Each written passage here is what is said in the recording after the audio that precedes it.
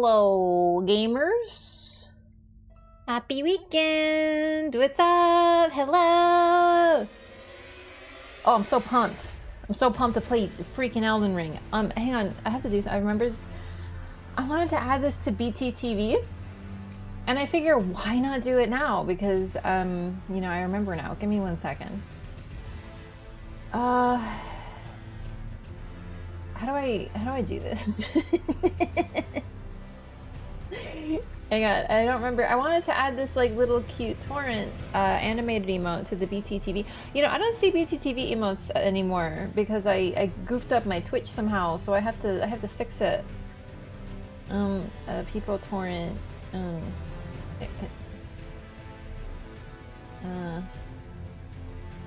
okay. I should be able to add it. Oh shit, no. Press the button and do the thing? What happened to DS1, 2, 3 full loreathons for Elden Ring DLC, huh? Like, I know you're capping, but like, I'm actually not joking. So, I said I'd be doing the Dark Souls 1 loreathon today, but I'm actually really scared that something's gonna come out for Elden Ring. I know I'm not the only one, you know, who's heard about it. There's been like rumors all over the place about leaks and this and whatever the heck's going on. It's all over the place. Even me, whom lives under a rock, has heard about it. So I'm a little bit concerned about early stuff, and I figure the best way to avoid it is not to be playing Elden Ring. So I'm trying to get my character ready so that I won't play Elden Ring until the DLC drops. Had I convinced my friends to get back into Elden Ring for the DLC when they deleted it because of a terminal case of get good? Give up on your friends, abandon them because they have skill issues, and that shit's contagious. You can't interact with folks with skill issues. And find better friends. Hope that helps.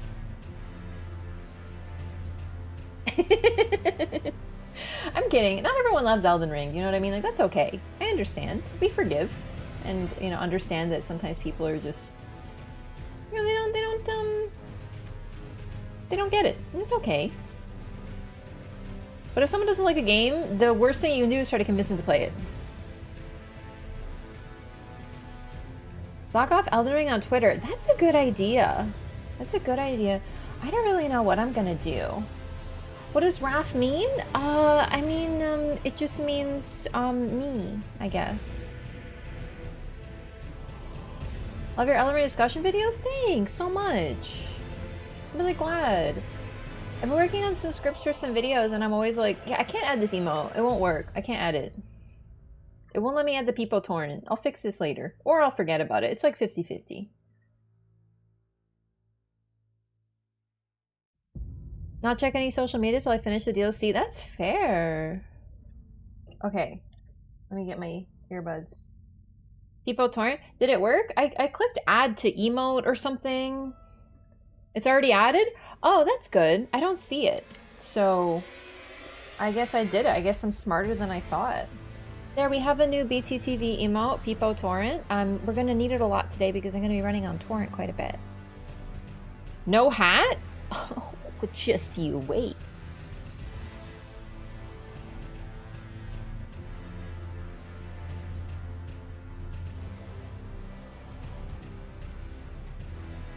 Are you ready for a hat that's so big it'll probably get blurred? It's not the right side. Hang on. So, we were talking on Discord about big hats.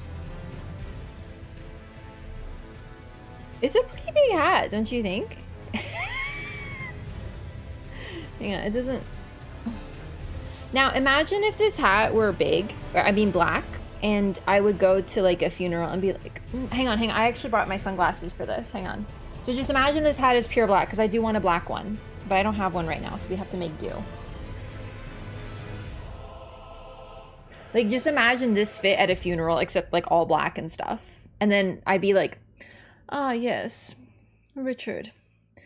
He always said he would live to 100. It's a good thing someone made sure that wasn't true.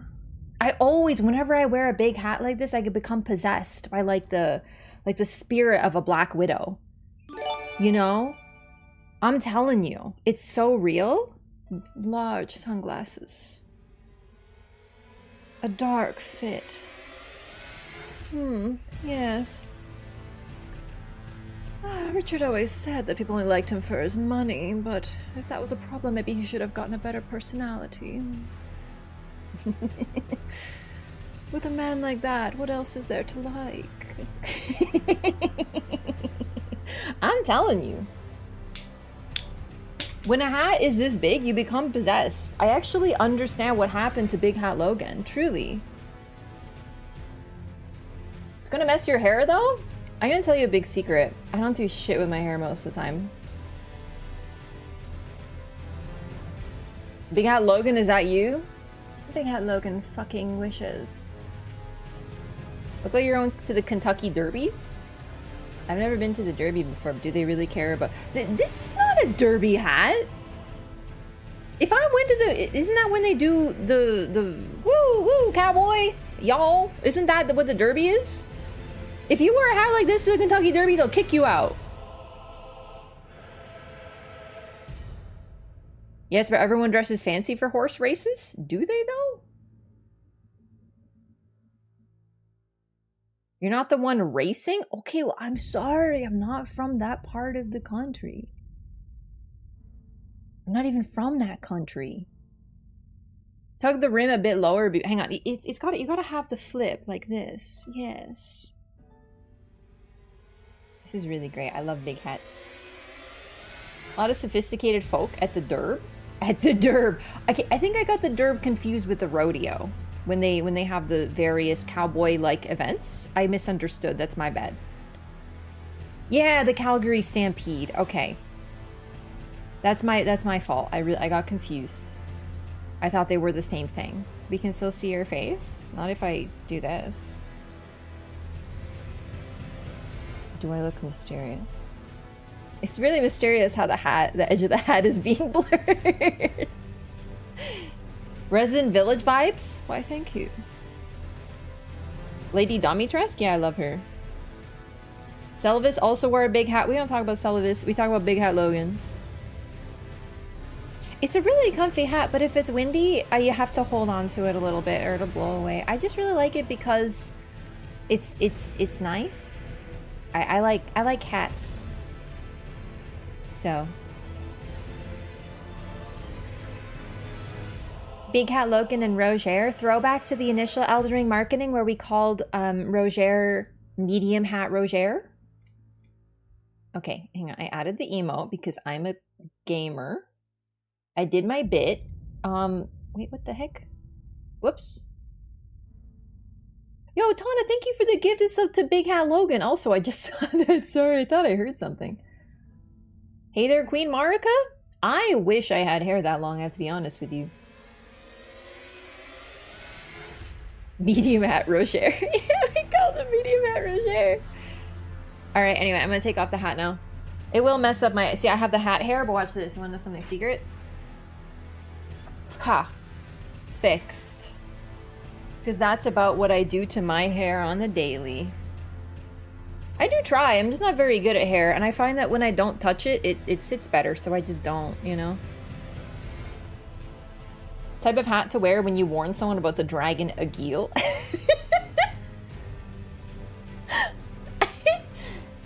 Yeah, that's my hat. I might wear it later. Her hair is like 4 feet long. Dude, her hair is like to her ankles and she's like 7 feet tall. So like more. Air dry and hand floof is the way to go. You know what? I'm experimenting a little bit because I used to blow dry, but then I air dried and now I'm blow drying but with a diffuser to see what happens. I'm experimenting. I also want my hair to be slightly more like I want to know what the fuck's going on with it before Elden Ring drops. I mean, it's not a particular worry, but I just need to make sure that my hair is easy to deal with. I'm experimenting a lot with it right now. Love the shirt or dress. So it's a shirt skirt combo. They match. It's both. It kind of sits a little weird when I sit down, but it's okay. You can't tell. Yeah, so it's kind of like it's. You can, in the greatest part, you can wear them individually, but when you wear them together, it's like a dress. Does that have pockets? No, it doesn't. It doesn't have pockets. I know. It's actually a little devastating in that regard. I keep trying to... I'm so used to pockets now that I keep putting my phone in the pocket and I just end up doing this and there's nothing there and it's like, son of a...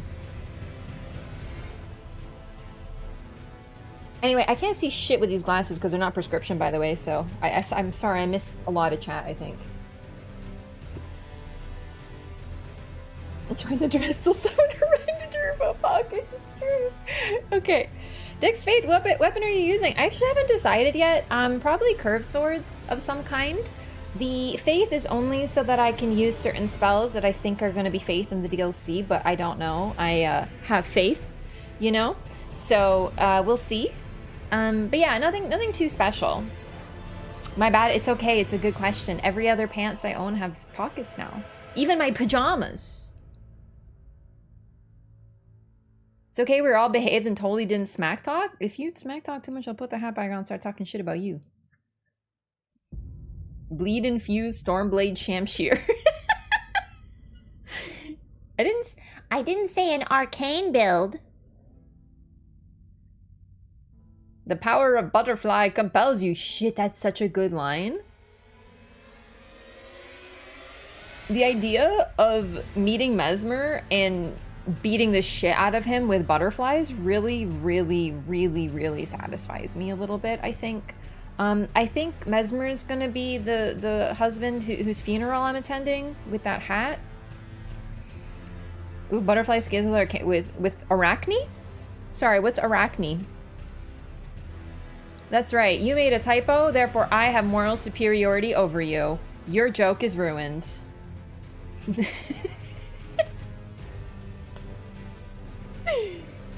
Gonna meet Mesmer with only Scarlet Aeonia? Oh, weird. Oh, weird. Arachne's nuts. I'm glad we're starting it off very strong today with, you know, very serious content. Also, the name Mikola is banned in today's stream. If you need to type the name, you have to type it like this. It's banned. It's gonna be a censored word for the stream. We're not, no, it's banned. Okay, it's not actually banned. That's it. I'm opening Nightbot. I'm doing it.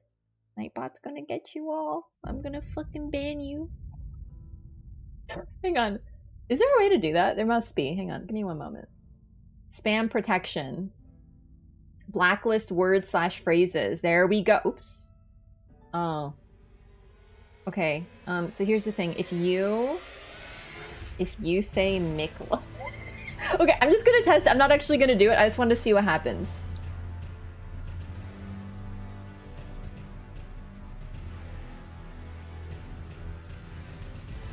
Hang on. I think it'd be really funny.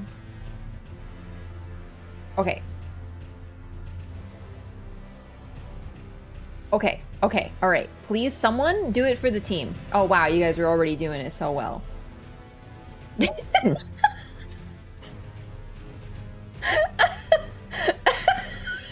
Oh, good God. It's a fucking massacre.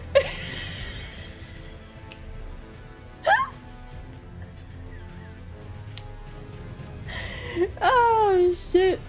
Yeah, no, moderators are exempt. You're fine. You'll be fine. Okay, fine, YouTube. It doesn't work on YouTube. Fine. Give me a second. Log in with YouTube. Oh, balls. Which fucking account is it, eh? This one, I think? I don't fucking know. It was a fun time watching your stream. Thanks so much. I'm really glad to hear that. Thank you. I'm glad you're enjoying yourself. I'm currently punishing. Okay. All right. Okay. You want to play hardball? You want to play hardball? Yeah. You want to fuck around with my new band filter? You do? Oh yeah. Okay. Yes. Yes. Nightbot, you're allowed to do. Wait. Nightbot, what is you doing? Okay, you know what, YouTube? I'm sorry, you don't get the ban filter right now. I have to deal with my YouTube, my Twitch chat misbehaving. That's it. I'm about to pretend it's a freaking bad word and put in every iteration. Hang on, how did I do this again? Spam protection. All right, blacklist options. Okay, enter 1 entry per line. Oh, interesting. Let me test this one out. test with a star. Nicola with a star blocks test, testing, testorino, etc. Okay, okay, okay. Neat. Alright, I don't know how to spell. Okay, and okay. Is there, you guys want any other, okay, backwards, okay, that's a clever one. Hang on, I don't want to type that backwards, I'm just gonna... Nicola in bio, stop!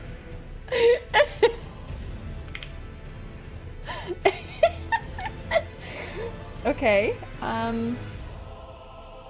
any others? All right, let's just try that. We'll do it just for fun because you guys want to. There you go. You can have a little. What if I time you out for 69 seconds? Would you enjoy that? There you go. There you go.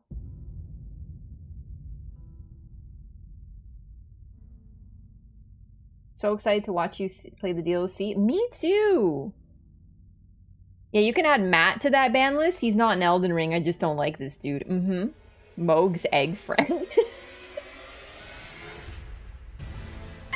YouTube superiority. For the time being, you're superior because I'm far too lazy.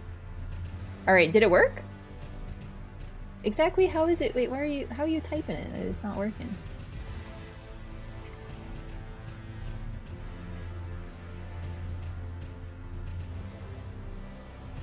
Did I break it? Okay.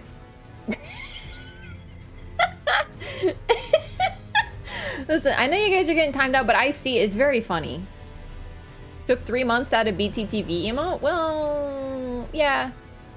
Are there any others I should do it? Like, I should add while I'm at it?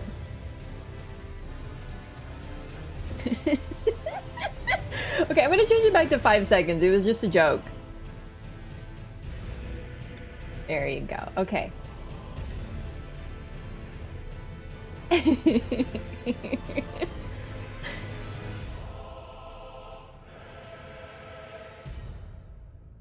I'd be timed out for longer? No, I think it's just for 5 seconds. No, I think you're okay. We can just remove the timeout.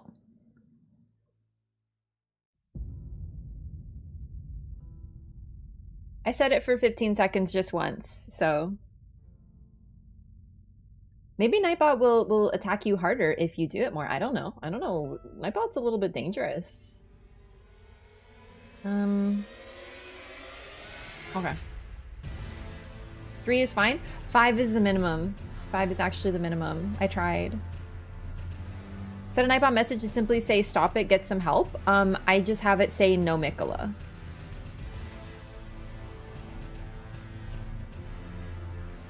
Melania's brother? Which one?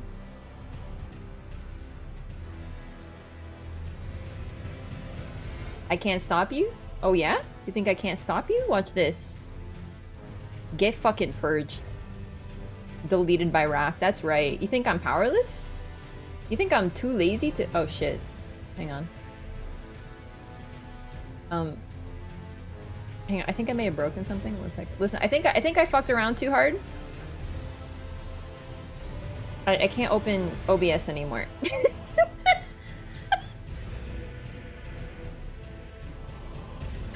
I don't know how this happened, but it's not opening.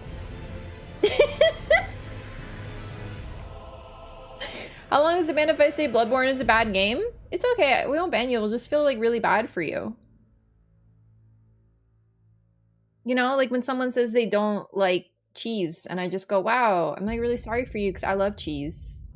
You know, like I'm not gonna like lose sleep over it, but like I feel bad because I love cheese and like, you know. Okay, actually, in all seriousness though, I don't know what the fuck happened, but OBS won't open anymore. So I can't do like a BRB or like mute or anything. How the fuck did this happen?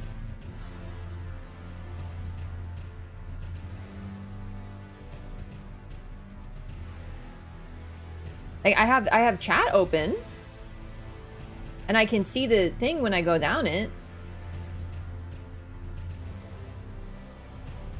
Yeah, I was memeing too hard and now I broke the stream. I guess I could just... I can use that to mute and then just use This chat? This is fucking weird, dog. I don't know how to end my stream. Maybe it opened on the other screen. Hang on 1 second. There it is! It's on this screen! Oh, I don't know how the fuck that happened, but we're good. We fixed it. Troll shit disabling a task manager. Thank you. I actually did manage to solve it by using my... Briefly, I used my brain.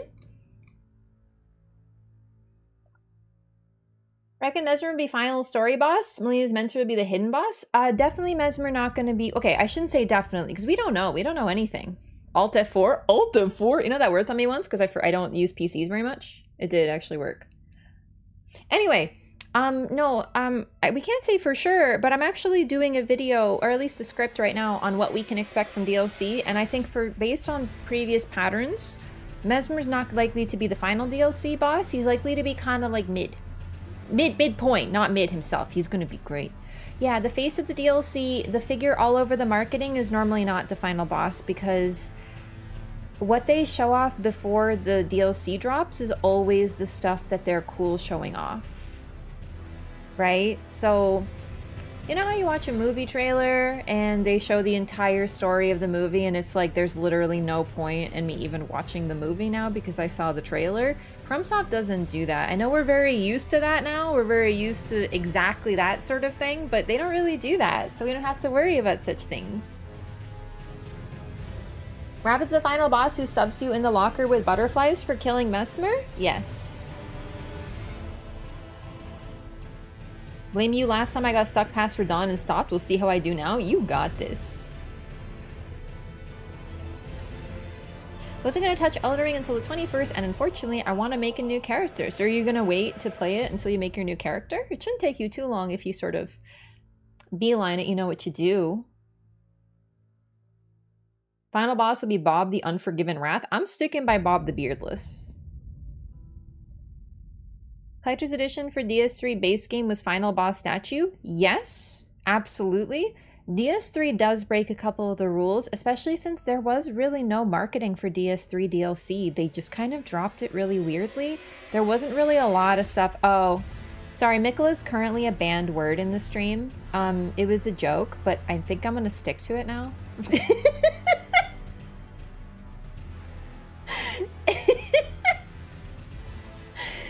Sorry, maybe I shouldn't do. I feel like people aren't gonna understand. I'm gonna add to the title, don't talk about Mikla. And if someone asks, why don't you want us to talk about Mikla, they'll just get fucking timed out for 5 seconds.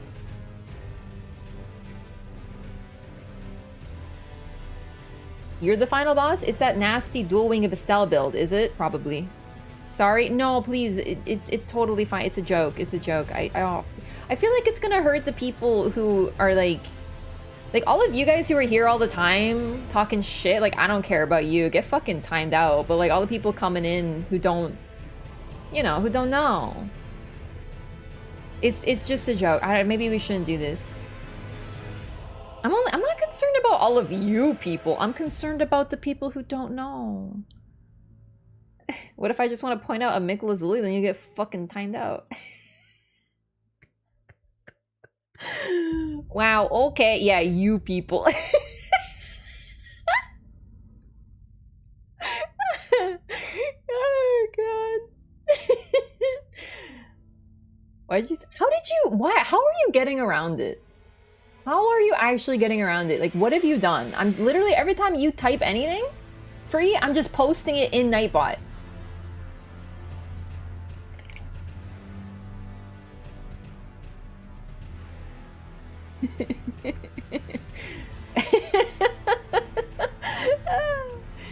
Oh my goodness. Good to see you live playing this amazing game. Me too. No, listen, it's just... Oh, there we go. Gotcha. Gotcha, meat chunks.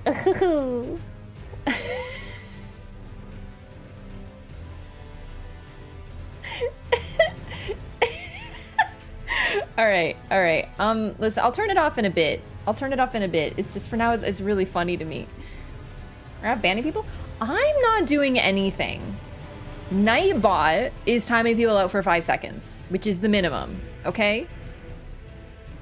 Wow, unbelievable. You come in here for the first time in like a month and you're accusing me of things that are false and incorrect. I'm not banning anybody. Raph and her bullshit one-shot attack at the timeout. Anyway, all right, listen. Also, as for Mikla being the final boss, it's not likely for one reason and one reason alone. Normally, the final boss of DLC, with pretty much no exceptions, is someone that we don't know about. Nothing about. We don't know their name. We know nothing about them. Mikla, we know where his body is. We know a lot about him. We know vaguely what he looks like. He's everywhere in the lore. There's tons of discussion around him. So him being a final boss wouldn't really track with their usual track record. Could it be Godwin? No, same thing. Like, keep in mind, this could be incorrect. This could be the first time. Gale being the exception? No, Gale isn't an exception. He was introduced in the DLC. That's what I'm talking about. You can't say his name either? That's a good point, yeah. Alright, fine. Fine, fine. There. The blacklist is turned off, so I can talk about it now. Did we know about him in the earlier DLC? Alright, so let me explain why that's a good point, but let me explain a couple things. That DS3 seems like it doesn't fit with the rest of the structure, but it really does, because okay, in its initial development, the DS3 has 2 DLCs. However, when it was, I don't really know why, they split them into 2. And because of the split into 2, it kind of makes it a little bit weird, because technically Frida is the final boss of one of the DLCs. But if you put them into one DLC like it was supposed to be initially, then she makes a lot more sense. She is the Maria figure. She is the Artorias figure. She is the gatekeeper. She's the one who hides you from the truth, which is another area, another DLC. That's her whole role. So the thing is, it doesn't really, it seems like it doesn't track, but Gale was only mentioned in DLC, which is where the whole purpose of him came in, right? I'm talking about a character mentioned in base game. Marika being a final boss would probably break the base game story. We also know who Marika is. She could be involved, right? So like Kos. We knew about Kos, and then later Kos was involved in the DLC, but not directly. We don't actually encounter Kos, we don't speak to her, we don't fight her, not really, right? So that's kind of what I'm talking about here. It's the, no, actually, like, it is, we don't know about them. Frida is not a final boss. Frida is, okay, once again, DS3 DLC, think of it as one DLC. I know, but just do, because all the others, barring DS2, DS2 is a bit of an exception to this rule, so I'm not even talking about DS2. I love it, but not included. We knew about Frida, we knew about Artorias, and they're not final bosses though. So that's kind of my point, right? Gale, Orphan, and Manus came fucking out of nowhere. We had no concept that they existed. That's the whole point. True DLC final bosses, we have no idea about them, and they turn the lore on their head always, right? Lawrence, Ludwig, and Maria from DLC Bloodborne, we did know about them. We had mentions, but we didn't know everything, and we get to fight them. But Orphan, nothing, not a thing. We didn't know about the fishing hamlet. We didn't know about any of that sort of stuff. Even the research hall, you could argue, we didn't know about. We knew that they did experimentation and there was like some suspicious stuff going on, but not fully, right? But if you follow that pattern for the DLC, except for DS2, DS2 does its own thing, to be clear, right? But yeah, so Frida, Artorias, and Maria are all in the same boat as mid-DLC fights that block you from progress, tend to be fairly difficult, and are characters mentioned in base game. Maria is mentioned the least, but she has a bit of an asterisk next to her because of the doll. We actually saw her face. So even though we hear nothing about her, we kind of meet her in a weird way. So yeah. Great analysis. I was writing about this because I want to talk about this in a little video. Just like a little fun one pre-DLC. Think the Moonveil is going to be good in DLC too? I don't see why not, but we do know there's going to be some scaling technique or something in the DLC, so I don't know. I'm sure it will be though. I think what they're going to do is there's going to be something that makes the DLC beat your ass, and then eventually within the DLC itself, you can become stronger in a way that doesn't affect base game. That's kind of what they're implying. And by implying, I mean kind of straight up said, you know?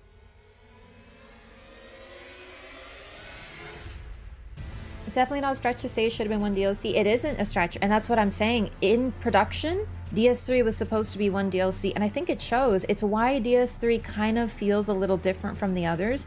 Why I describe Frida as a mid-tier, or not mid-tier, like she's the middle boss. She's the boss in the middle. And then behind her is the true secret.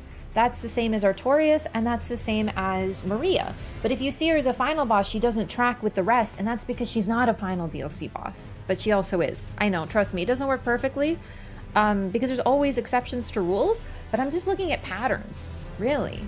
Yeah. Jump right from Ariandel to the Ring City. That's what I'm talking about. When it was one DLC, that was your intended path.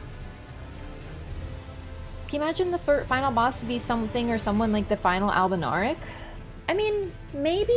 I don't know what they're gonna do. I really don't, because the thing is, we don't know anything about the DLC yet. We know it's about the past, but not really. It has some mention of what happened before with the Unseen War and, you know, Mesmer, and we see Marika in the story trailer or whatever, right? And then we know that Mikola went there at some point in his timeline. Yeah.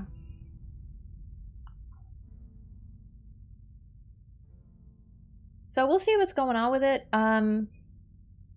We just don't have like all the pieces of information yet, but it's still very fun to discuss. It's just, you know, I just like to look at what they did before, you know, seeking patterns and analyzing things. For those of us who played the other games, we start to see certain things, you know, coming together. We'll be like, oh yeah, this boss is like this, or this boss is like this, you know? A whiteboard behind you with boss faces connected by red lines. I should make one. Mesmer's going to be looking a little red, just like Deaths and Death. So I do want to, I'm working on a Mesmer thing as well, because that's the next, like, something I really want to, like, fully outline before DLC. And I do say before DLC because I kind of like to be wrong, right? So, I kind of want to just gamba and see what's going to happen. Previous or DLC come out this Tuesday? All right, listen, I'm not saying you're incorrect. I just have literally heard everything from June 1st to June... People have just been saying June. Why do we know 4th? Like, why? It's June! You know? There's been a lot of discussion on this topic. Like, you know, I'm trying to prepare.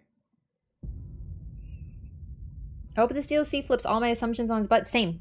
I can't wait until they reveal the stuff that we simply can't know. Every single time we've had a boss or a DLC, the community has been certain what it's about, and it's been very funny to be there. I remember with Dark Souls 3, everyone was like, it's gotta be Londor. No one else makes sense. We're going to Londor. It has to be. If you don't think it's Londor, you're dumb. Guess what? It wasn't Londor. But no, I don't think Mesmer's using Deaths and Death. I think it's... Deaths and Death is a red base flame with black on the top of it. His flame is red with black around it, not as part of the flame. I dislike when previews are labeled spoilers, only because that implies malicious intent when no, this is what FromSoft wants to show us. It's true, but I don't want to see anything. I'm totally with you, like that's a fair point, but I don't care. I don't want to see anything. Some people like to watch trailers before they watch movies, even if it spoils everything. I don't even like to do that. So we are gonna have to be a little careful. At least I'm gonna have to be really careful. What's up, new sub here? Welcome. Yeah, because you're right. It isn't... I don't want to see it because it's new content, and I'd rather just wait one more month. And I know this DLC is going to be big, but it's going to be smaller than base game, and I don't want to see anything because of that, right? So we'll see. Ooh, I'm really concerned about it, but what can you do? I'm gonna try to avoid it. So that's why today, all this to go back to the fact that I'm not playing Dark Souls 1 for the weekend because I want to get my character ready for DLC. So we're gonna be playing Elden Ring today and probably tomorrow. And yes, I'm only going to Moog. Yeah, pretty much. Defeating Moog, stopping there. However, I kind of want to upgrade my weapon all the way. So I might need to do that skip to get to Farum Azula. We'll see. I don't want to do that, but I think I need to. It's a later wrap problem.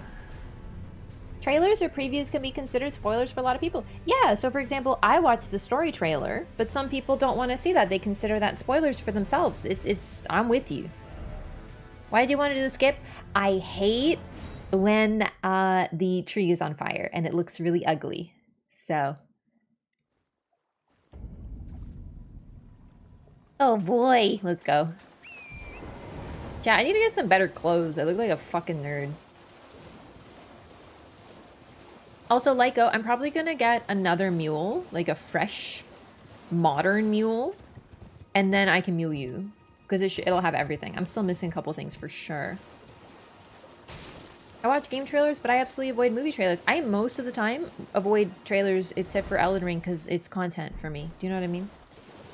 The Confessor set is A tier. All right, like it's pretty good, but like it's still a little nerdy. It's the hood, man. You know? I prefer the tree on fire. I just don't like all the embers everywhere.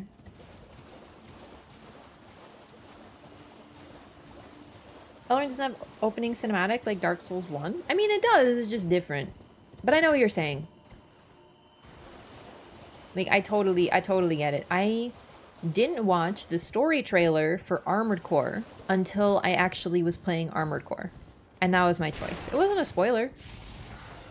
But it just, I didn't want to see it because I didn't want to know what it was until I was going to play the game.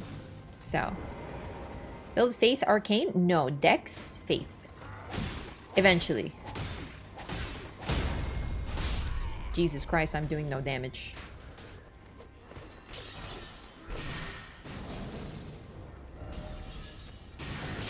I'm level 25, so, you know, I guess that tracks. Excuse me? Hey! Where are you going to Farum Azula will fuck up your ability to enter the Shadowlands? It won't.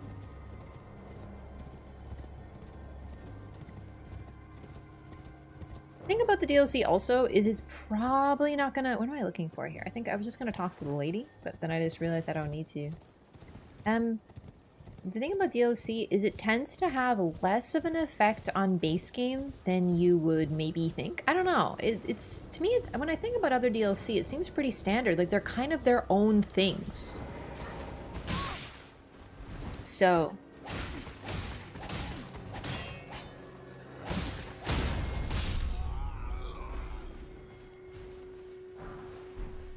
So progress in base game shouldn't affect your ability to go to DLC, because that would be weird.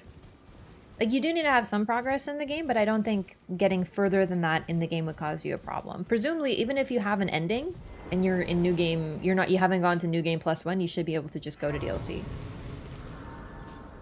DS2 is the only time I can think of DLC having any real effect on the base game. And what was the effect that you were thinking of?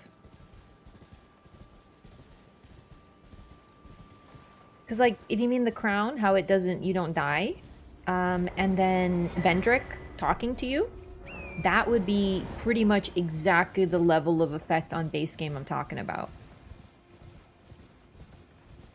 So you collect the crowns give you a super buff, and one guy will talk about it. That's basically Bloodborne. Bloodborne has one character who will talk to you after a couple bosses. And Dark Souls 1, if you make certain choices, has one cutscene that changes, and that's it. Nope, this is the wrong way. So that's pretty much what we're looking at when it comes to precedent for DLC, right?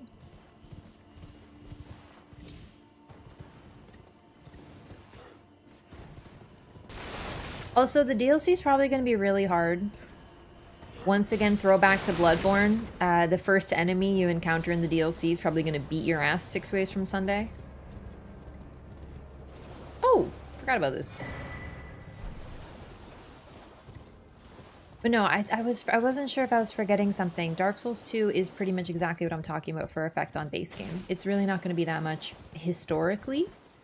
But once again, who knows? Elden Ring could be the game where they change everything. So I'm making predictions based on available data, but they could also be wrong, you know? Lainey will have different dialogue to do the DLC before meeting her. Possibly. You know what? The cutscene thing, it's sort of like choice-based cutscene stuff, is the stuff that tends to be the least often done. Where's that prediction copy pasta when you need it? I think it's lore pasta.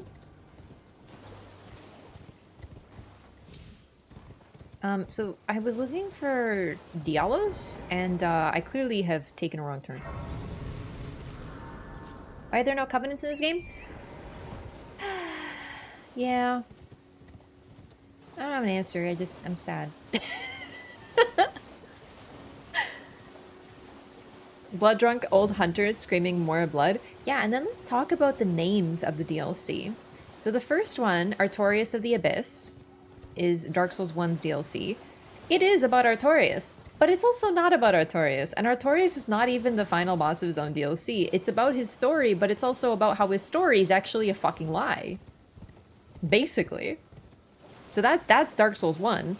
Dark Souls 2, I mean, I believe they're just all called after the kings, which, yeah, is true, but you don't even really meet any of the kings, do you? You meet, yeah, no, you meet Old Iron King. Sorry, not Old Iron, Old Ivory, technically. You do meet him. Sunken King, long freaking gone. So those ones, it's about people who you don't really meet. And then Dark Souls 3 DLC, Ashes of Ariandel. You do meet Ariandel, you know what? Yeah. And then the Ring City, and it's a location. I found you. It's me, Diallos. Answer me, would you? I do feel bad for Diallos in this moment. Hello, friend. Tell me if you know, would you? The whereabouts of the hidden house of those they laid hand the tale of high. Yep, Sorry, Diallos. They laid a tale high. What level are you taking to DLC? I'm leaning toward 125, but I might go higher. I don't really know though. I'm just having a good time for now. Kill? No, I'm not gonna kill him. He's fine. I could get a Hoslow whip, but I won't use it. Whips are not great in PvE, so I probably won't be using them in DLC.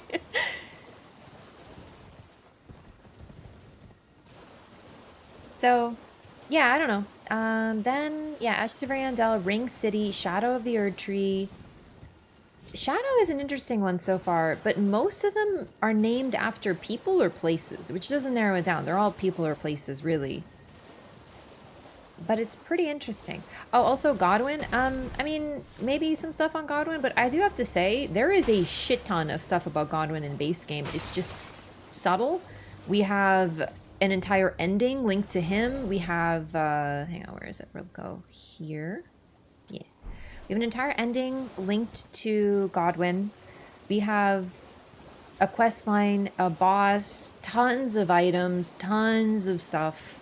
We have strong evidence based on the Lorathon that he is, what happened to him has also straight up corrupted, like, Deathbirds, for example. We found this during the Lorathon recently. Like, there is a lot of Godwin in base game. So, I know people are hoping to have a true Godwin fight, and Godwin, you know, as the Prince of Death. But, like, didn't we get enough Godwin? That's kind of my point, right? The hyper-focus on base game makes sense. But I feel like it's closing your mind to the stuff that could be in DLC, right? Hella Omen lore? Definitely Crucible stuff, you ask me. I think that's like a safe one, you know? Ludwig event, did I miss the big hat? You did. You did. Ludwig? Like from Bloodborne? Somewhere I can watch the Lorathon? Yeah, so it was just streamed. Oh, why did I think Vare was here? We're not there yet. We're not there yet. Yeah. We gotta fight. Wait, did I kill Godric? I did. I did. Okay. Then I have a plan. Yes. Doing a speedrun event? Oh, well that's stupid. I thought it was the horse from the DLC. Well, you Yeah, the VODs are on Twitch and on YouTube. Go for an audience.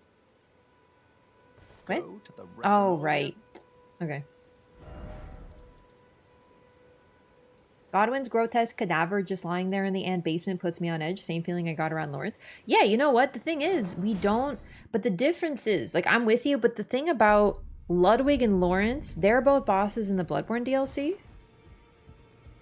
And you might be like, oh, so that means we can have base game people. But that we don't meet Lawrence. We don't meet Ludwig. They are just figures that are mentioned, like, from the early church. And we know who they are. We even get a brief cutscene of Lawrence talking. But other than that, nothing. Twitch VODs expire eventually, I believe, but not YouTube. Exactly. Yes. That's why I recommend YouTube for that.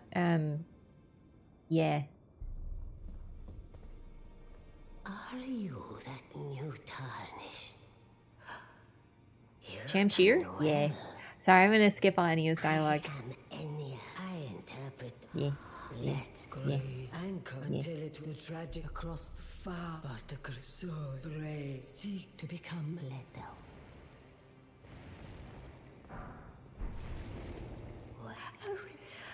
All they is, and I will defend. Don't want any.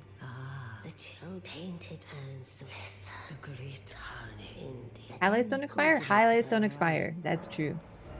No more green screen? Not for now, yeah. Switching back to this. Never heard it between a connection between Enya and Melania?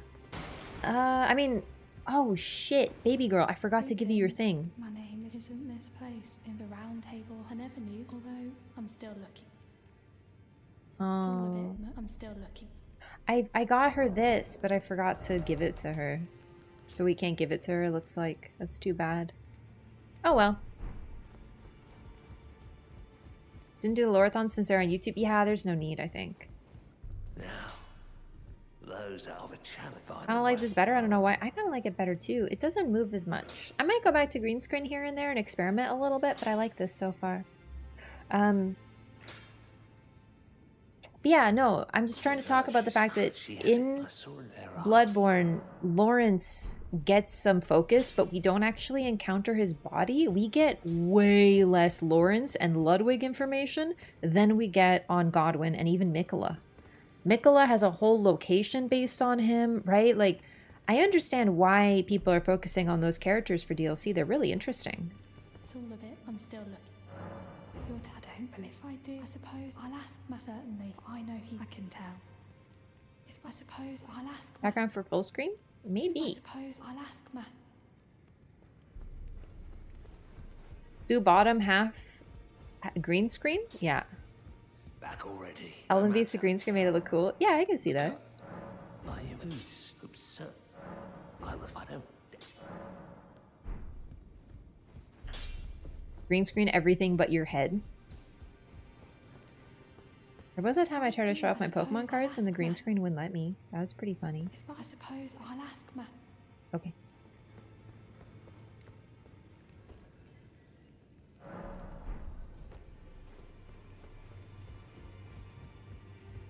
Gaming. Alright, all done. Skilled and experienced Elden Ring player? I'll say experienced, maybe not skilled. So Rob posted, hey, you. I thought you'd receive the Felly Lou. I'm glad to see. Rob posted a like a how to get questline thingy on Discord. Oh, yeah. I wonder if he's in his study. If you haven't already, father is, I'm sure, talking to him. And I looked at it and I was like, the fact that I know how to get all of these just in my memory, like some of it I may forget a little bit, like a couple details. I goofed up the timeline for Tanith, for example. Like, I didn't get some of her dialogue before I killed Riker. That's my bad. But there's so much and I haven't memorized. I'm a questline expert now. That's I'm willing to say. But other than that, not really. Okay, I got your gesture. Hello. Okay. Then just as I am known as a tarnished. Demigods are going to be the big bosses, but they aren't all villains or adversaries by default. But then again, right? Neither was Artorias from what we can tell, but he becomes our adversary. However, you can also argue that we did not fight, what's his name? Not Godwin. Ooh, with Artorias, there's precedent because we already fought Ornstein, right? So we've already fought one of the 4 knights and therefore might be fighting another one. But either way, what happened with Artorias is pretty interesting, and I think that's kind of the type of stuff that people are thinking about, right? They might be corrupted or changed, and that's why they're adversaries. But yeah, there is a little bit of like, why would these people fight us? If, like, people, for example, I know some people mentioned I wanted a Marika fight. Well, we're not going to fight Marika because she actually, if you look at the story, she wants you to do what you're doing, so she has no reason to stop you. She's not trying to test you. She's not trying to cause you problems. She wants you to succeed. Radigan would want to fight you, though. And then we have Mikola. From we can tell, he is guiding you to follow him. He's opening the door for someone to follow him into the Land of Shadow. So why would we fight him? Similarly, why would we fight Godwin? Although people say because he's corrupted and evil and stuff like that, right? Get the Melina dialogue asking us to stop ignoring Bach. It's so cute. Wait, she says that? That's so cute. Is there something I haven't seen still? Here we go. Okay, let's go talk to Vare. Really just get the gesture. Remember anything unless I'm playing? Brain muscle memory? Elden John boss fight gonna go crazy? That's what I'm talking about. I'm telling you, Bob. It's gonna be Bob. Bob the Beardless.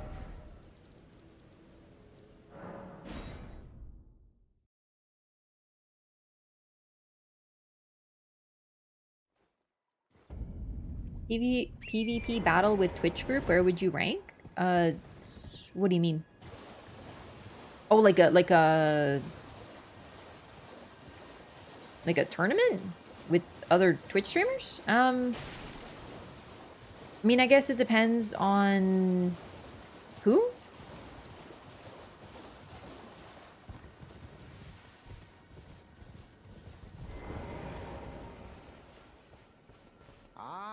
You've had what?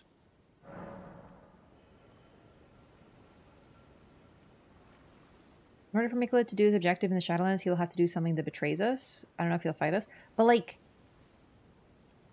I feel like to betray us, we have to be on his side. That's kind of the thing about betrayal. I feel like people are kind of throwing that word around blasé very much when it comes to sort of stuff. Like, I'm not on Mikola's side. I'm just going to be doing the fucking questline. If the questline involves following Mikola, sure, I'm following Mikola. I couldn't give less a fuck about him. So I don't know what he, like what's he going to do?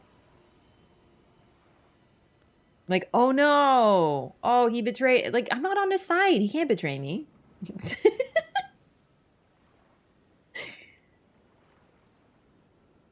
I did win at a tournament, but it was Twitch Rivals, which had its issues, and I actually have done a little bit of PvP, so, you know.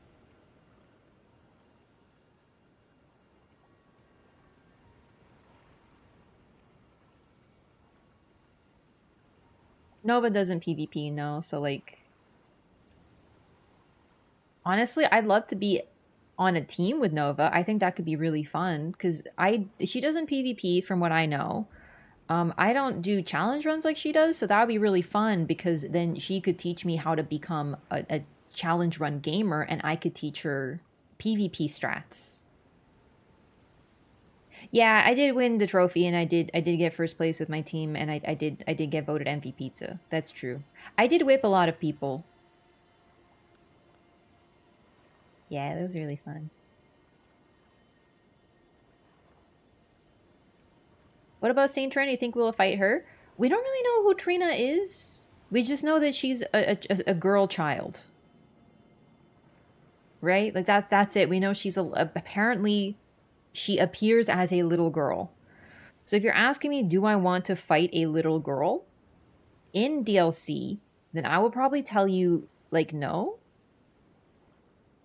Most valuable people. They didn't seem right. Sorry. My dad, Kept them waiting. truly, I believe even words. I do not think we'll fight any of the existing names besides Mesmer. I think they could make it interesting if we did. Me, give it a try. And if it dive high, The most important is to call your opponent stinky. Never forget this, my apprentice. No. You don't call them stinky. You call their behavior stinky, but only if they're stinky.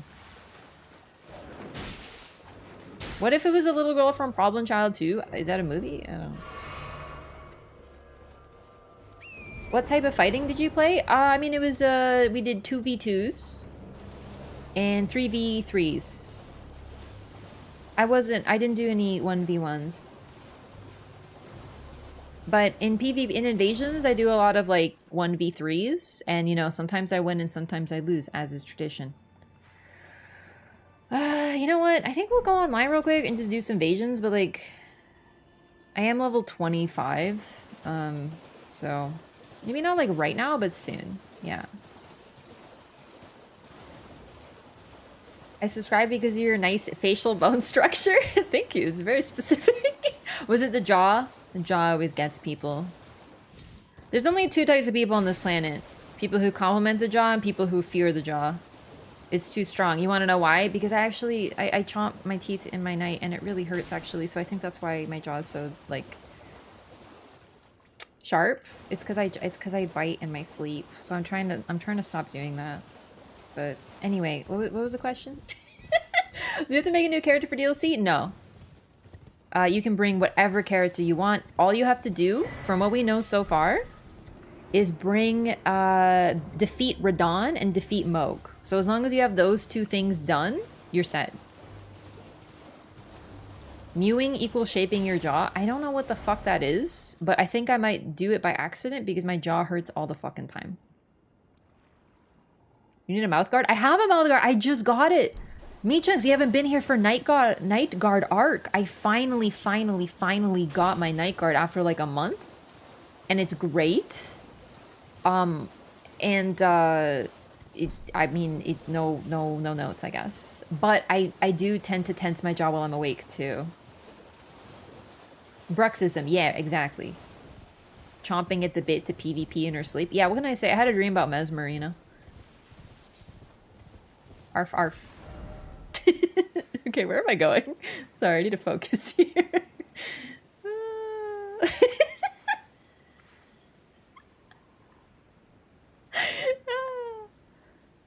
Itana can fact check me? No, I believe you. I just think that's freaking insanity. Why Melania Farbadon? Yeah, we've talked about it quite a bit, so like, but like that could be definitely a thing. Mm-hmm. Can I get the Peepo Torrents in chat, please? Hey, what are you dumb bitches doing over here? Sorry, I was just asking a question.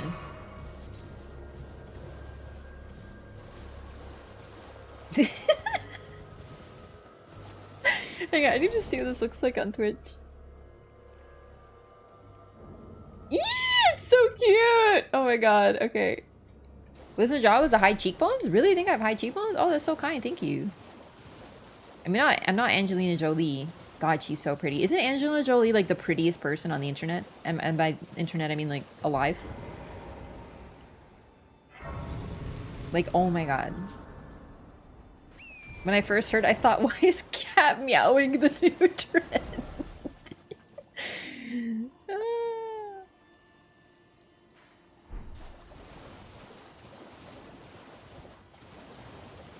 Dude, Angelina Jolie is actually so pretty though, like seriously. Natalie Portman, yes, very beautiful. Very beautiful. Very powerful.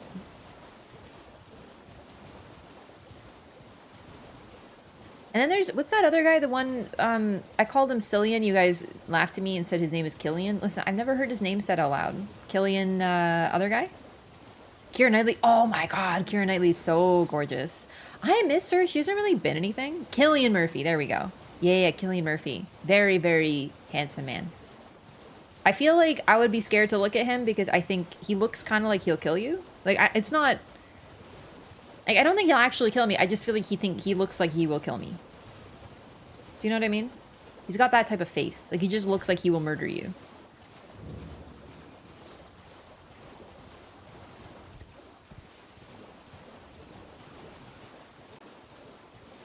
You're asking a question, you call them bitches? Well, that's because they are.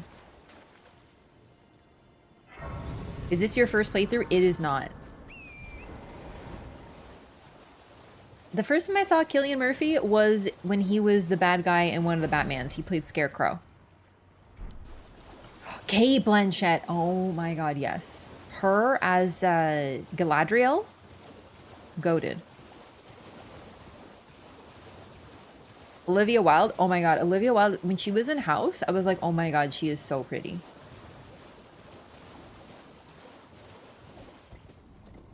How about Adam Driver? Listen, I think Adam Driver's really handsome, but like weirdly handsome. Like I look at him and I'm like, your face is an unusual collection of features, but I find it very attractive. Like I understand Adam Driver.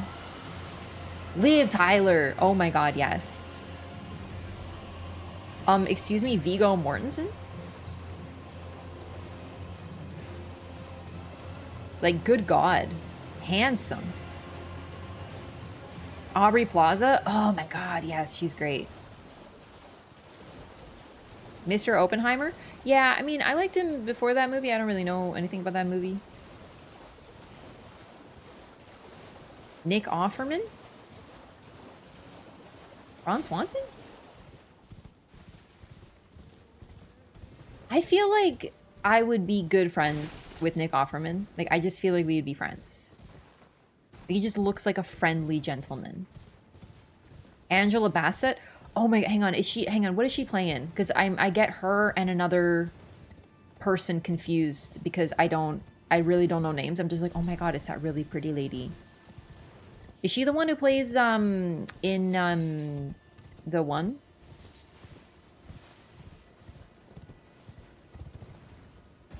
That really narrowed it down, I know.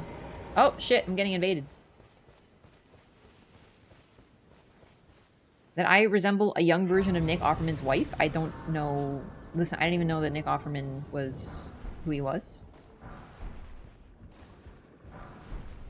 Hey, leave me alone! Alright, so fun fact, this guy has a +7 weapon, so he is like a little bit stronger than me right now.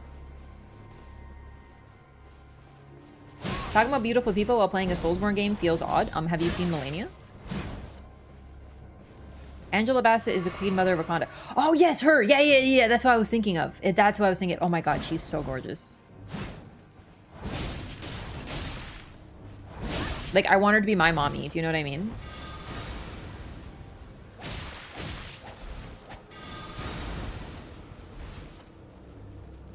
Avril Lavigne. Love Avril Lavigne. We stan our emo girls.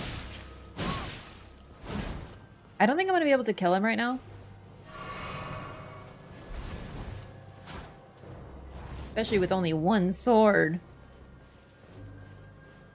Update your matching level to +A weapons? Yeah, I will, but like, I'm gonna make this level 125, so that won't be a problem.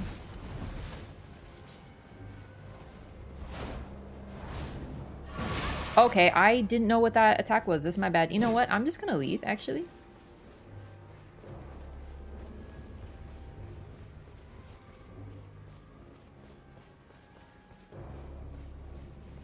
Nope. By only 125, I just feel like it. Doesn't he drop another Shibuya grape? Yeah, but we'll be back. Oh my god, I love Anya Taylor-Joy. Holy crap, I love her sewer blonde hair. She looks so ethereal, doesn't she? I love light hair and dark eyes. Like, such a look. Oh my god, and Charlize Theron? Oh my god, I love Charlize Theron. The one reason I wasn't too excited about the Furiosa movie, like, no shade, is because, like, it's Charlize Theron. Do you know what I mean? Like, I don't feel like anyone could do better than her. But I heard it's good, so it makes me happy. Some kind of fey creature, right? All right, so we got that one. All right, just grabbing some sites of grace and stuff. Melania stepped on me like I was a Walmart doormat. That's funny. Yeah, same. I actually like Melania now though. Like I've come around. I understand her. I still hate waterfowl. I do. I don't think it's I think it's bad. Unfortunately, I do. That's where I ended up, I suppose.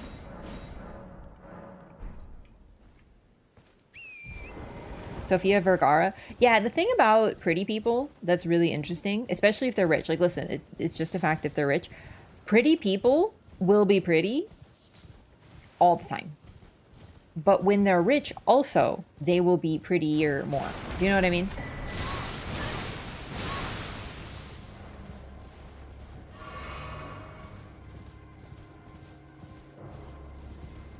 Step on them and choke them. It's like, what is with my turn? That's so funny.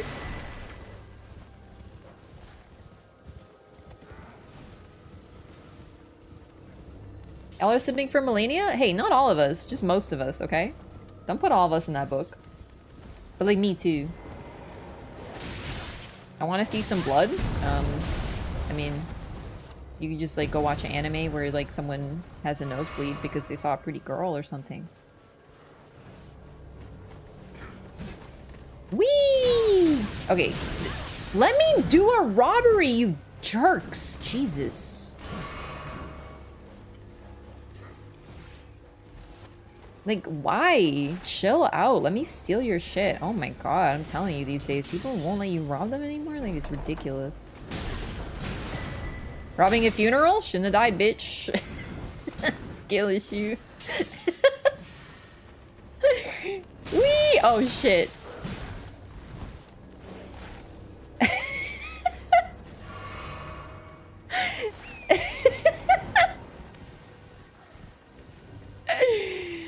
Yeah, imagine dying in a world where you can't die. Like, what a fucking loser.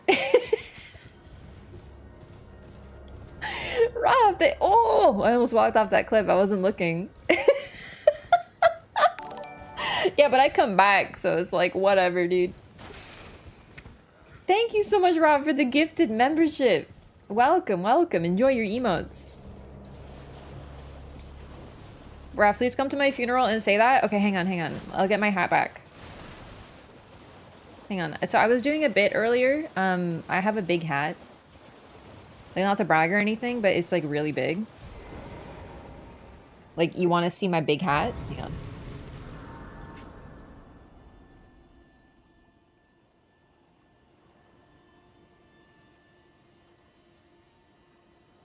Big hat.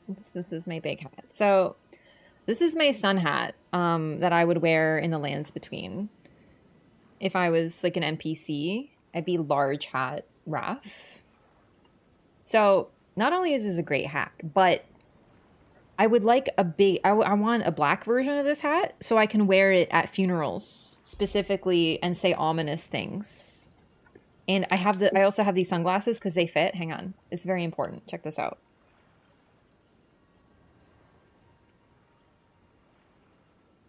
So I'm now taking, like, obviously I'd be wearing all black, you know, like a black dress and then like a black shawl, probably with some skulls on it because I feel like that'd be appropriate. Something like classy, but also vaguely like, why would you wear that to a funeral? Do you know what I mean? Like skulls or something, maybe like skull earrings or whatever. I don't own them, but like, listen. So then here's my pitch. Okay, so you can hire me to come to funerals and just say ominous things. So like, if he didn't want me to rob the funeral, then he shouldn't have died. That's a skill issue after all. You know, things like that. Easy. I can't see anything, by the way, so I'm just assuming that you're enjoying this, and you're all like, haha, wow, that's a big hat. Black dress with skull emojis all over it.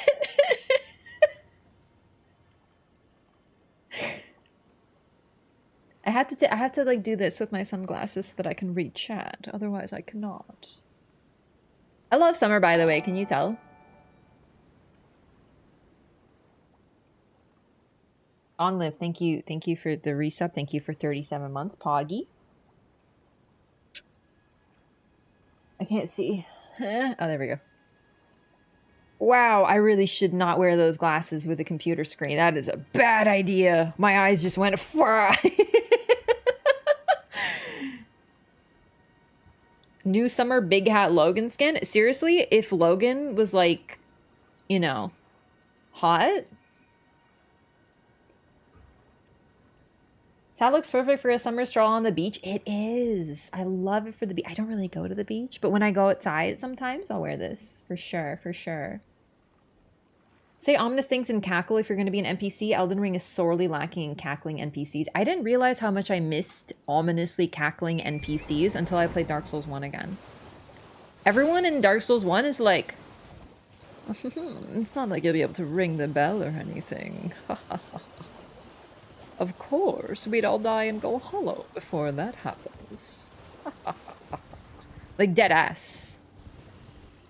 The Beach Girl! Yes, thank you for reminding me about Beach Girl. Hello, I'm Big Hot Logan Beach Girl edition. Please let me out. I won't do anything ominous. Please invite me to your funeral. Let me into your home. I promise I won't kill you. You know, like that. King's Realm Ruins. Yeah, apparently Etsy is filled with big hats. I wouldn't trust anything from Etsy though. I'm not gonna lie to you. I have a piece of advice for you. If you ever want to purchase anything from Etsy, and I do mean this, before you do, no matter how many reviews, no matter how many pictures, whatever, go to AliExpress and look up whatever the hell you're trying to get. Anything. I promise you, like 9 times out of 10, you will find the item on AliExpress for a quarter of the price. Every time. AliExpress. Yeah, so AliExpress is like, they just manufacture and send things for real cheap. It's pretty much all junk. But, you know, the thing is, Etsy is full now of drop shippers. They're people who purchase things from AliExpress, put them up on Etsy pretending it's handmade, and sell it for like 70 bucks. You can buy the same thing for 10 bucks. I'm not talking about like electronics and stuff, but for example, like Coach, you know, the bag brand, they have this really cute keychain, and it's a cherry. It's just like a metal and resin cherry, and they charge 50 bucks Canadian for it because it's a designer, and it's like, go to AliExpress, you'll find the same fucking thing for 5 bucks. Also, yeah, Amazon, same thing. Wish, it's the same as Wish. Yeah, I don't know. I know AliExpress, I know Wish, I know, be careful though. Don't use Temu. Temu's sketch. Do not use Temu, whatever you do. I've heard of them, like, charging you randomly for things. I'm not saying it's secure. I'm just saying don't buy anything on Etsy because you'll find the same thing on AliExpress for half the price. Yeah, like way less. Like, for example, I saw this figure of a Vulpix on Etsy, and I was like guaranteeing this person did not make this item. I looked it up on AliExpress. Yup, $10 on AliExpress. Well, can't trust anything on Etsy anymore. We don't receive many visitors. The stuff is like real cheap though. I'm not saying it's like trustworthy, and like it's better to not buy the thing because, you know. Oh, pardon me. It's hardly my place to ask, is it? It just, if you're gonna purchase a thing, like no matter what, look on AliExpress first or Wish first. The Carian royals. And so here perhaps. Oh, when I'm upset, if you come to, I am. You don't. I love how EG's just like, be careful because you're a little guy and I'm a big guy. Paintings though, you're usually safe on Etsy? Yeah. Like, I'm not saying that everyone, there are still creators there. Like, if you ever get stuff that's like a custom art or whatever, stickers, pins, stuff like that. I don't know why I went to read this. It literally doesn't matter. Me when I'm trying to work around my cats. Careful, kitty. You're just a little guy. Buy on AliExpress only if you don't really care if the item gets to you or not. They're pretty good about refunds on AliExpress. Like, I'm not recommending you buy because it's all cheap garbage. But the thing is, if you're going to purchase something one way or another, you might as well get it for cheaper, no? And not get it from someone who's upcharging something they purchased from AliExpress. So one person buys 10 Vulpix statues and then sells them for $70 on Etsy, but he bought them for 10, you know? 700% profit. If you're gonna buy that statue, please purchase it from the, you know, the source rather than spending that money on it.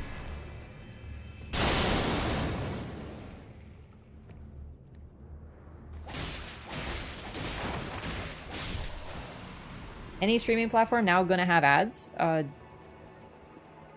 mean, don't they always? Oh, you mean like Netflix and shit? Yeah. Don't even get me started. Don't even get me started. I'm starting.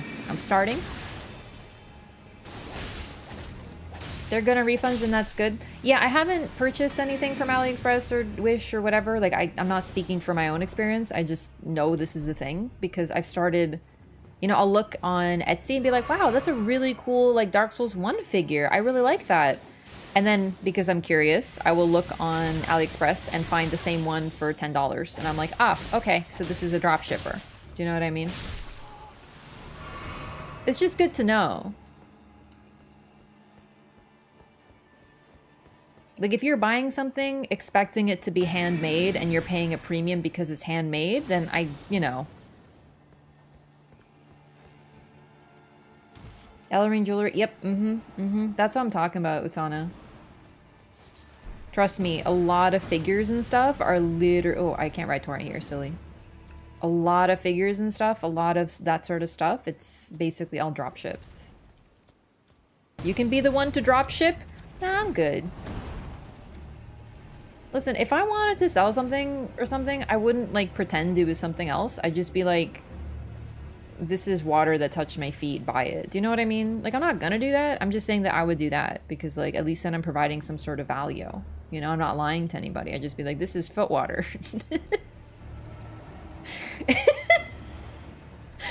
It'd be true. It would be. Marlowe's fallen whiskers? I'm not letting you DNA scan my cat.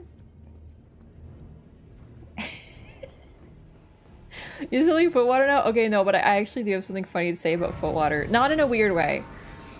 Okay, so my cat loves water. Loves it. Right? Like drinking water, like he likes his water. He's really weird. He'll get really excited. I will sometimes, like about once a week, I'll soak my feet. For like, not like swimming in it to drink, just to be clear. So, when I soak my feet, I put like little Epsom salts in there, you know, like it's just like usual foot care stuff. You trim your nails, all that sort of stuff that I hope everyone is doing. Please take care of your feet. Thank you so much. Whenever I do this, I have to keep my cat Marlowe out of the bathroom because this cat will shove his face into the foot water and try to drink it. It's not that it's foot water, it's the fact that it's water.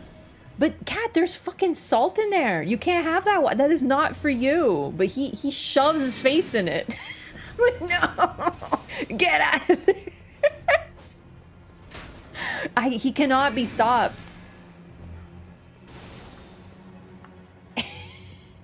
Miyazaki buds take the entire stock. Listen, I'll take one for the team. If Miyazaki makes Bloodborne 2, I will send him feet water. I'll do it. Yeah, the cats, they can't resist the gamer girl. He's weird. He's weird as hell. Cats can drink salt water? It's Epsom salts. I don't know what the fuck a Epsom ilk is, but I don't want my cat drinking it.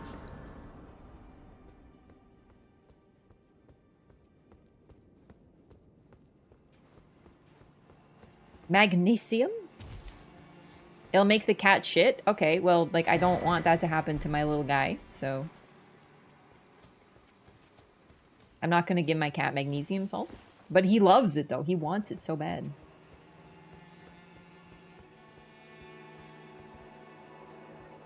Y'all get that WW wrap water. Shut up.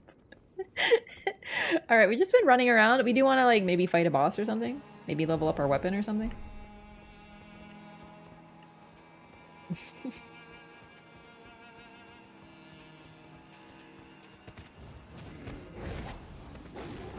But it's so funny because he sees the water and he's like, yes, and he shoves his face into it so quickly that he like dips his nose in there and he kind of does that little sniffle thing where they like hit water. They're like, meh.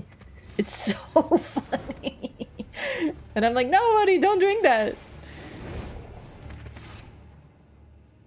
Play game? Forgot about that? I mean, I've been playing the game. It's just like, I can't find anything right now because I'm a little baby new character. Shit.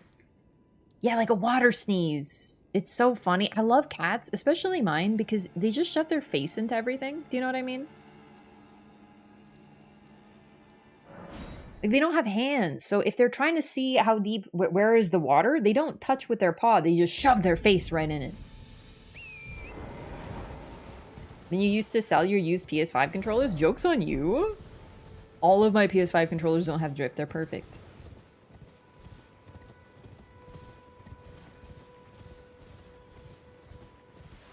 That was Mr. Mustache Cat? He's not here right now.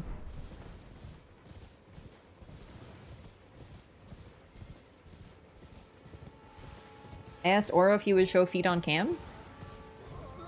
And did he say yes? Are you making like a PvP streamer collection? I didn't mean to come here. Why did I come here? Sorry.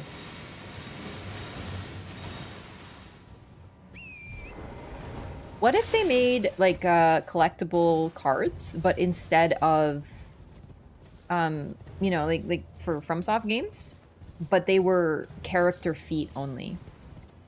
And what would be, okay, listen, just theoretically, if this was a thing, if they made character feet cards, what would be the hyper rare? Like, what would be an ultra rare? Like Melania's feet, or like, what do you think? Melania? Does Melania currently have feet? Priscilla, Selen, or the large Alban Ronnie? I think Ronnie too. I think Marika for sure. Millicent? Well, Millicent wears feet. I mean, shoes.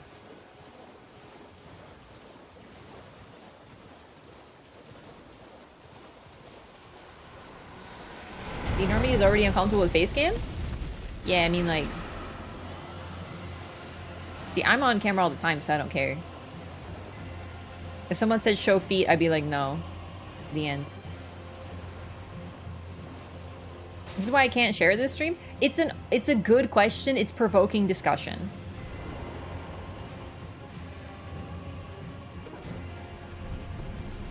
Wasn't Oro's first face cam though? Show face cam way back when too. Yeah, but like it's really different when you use camera regularly. Do you know what I mean? Like it is.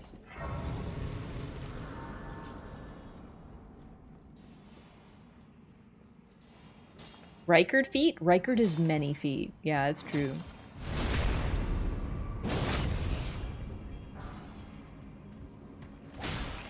Show hand? No, I'm gaming.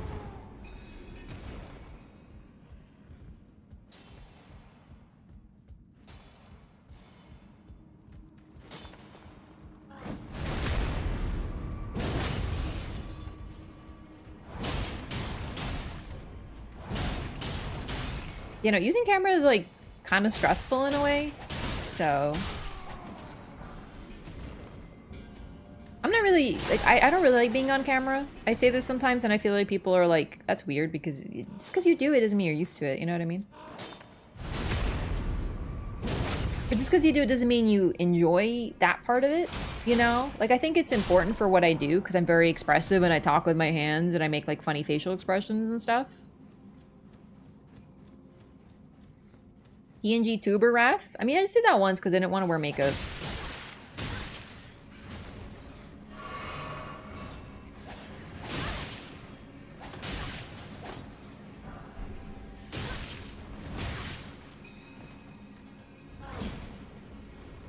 What's a PNG tuber? Like a VTuber, but it was just a picture of me photoshopped as a potato. I made that in 1 minute? Yeah, Rob made it.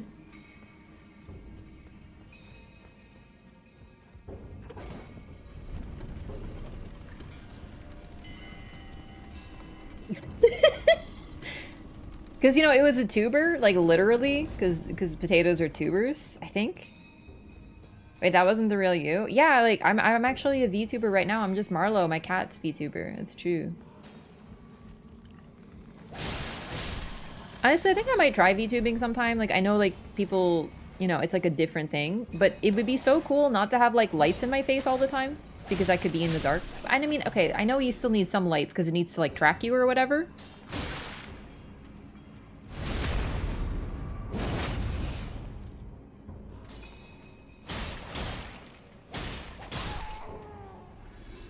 This build is going to be Dex Faith. I don't have anything else mapped out. Well lit versus spotlight to the eyes. Yeah, yeah. Well, they're super expensive though with the tracking. Do you know how much like time, effort, and money I've spent on makeup over the years? You know what I mean? Like, I am with you, but like comparatively free. Oh yeah, no, I'm not saying VTubing's easy. Like, I'm not like just saying, oh yeah, just like try it out. But like, once you set it up, it's kind of there, right?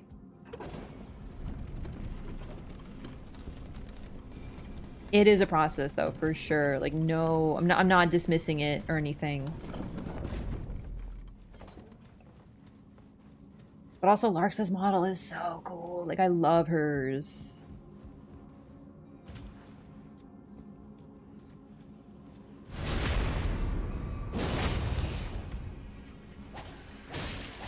Trust me, I would love to do voice streaming, which is what I call just, you know, being like a dingus, hopping out of bed.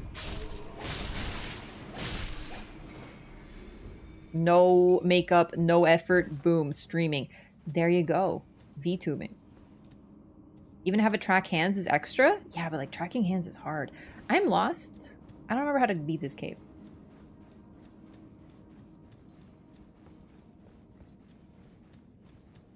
Did we struggle to add an emote today? Well, like, that was because...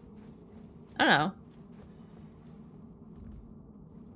I can do tech stuff.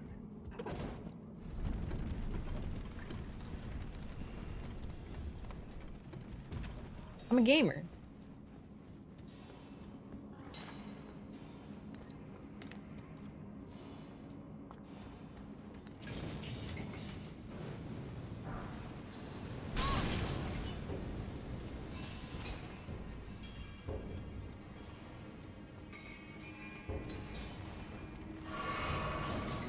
Show us how to mute mic again?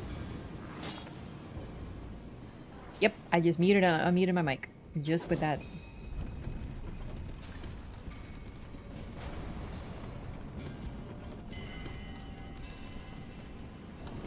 Trying some frenzy spells? Probably not. Probably not frenzy.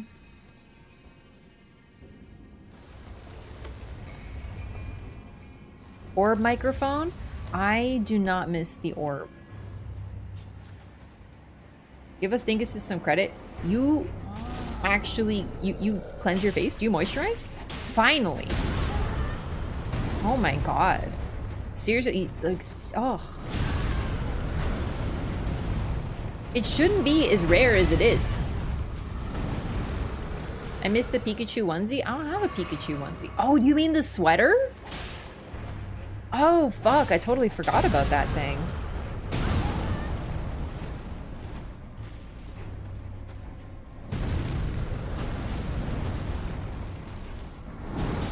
Okay, I thought I dodged that so good, actually.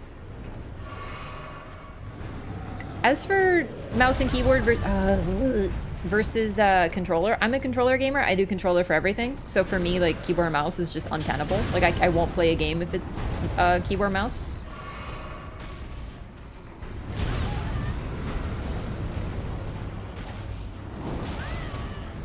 I love how everything in this game's a fucking AoE.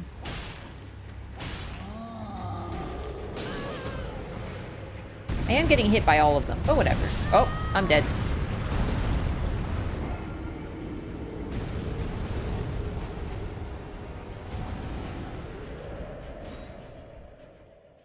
You don't wash your face with dish soap? Don't use dish soap on your face.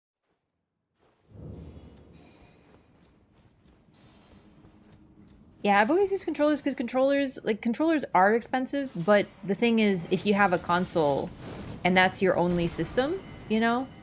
Because computers are more expensive than controllers.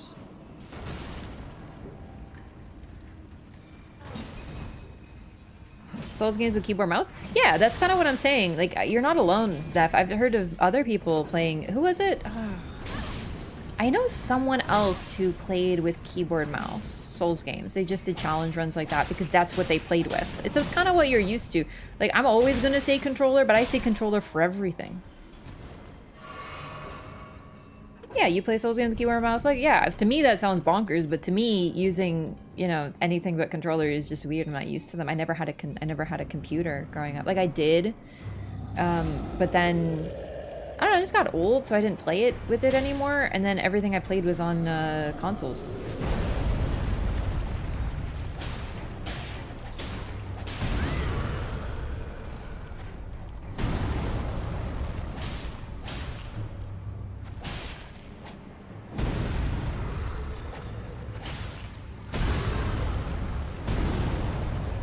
I used FPS with controller. It's just literally all I've ever used. Like, I don't know. It's the same energy, really.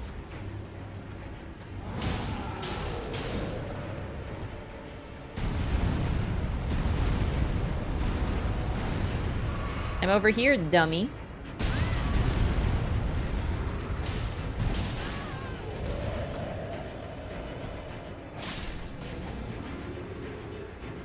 I mean, pretty much any controller. Like, I can adapt to pretty much any controller. Aim assist does wonders. The thing about aim assist is I actually fucking hate it. It's so annoying. The amount of times I've been playing a game and I'm aiming at one dude and it pulls me to another dude. Ugh, freaking aim assist. The thing is, yeah, for like precision, you kind of need it though. Like, I get it.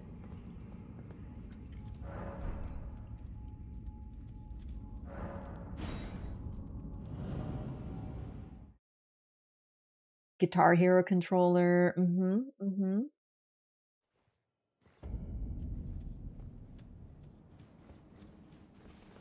Good 90% of the time.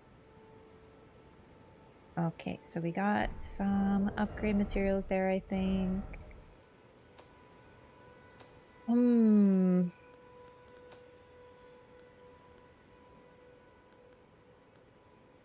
Reinforced armaments up to +6. Okay, so we can upgrade now a little bit. That'll help. Monster Hunter Wilds mechanic spoiler? Yeah, sure, I don't care about that. Dark Souls with a dance pad? Yep, yeah.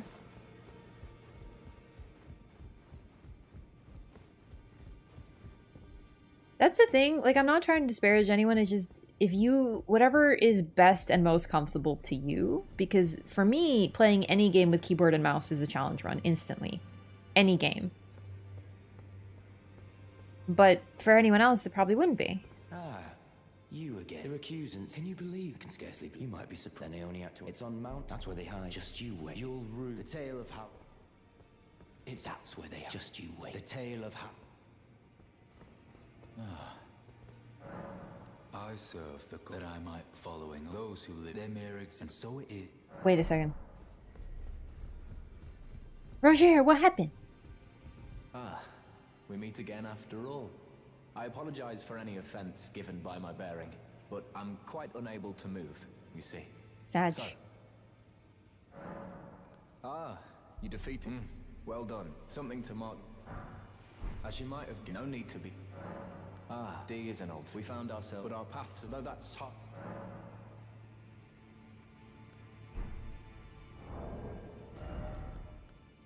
Did I tell you that I think that him and D were roommates? Have I talked about that yet? That's not his knee, by the way.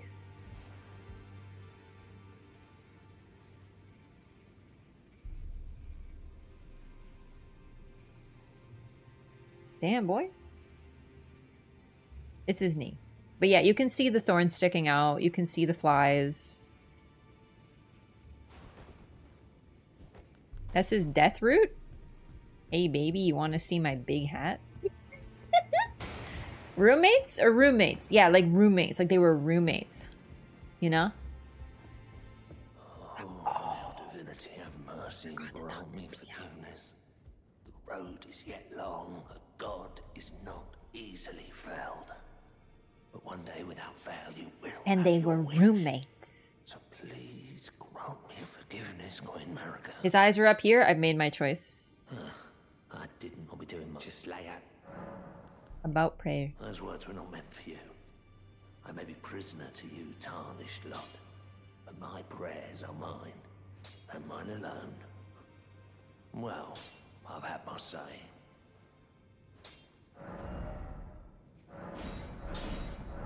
Sick. Okay, that's huge.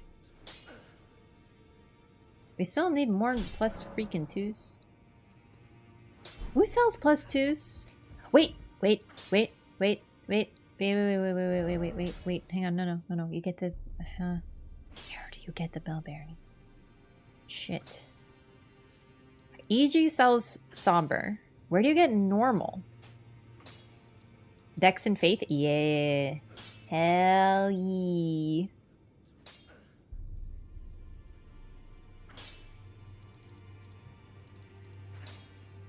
I actually did forget to go to the basement real quick, so give me 1 second. We're going to go to the basement, okay?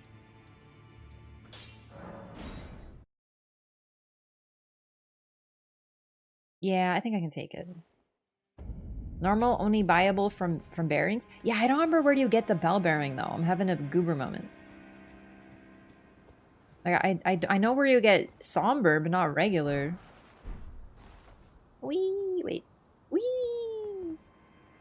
Bell bearing? Yeah, but like where's the bell bearing? I assure you Raph knows about that.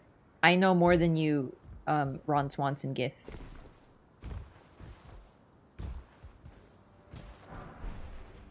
Do not tell me of the old magic witch. I was there when it was written. Ray Lucaria Crystal Tunnel?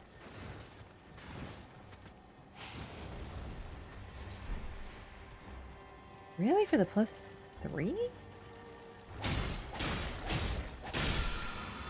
Ray Lucaria Crystal Tunnel. Oh wait. Yeah. Nope, that's it. Thank you. I needed to put the puzzle pieces back in my head.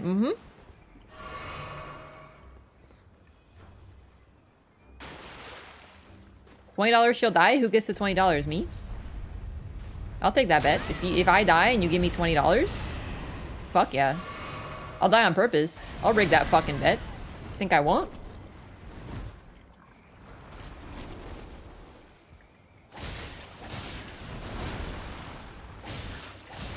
Oh no, I died in Elden Ring. Like, oh no. Yeah, this guy's gonna be a bit tough for me right now. I need a better weapon. I like the Shamshir. I need 2 curved swords. The difference between 1 curved sword and 2 curved swords is actually massive. Truly, I tell you. Okay.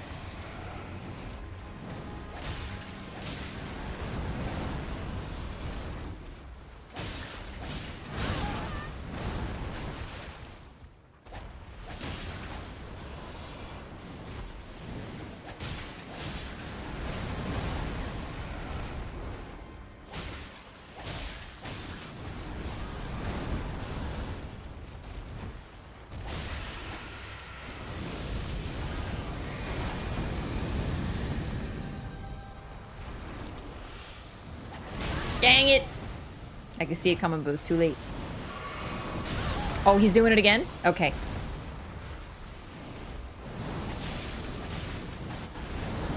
The tail, meanie. I was doing pretty good there for a time, actually.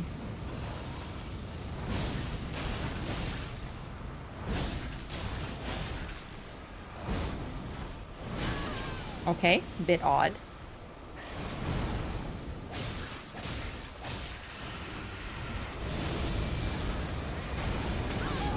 Really? I was so far away! 2 swords is actually double compared to 1 sword? Crazy. It's 100% increase in swords. Is that my Marlo? Marlo, come here. Come here, Marlo, I'm gaming.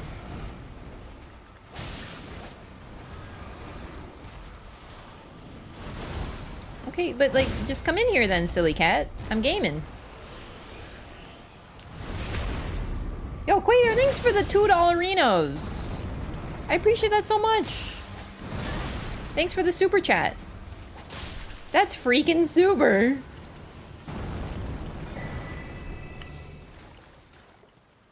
Actually, it wasn't really so bad, to be honest. Just took a long time.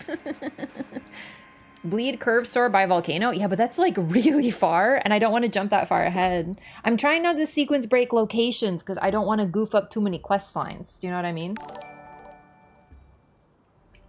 That's freaking super chat. Okay, hang on. My cat is here. You might see the Marlowe.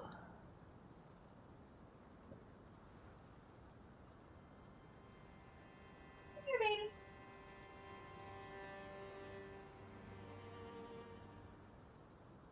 Come here. Oh, look at the time I gotta run? Yeah, that's what I thought. Come here.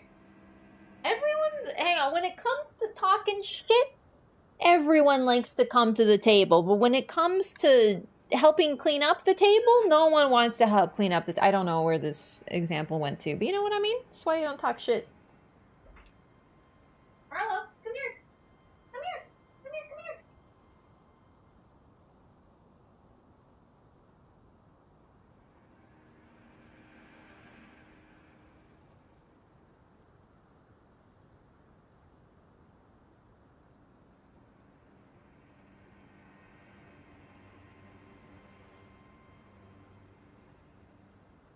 Okay, there will be no Marlo. There will be no Marlo. He freaking ran. He wanted me to play with him and to pet with him.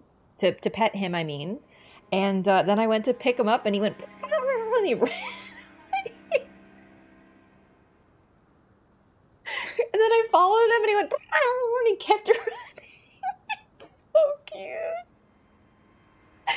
Oh my god. He'll be back. He wants me to play with him. Sweet cat. He knows I'm gonna pick him up. He's really smart. Classic sign of magnesium deficiency. Yeah, he needs some salt water.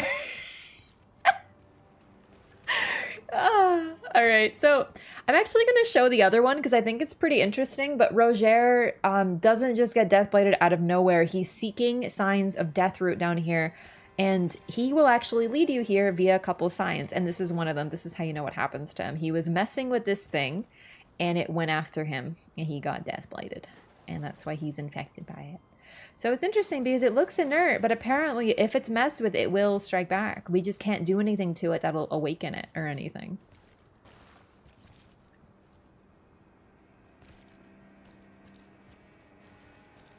Never seen this. Really? Yeah, no, this is in the bottom of Stormvale. Yeah, it's another Godwin face. According to Azuli's video, you can't see it, but it's more of Godwin's body in the wall. It's just like in the wall. So presumably, it's not that surprising, all things considered, because Godwin can grow different parts of him all over the place. We see faces on top of crabs that he's, you know, sort of infected. So the Deathblight really is everywhere at this point in the Lands Between. It is an absolute pox. Like, it's Omega problems. Nose coming out of the forehead? Well, I mean, if you look at it this way, it's just a normal face. Normal in quotation marks, perhaps, because it's not exactly normal. Those are the eyes, and that's the nose, yeah. However, his actual face, so we see, does appear to be upside down. Yeah. Yeah, face is generous, but yeah. Roger lasted for days with Deathblight, but we died instantly. So Deathblight apparently does seem to operate like an illness, but yeah, Roger unfortunately takes time to succumb to it fully. Rob, thanks for the gifted sub to Footwater Drinker. That must be my cat's alt account. Looks like a basilisk? You know what, it's interesting, because the thing is, I know the basilisks in this game apply Deathblight. But they sort of are from previous games and they tend to usually apply a status effect that's similar. So basilisks came first. We know this. They're a very, very, very classic Dark Souls enemy. And believe it or not, they were worse in Dark Souls.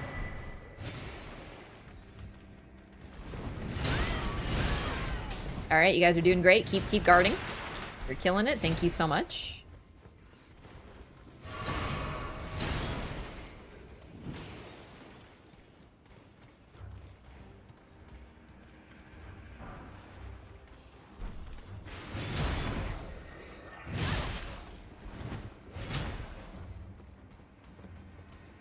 Why Godwin has a mermaid body. So I agree that with the Zuli, I think Zuli talked about this as well, but in Japanese myth, there is a being called a Ningyo. Ningyo? Sorry, I always say it a bit weird. Ningyo.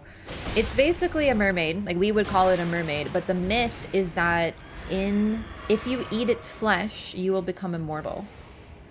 And the thing is that kind of is what you're doing. Godwin's flesh has become Deathblight. He is one with the tree. The thorns and everything that grows from it are his body. But rather than eating it, if you become stabbed by his Deathblight thorns, you become immortal.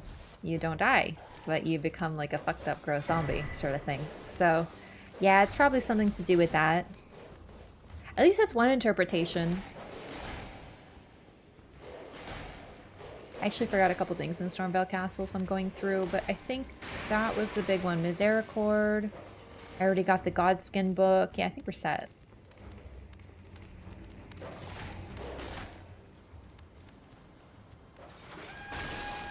Time do you think you use on the DLC compared to anyone else? I don't really know. I don't really know how long other people took on base game. I think my first playthrough of Elden Ring was one of the longer ones. Not like longest. But for the people who also played it on release, like me, and started it on release, I think mine took the most time. So I tend to take my time because I'm looking for other things, and I you know, I study everything, and I read everything, and, you know, stuff like that.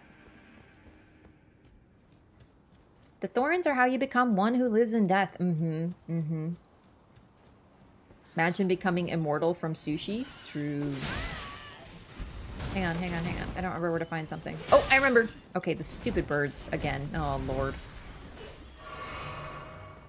Real quick. I just want to show off one more Roger thing while we're here, just because it's cool, honestly. 180 hours for me? Yeah, mine was like about 150. But on the plus side, I found everything. Almost. People rush so much, always feel like they have to show the latest. The thing is, it depends on what you're doing, and unfortunately in the content creation sphere, yeah, it is a little bit of a race, but also the reason it's a race is not because of like I have to be the first to do this. If you're a challenge runner, you want to beat the game quickly so you can get better at it and work on your world first speedrun challenge run. That's what you're doing, right? That's your race. But also, the longer you wait, the more likely it will be that people come and try to spoil things for you. That happens day one. Like, I'm not gonna lie, day one of DLC, there's gonna be people trying to spoil it in the chat for sure. Lore runners race to not get spoiled. Yeah, exactly. How buggy was Elden Ring on release? So for me, it was pretty good. I played on console. Console was pretty stable. PC had some problems. The PC port was pretty oof, to be honest. That tends to be a slight issue with FromSoft games. That tends to be a common concept for them, for better or worse. Now, is this where I want to be? Yep, it is. A couple other cool things in here too.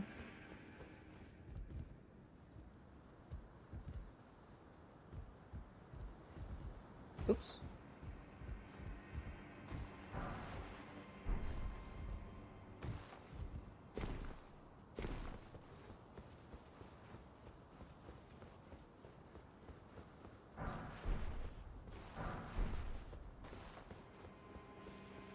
Elden Ring 30-hour binge? Yeah, and that's the problem too, is it sort of depends on how people play the game and what order. Try to get in on it ASAP so I can enjoy content in peace? Yeah, for sure. Manor Tower Shield.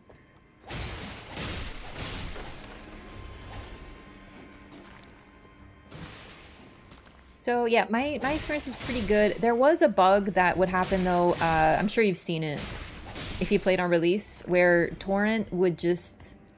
It acted like you were falling, when you try to get on torrent, and you would just float in the air for a few seconds, and then it counted as you falling off of something, and it would count as a gravity death, and you just die.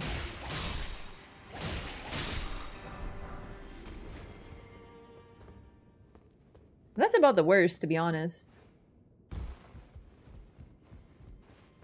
One shot kill invader. So it wasn't just invaders who did that. That's a Deathblight exploit. So invaders would do it, but also hosts would do it. I was lucky not to encounter the Deathblight exploit. Oh, sorry. That was Roger pointing you where to go, by the way. I kind of skipped through it.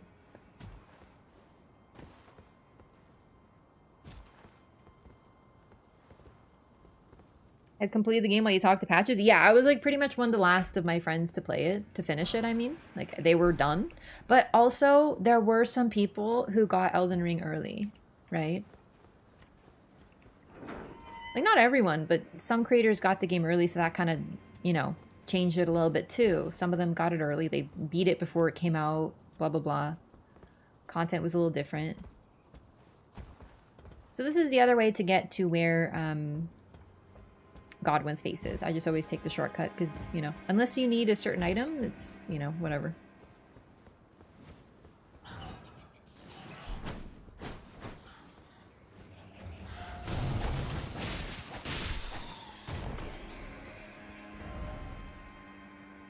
How early did they get it? I don't know. I don't know. I just know some of them did. $2 if you can show us the cat. My cat will be shown when he wants to be shown. But, like, he'll probably come back. He always comes back. I do miss him. I want to pet him. Birdie 2, what's up? Hopefully nothing too bad for spoilers next week. Yeah, we'll see. But the thing is, I don't know, it's like the network test was Limgrave, and some people didn't want to watch network test footage. I totally get that. I played the network test, so I got access to it. But otherwise, I wouldn't have seen it. Talking about getting the DLC early. You might be thinking of the event. So there was a streamer who leaked that there was some sort of Elden Ring event. And she definitely wasn't supposed to do that, that's for sure. But she just casually broke NDA in front of 20,000 viewers, so that happened. It was maybe that you're thinking of. Maybe, I don't know, maybe there's something else. So I'm trying to think of what to do. Early game of Elden Ring is always a bit weird. Maybe we'll do Castle Morn. I feel like it's actually a pretty good time for that.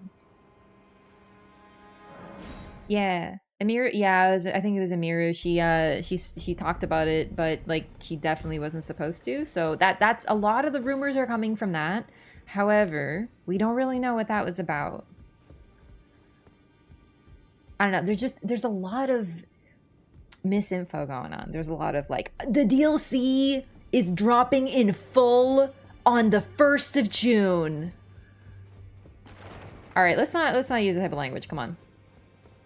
Like, I agree it wasn't a good thing to do, but, like, no. Don't say that type of stuff. Well, where have you been hiding? I mean, Tom Holland did the same thing. No matter, it's all the same. Lay out your arms. Tom Holland leaked, like, 5 different Spider-Man movies.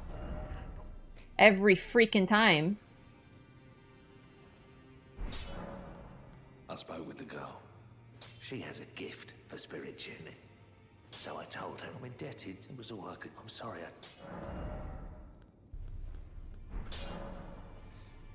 Auto censor whatever they said. Neat. $4? $4 to kidnap my cat from his cat activities? Show up at their house with a black SUV. Yeah, I don't know. I mean, they probably get in trouble because there's NDAs or whatever, right? I really don't know. Strength and armament. Need more smithing stones. Okay, so let's go get the smithing stones. I think that's next. I'm just trying to say that there's a lot, that one source of info, it has fed a lot of misinfo. Do you know what I mean? So people are like, I heard that the entire DLC is dropping. I heard that, you know, everyone but me is getting the game early and it's coming out now. And I heard that there's a leaker who's going to leak the... Do you know what I mean? Like, it's one piece of info that has led to a lot of stuff. So, I guess don't trust everything you read on the internet? That's what I'm trying to say? Tom Holland being a liability to Sony. So they literally paired Tom Holland with Benedict Cumberbatch in interviews because Benedict is a fucking professional and he would make sure that Tom Holland didn't say any leaks. Like, literally. It's so funny. People lie on the internet. I'm not even talking about lying. I'm talking about people who misremember, you know? Like, oh, I think I saw an interview that said this. You know, it's okay. We sometimes just remember things. It's okay. I'm not trying to, like, roast anybody here. Sometimes I feel like I got an email. Okay, I actually don't know if this is true. I ordered something on the internet and I think I got an email that it came, but it also might have been a dream. You know, like stuff like that. I don't know if that happened or if it was a dream. It's like a 50-50 shot. I'm not lying. I just don't remember. You know, like whatever. What I'm trying to say is, let's all stay calm.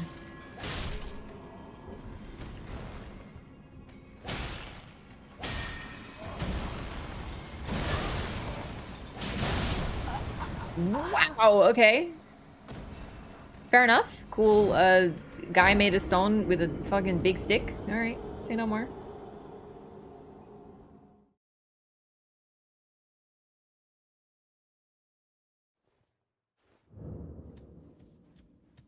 The thumbnails for those speculation channels, though? Like, I don't know anything because I don't really watch YouTube videos. However, I am currently watching a Persona 1 walkthrough because I want to know what happens in Persona 1, but like, I ain't playing that game. That's way too old.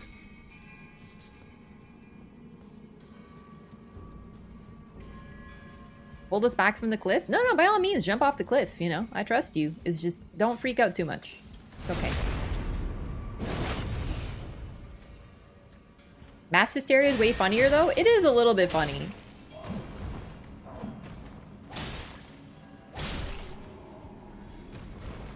Persona 1 was just a card game? It was.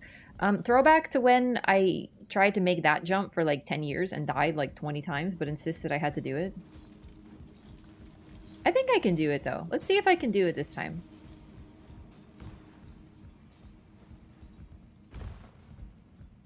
I'm a gamer now, so, you know, I'm not scared of platforming, you know?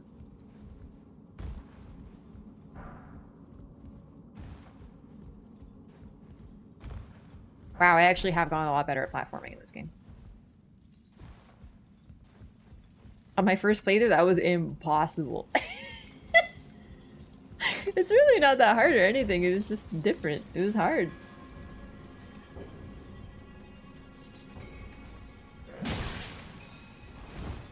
I have totally had dreams that could be movies, but when I think about them, I don't know how to explain them. Am I doing that on mouse and keyboard? Listen, I'll leave that to the mouse and keyboard gamers, okay? Aren't you underleveled for this area? I'm underleveled for every area at this point. It's alright. Fuck, isn't it Crystallians in here? Oh no! You're right! Fuck all that. Shin Megami Tensei? Probably not. I haven't really played any of the Shin Megami Tensei games. I have to say, I've played... Devil Survivor is a not a third party, spin-off, right? I played Devil Survivor 2, I think. I didn't really like it. I don't know, I just like Persona, like just Persona.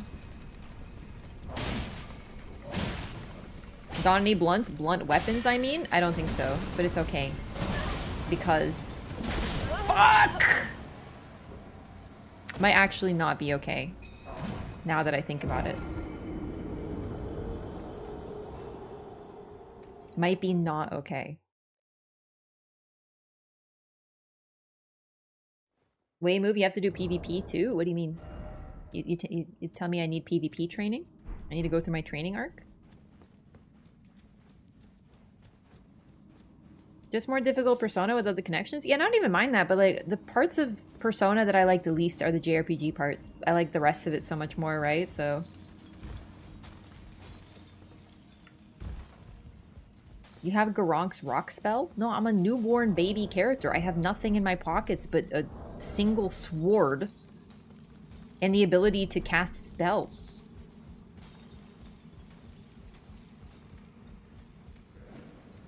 I have nothing.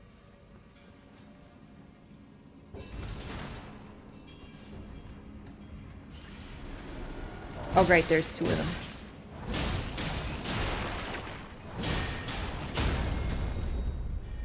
Spinning Slash is kind of what I was thinking of for the Crystallians. As you can see, it does a fair bit of posture damage, so it might actually be okay. I'm just warming up, you know? Being underleveled, playing on hard mode and stuff. Probably do PvP? Oh, really? Oh, wow. Why did I read that as the opposite? I guess I just find it more funny if people are insulting me.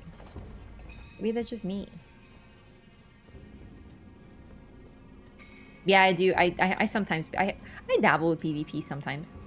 I've been known to fight other humans occasionally. Especially on Twitter. And in chat, really. Like, honestly, most of my PvP is done in the Twitch community.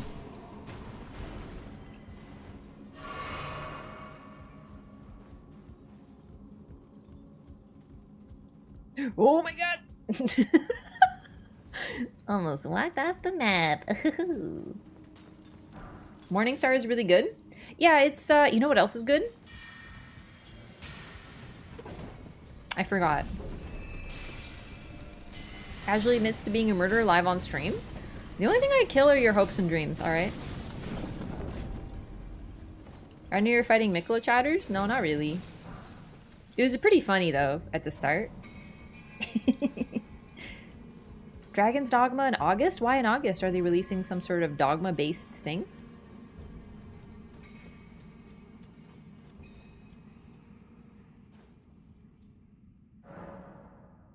Some of your vids later on? Nah, I mean, I just do invasions sometimes. I haven't in a while, though. I'm retired. I'm a retired PvPer. I'm an ex-PvPer. Retired. You love toxic people? No, I just like making fun of people who like make fun of me. Do you know what I mean? When people are nice, that's great. When people are mean, bonus. Because you have all the lore through to finish plus Elden Ring DLC, you busy? Wait, you think I'll finish all that by August? Oh my god. Wow. No, it's gonna take me longer than that, probably. Other people running away from you gave me a good cackle. Everyone always runs away from me. I tell you what. One of my favorite videos... Okay, bonus points. If someone can find this video. It's I think I called it like farming disconnects or something. The video I made of when people disconnected from me. Like literally like 10 people in a row. That's one of my favorite videos. You scary? I think everyone needs to be scared a little bit to have fun. You know? Like, you're not having fun if you're not a little scared.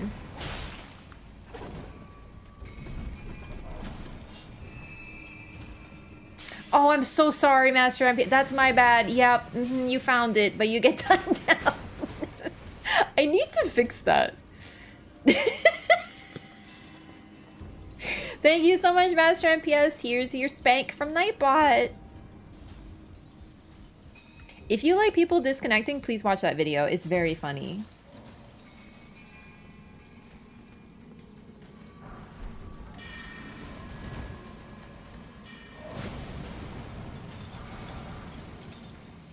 Collecting some rocks for my collection. Some freaking minerals, Marie. Excuse me.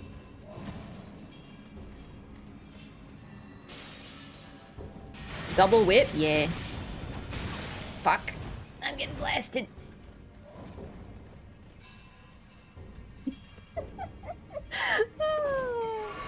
Honestly, easy bait. Could you imagine if I'm like, hey, can someone please post this link for me? And then they do, and they get fucking banned from the channel. Excuse me? Posting links is against the rules. Banned, removed from stream.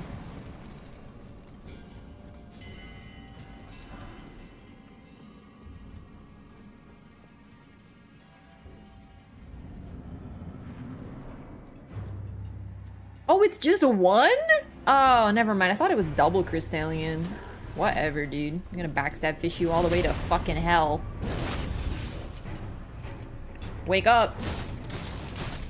Just wait.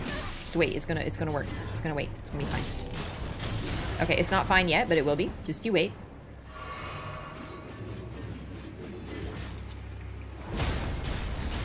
Easy game.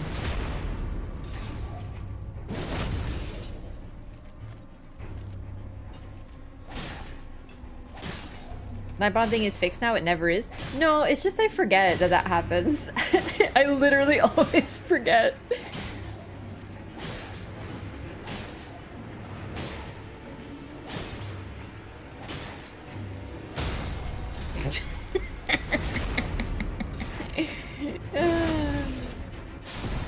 Oh.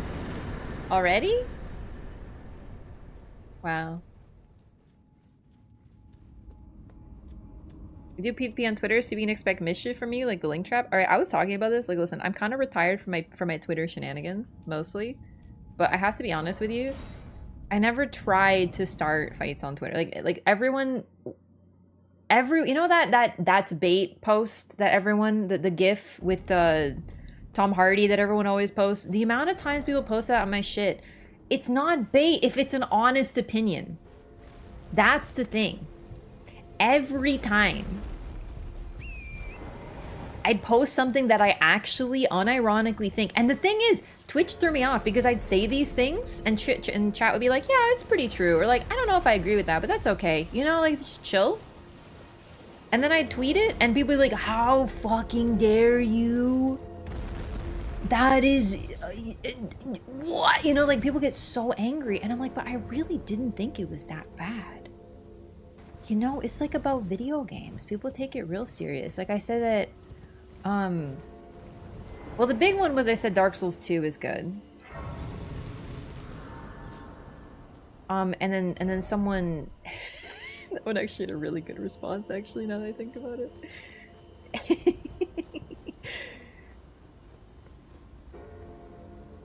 Let's go, let me in.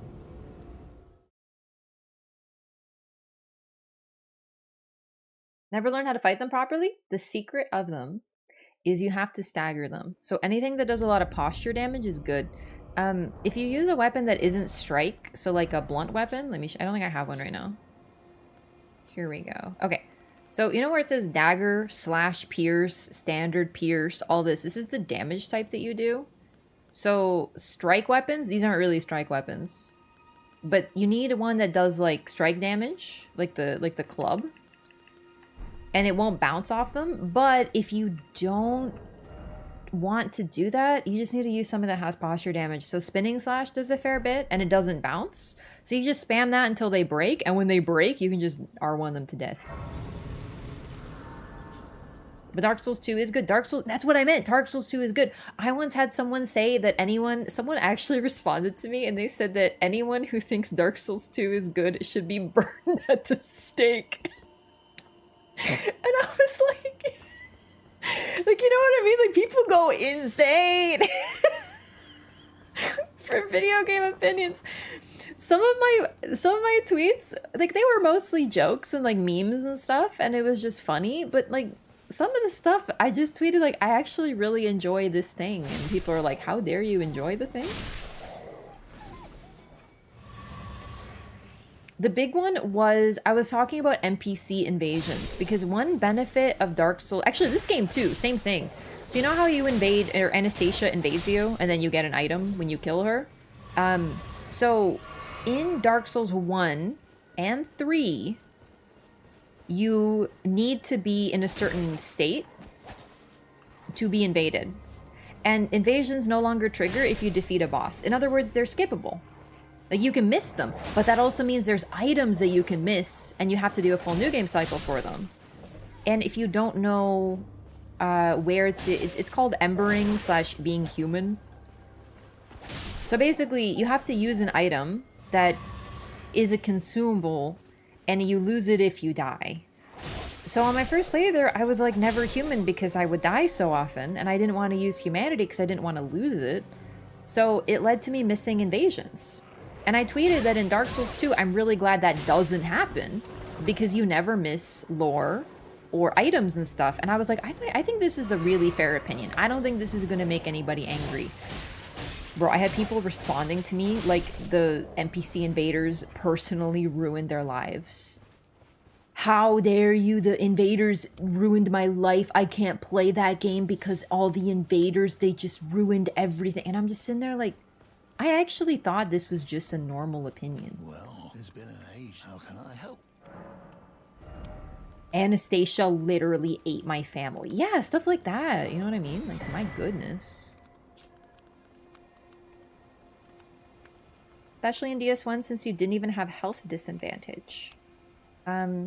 Yeah, exactly. We need another Maldron from DS2. Maldron is my favorite thing, genuinely. I love him so much. Have a safe journey. Thank you, goodbye. Maybe trolling you? No, I don't think you understand. I am the troll. I am the troll. People think that I'm some sort of Twitter goblin. It was actually really funny because I realized that I had been blocked by people. For example, there's this one artist on Twitter, and I got a plushie from him. He makes them... It's actually back here. I don't know. It's not visible. But down there, I have a plushie of Artorias if he were an Animal Crossing character. And I was chilling. I was like, that is a really cute plushie. So I got it. And then I was like, oh, what was their name again? I should try to find them again. And then I realized they had blocked me on Twitter, probably because my tweets were everywhere and everyone thought I was some sort of troll. I don't understand. Like, I'm not trying to troll, dude. I just actually think these things. E-boy, who being a goblin me. Thank you for 5 months. Welcome back. Liking DS2 versus letting an invasion ruin your life. Who's crazier? That's true. I don't like let invasions ruin my life. I mean, I still could have bought a plushie because I think they had 2 accounts and stuff.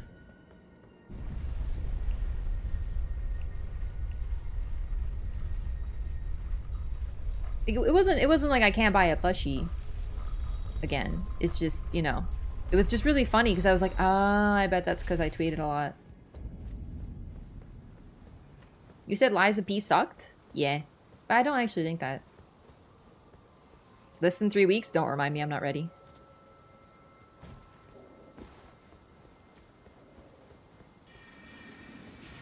Also, I only troll people who troll me first, you know what I mean? Because, like, I have to prove to them that I'm smarter than them, which is, like, really easy. Because if you come to Twitch chat and you say stupid shit, like, everyone's smarter than you. Like, my cat's smarter than you, and that cat drinks foot water.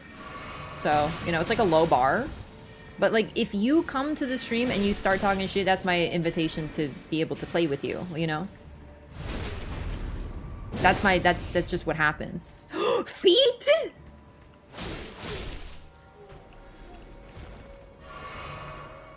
Marlo drinks what? He drinks, he drinks Epsom salt foot water? Yeah, it's a true story. Anyway, thanks for the resub.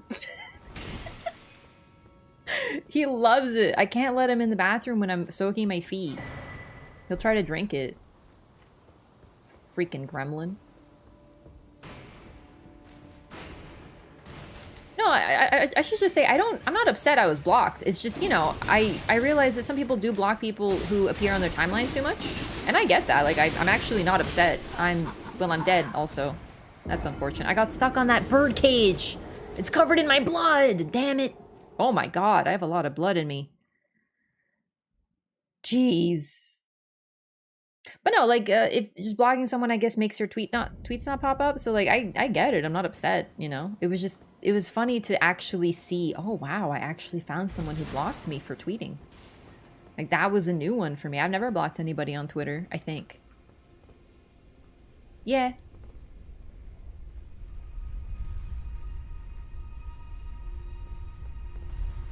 tweet chain and just delete everyone on there? Maybe.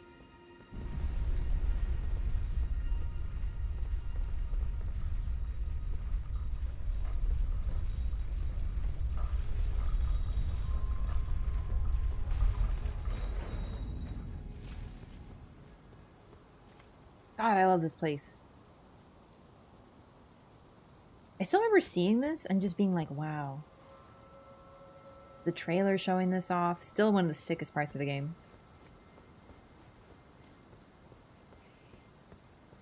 Insta-blocker on social media. Yeah, they probably saw me say Dark Souls 2 is good and was like banned.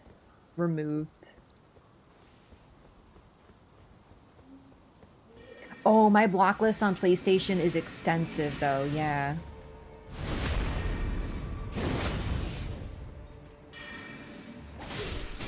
I used to play FPSs, so...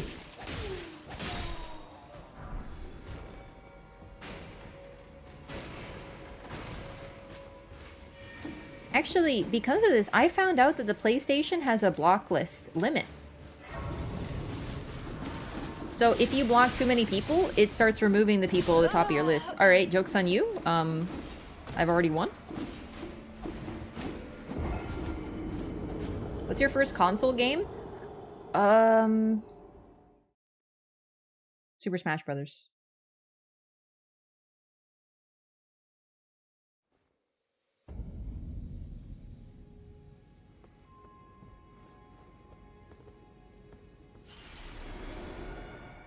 I got blocked from Apex? Wait, a game blocked you? You blocked enough to learn it has a limit? Yeah, I was a minor. And the things that people would say were like really like Monka, so I was just like, yeah, I'm gonna go ahead and block you.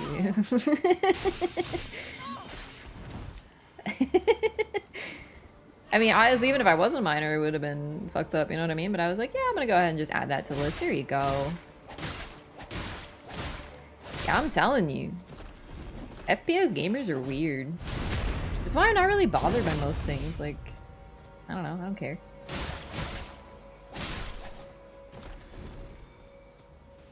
Ray Lucaria and the descent into Shifa River, introduction of those areas were the best. Oh man, I feel like Stormvale is a fantastic vista, like when you first walk into it after beating Margit.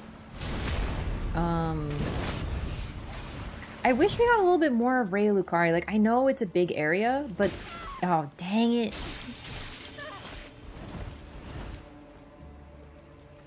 Oh my god, stop eating me. But that moment when you're walking into it and it looks so gorgeous, I wish there was more of that, you know? Kangura Cow, but that's PC. Oh yeah, I played it on PC. Exactly, yeah.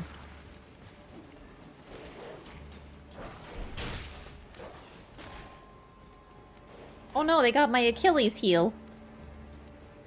Oh boy.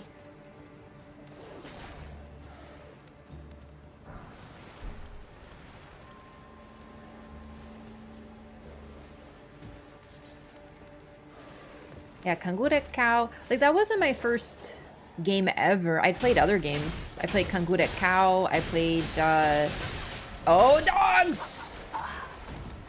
You know, did you guys ever play this game that was like, Midtown Madness? It was like Cars. My dad got it, and I was like, this looks cool, so I asked to play it. I was driving at a very young age. Midtown Madness 3? They made a 3? Sick.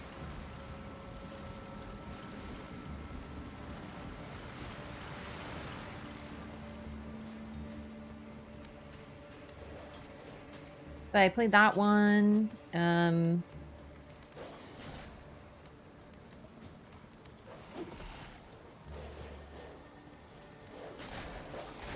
I like Magic School Bus video games.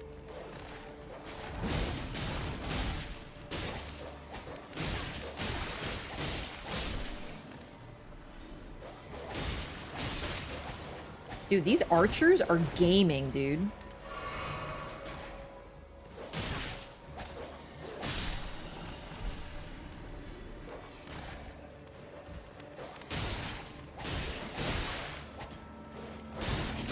I'm gonna die again. Yep.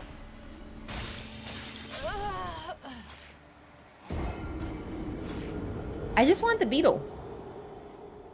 They make Magic School Bus video games? Yeah, they were like little educational ones I played as a kid. I also played the Lion King 2 video game. I love that one. So basically, I don't remember what my first game was because I was playing games since I could remember.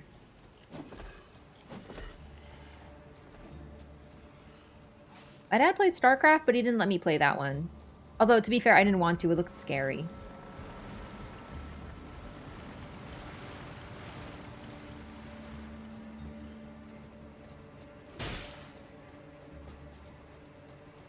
The Clue Finders? For Magic School Bus? Or do you mean Carmen Sandiego? Yeah, I didn't play that one. I've heard about it, though. She, like, finds things or something? Nancy Drew! I played the Nancy Drew games. Apparently they're still making those.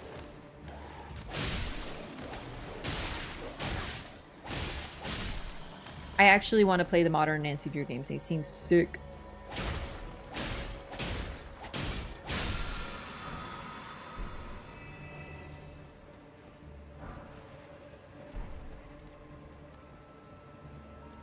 Upgrade that sword? I mean, I've used all the stones I have. I just don't have enough stones right now.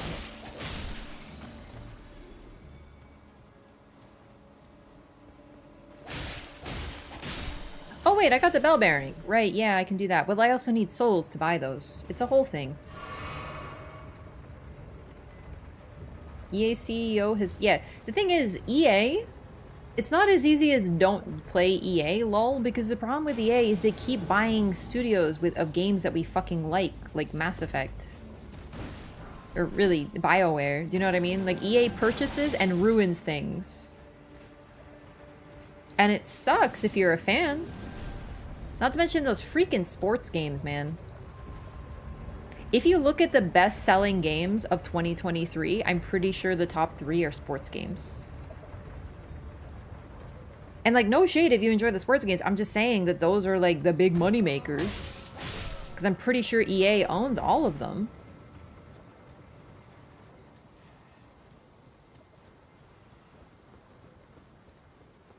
And they release a new one every year. And they just change a couple things and they sell a brand new game. Like, frankly, I know there's probably some people here who still enjoy sports games. But this isn't really the sports game community. Like... When I ask people about sports games here, usually I get 1 or 2 people who go, yeah, I like this one, but, you know. Try telling a Call of Duty gamer not to buy every single Call of Duty. Do you know what I mean? I grieved at the death of Mass Effect annually. Yeah, no, I do miss BioWare. Like, BioWare still exists, but you know what I mean. It's very different now. It's a big bummer. Sports games players deserve shade. The thing is, like, I'm not gonna convince them because they're not here. They're not here watching, you know, Elden Ring. There's a crossover for sure. But it's just like the average sports game fan is not gonna be watching me play Elden Ring. It's like telling you not to buy every FromSoft game. Yeah, but the difference is FromSoft... Yeah.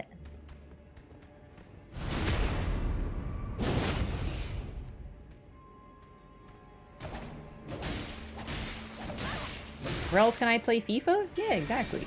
If you like the FIFA, okay, I feel you. Actually, I don't understand sports. Except for basketball and volleyball, those are the only good sports. All others are kind of like, I don't really get it. But like, oh dang. Basketball, volleyball, unbelievably poggers. But I would just like watch real people play. Where else to play FIFA? Your local field? You think a gamer's gonna go touch grass?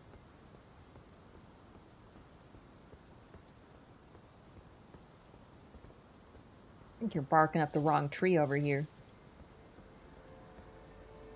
You know, I don't really need to get all this stuff because I just realized I'm probably gonna get a mule, so I don't need all this stuff. But I do need spells, scrolls, things like that. So those I do need to go for.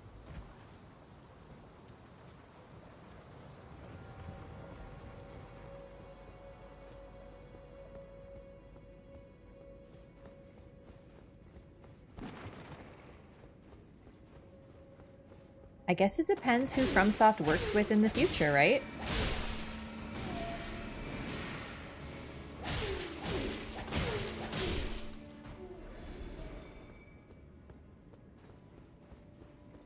Like skateboarding? Skateboarding is definitely athletic. I just don't think of it as a sport, probably because when I think of sports, I think of a team. I'm not saying that's, like, true. I just think of that. Alright. Fucking...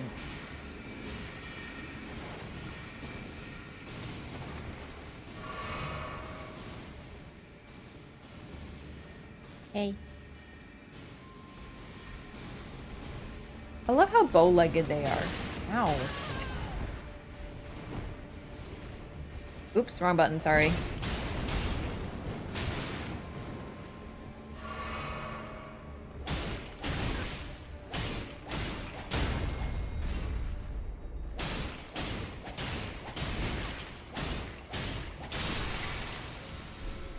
Okay, before I fight the awful wolf from hell, bow-legged or a bull-legged?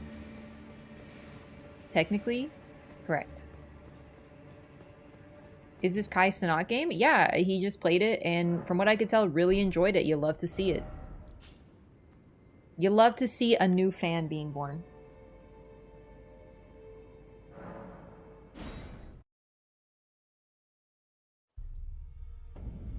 No, this is Elden Ring? Shit, I should have said no, this is Patrick. Fuck. That would have been funnier. You appear to be doing well. Very good. Well then, would you like to learn an incantation?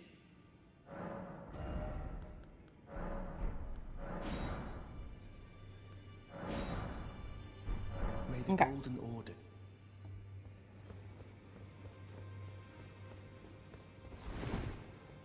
Can you rank the FromSoft games in your opinion of purely fun to play?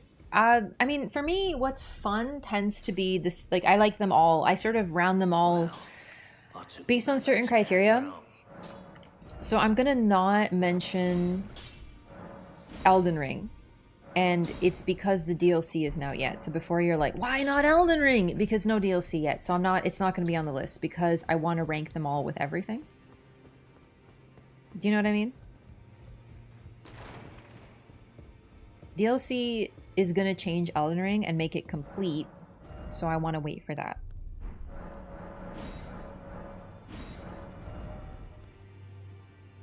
Oh, it's only 1, 2? Dang it, where's 3? 3 is, hang on, cycling, Altus, okay. So my favorite for fun to play, Bloodborne. Bloodborne is so rough and oppressive, and kind of stressful to play, but also incredibly fun. I am circumscribed. Perhaps you might doing so. And you, do you think it where I come from? There's nothing like eviscerating a beast with a fucking whip, or using a goddamn chainsaw, and just hearing cleric beasts go, and you're just like, it's so deeply satisfying. It is an angry, fast-paced, aggressive game. Unbelievable. So much fun. Like, nothing beats the high you get when you beat a boss in Bloodborne, if you ask me. It's peak. Absolutely peak. Dark Souls 2 is my favorite. After that, I just really love Dark Souls 2. It's really fun. It's more relaxing, like a little bit. It's still stressful, but I feel like it's less overwhelming as Bloodborne. Then it's probably gonna be Dark Souls 1, and then Sekiro's got to be up there too.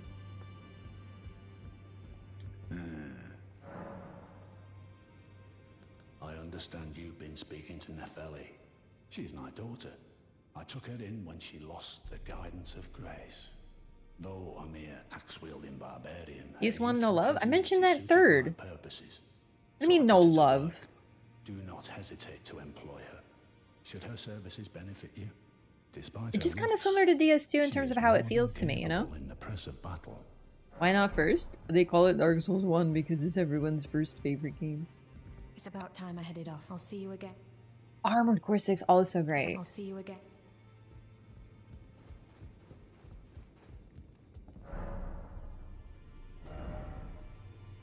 Okay, we'll buy a couple of these. I would like a second curve sword.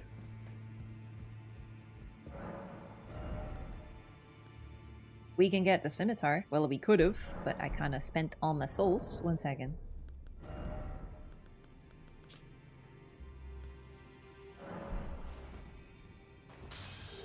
There we go. Yo, thanks for the follows. Welcome in, gamers. Scimitar. So we're gonna be a little under-leveled with this one because we don't like have any upgrades for it, but I just really want to be dual-wielding right now. It's much better. We can also use this. We don't have enough decks yet. Only 2 though. Okay. Okay. Oh, it's in scaling, right? No, wait. No, it isn't. Sorry. Okay.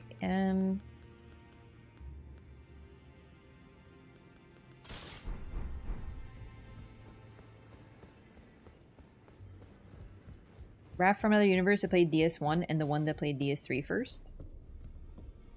I mean, they'd probably be the same, no? Because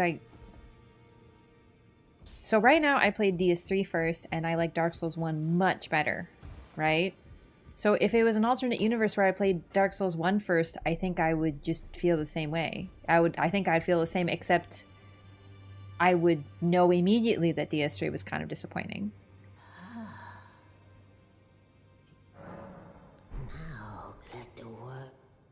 No other Souls-like game has. I think it has decent moments of positivity and hope. It's very whimsical. I say that every time. It is truly the most whimsical of all of them. Alright, patches. Let's go to... Let's do the Albinaric Village. I don't think it shouldn't be... Well, no, the boss. A little bit more Rhea Lucaria. I need to level up this weapon a little bit more. Can I a little bit?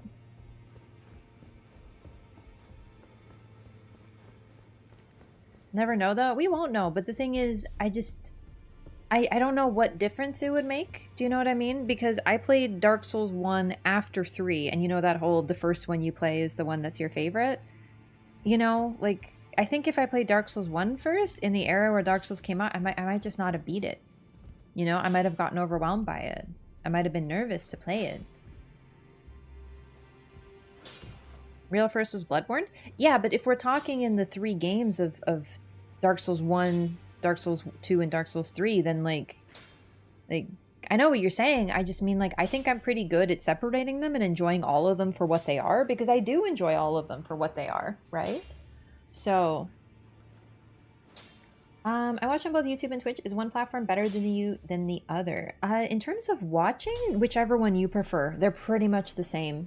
The only difference between the platforms really is Twitch is, well, there's more people on Twitch. It's a little bit more active, so I do tend to see it more. So, like, you know, sometimes YouTube's just chilling, and sometimes I forget to look at YouTube. That's my bad. But I do mostly read both, so no difference really to you. Emotes, they're like better on Twitch, obviously. There's more of them. But that's pretty much it, really. Already. No matter. Lay out your arms.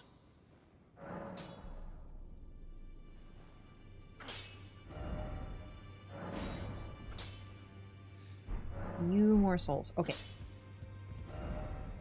Oh, right. That's the other thing. Quality is better on YouTube. Thank you. I totally forgot about that. Yeah, YouTube is better. Twitch has better stream quality because it allows the stream to go at a higher quality. Like, I can stream better there. So, yeah, that's a huge difference for folks who notice that stuff.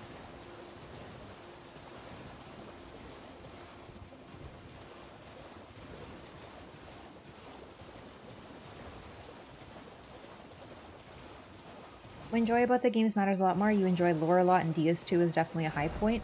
I also appreciate when games are weird, and Dark Souls 2 is so weird. Dark Souls 1 is very weird, but like literally Dark Souls 2 is so much weirder.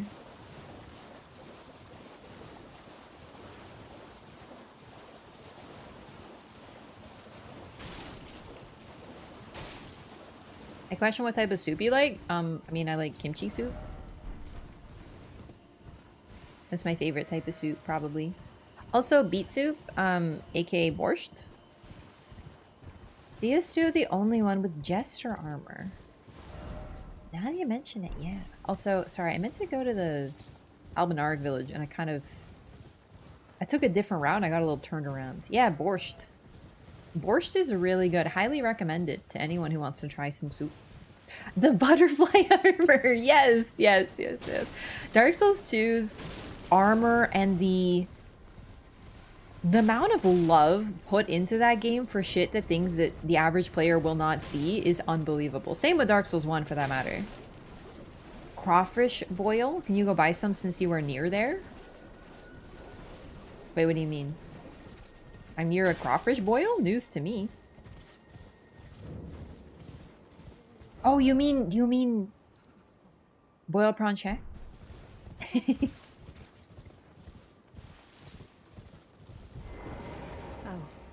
Well, I witnessed the oppression, a waking nightmare. Okay, so she said she was an infant, so it sounds like she was really young when she saw this shit. Justice to let the scars. Justice to let the scars. Lots of unique concepts in DS2, bonfire aesthetics, giant souls. Yeah, I really like the just the passion they put in Dark Souls 1. Or Dark Souls 2. Dark Souls 1 as well, though. Like, both of them are very interesting and passionately made games, but Dark Souls 2 changed things in New Game Plus, and they haven't done that since. Like, actually, it's so cool. Look goofy seeing the meta sweats use it, completely unironically dressing as a to be meta. Might as well just put on a clown nose.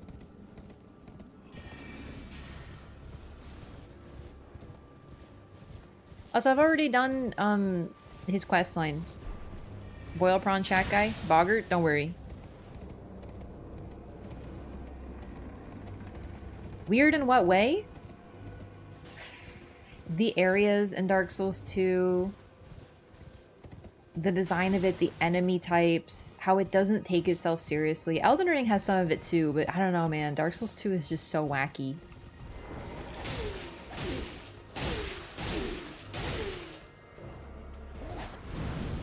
Sorry, I can't see. You're very far. There we go.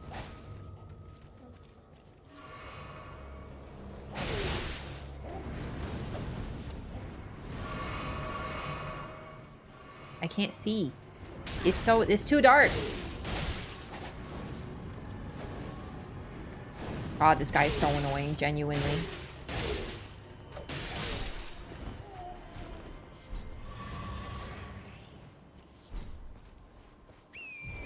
In Dark Souls 1, you can get infected with a parasite and your head turns into an egg. We just did it on the stream recently. It was very funny.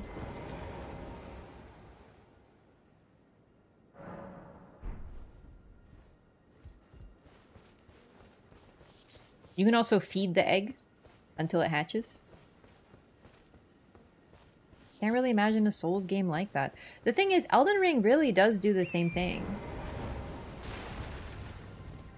Anyone who thinks this is a serious game has not been paying attention.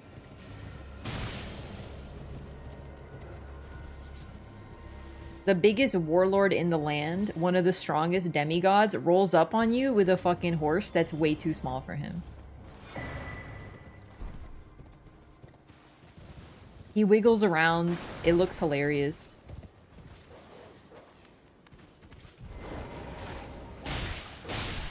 Wait, it can hatch? Kind of. Technically, it doesn't hatch, but you can, if you fully raise it, when you do a kick, it will replace it with the egg attacking you.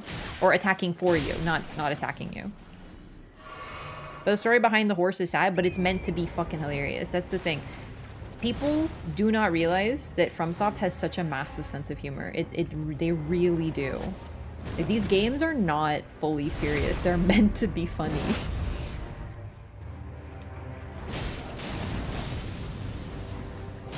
Like, when you see Radon, you're like, oh my god, the mighty Radon. And then you see little Leonard go, like a little fucking baby dog. You're like... Like, it's supposed to make you laugh. Or you know those gigantic balls in Noxtella? The ones that move slowly and then suddenly speed up and knock you into a fucking pit and murder you? Yeah. Okay. I got bled. That's my bad. Wanted so much because it was his friend that he learned gravity magic. Listen, I know the lore. I'm not teaching, this is not teach me about the lore. Ron Swanson, I know more than you.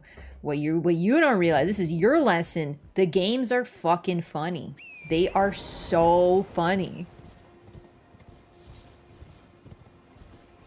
Like, genuinely. The fact that there's a shield that is replaced with a turtle shell because you're a turtle, like, it's so funny. There's references in Bloodborne, they literally give you a shield that is utterly garbage. And it basically says, don't use this. Like, it's supposed to be funny. Aw, I'm dead again. Gosh darn it. This guy might be a little too much for me right now at this level. Alexander, he's a giant talking jar who says, hello, I'm stuck. Can you please hit my butt until I get free?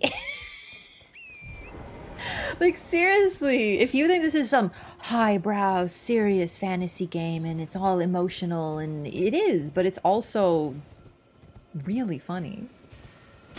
It's on purpose. If you ever see something you're like, that's a little weird, is that supposed to be funny? It is. It is. Remember the absurd rumor that Loretta was an albinaric?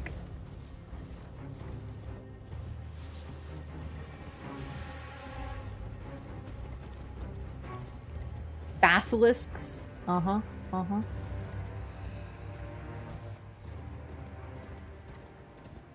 It would be unbearably bleak without the funny bits, and that is on purpose. Believe you me. Can't we summon Nefeli, actually, to help us with his boss?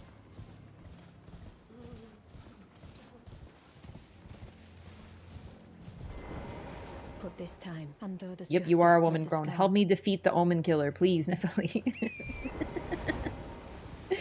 Good dark fantasy is humor to contrast against the depressing tones. Yep. In Dark Souls 2, there is a cat who sells things to you, and one of the things it sells is the fur pants, and they are literally like cat leg pants. Oh, there it is. Ah, dog! Lots of these Souls-likes take themselves too seriously and miss that. It's true. Like, the fact that I'm telling people this and they're like, no, it's actually a really sad story. Like, you would be the one who would make a Souls-like and you'd make it really serious and sad, and you'd miss the fact that part of the charm is that these games make you laugh. Yeah, most Souls-likes are like grimdark, extreme, super serious, high fantasy with lots of blood and skulls. Lords of the Fallen's a little bit like that, but Lords of the Fallen also has some funny moments. In a weird way. Like Rykard, yeah, dude. Like, you beat up a giant snake, and then he's just like, join the Serpent King, his family. Like, he's just like a dude chilling in a snake's neck, and he's like, hello, I will eat you now. Like, you cannot tell me that is not hilarious. Hollow Knight is so good, yes. Oh my god, Nefeli! Maybe neither of us can handle this boy right now. Mr. Bleed Sword, kill me in 3 hits. Together! Together, we shall devour the very gods. And then he does that little thing with his hands, like, my god. Best Souls are like a Mr. Bean sketch? Mr. Bean takes horse who is too small for him. Oh my god, Godfrey, he is so campy. Yes, exactly. You understand. You're picking up what I'm putting down. Like, these games are meant to kind of put you through the spectrum of emotions. You're supposed to be like, oh my god, I'm so angry at this boss. And then you're supposed to be like, oh my god, this NPC story is so sad, I'm gonna cry. And then you're supposed to laugh. That's the thing. It's a full spectrum of feelings.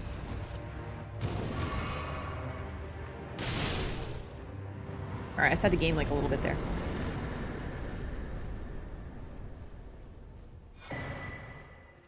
Trap one of those goats on a cliff? Oh my god, the goat incident? Do you remember the goat incident? I was wearing the duelist garb, which counts as like an aggro set, like Shabriri's Woe. So I just had a bunch of goats constantly starting fights with me, so I punched the shit out of them. Like the fact that the goats start rolling? Holy shit, dude. It's so funny. There is an Ash of War in this game where you go meh, and then you start rolling on the ground like a sheep. Like, you can't tell me this isn't hilarious.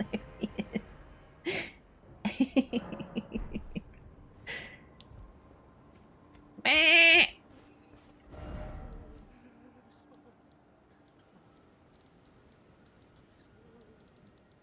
Become a goat. Pigs in DS2. Did you do the quest for them? Where you keep killing the pigs and then a bigger pig shows up?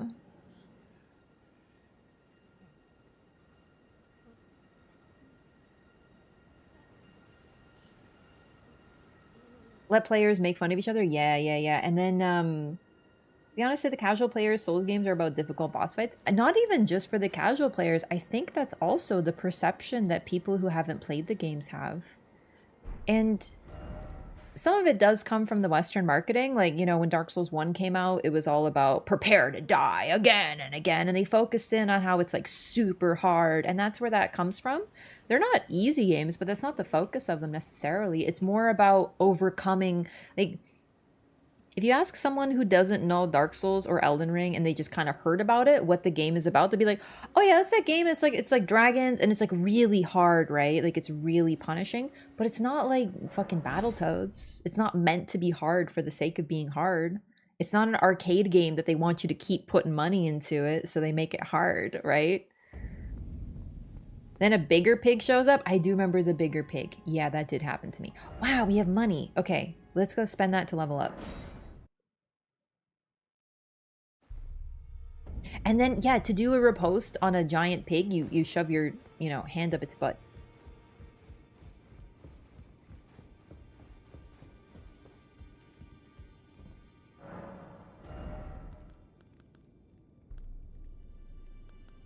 It's true. Do the what now? The punishing attack. It's like when you're freeing Alexander, you gotta hit him in the butt.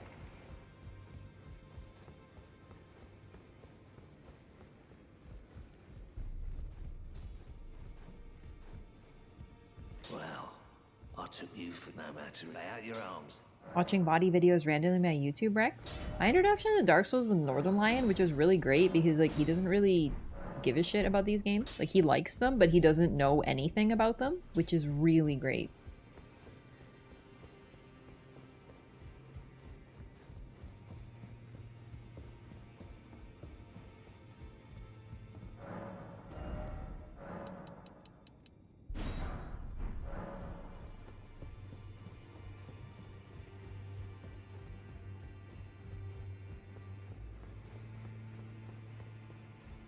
I've never played Bloodborne.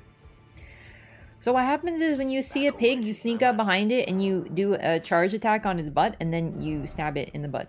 That's what happens. Oh, I need Smithing Stone 1? Oops.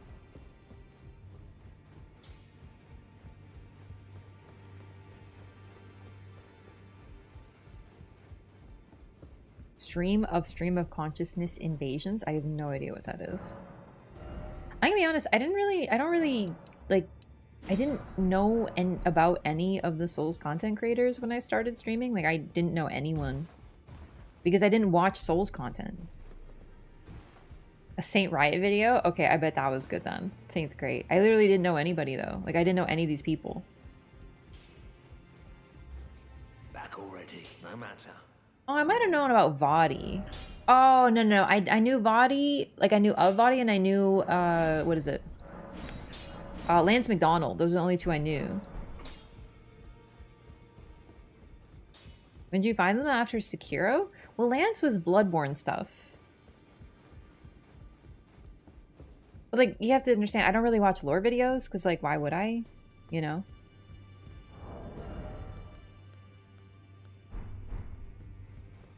It was more fun for me to, you know, the things. Do you know Little Aggie? Yeah, I know Little Aggie. Like, I don't know him, but yeah, I know who he is. Lore videos are fun. I know I want to make them. I just don't watch them because I don't have the attention span for them, which I know is very ironic, but believe it or not, I can do both.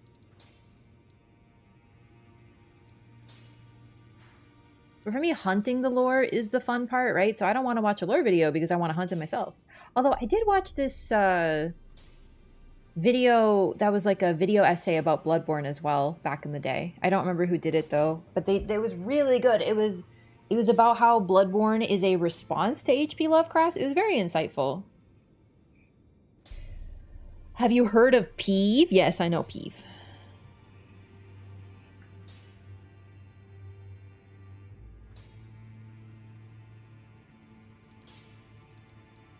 Okay.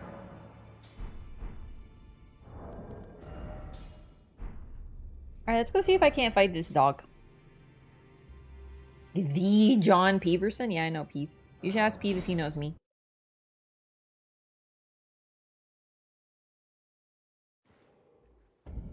Think about other ideas and feel like I'm part of a community. That's powerful. I love that.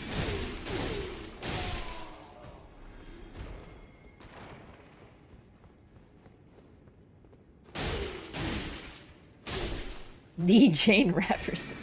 You're like, what?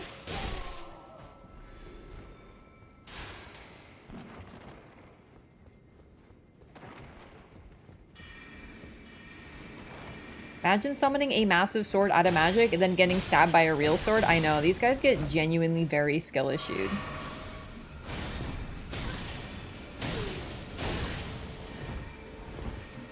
Bro, but Oro was annoying? Wow. Oh, actually, I did know E&B as well. I do know E&B. From, like, Demon Souls shit.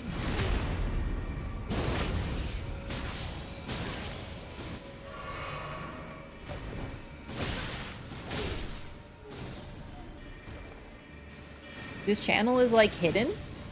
I mean, I'm pretty new to the game, is the thing. Do you know what I mean? Like, I think that's part of it, is, like, the people you're talking about have been in the game for a really long time. So... Fuck.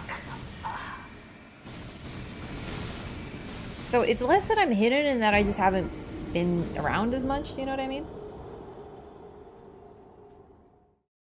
You help NPCs in quests and they pretty much always die? Not as much as in previous titles, believe it or not. Get those magic using nerds? I will. They just ganged up on me a little bit. I'll get them this time. You gotta divide and conquer. Come here. Wow, good spell.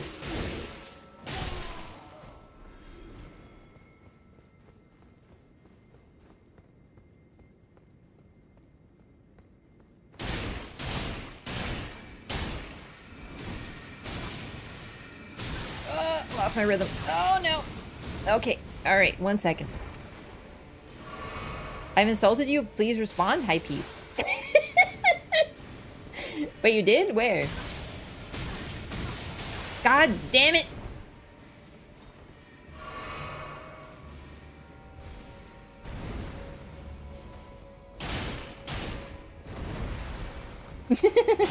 She doesn't read chat? Yeah, that's true. For example, Tanith gets a nice meal at the end of her quest. And not only does she get a nice meal, you get to serve it to her. You kind of get to go on a date with her and her husband, you know? Like, you kind of, like, enter into a polyamorous relationship. Okay, I'm having a bit of a rough time with the nerds.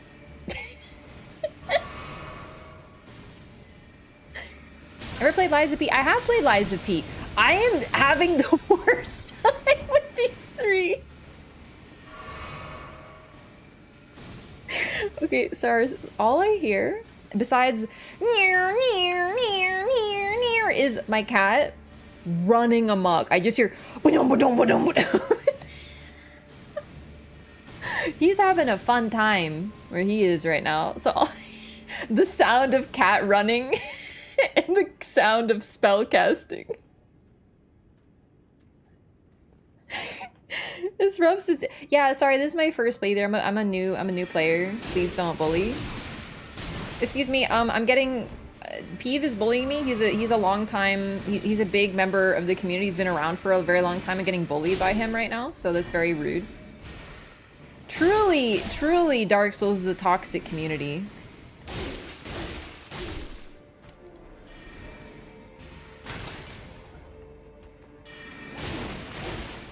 Cat trying to be Vort of the Boreal Valley. It's actually so good.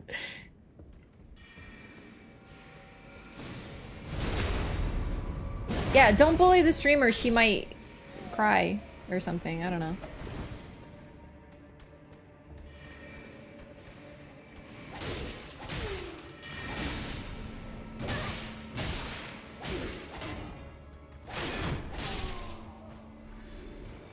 Are you trying to hit me and you were hitting the wall instead?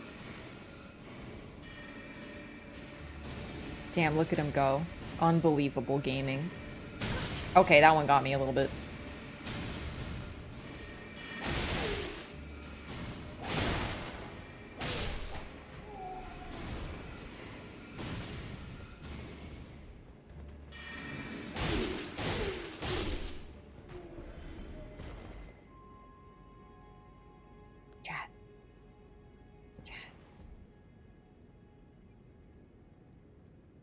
Are their nails done, or are they just like hollow? Like, hang on, we gotta take. I'm sorry, but we gotta take a closer look at this.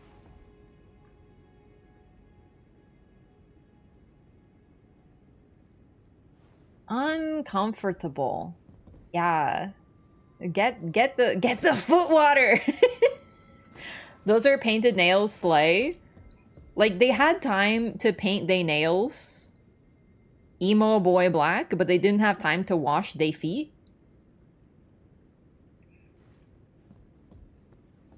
Dude, look at the stance there. He looks like he's like on the phone, you know, like talking to like his best friend about a boy that in school that he likes. Like kicking his feet like Stephanie. You'll never guess what Trent said to me today. Oh my god. Dude, the stance is actually so good. Like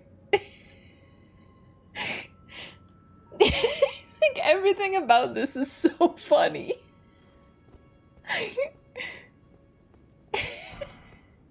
Yeah, Stephanie knows the lore. Just ask Stephanie. She knows all. For real. Hey, what's up, Grimbo? They don't study very hard, do they? Just spamming the same spell over and over. Hey! You put some respect on Ray Lucaria Academy's name. These people are AI bots, and they are more believable as intelligent human beings than most people I invade in PvP. They have human brains, and still the only thing they do is over and over again. And the worst part is they run out of magic, and they just go, my staff? Huh? These bitches never run out of magic. Slight improvement on human beings. What can I say? And they hit people with books? Yeah, you've ever heard the saying, throw the book at them? Like, they take it very for real.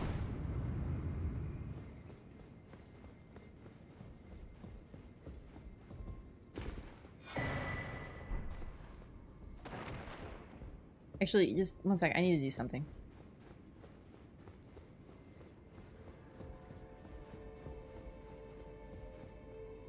We have to take advantage of this opportunity. He just looks like he fell down the stairs. Like there was an incident. I can't get over how funny he looks.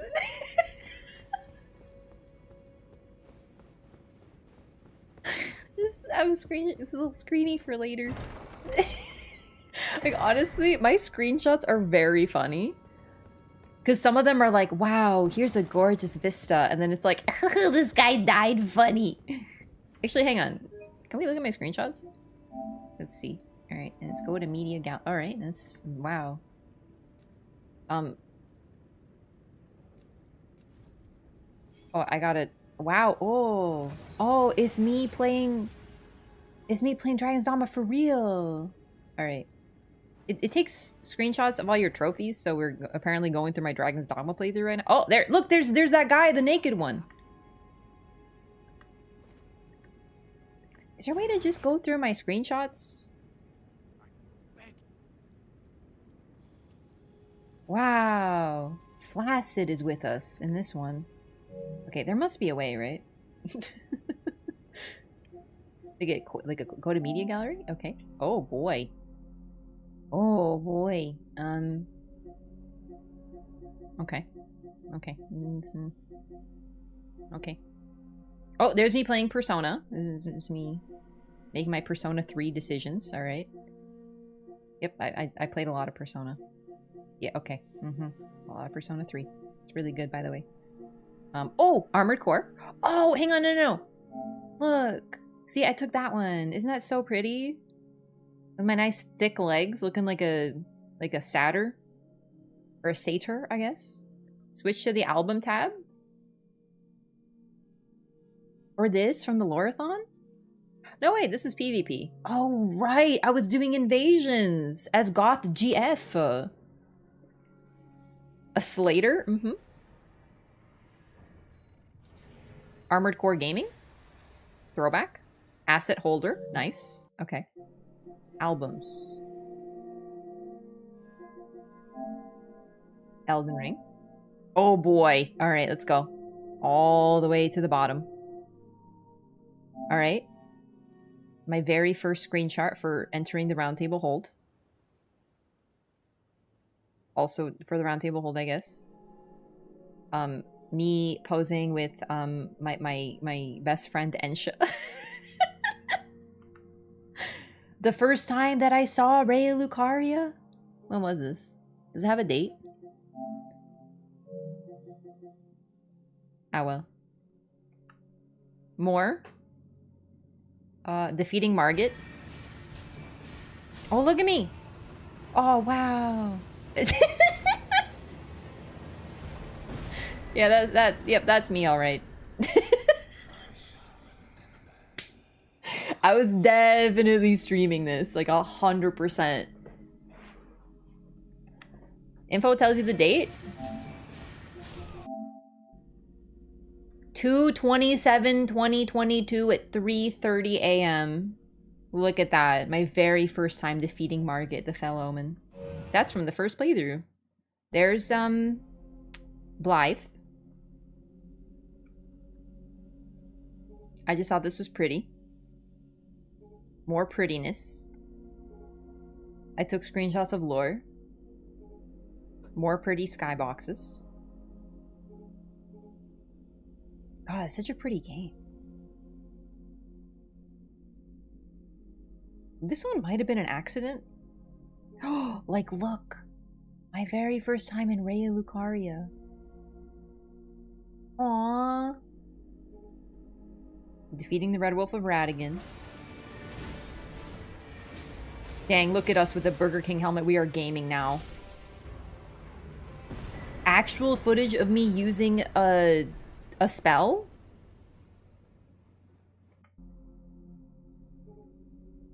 Alright. Little blast from the past there, gamers.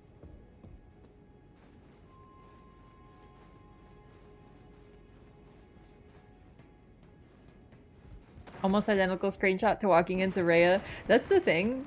I feel like almost all of us who like screenshots and stuff would have taken them at the same points, and it just shows how well designed this game is. We all had the same idea at the same moment.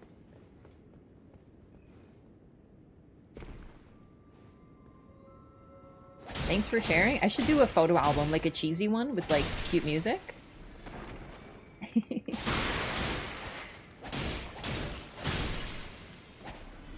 For a game with no photo mode, these shots are great. Right? Like, seriously. Think this game is only grip and dark? Yeah, that's another thing. The funny hats. There's way too many funny hats for it to be a purely serious game.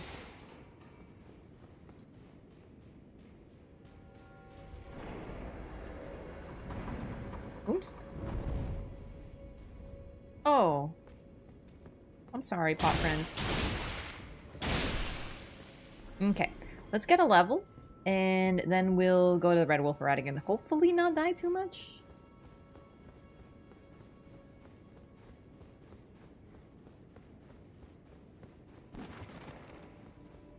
The whimsy is important. The whimsy is key. It's why FromSoft's so good at this. Like, seriously. Okay. Dexterity is probably better for us right now. There we go.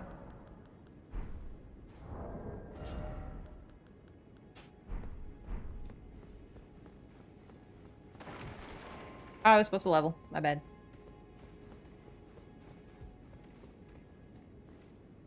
Alright, the Confessor drip is actually kind of cool. It's growing on me. I keep roasting it, but it's like unironically very sick. The battle mages literally bonk you with a giant hammer. Yeah, they hit you with a giant gavel because it is their role to spread justice. So they hit you with a giant gavel. Character creation is very chill too. You can be as goofy as you want. In fact, I argue it is easier to be goofy than it is to be serious. Hello, Wolf. I don't love you very much. You're like worst Sith.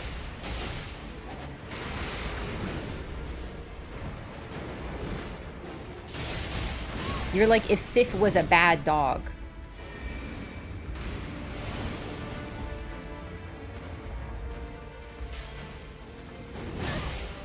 Okay, I don't know what part of you hit any part of me with that, but okay.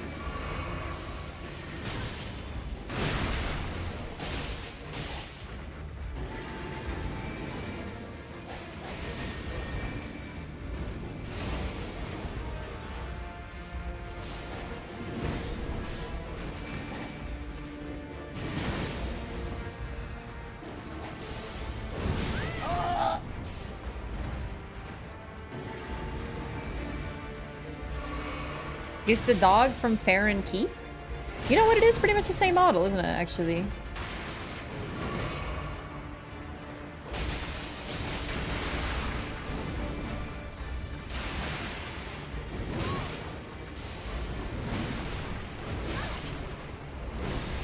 Yeah, Marika's a bit more of a golden retriever type of gal, you know? Radigan's like, here, let's have all these red wolves. And Marika's like, don't you hate your red hair? And he's like, shut up.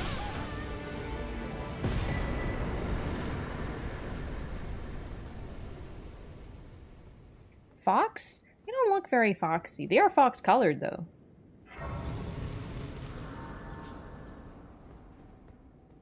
Also very good at debates. It's true, he is in the debate parlor. That's just real.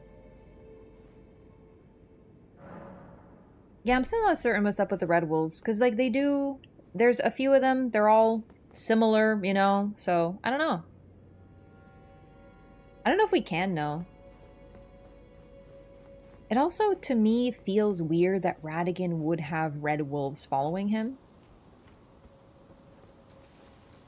It's just a strange combination, because, like, dogs, canines, they depict loyalty, working as a pack. There is 3 of them in the game. One on the... Am I forgetting one? There's this boss. There's... Oh, wait, isn't there 4? How many in the game are there?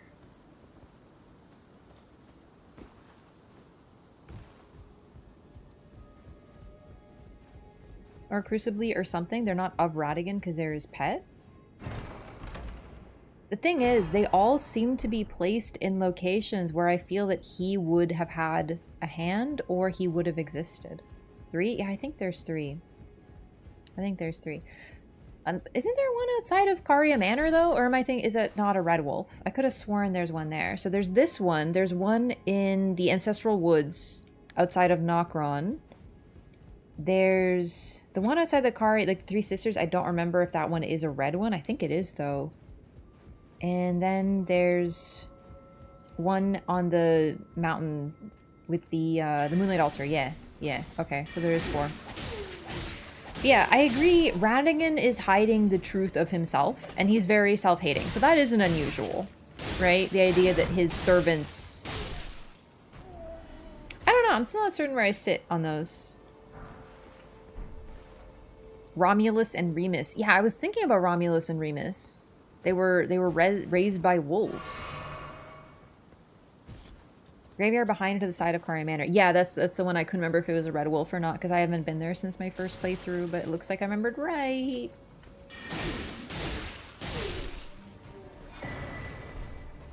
Why is the wolf in the debate parlor? Is he interested in healthy discussion and confrontation? I don't think so, because he doesn't, when you walk in, he's not interested in debate. He just starts trying to kill you. wolves either way are really important, and they tend to be linked to Empyreans.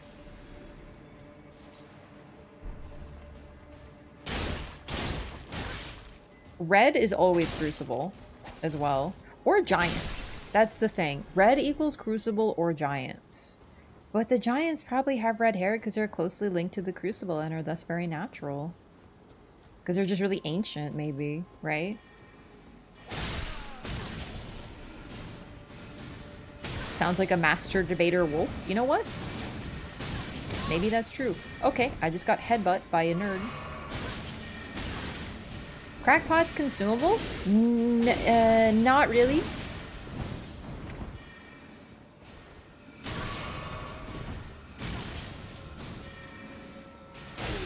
God, I really am squishy. It feels like my first fucking playthrough.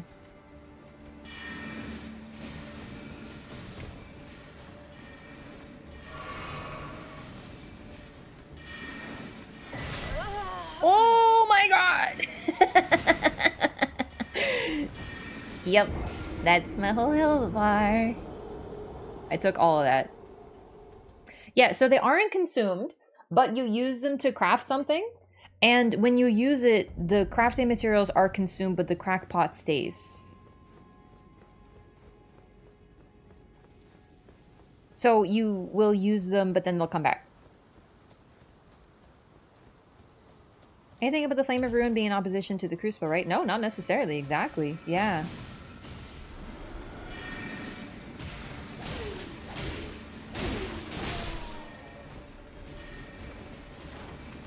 Got the Glint Blade, or the Glintstone, the Whetstone.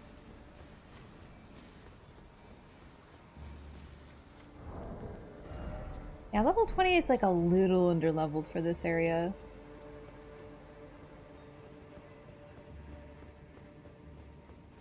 It's manageable, but, you know, still. I don't know if we'll fight Renala right now.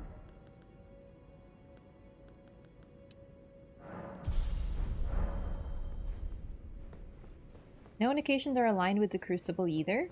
Yeah, no, I don't think they're a Crucible. Crucible fire we've seen seems to be golden. Actually, the Crucible fire would be anything associated with the Crucible directly and not in the form of the Erdtree. Anything gold, I think, equals Erdtree. And the stuff that is still tinged with red tends to be more ancient. But giants just kind of sound like people. You know, they're just like a group. And if they're just people, then they what do you call it? They, you know, they were just born just like humans, just like apparently Newman, although they come from somewhere else.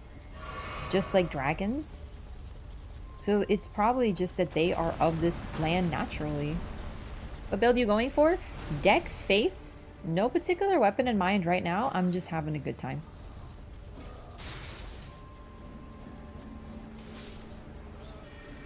One in a hero's grave. Oh, right, the hero grave one. I forgot about that one. Is called Red Wolf of Champion. Maybe only this wolf is of Radigan. It's possible. That's the thing.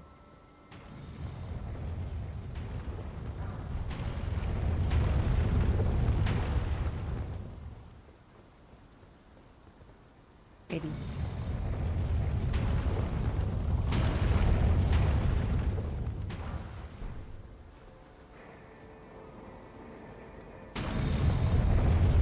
Giants only came to the mountaintop after ice dragons, or they came after ancient dragons? Well, we just know that they kicked them out. It's possible the giants didn't always live on the mountaintops either. It's true. We don't really know a lot about the history of the lands. Giants are always really weird. Is basically what I'm saying.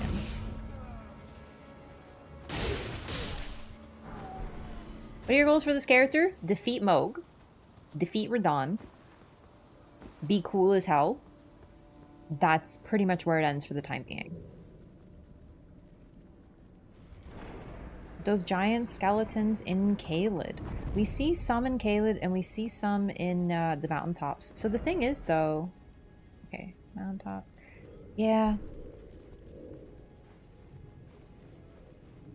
We don't know if those were giants though. They might have been something that came before. No one addresses those. Really. Maybe they were titans, like an Attack on Titan. Level 200? No, I don't really like level 200, so... How about Tree Spear? Too heavy. Skeleton skulls are way bigger than the fire giants, as are the gigantic bodies that are also in the mountaintop of the giants. And in the Forbidden Lands. The ones in, like, they are still in Caelid. I actually always forget about the ones in Caelid. Caelid's so pretty, I'm always looking at other things, you know, like the sky and stuff. But no, it's true, it's, oh my god, he's like getting me around the corner.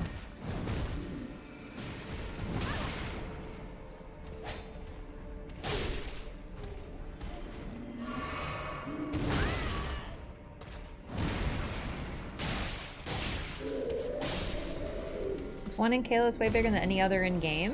Which one? Even the ones in the Forbidden Lands? Because the Forbidden Land ones are hard to see, but they are huge. Right? We enter their skulls and they are gigantic.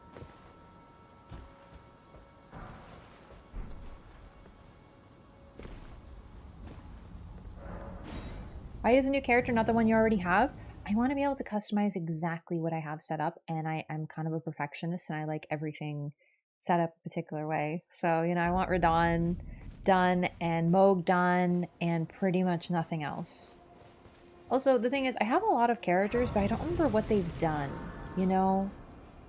So I don't know what quest lines they have done. I don't know where the NPC quest lines are. Like, I don't think quest lines are going to affect DLC, but it's just like, I want to know how the character's built fully before I go into DLC. Fair Missoula is once between Caelid and the mountaintops. Oh yeah, I definitely think that Fair Missoula was attached to the mountaintops. Also, the thing is... Oh my god, Bach. I forgot about Bach. Yeah, I gotta go get Bach. Hi, Muriel. So, the thing is, Fair Missoula is only a temple. It's possible it was attached to something else. It's possible there was more of a civilization there. I don't know. If you find, unless, in which case... But no, I don't have that part of the map. Well, actually I do, right here. I always thought that Fair Missoula would have attached maybe here or just right here. Because this area, like literally the Bestial Sanctum and all this, has Fair Missoula architecture. So... Kill Turtle Pope for rare dialogue? No. I have done it before though, I know. It's really sad. Tend to never pick up old characters after I set them down for any length of time. New builds are fun. Yeah, I just like making new characters, really. I always have a couple characters that I'm fine deleting. It's just fun for me to set up new characters. It's always my favorite, like make them custom and perfectly designed. I like to set up a character on PC as well, so I'll have a PC playthrough and a PlayStation playthrough, but I'm prioritizing PlayStation, so... Bach. He is important. Right here.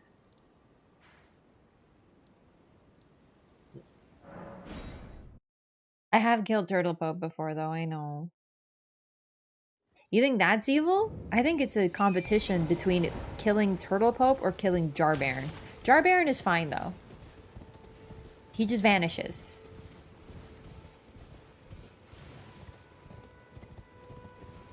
Nephili, because she talks over one of the trailers for the DLC. So, I don't know if that's Nephili's voice. I thought it was Nephili's voice, too.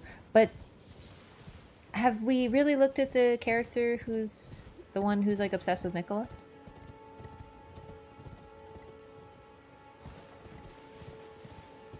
Could it not be her?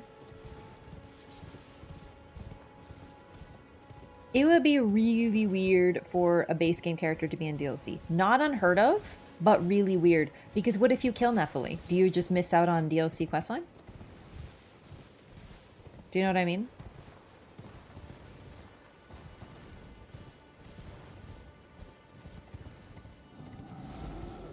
The cookbook person? I don't know what you mean. It's FromSoft, they don't care if you miss anything? No, they actually really do. That's the thing. They don't really, most of the time, DLC is completely separate. I would bet Patches appears in the DLC area. It's only happened once, and he has been in every game. It's expected from patches now, but even then, like, listen, I understand what you're saying. I'm just saying, like, patches was one time. In Demon Souls, Dark Souls 1, Dark Souls 3, and, well, okay, Demon Souls didn't have a DLC. Bloodborne and Elden Ring. So far, only once. Doesn't mean it can't happen again. It's just, you know, only once. Person who is tracking Mikla in the cookbooks? Fivor. But we don't know if we're gonna meet Fivor. Like, it's possible.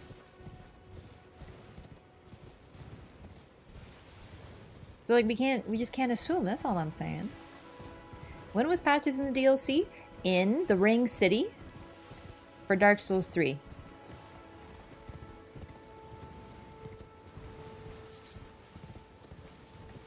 Sorry, I'm looking for this cave, and I just remembered I'm way too high up.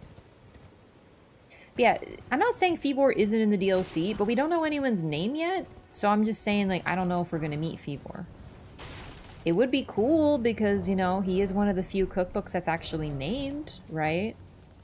It's all nomadic warrior, armorer, missionary, and then a Fivor. So it wouldn't be unheard of. I'm not saying, like, no, it's just like... I'm trying not to make jumps. Listen, I know every other content creator is basically like I described it as leaping off a cliff. Like other creators, lore people, people who aren't streamers or are just on Twitter, dude. They're just like, oh my god! We're gonna meet Fivor, and it's gonna be Mikla, and then we're gonna meet Trina, and it's gonna be an all Mikla, all-you-can-eat buffet, baby, you know? But we don't know anything yet. I thought it was Fervor? No, it's Fivor. It's his name, dude. He's got a Fivor, and the only cure is more cowbell. You know? Like that. Let him cook. Like, I know people is cooking. I'm literally just like, why are you jumping off a cliff? We don't know anything yet. Cliff jumping is all we can do? No! We don't have to cliff jump! It was insane! People saying, how do you complete any of this quest without internet, but it's ridiculous how many safety nets Elden Ring has in comparison to previous games? Yeah, no. This game, you are meant to miss stuff. You are meant to communicate and stuff like that and figure it out later. You know, you're supposed to help one another. But previous titles didn't give a shit. You didn't talk to anyone for 5 minutes, fought a boss, too bad. You're never seeing that NPC again. They're freaking dead. Fivor will most definitely be in the DLC, but why do you know that? Like, it's definitely a likely figure, considering everyone in the DLC is apparently a Mikla simp. Come on, old knight Istvan. I like him for moral support. Hey, baby. Oh, he's shy.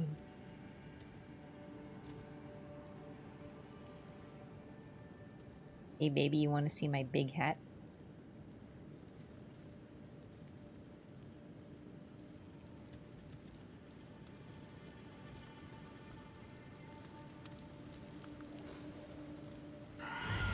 You don't care about your hat? Wow.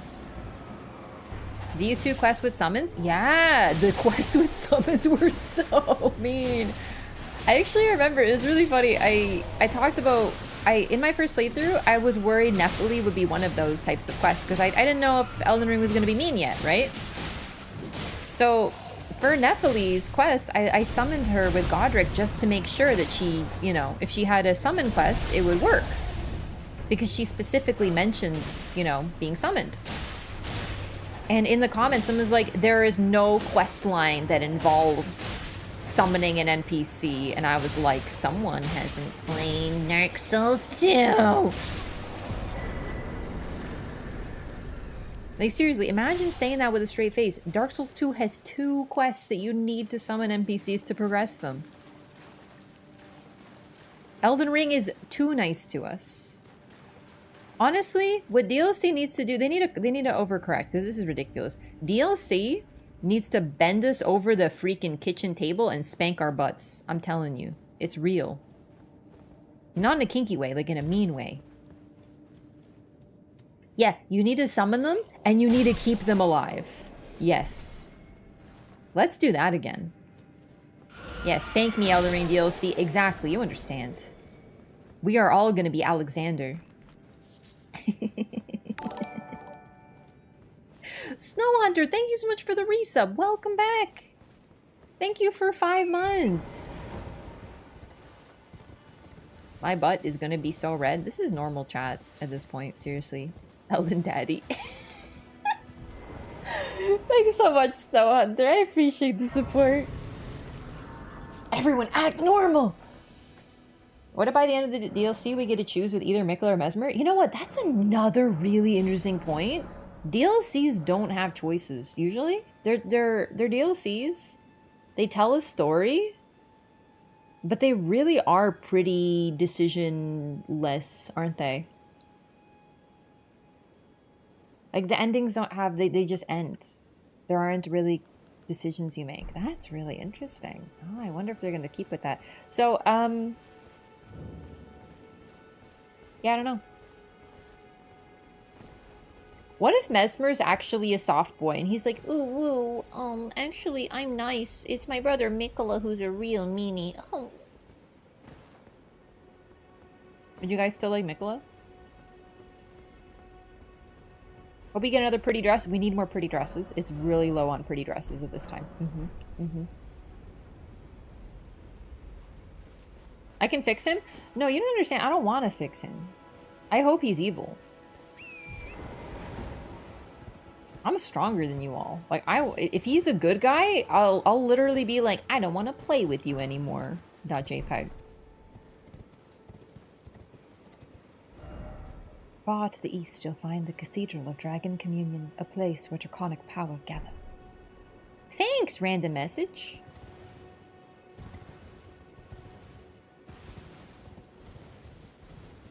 Not mention having to find Eileen in Cathedral Ward, having to help her fight an absurdly hard fight, and if you hit her... Yeah, so the options with that one are don't know about it, miss her, she dies. Or no, she just goes crazy. She's fine. Or does she die? What happens with her if you don't do that fight? Does she just never show up again? There's a developer message there? Yeah, there sure is. Isn't that a weird one?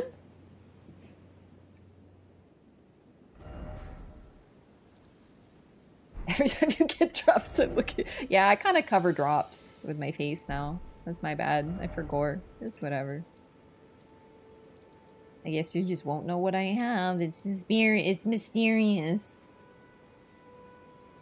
Hard to imagine Mesmer being soft after what we saw in the recent trailer. Yeah, I know. Trust me. I hope so. I hope he's evil, dude. For real. She goes crazy and she takes the place out of that one guy in the Grand Cathedral. I thought there was... No, I think that's it. Yeah, you're right. Yeah, she just goes crazy. So, you have to help Eileen. If you hit her too much, she will get mad at you, and she can also die, and also the guy might kill you too. That's one of the hardest quest lines in Soul's history. You got it. Death message in front of Marika Radigan statue, so anticlimactic? What do you mean? That one's sick. And that's so I always... You're very... I always want... Thank you. I always want... Okay, Bach. Let's go. Let's go, sweet boy. Alright, so how do we get this dialogue where Bach... or Melina says to pay attention to Bach?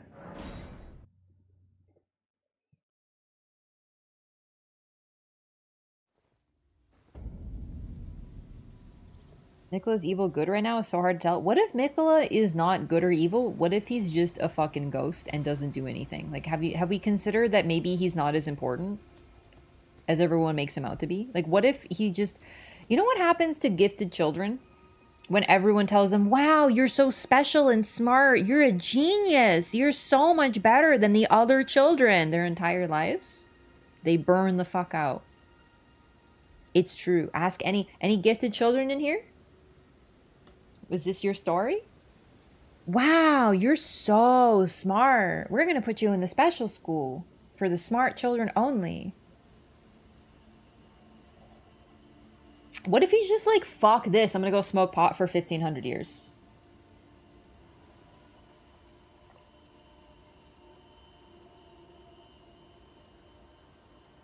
Oh, right, the lake-facing cliffs. Yep, yep, yep, that's my bad. Yeah, it sucks. It actually is true. Yeah, it's not a moral failing on your part. It's just everyone puts all these expectations on you. And you get taught that the only good thing about you is your intelligence and how your intelligence is so high. So you put all of your self-esteem on your intelligence. But a lot of the time, yes, I'm sure you're very smart. But like, do you know what I mean? Like, it's a little different to be a true genius, and then you figure out that maybe you're a lot more like other people, even though you were told, no, you're so much smarter than those other people, and you burn the fuck out because of all the expectations. There you are. Do I have to talk to him? How do I get Melina to say, hey, please pay attention to the baby?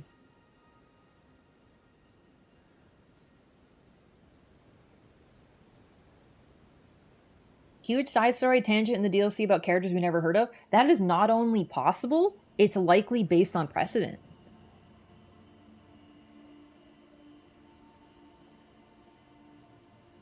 That's actually what I'm saying. My parents spoke Spanish at home, and I didn't know enough English is expected. Yikes. East Ray Lucaria Gate Grace is a dialogue you want? Yeah, but like, do I talk to him here?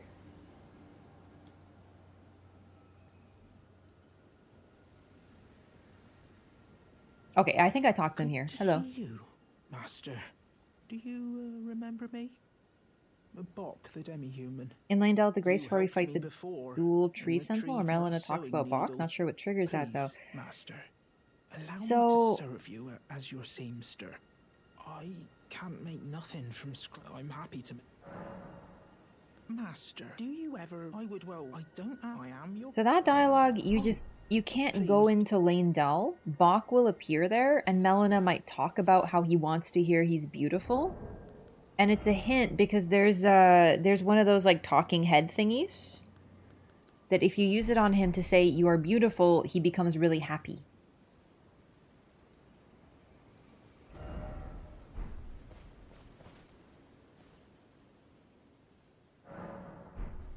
Here it is 11:30. So take it easy, nameless YouTube fellow. Have a good night.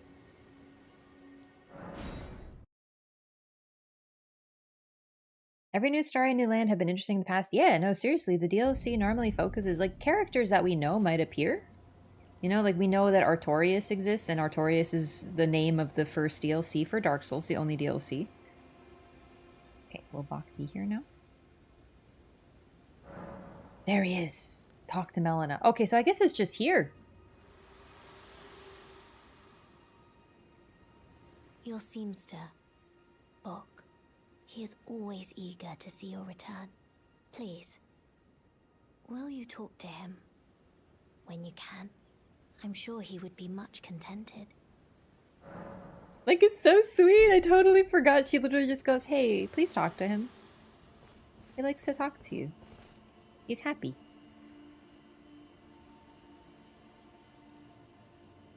Bok, the seamster, at your service, Master. Ready to make adjustments to your garments. DS2 had a great DLC. DS2 is such a good DLC. Oh. But another reason is that it actually has no patterns that I can talk about. So I talk about what Dark Souls 1 did, what Dark Souls 3 did, Bloodborne, what we can expect from Elden Ring. I can't talk about Dark Souls 2 because it did like everything differently. Everything. It has 3 separate DLC that involve you going outwards in a separate land that is similar but completely also dissimilar to our base game. You basically play a mini base game 3 times over. It is incredible. Like, not only is the DLC amazing, but it also is so freaking weird. I love it. Like, seriously, when it comes to following the usual patterns, it breaks all the rules. Still don't understand what altering garments does besides bling. Just bling. It just removes your cape. Kinda sucks. It also lowers the poise value, but I don't think that matters anymore. Never really liked Bok. No, he's such a sweet boy. Oh, sometimes lore. Sometimes lore, yeah.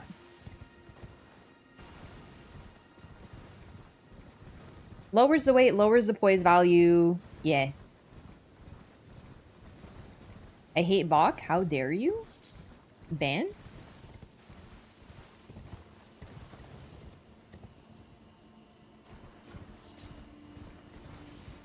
Like, what did Bach ever do to you, huh? What, because he can't dye your clothes, you hate him?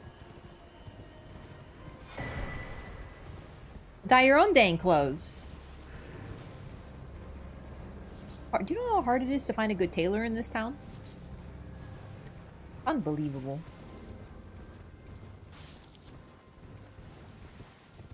Melina seemed to dislike the player. I think she is neutral on you until you kind of prove yourself. But until... Alright, so when you level up, you're using Melina's power. She leaves the power with you when she goes, but you're using her power to do so. And when you level up with her, her dialogue is... You really only hear this maybe once, maybe twice in the game, so it's easy to forget. But it's really cool because she says, share them with me, your thoughts, your ambitions, the type of world you'd like to create, something like that. That last line might be me misremembering. But what I'm trying to say is that is what leveling up is. You give her runes and you tell her your ambitions. And that's quite literal in the sense of, I would like to be stronger. Okay, here goes your strength going up. The principles you would follow. Yep. And I think that the whole principle of the game, like the point of the game, is that she gets to know you. She's watching you all the time. And until you reach Stormvale or another location, she admits she's been testing you, but Torrent liked you right away. But she's worried about you at first. She's a little bit like, but she's cold. She's generally a little bit distant. She's hard to know for that reason. But the times that I think are really significant for her character are threefold. Number one, anything to do with Bach. The interaction with Bach is really interesting because she basically says, she admits she's looking for her mother. That's basically it, right? Bach, a demi-human, is the only NPC Melina shows care toward, and the demi-human queens have purple eyes. It could be. The thing is, the demi-humans don't have purple eyes, it's just the queens, but I really just think it could be a sign of Melina's nature. You know what I mean? Like, it could be a connection, but what that does to me, like, from a character perspective, is it softens her. Bach is such a gentle character. He's the only guy in this game who just wants to help you. He's not gonna fight you. He's been bullied by the people he knows. He has no place. He's an orphan. He's an absolutely miserable guy. And I think Melina is just like, oh, please be nice to him. Because she has a soft spot for him because of the way he is. Wants to find perfection. Bach wants to be human, who just needs to be told that they're beautiful the way they are. I ain't telling Radigan he's beautiful, he's a bitch. Melina doesn't say she seeks her mother. Well, she's seeking her purpose given to her by her mother, but it's the line with Bach. We'll get at this playthrough just because it's fun. But it actually is kind of what I'm talking about with Bach. She says, isn't that true of all those born of mothers that they... Something like that. I don't remember. She has this really interesting line that's worded really interestingly, and I feel like a lot of people hear it and they just go, okay, that's a bit of a weird line. But I think what she's saying is she is like Bach. Like, I think she sees herself as Bach.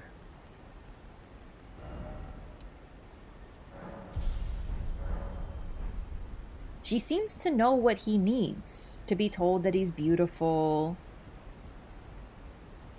And that he wants comforting words from his mother. Like to play with the hound sword? I wouldn't say I like it. It's really strong, so I use it, but I don't like love it as a weapon. Do you know what I mean? By this time, she's probably had thousands of tools. Could be. It's possible there's been many Tarnish that she's selected and haven't made it, so she's scared to connect with us. But, so that's one character moment with Bach. The other character moment is when you go to the Frenzied Flame and you hear her actually sound terrified. That's another big moment. She has true fear in her voice, and she is horrified at the idea that you might pick the Frenzied Flame. And if you don't listen to her and you pick it, that's when she hates you. And that's when you hear true disdain. You are no longer fit.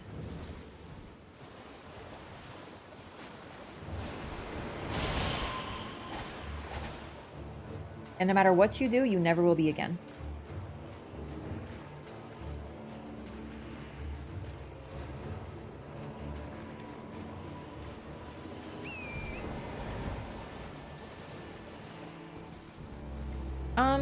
No, I don't think that. Not really.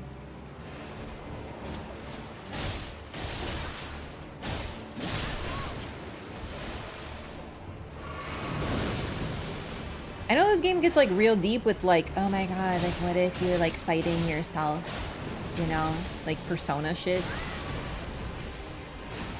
But like, how many freaking masks do you need? You know what I mean?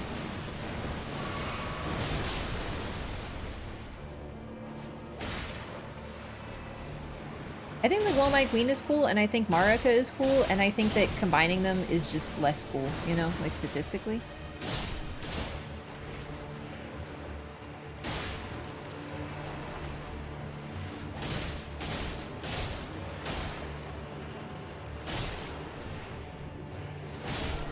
What if Mikola is just Marika, chat? What about that one?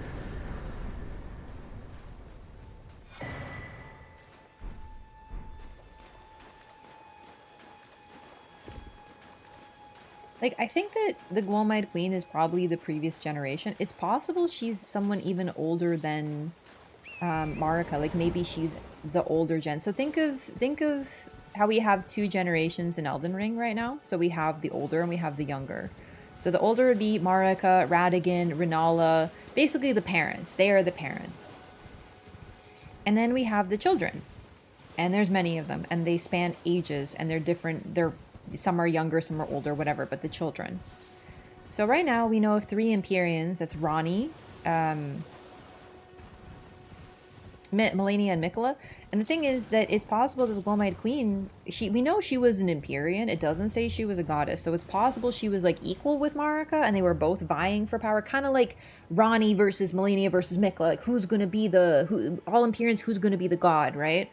It's also possible that maybe the Glowmite Queen is of the previous generation and she had to be defeated for Marika to take control, right? Like, just like Marika has to go down for Ronnie or Melania or Mikola to take control. We really don't know enough about the Glowmite Queen. Maybe they were siblings. Maybe the Glowmite Queen is her parent. You know, we really honestly do not know. We have no information. I think because we have the Marika Radagon thing and the Mikola Trina thing, which we still don't know the nature of either, people are conflating the two and just immediately fusing characters together. And just assuming that everyone is an aspect of other ones. The thing is, I don't think we have enough information to come to that conclusion yet. The only thing really is the fact that Mesmer kind of acts and seems like a godskin apostle, but he says that Marika presumably is his mother. Once again, could be misdirection, right? Matricide? Oh no.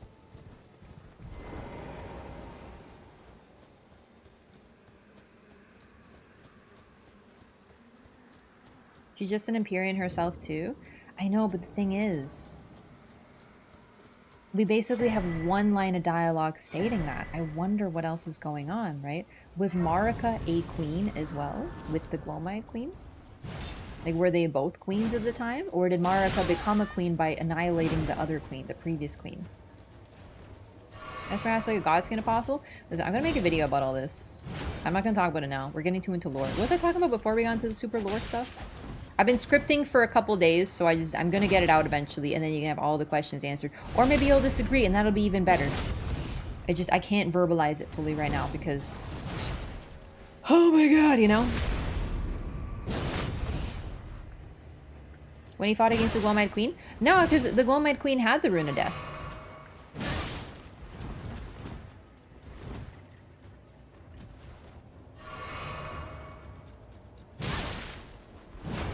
sibling side could be the reason why Marika is cursed? Nah, I don't think so. The Omen twins being cursed is only something that they think. I don't think that they were considered cursed in the era. And Melania and Mikola being cursed is because it's supposed to, the fact that, like, okay, Morga and Moog are called cursed. They think they're cursed. And they have an omen, they are omen, and that can be perceived as a curse. We don't know if it actually is one, right? And then we have the twins who were born cursed. Like, they are cursed truly, but the problem is that they are cursed for a different reason. It's said that they are born of a single god. The fact that Marika has 2 sets of cursed children is further, in my opinion, used to obfuscate the fact that Marika, or oh my god, too many M names, I'm gonna lose my fucking mind. Melania and Mikola are cursed for a very different reason.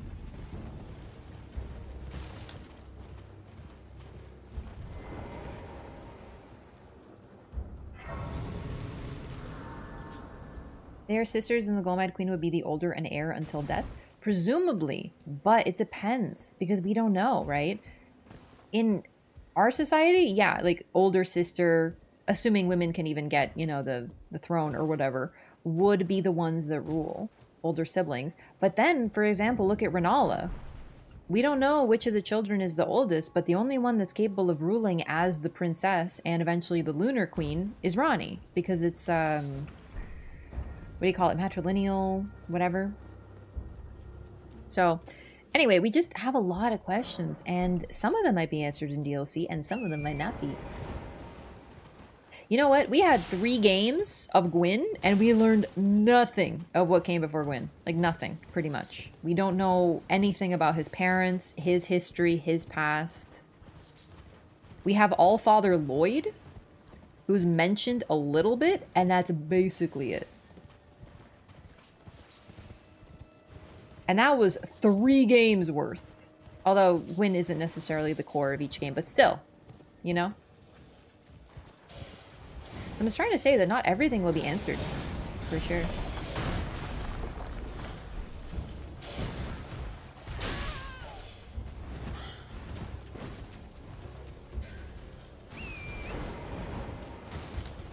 They're going to be trying to repeat Marika's footsteps. So, repeat, I don't know, but I think he's following in her footsteps. That's for sure.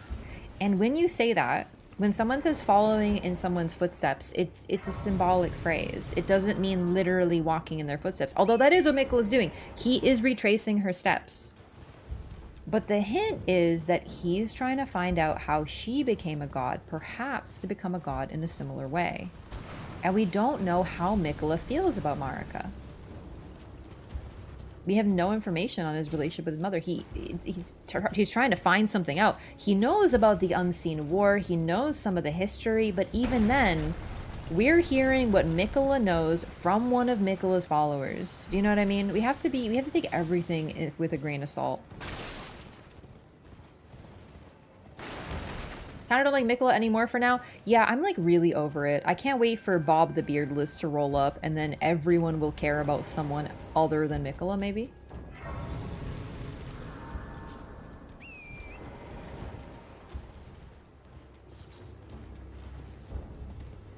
Isn't nothing prior to Gwyn except an endless cycle of cycles? But where did Gwyn come from?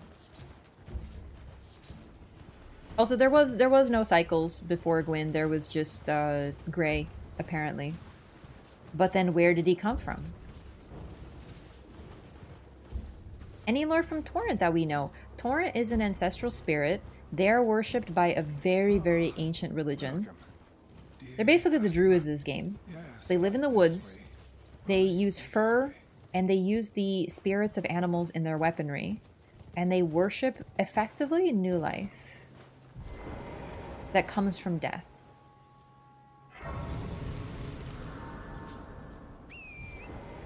He appears to be one of them. He's probably a very particularly ancient spirit.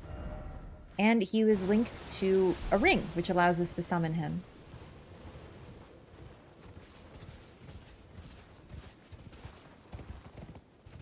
Runark was Marika's mending rune. She added the Elden Ring when she removed the rune of death from it. I mean, it's interesting that she's in that trailer. She's like pulling it down. It kind of makes that, you know, shape, right?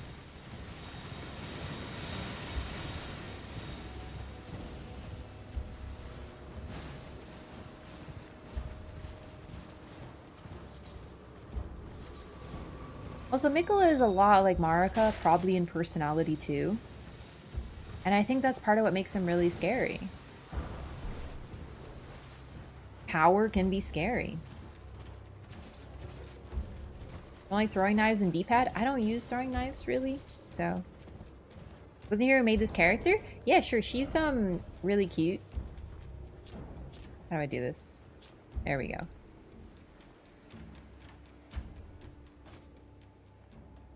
But I've used the sliders before. I just remember what character.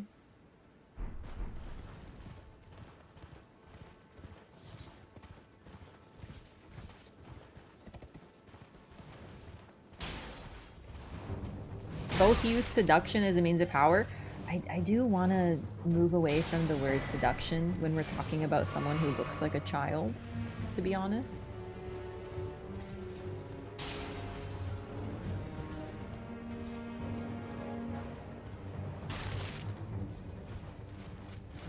We know that both Mikola and likely Melania, sorry, not Melania, Marika. Once again, the M names are just goofing me up. All in a row, back to back. Mikola and Marika are probably similar in that they have extreme charisma and are able to make people love them, in a way. We don't know exactly what the nature of it is. But my theory is that if Mikola can do it, Marika can do it. And charisma isn't... Unfortunately, when a woman is charismatic, they always turn it into, oh, dude, seduction. A winky wink, you know? She's so sexy. You know, charisma has many different forms, and it isn't just like, ooh, she's like so hot and she flashes her titties a little bit so everyone follows her. You know what I mean? Like, she is a powerful leader, presumably. Just like Mikola, he's able to inspire his followers to love him.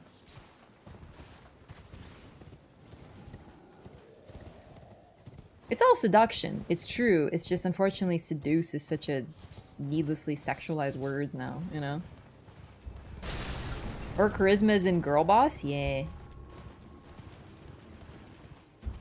Imagine if DLC had a flying Nazgul that attack at night. Oh my god. Be like playing Morrowind.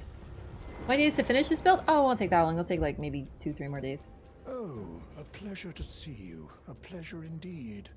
I am Gari, a great sage. In my day, anyway. I'd hoped to ask a favor when one of your ilk came along. A strapping young tarnish. I just realized I don't care. I will teach. I need her name resting. The rot when the earth but Millis for this. Seek the needle. Strategic manipulation, not seduction. But also, charisma is convincing people of whatever you want to convince them of. That's what it is. But the thing is, it doesn't mean you're lying. Being charismatic and lying are two separate things. If you are charismatic and a liar, congratulations, you're going to make a banger politician. Do you know what I mean? Like, you're going to tell people what they want to hear and get them to vote for you and then do whatever the fuck you want, correct? But you can also be charismatic because you tell people, hey, like, I have a goal of, I want to make this, the lands between better than they ever have been, and I want to restore a land of plenty where everyone can be in safety, even the weak. And everyone's like, wow, I want that too. Yes, please. And maybe you mean it. Maybe you really do, right? Neither Marika or Mikola was lying necessarily. We don't know.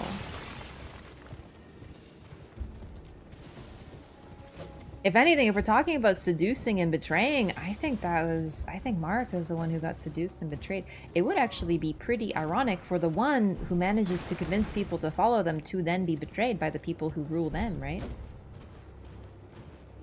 Marika and anyone in charge, they're kind of politicians? Not quite. No one voted for them.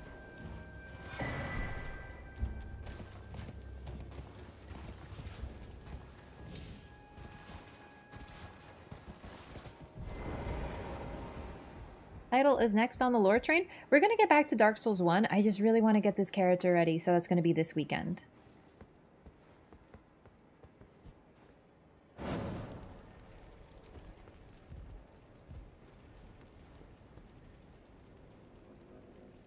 I swear there can be a character in a video game that is some fully skeletal lich lady, and without any hesitation, the fan artist would add booba. Like, I think people forget what Marika actually looks like in the game, because she is, like, trust me, she's got huge ass, big boobs. Like, I'm with you. Do you know what I mean? Like, I'm not saying she's not attractive, but I feel like people forget what she actually looks like. If you look up Marika, the 5 first responses from Google are gonna be like anime figures of Marika that someone made, and they do not look anything like her. Like, it's bad. I think people actually forgot. Like, in the trailer, when we see Marika, everyone's like, that's not Marika. And I'm like, but it is. It's just, I don't know, are you brain rotted because of the boob fan art? Like, she's got boobs, but they don't look like that in the game. Like, I feel like we maybe played a different Elden Ring, maybe?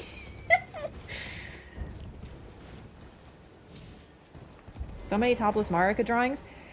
Yeah, listen, she has the same dress. It is a backless halter dress. So the dress that we see her in, it goes around her neck, and it's just around her neck, and that's hidden by her hair, and then it's backless. So that way, when she goes Radigan mode, it's less of a difference. It's actually pretty neat.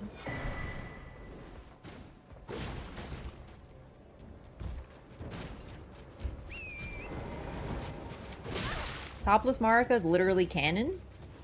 Okay, when she's a fucking skeleton, and also, she's wearing the same dress. I'm telling you, it's a backless halter dress. She's not topless. You know how Marika's hair changes when she goes Radigan? And vice versa? Looks like the fit can change too. Top result seems to be a woman's activewear brand. Okay, just look up Marika Elden Ring. But you know what's funny? I actually do have Marika brand socks. I noticed that when I was doing laundry. I was like, oh my god! I have Marika socks!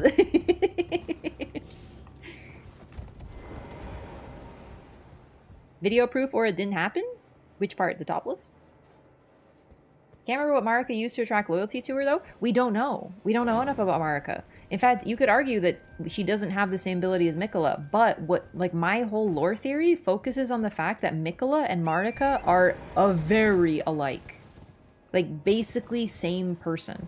And thus, the abilities and talents and skills that one possesses, the other will too. Not like knowledge, but you know, if one of them has a talent for spirit tuning, then the other would too, type thing.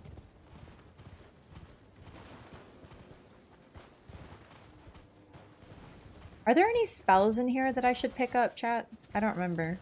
Like in Celia, on the ground.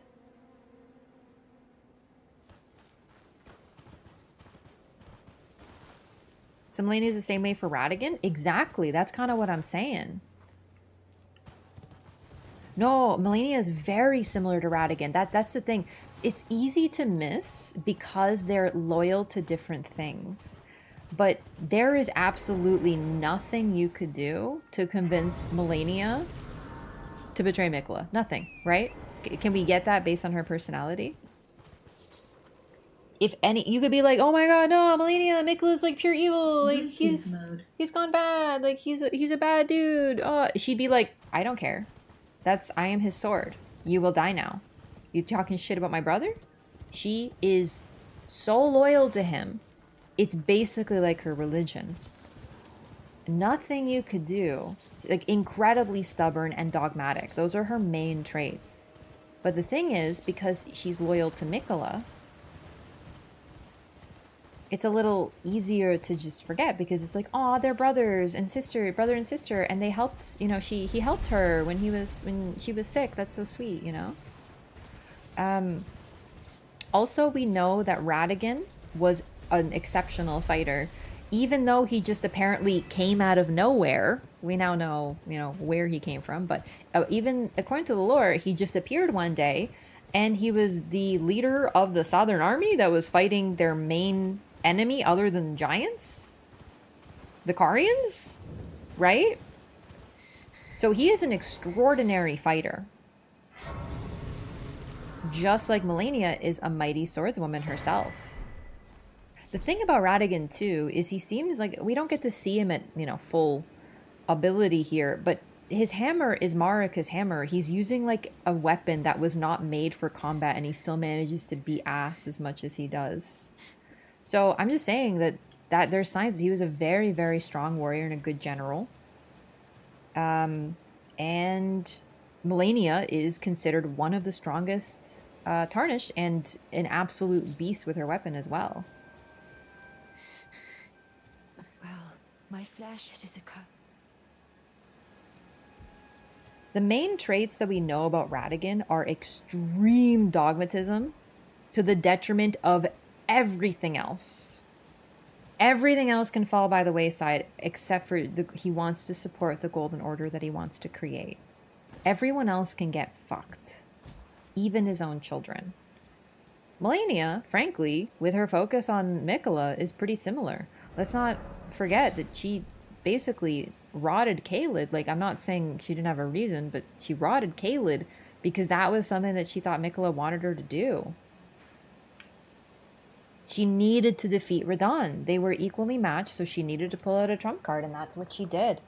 So basically, I love how the links are there. It's very subtle stuff, and it involves a little bit of speculation, but I'm just saying that Ratigan and Melania are the fucking same. I didn't see it right away until I was like, Mikola, Marika, and I started thinking, and I realized, holy shit, it's basically like the two children are their parents distilled. I know I've talked about this before, a lot.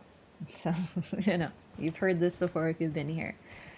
But I think the reason that they're cursed is not only that they're the children of a single god, but they're not even necessarily children. They're like distilled versions of them because they weren't born.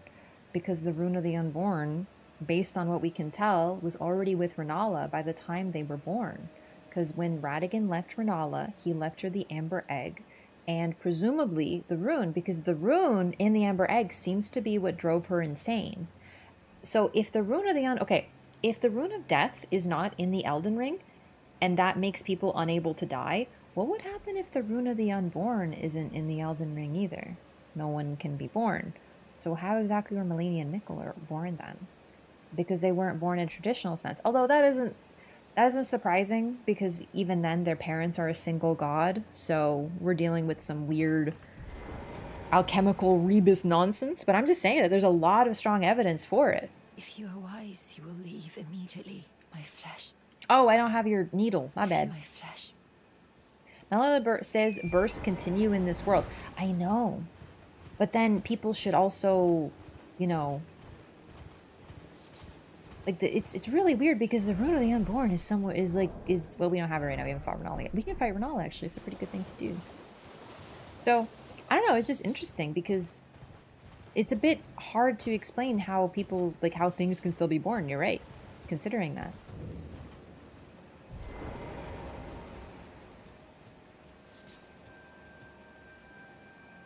All right, let's go fight Renala.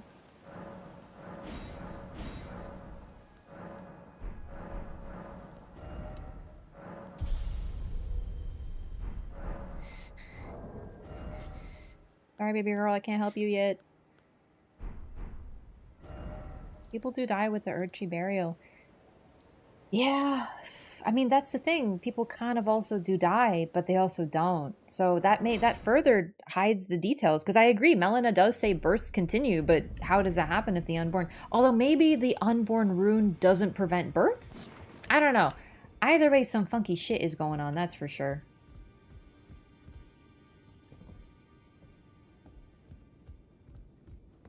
Turtleneck meat lore from the network test says something otherwise. It says that turtleneck meat used to increase virility, but no one in the lands between has any interest in that anymore.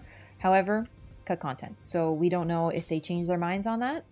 Also, not having... I don't know, it's a little bit of a difference because, like, virility and, like, the want to have sex is different than having children, but they are conflated, that's for sure. No death in the sense that natural death is no longer a thing. Also, yeah, like these zombies over here walking by Caelid, they're alive, even though they're rotted. In Altus, They're those like amalgams, those slime bodies that are still alive and moving, even though they're just like fused together people. Yeah, those are just people that got combined and they remain alive. It's super messed up. Maybe it prevents synthetic creation. Everybody born via the egg are imperfect or immediately die Bach. Unless you have the rune. Maybe that's why Melania and Mikola were born weird. I don't know. The rune of the unborn is weird. Land octopus seem to be having babies too. They're actually really weird because they eat people and it's really messed up. You could actually argue that the octopi are people because the land octopus ovaries have human blood inside of them, meaning that the beings that are born are human, basically, even if they don't look it. Yeah. Albinarix and the Rune of the Unborn? Yeah, I mean, they're all born imperfect and live short lives.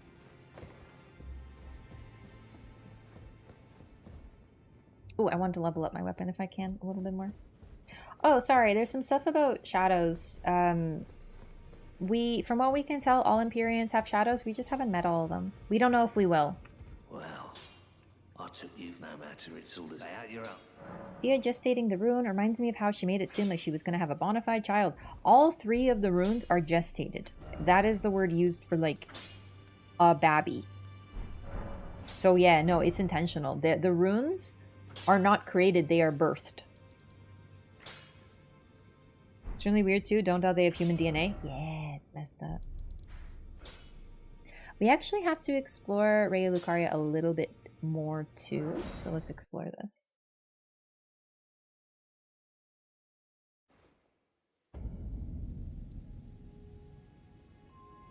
One second.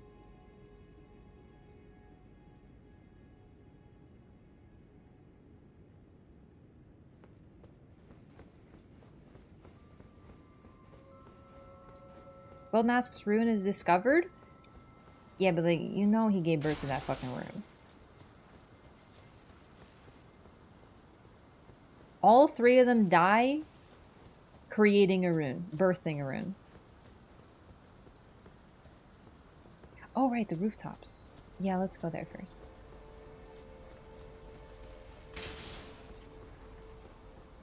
Like an idea that was born, Athena style. Kind of, except if Zeus died giving birth to Athena. Goldmask died? Yeah, he's fucking dead, dude.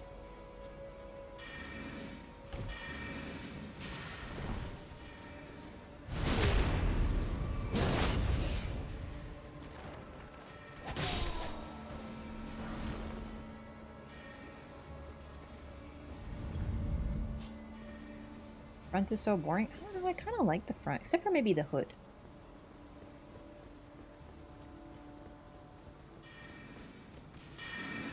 Couldn't hide them? Oh, don't worry. Honestly, it's just like, you know. I think it's just that time of year the children are, you know, off school. Are children off school yet? Some other indicator? He drops all his clothing. This is the universal lore sign of they are dead now. Also, I know he never moves, but he's at least standing. Not when you find the thing. He's 100% dead. Elementary and high schools are done for summer now over here. Yeah, you know how it is. It's just, it's the kids. They're out of school, so.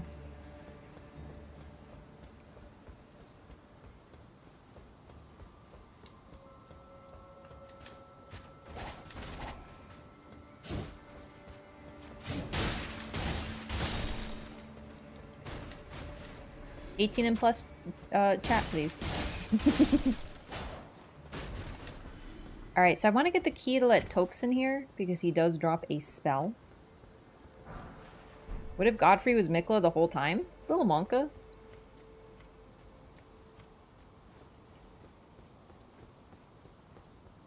Okay, just making sure.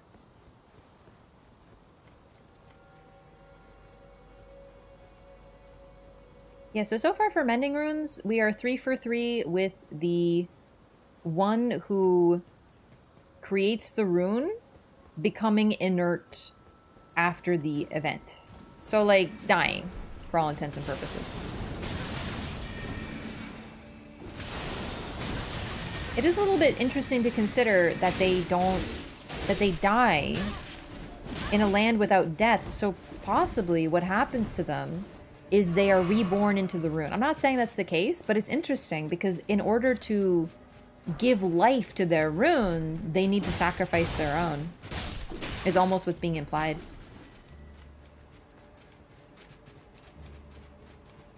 It's a little bit hard too because Fia, with her, it's always D shows up.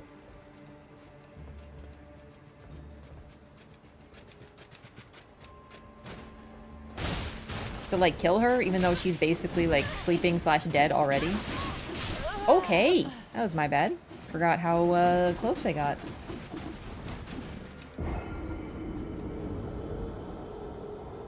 FromSoft put the term Marika's tits in the game themselves. They're to blame for people sexualizing her. No, people sexualize everybody. What's the excuse for Melania? She is drawn very differently and depicted very differently than she normally is. The presence of boobs does not need to be present for people to sexualize her. Like, yes, we are aware that Marika has boobs. Congratulations. Well done. Like, it's not how people sexualize her. They just go, oh, pretty lady, boobs out. Come on, man. You could make a character who is literally canonically a fully dressed nun, and people would draw like sexual fan art of her. Like, don't be ridiculous. And the thing is, I don't mind the sexualized fan art. I just hate that they depict her without her cool muscles. Like, she is so muscular. Same with Melania. She is unbelievably hot as is. But they fucking yassify her. They take away her cool muscles. They take away her rot scars.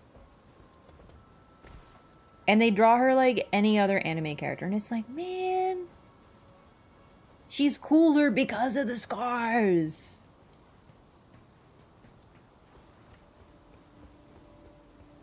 And the muscles. It's the muscle. I can't let go of the loss of the muscles.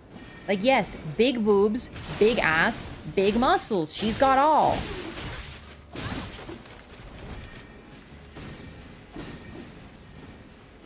If saying Marika's tits is why Marika gets sexualized, then I'm about to say, wow, Radigan's dick.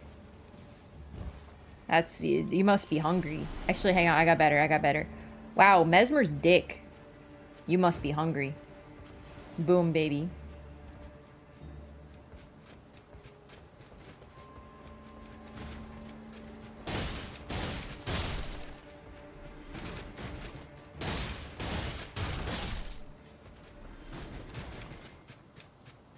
Radigan's dick, this boss is hard.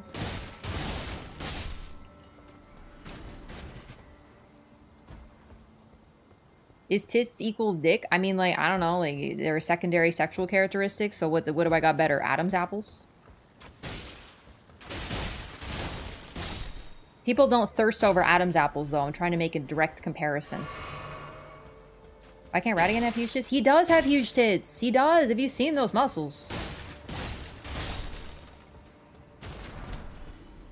Radigan's pecs doesn't sound as good. It just doesn't. Feet? No. No, I'm trying to appeal to, like, the every person, you know? Like, the people who like the boobs and the people who like the dicks.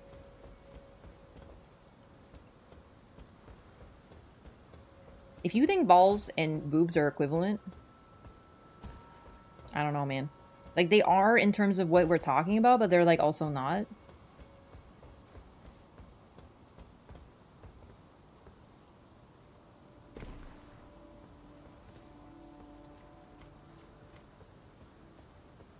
Thighs I think we could roll with, but like Mesmer, like, I like Mesmer, but he doesn't have much in the way of the thighs. Do you know what I mean? He just does, he's a lanky boy, okay? He's a lanky lad. Never see a lot of big bulge anime dude art to BH? Yeah, you never see like a shot of a boy character that it just focuses on his perfectly sculpted testicles within his tighties or whatever, you know?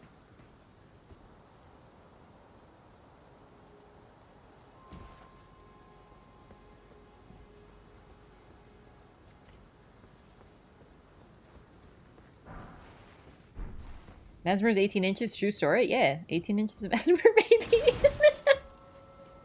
Real flimsy limbs on that Mesmer. I'm not shaming. I like his bodily form as is. I'm just saying in terms of the thigh department, he's lacking. It's okay. Giggling too much to be this old. It is never a bad time to laugh about hee hee balls, boobs. Odds, what I do wrong? I don't think anything got deleted. So what that means is you said a word that is banned in chat, so it didn't even pop up. Yeah. It just doesn't post. Godfrey's got the thighs covered? He does. This is how we know for sure. This is a fact, okay? Mesmer is not related to Godfrey because he didn't get them juicy, juicy thighs.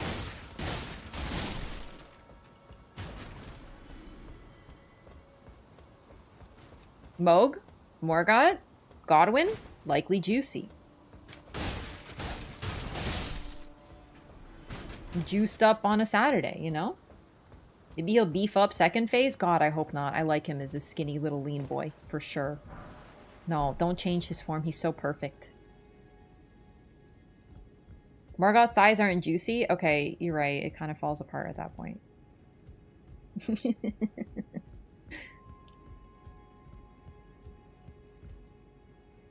Renala got all the sapiosexuals covered. Like, yes, but also the fact, like, Renala isn't just hot because she's smart. She's also just, like, regular hot, you know? My god, she could be a freaking elf from Lord of the Rings. Like, the book.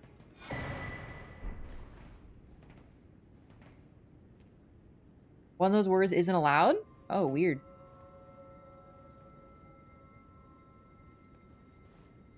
Maybe it's boobsicles. Maybe boobsicles isn't allowed. Renala, big, tall, pretty lady.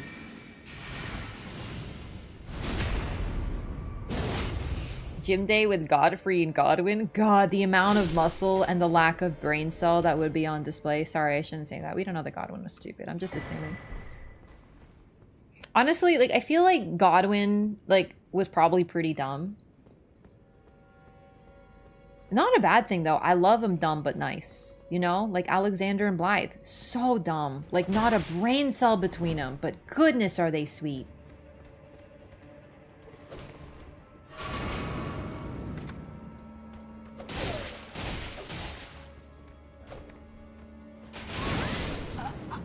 Oh, I got blasted. I looked at chat. I got blasted.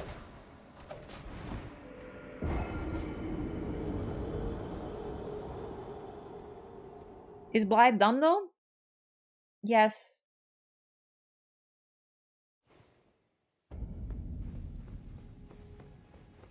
Is it because he's blonde? No, I don't hate people because they're... I don't think people are dumb because they're blonde. I think they're dumb because they're dumb.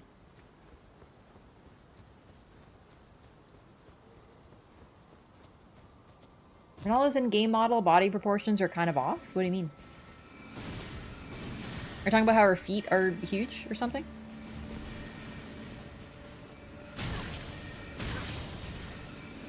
Particular reason he was chosen as the first to die. So it's possible because he was allied with Ratigan. We don't really know about the relationships back then, but it's possible that since the dragon cult was powerful and Ratigan was cool with the dragon cult, basically he was allied with Ratigan and a demigod needed to die.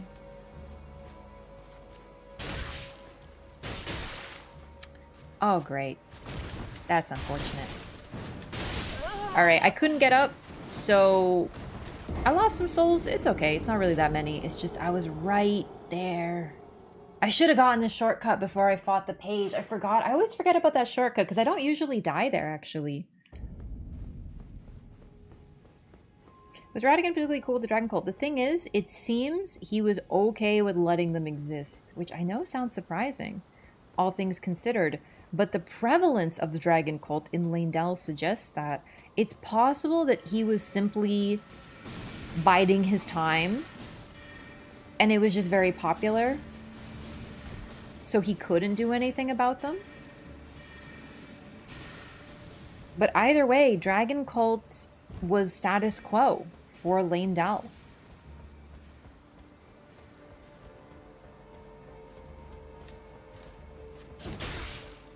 Her arms are unnaturally long. What? Don't do the same thing you did last time. Remember, learn from your mistakes. Defeat the dinguses. Oh god. Stop it. Okay. Maybe the dinguses are gonna defeat me, actually. Oh my god. Like a goddamn pincushion. Stop!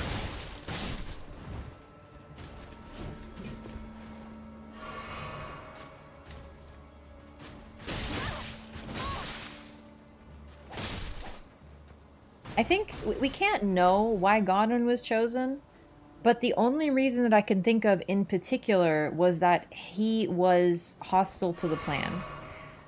You could argue that they were just picking any demigod. It's also possible that he was just an easily accessible one.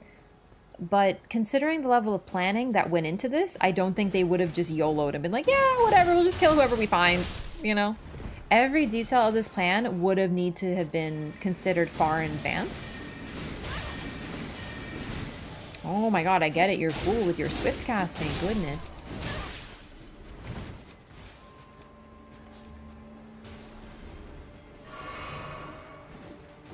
But it's one of those things where the result is why we think about it. So for example, since we know Godwin was targeted by Ronnie and presumably Marika for the Night of the Black Knives, we know that happened, so we gotta think of why. So if I can think of reasons why I, a Machiavellian blue lady, or not yet blue lady, and lunar princess would want to kill someone, it would be because keeping them alive is detrimental to my plan. So I need to free myself from the two fingers. So that's step one. And step two is, of course, succeed in my plan to create an Age of Stars. So if I want to, you know, kill two birds with one stone because I'm very clever, because my name is Ronnie, I would probably kill the dude who would cause me problems. And then if we think about that, why would he cause Ronnie problems? Him in particular. We don't really know a lot about him because he died so soon.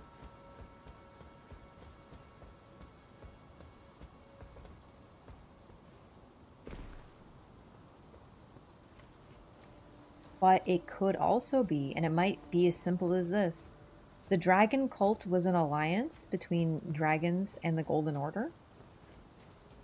In the form of Godwin in this case. But Ronnie and the Carians have an alliance with dragons as well. So maybe she was like, hey, forget the dragon cult. Kill the figurehead of it. Need someone as strong as her to perform her ritual? Not a personal thing? Yeah, so not Melania, not Mikola. Couldn't be one of her brothers. I mean, could be, but maybe she didn't want to kill one of her own brothers.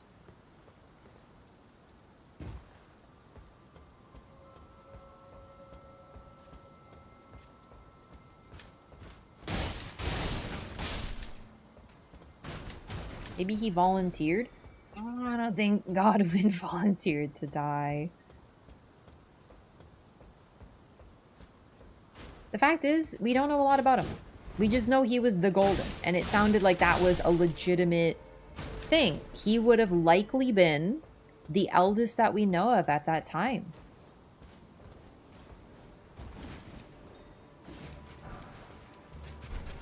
I just think there needs to be another reason.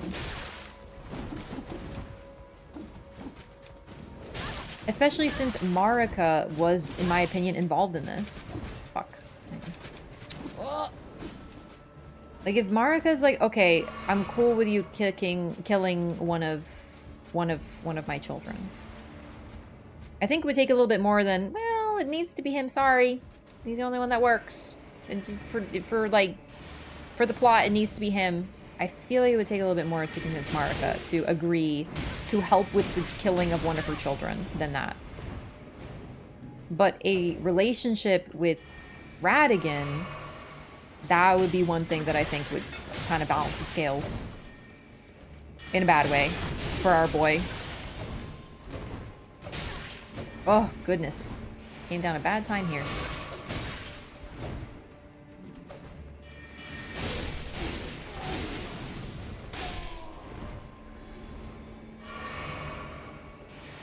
But then again, that's only if you think that Marika was involved in the Night of the Black Knives, but I think it makes sense based on what was needed.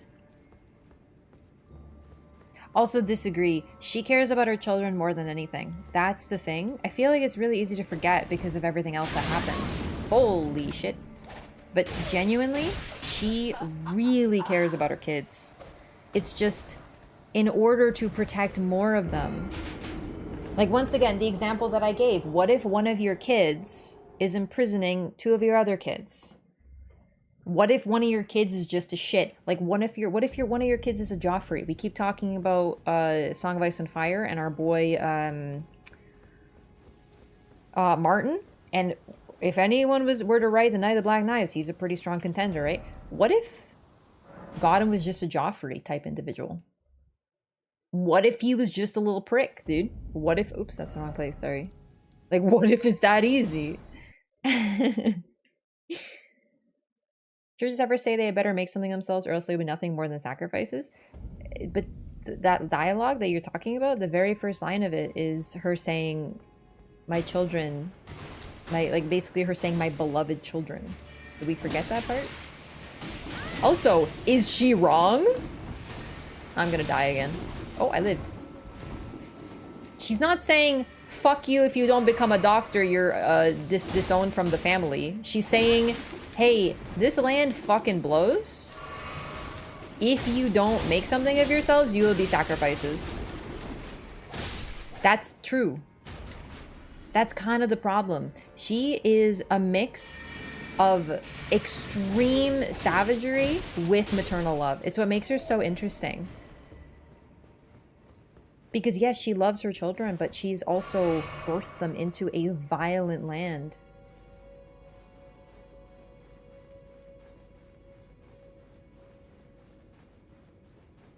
And that's what happened, isn't it? They didn't make anything of themselves, and they all became sacrifices to us, the Tarnished.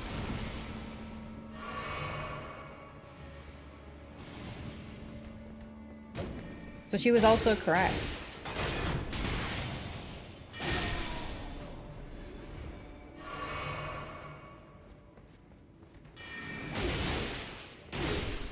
It makes sense. People always remember the last thing you say and not the first, but it is really interesting that the same dialogue starts with her saying, my children, demigods, all beloved, whatever. People forget that part. They just focus on the last line.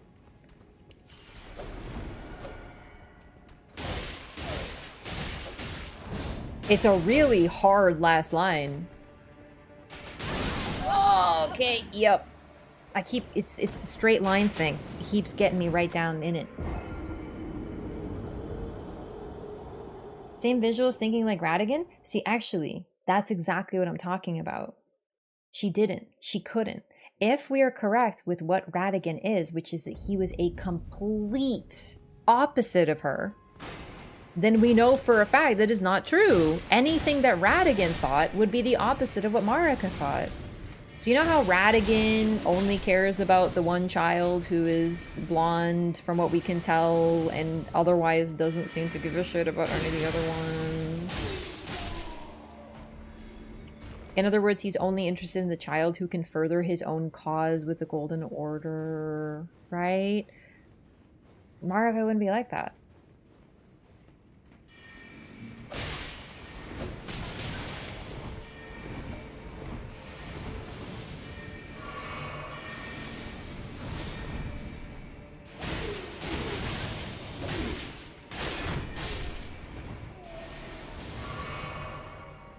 Man, I really do love doing this area low level.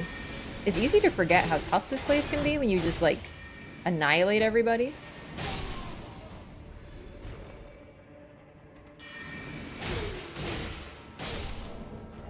Still only level 32. Like, I'm not low level, but, you know, I'm, like, kind of still.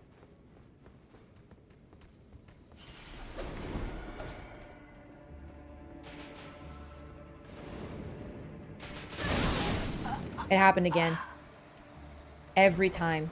This page, I've never died so much to this page.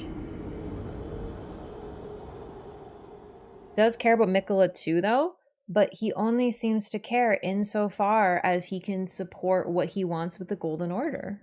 It's all an exchange of gifts with Mikola saying, hey, Dad, thanks for the gift of the Rings of Light. Here, I made it better for you. Anyway, bye.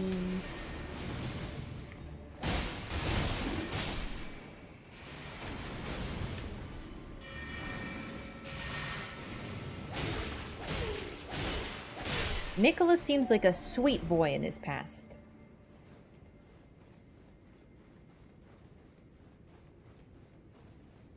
The whole Marika was jealous of Godwin's beauty is the strangest thing in the world to me, because it is the most like you only say this because she's a female character. Do you know what I mean? Like, imagine the reason that Gwyn got rid of the firstborn is because he was jealous of how hot he was. Like, really, dude? Are we really to the point of discourse where we're returning to fairy tales about evil stepmothers? Like, everything we know about Marika, and we conclude, oh, but like her son was prettier than her, so she needed him to die. You just brought it up? I read it in chat. The other chat. That's what I'm talking about. Like, no. Snow White? Yeah, like the oldest fairy tale of all time. There are more chats? Yeah. I'm chatting on you.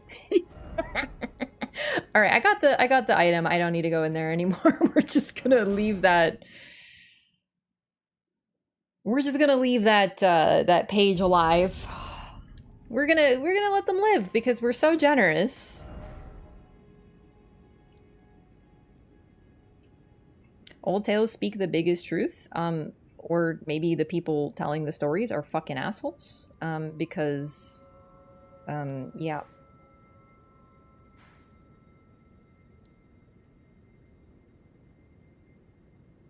Okay, hang on. I was gonna do something. Tops. Topes. He says his name is Topes. Like isotope.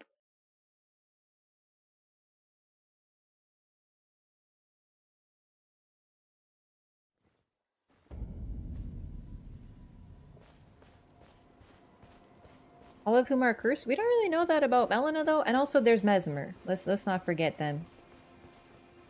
So let us not forget that children are also we're all on this, oh, you know, evil stepmother. Bro, like what about freaking Tanith?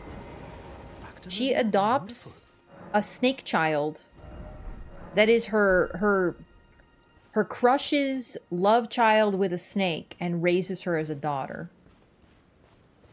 Did I not get the key? Why, of course. Apologies, I'm afraid. Oh, right. I can tell you what. Oh shit, I thought I got the key. Only it's those after they did the academy. He has to ask me first. There we go. And you'll never. And if you want, would you? I know it, but still. Are you sir? You're willing to smile. Thank you. Now I can go to resume my. So what I'm saying is we have children and positive relationships and loving relationships with children that involve non-biological children like Tanith.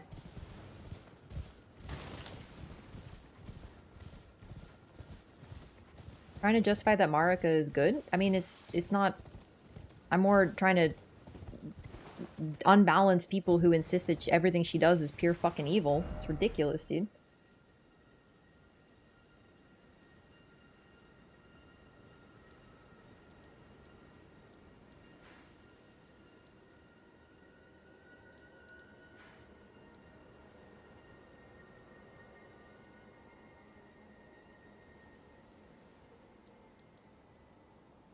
Okay.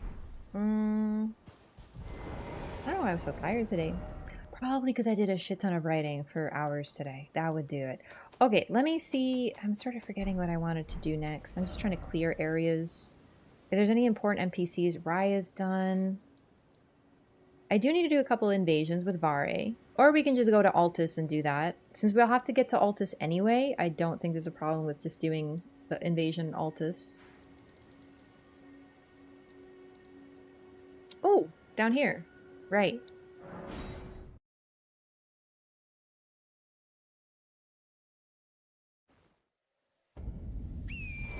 Thought it was confirmed we weren't going back in time. You know what? I'm just gonna put all this in the video. It's tough. It's tough with Twitch chat, you know, because like we'll be talking about something, but then new folks will come in, so we kind of have to like go over topics. It's a great strength of Twitch chat in that, and YouTube chat, like live streaming, and that it's live, right? So we can have like live discussions. But you know, it's a little tough when we're talking about something and then someone else, you know, comes in, they haven't gotten all the background, so we kind of end up reiterating stuff, you know?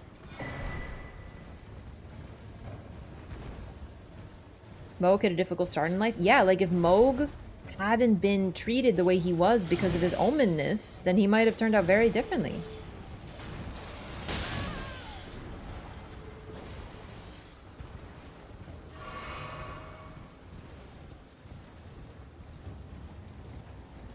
Hidden One not just around, but actively led the thing? Mm-hmm.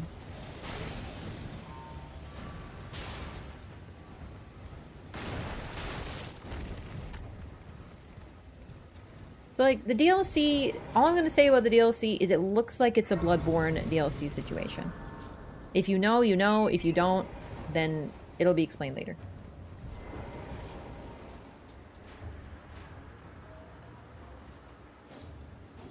Didn't kidnap a childlike person? Morgoth, though... Morgoth's tough.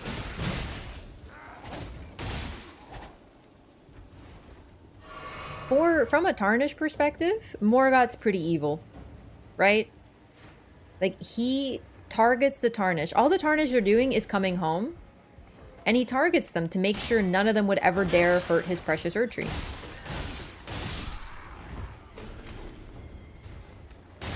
The Tree Sentinel, right at the start of the game, probably his doing. The Knights Cavalry all over the place also seems to be his soldiers. A lot of the most vicious resistance that the Tarnish encounters early game is Morgoth. He thinks he's doing the right thing, but what he's trying to do is protect the tree, and kind of the fact that, you know, everything in this land is awful. He's willing to sacrifice the tree, or everyone else for the tree.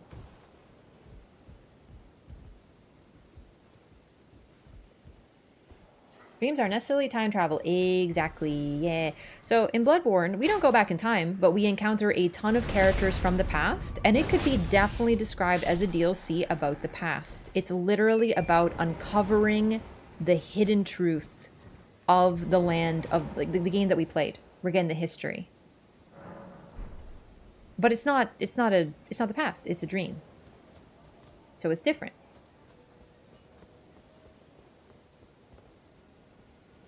Okay, let's not do this right now. Let's see. Okay, I did the cave.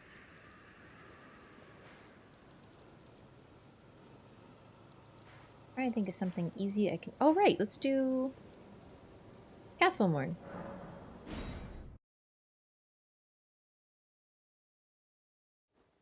Morgoth loves something that could never love him back?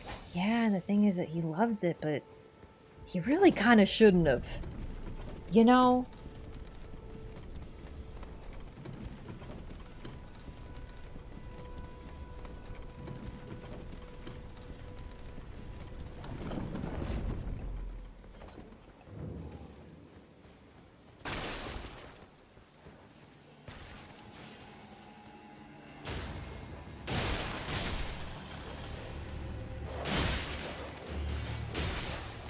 It's interesting because we see Morgoth as noble in a way. Like he's sacrificing himself. He's a martyr.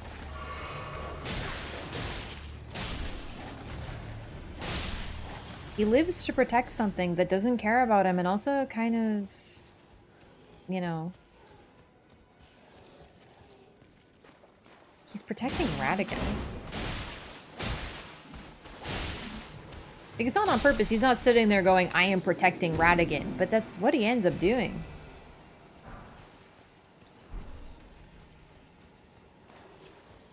Self-coping mechanism? He sees the tree kind of like his mother in a weird way. Because both Moog and Morgoth, well, maybe not Morgoth, but he's protecting it. It could also be he's protecting Marika. Like, literally. It could be that simple. Like, really, because his mother is in the tree. He might know that. If anyone is to know what is in the tree, he might. He's really clever. He knows a lot of things about what's going on in the Lands Between. It's interesting because we see Morgoth as noble in a way. Like he's a martyr. It's not on purpose. He's not sitting there going, I am protecting Radagon. But that's what he ends up doing. Like, it's not on purpose. He's not sitting there going, I am protecting Radagon. But that's what he ends up doing. It seems to be just the tree, for sure, but it's also possible that it's what's in the tree.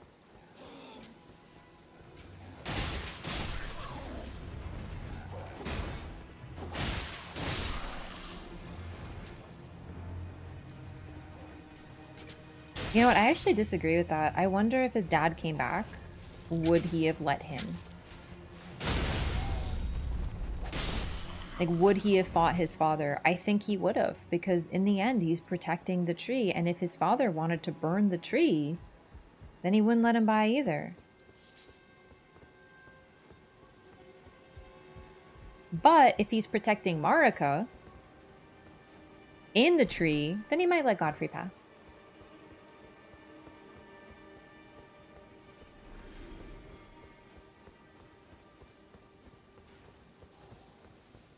That scene before Godfrey's fight, he seems to not hate him. Yeah, I mean, they're father and son. May not know what Marika really wants and is doing it because he thinks it's what she wants, even though she doesn't want that. Yeah, like, once again, it's a lot of speculation here because we don't know that any of this is known. We don't really know. For what we know, Morgott is literally just protecting the tree. And it's that simple. Like, take it face value. But, you know, whether he means to or not, he's protecting Marika and Radigan as well.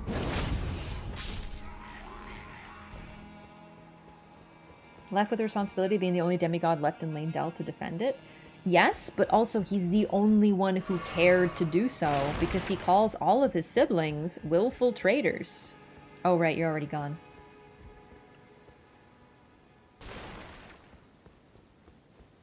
Godfrey may have killed him? Morgott's Great Rune is required. So the thing about Great Runes, okay, Morgott is a required boss, right?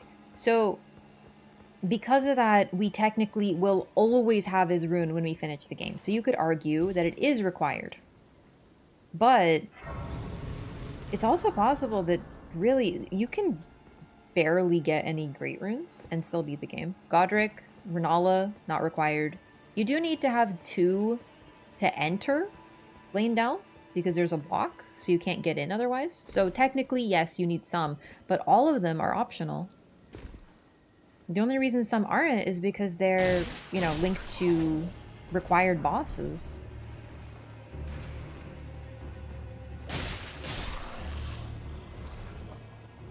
Literally bars you from getting to the mountaintop. Yeah, what I'm saying is, though, we don't really know what's up with the Rune of Death. Apparently, you can remove a bunch of runes willy-nilly and it's no problem. Although, is this the anchor rune? I thought Godric's was the anchor. I don't have it right now. We should get that, actually. It's only a 2 if you go through Darkroot Depths. It's a good question.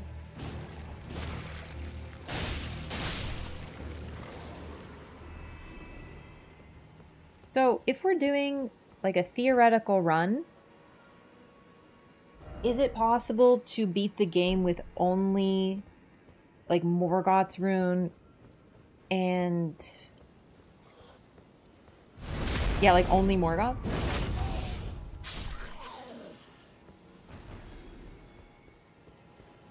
Without exploits. I don't think the teleporter in Deeproot Depths is active if you don't have 2 Great Runes.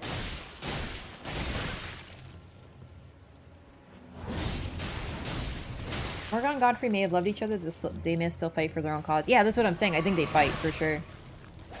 Without exploits? No. Okay, well then, we have to assume that Morgott's is required then. Getting to Deeproot requires Radahn. Ah, good point. Yeah, so either way, you need Radahn. And... yeah, I think you need... yeah.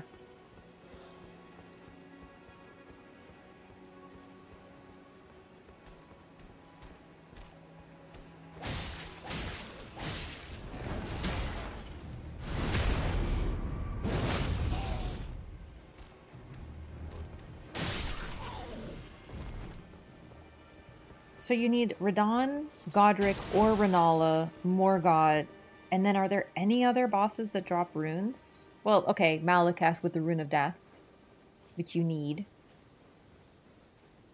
So can you really just beat the game with 2 runes?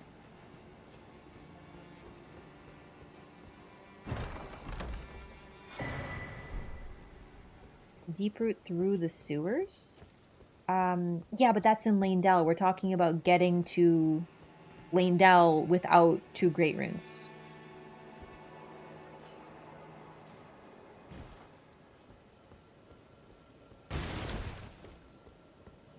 Oh, right, you might need another rune to get into Lanedell. Are we blocked by Morgoth's spell when we're early? Yeah, but what about the teleporter in Deeproot? Does that work if you have just Radon?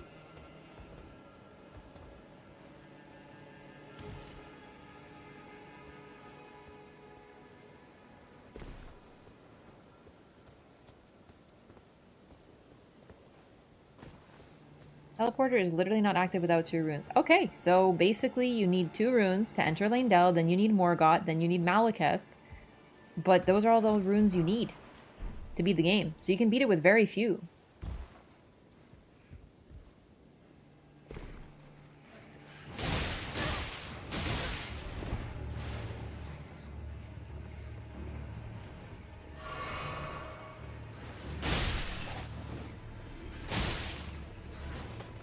Malekith doesn't drop a Great Rune? No, but he drops a Rune of Death, which is presumably required. Teleport in the area, but you're stuck in a high tower. Oh, the one... That's the one... The teleporter is here in Weeping Peninsula.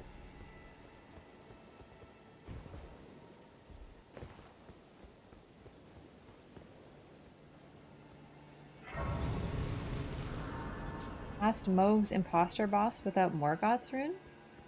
But you don't need that to beat the game though. We're talking about beating the game. Like like imagine you are doing the most minimalist rune run. You need Renala, Godric, or Radon, 2 of the 3. Morgoth, Malekith, who's technically a great rune because of the Rune of Death. It's not a great rune we can use, but he has a rune that's required for the ending of the game. And that's it.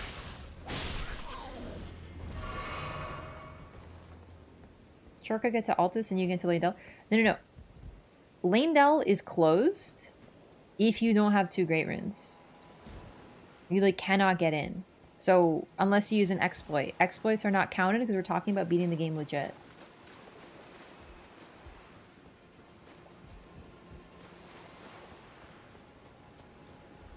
Do Rykard as 1 of the 3? Yeah. Rykard counts 2. So, okay. Rykard, Radon, Renala, Godric, pick 2. You don't know what's closed? Yeah. Do I have 2 Grey Runes? I only have 1. The thing is, I might be able to finish it. I might be able to show it off. Just to see.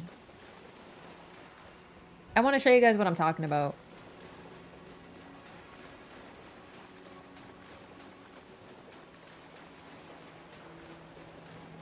I'll show you guys what I'm talking about because people are very confused. Confusion. Rykard easier than Radon? I don't know. Well, actually, no, I can see that. I don't know, though. Radon has all those suns, you know? Yo, Zeno! Thank you so much for 23 months! Almost 2 years. Let's go! Appreciate the support. Welcome back. Thank you so much.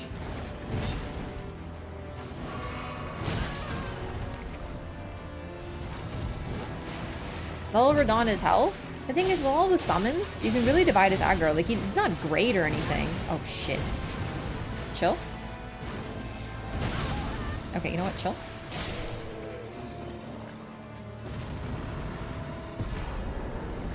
I don't know. Getting to Rykard is not easy. I'm not saying you should fight him, but okay, just to be clear, before Lanedell, 2 Grey Runes are required. Doesn't matter which. It has to be before Lanedell, so before Morgoth. So anyone who's not in Lanedell, anyone in Altus, Volcano Manor, Liurnia, Caelid, or Limgrave who has a Great Rune is an option.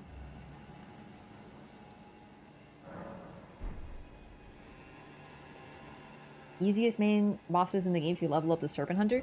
Yeah, but we're talking about how much you can level it up before Lanedell. That's pretty early. So, like, I agree. It's not the easiest level up. Like, if you did a perfect and get every stone available, sure. If you're like a encyclopedia brain, you know where all the levels are. Okay, but Rykard is a pretty endgame boss, all things considered. Moog. Yup, you can get to Moog all right. That's a good point. Okay.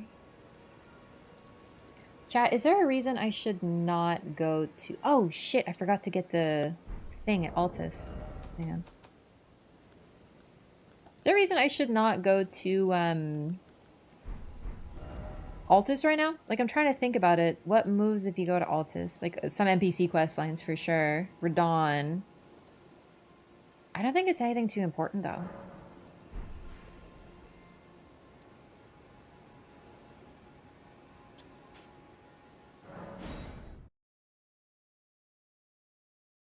Yeah, Radon is a lot earlier of a boss than Rykard is, because Rykard, you're supposed to fight him after Juno in the Consecrated Snowfields. You can fight him anytime. But I'm just saying that's when you're supposed to fight him if you do the questline.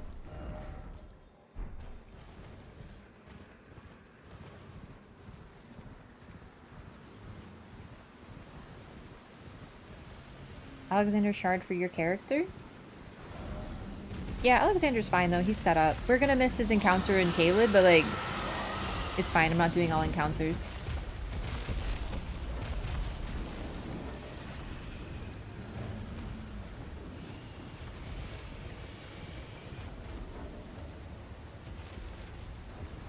Killed all the Erdtree avatars? Not really.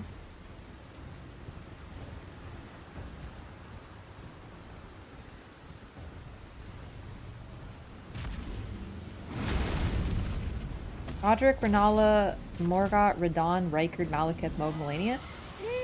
I agree with some of that. I think intended route, Godric, Renala, help. Radon, Morgott,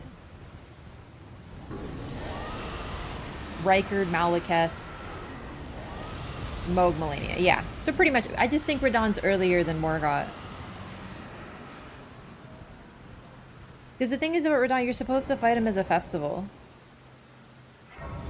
Like, yes, you can solo him, but he's really squishy, all things considered.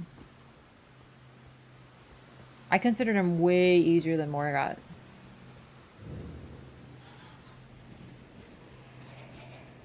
Are we winning? Yes.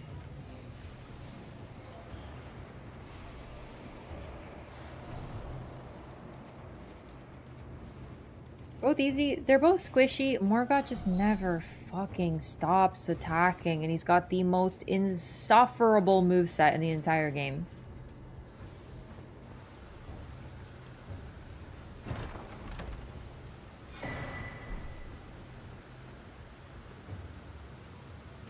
Claws with Blood Flame rip through Radon like it's nothing? They'll rip through the entire game. Claws got an omega buff. They are some of the strongest shit in this game now, seriously. Bleed stays winning, so.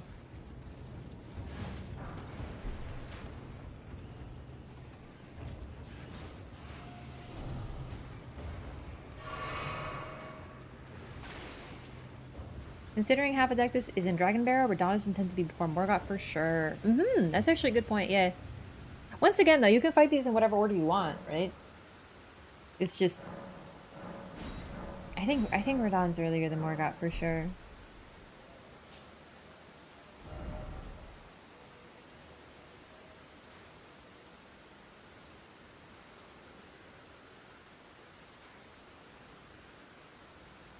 No, definitely not Rykard. Definitely not Rykard that early. Rykard is tricky because yes, technically you can go to the Volcano Manor and fight him a lot earlier, but you're intended to go through the quest line. If you encounter Rykard early, if you teleport to his arena, if you make that mistake, you're probably going to run into him and he's going to clap your cheeks. He does a shit ton of damage.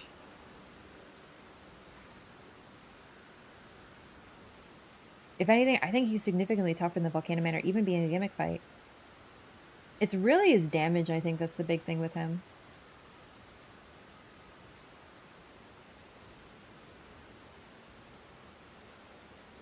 Caelid is weird. Radon is like a level 50 fight. North Caelid is like level 90.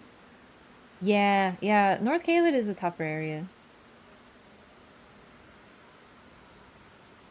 Meet any human form dragons. If you don't read flavor text, you'd never know they were intelligent or anything.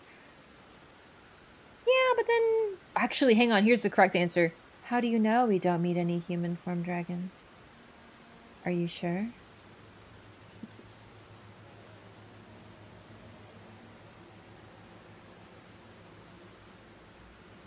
Almost perma stunlock him? But you need stamina to do that. Like, you need to use FP and stamina to be able to stunlock him. And it needs to recharge. So, unless you've ran around a lot, got a lot of juice boxes, you might run out. Like, I understand that pretty much every fight in this game is like, yeah, it's like easy peasy, you could just cheese it. But you know what I mean? Like, I think that they're intended to be scaled at a certain point. Didn't you say Caelid is your favorite region? Yeah. I tweeted that Caelid is my favorite region after like my second time playing this game because I went there really early. And someone said, just wait, it won't stay that way. They were incorrect. It remains my favorite area. I knew the moment I saw it that that was going to be my favorite. I just knew.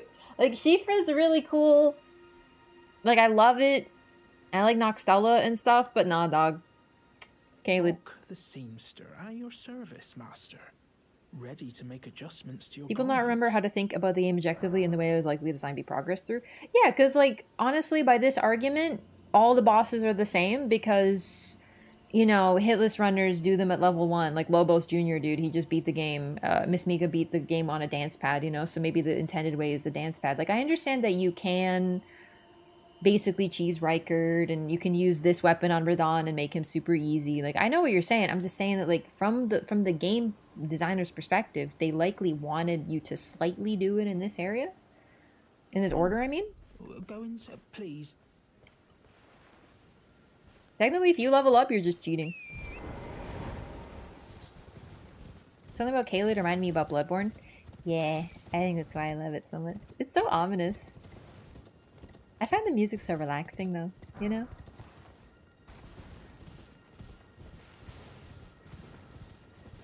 It's so twisted.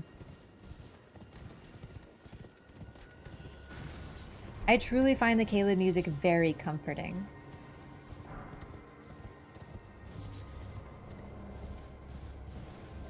Caelid, when I first saw it, I would like to leave. I know there's other people like me. Some of you people are just as crazy as I am. I saw Caelid and I almost cried. I stepped out of Celia Crystal Tunnel and I almost cried. I was so happy. I thought it was the prettiest thing I've ever seen in my life. It was the moment I was like, oh my god, this game could actually be Bloodborne for my favorite. Look at this gorgeous land of pure beauty. And the music kicked in. You look outside, you see that giant skull. You see some weird crawling enemy. Oh my god, nothing like it. The bright crimson red sky. It felt so full of wonder.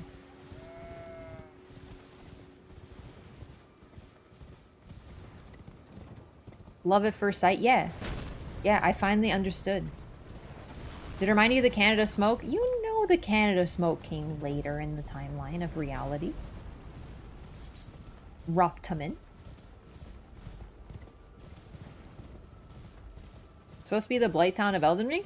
Not really. The Blight Town of Elden Ring is like, all you stinky people go here. Caelid was like, it was a normal place, but then someone threw a stink bomb in it. And it made all the animals very, very sick. Full named.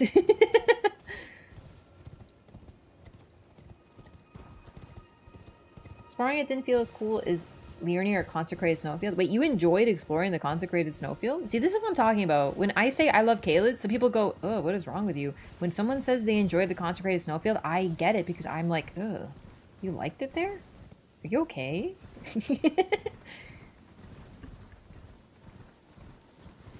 Then they meant gameplay-wise? But even gameplay-wise, Blighttown is like time to descend for 10 years into hell past a bunch of stinky boys and some sort of weird demon creatures, and then everything here is stinky and you can't run, and Caelid's like, yay! You know, even gameplay-wise, very different.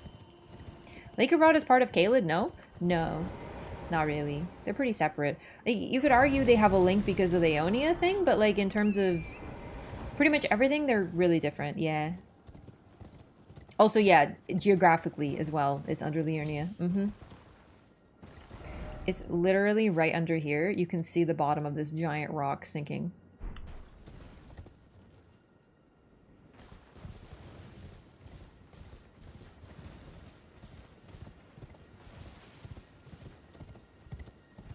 I still think that Caelid would smell really nice. I know everyone's like, but everything's rotted. No, I think it would actually smell like pretty flowers, though. You know, maybe like lilacs or something.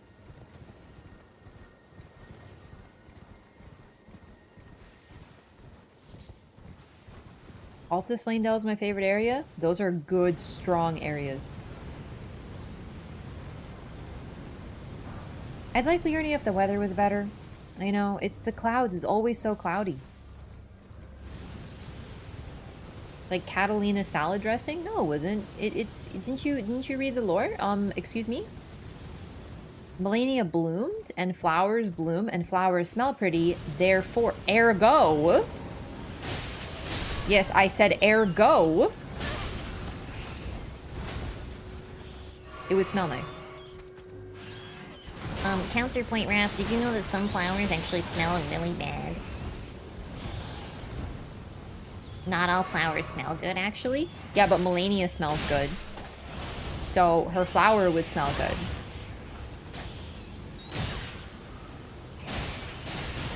Oh, that's unfortunate.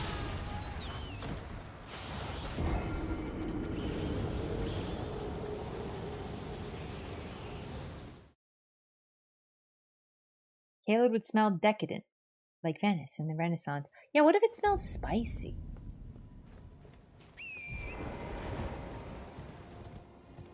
Raya Lucaria is a really cool place. Like, I love the stuff in Liurnia. Caria Manor and Raya Lucaria are definitely highlights of the playthrough, for sure.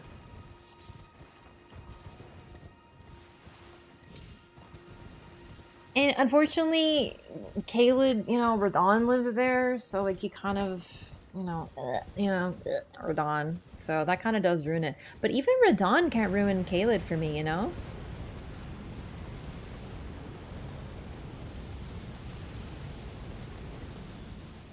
How come we get to die numerous times but not any of the bosses? Basically, it's a skill issue.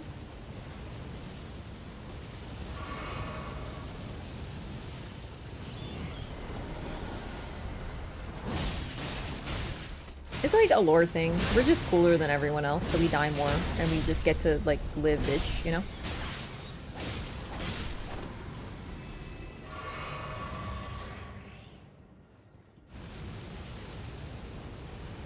Leonard the horse also lives there. Yet another reminder of Radon's animal cruelty.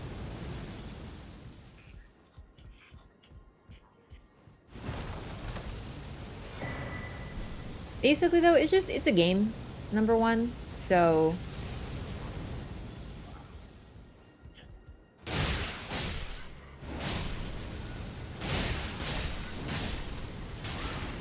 whoop.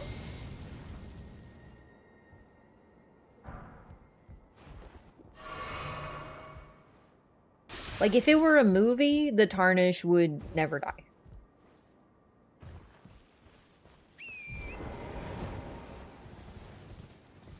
Don spare the horse his weight with magic, though? Yeah. Every time.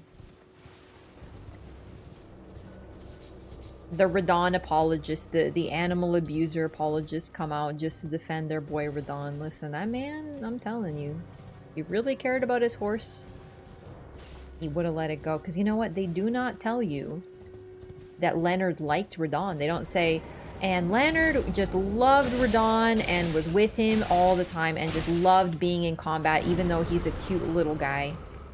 And maybe he would have liked eating some grass somewhere instead.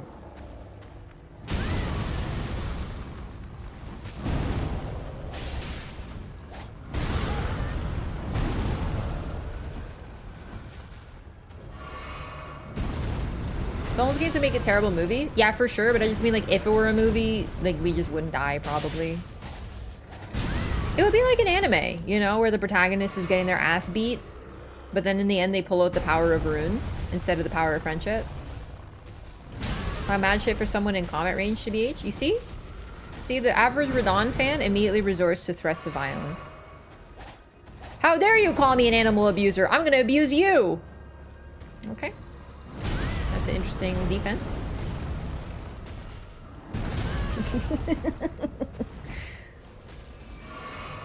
I don't beat animals. I'm gonna beat you up to prove it.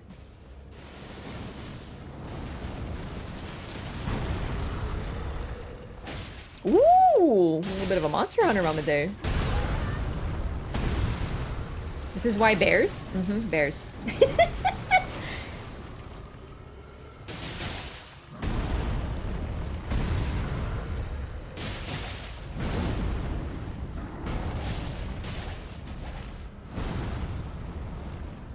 Like, seriously, I know that he loved this horse, but I cannot look at that horse and be like, oh my god. Like, I don't care. If Marlowe was like a gigantic battle steed, I still wouldn't take him into battle. That's my boy, dude. Oh, fuck.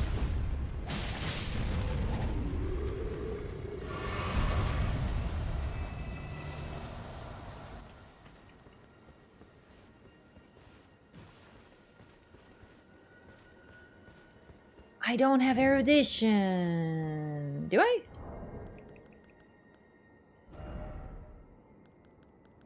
Oh shit, I do. Okay, never mind. Good thing I picked this up, actually, after all. Gaming.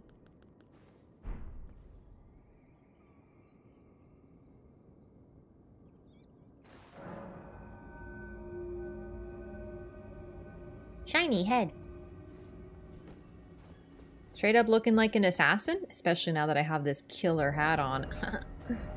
I'm sorry. Nah. Yes. Just for a little bit. Lore and background are solid. Yeah, but it's... The real question is, why would you make it a movie? You know? Like, the whole point of creating... Like, I know that nowadays everything's adapted to a movie because companies are trying to fucking make money with safe IPs. So everyone knows The Witcher, so let's make a TV show out of it, even though it's not going to be The Witcher at all, and it's going to be even tangentially related, and we're going to not pay attention to the source material. Let's do that. Let's just make it Game of Thrones, but with a new IP, so that way we can make it whatever we want it to be. You know, but the whole point of making a movie should be for the artistry of it. Right? So why would Souls become a movie? The reason that Souls are a video game is because they work as one. They are a really, really good game, and the story and everything else is solid, yes, but what benefit would there be to turning it into a movie? Like, what could they do with a movie that they couldn't do? So, for example, the manga. The manga is really funny. It turns it into a comedy. They take the concept of Elden Ring, the world, and they turn it into a comedy, which works really well because Elden Ring is really funny.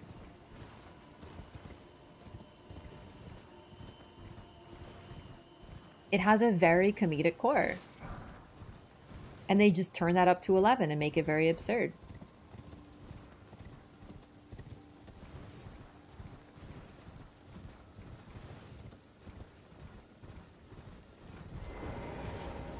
So if you're going to adapt a piece of media, why?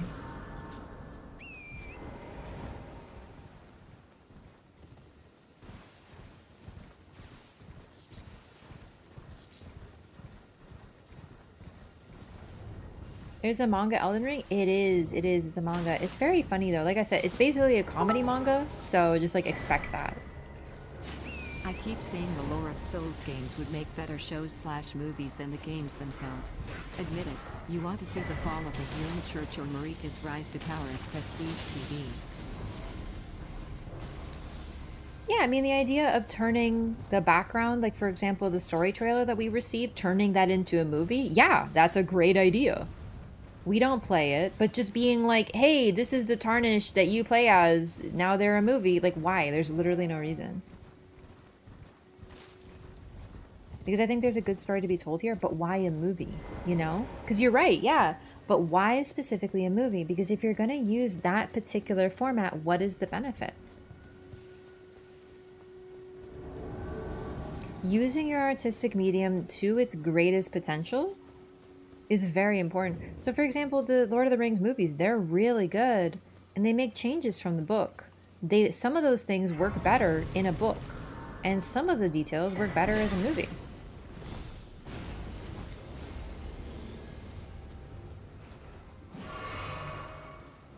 Broader audience, but that's like, what's the benefit from an artistic perspective?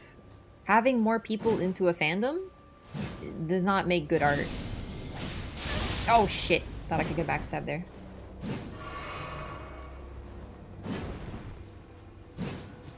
Oop, fell off the rock.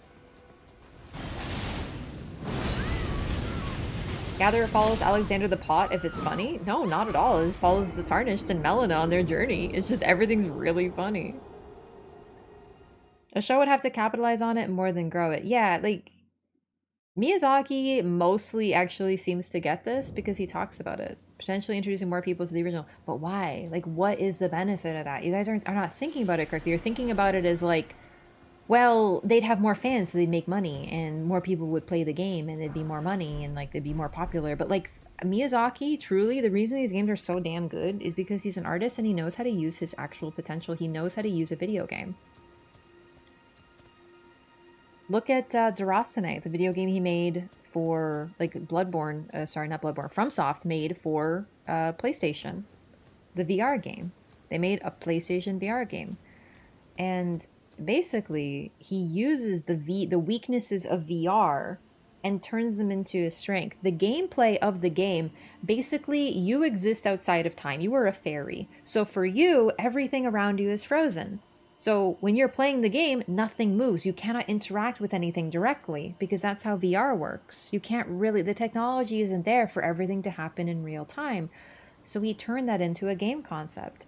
You basically, your role is to be a mischievous little fairy. This character says, "Hey fairy, would you give me some spices so I can put them into this dish as a funny prank?" And then you, as the fairy, go around doing cute little events and you find the spices and you put it into the pot. That's the game.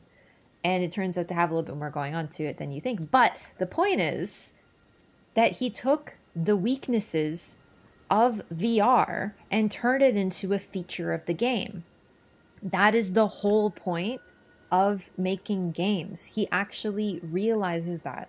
The idea that you pick up an item and you can read the description, you can only do this in a game. This doesn't make sense in a book. It doesn't make sense in a movie. It makes sense in a game. So when I hear like, oh, but they have more fans, who cares? That's not it. If Miyazaki wanted to sell out, then he'd still be making Dark Souls. We wouldn't have Sekiro, we wouldn't have Bloodborne, we would have Dark Souls 6. The redarkening, and that's it.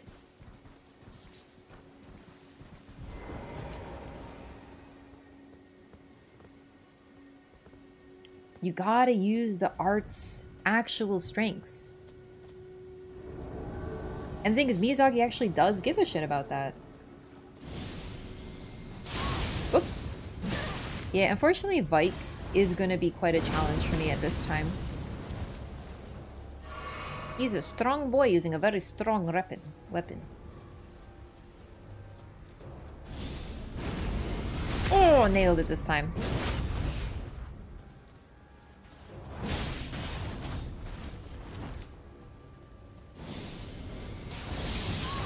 Oh, he caught me.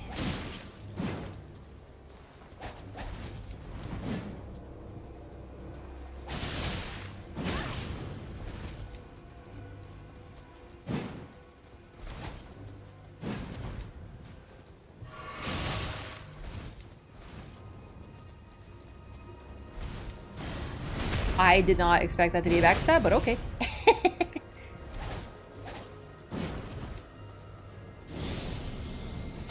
No! I went for another backstab.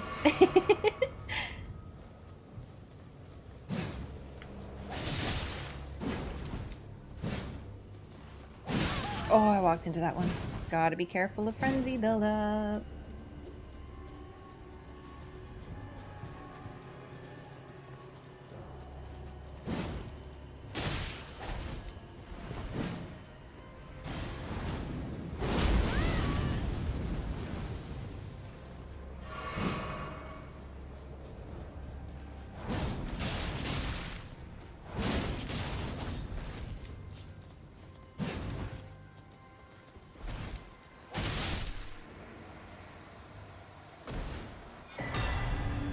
Thanks, Mikey. Which level will you start? Probably 125.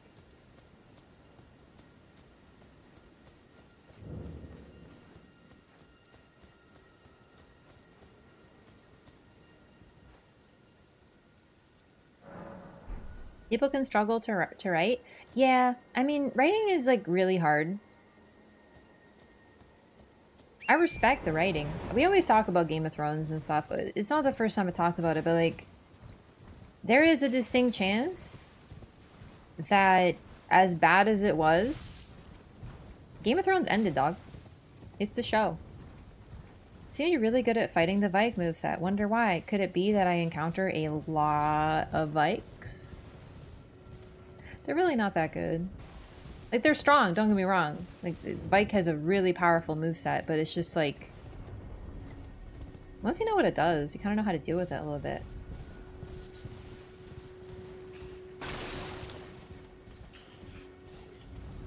Let's see, typed your script? So, I actually wrote it on my phone because I wrote it while I was on walks and sitting outside in the sun, so... Anyway, Game of Thrones is done. Game of Thrones ended. The ending that they put into the show is likely the ending that they were actually going to make in the book. So he's told his story. He's rich. He doesn't need to, you know, finish that work anymore. He just might not. Like, seriously. It isn't? I don't know what to tell you. Listen, dude, if you were rich as fuck and didn't have to work anymore, would you? Especially if you're slow as shit like he is. Like, he's a slow writer. A lot of writers are slow. It's okay. It's just like that. Not everyone's Stephen King, for better or worse. That man was prolific, right? He just might not finish it. He might just not want to. He's fucking rich. He can do whatever the fuck he wants. He's not gonna finish. George R. Martin stopped writing for the show after season 4? Yeah, but like, where do you think they got that ending from? They probably got to George R. R. Martin's intended ending, but got there in a half-assed, terrible way. But in terms of plot points, what happened is basically what happened.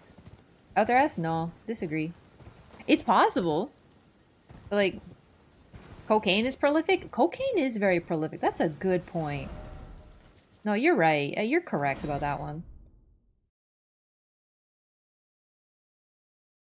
The ending threads of Game of Thrones are mostly for Martin, despite how much people hated it. I also have every confidence that George R. R. Martin's version wouldn't have been dog shit. Yeah, no, in all seriousness, that's the thing.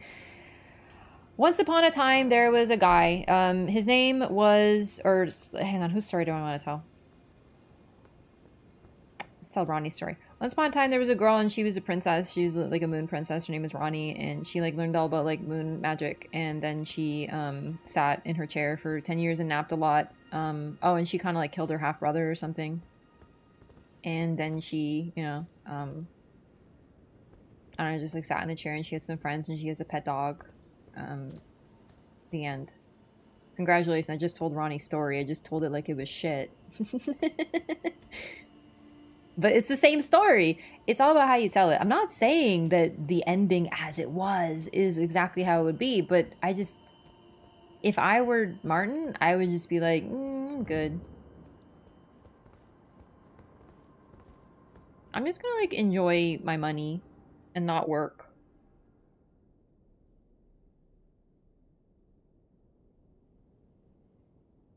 Hasn't done cocaine since the 80s, still pumping out quality writing though?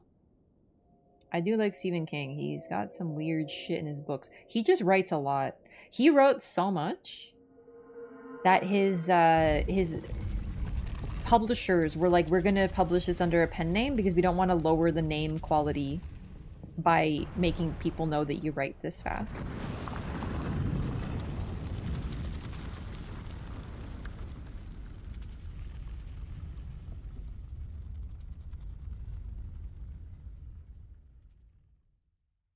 I mean, I did see he said that. I don't know how that's relevant though. He just probably won't finish his book because why would he? He hasn't published a new book in his series since Dark Souls 1 came out in 2011. He wrote a prequel, though. He wrote a prequel. Every time I say that, people go, oh no, but he wrote the dragon story. That was a prequel. Okay, you're absolutely correct. But in terms of his mainline books, he hasn't written a book since Dark Souls 1 came out in 2011. So we have had Dark Souls 1, Dark Souls 2, Dark Souls 3, Bloodborne, Sekiro, and Elden Ring come out since he's written a book. I'm just saying. Listen, the man might not fucking finish.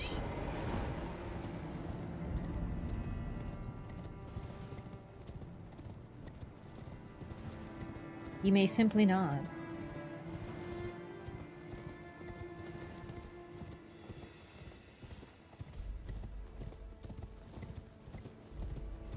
How many of you, if you were like George R. Martin rich, would keep working? But you owe it to us. You're an accountant and you have to keep accounting for us. You have to finish the... Would you? Or would you just be like, nah. Some people, especially when he's written that much, for them it's just a job. So, he's done. Yeah, his work in the garden. Yeah, 100%.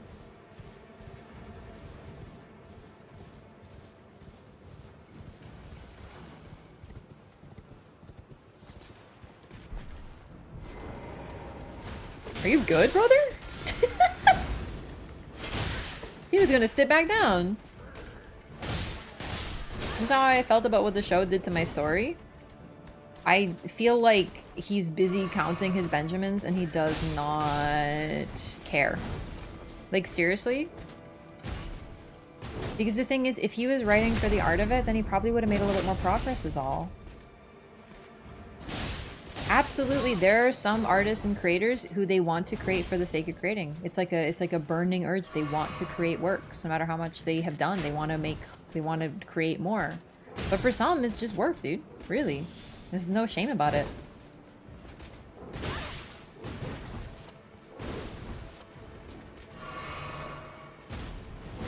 Yeah, dude, if they wanna make a shitty ass show that is absolutely fire until like the end and absolutely butcher my work, but they pay me a lot of money for it, I'd be like, sure, I'll take that gamble.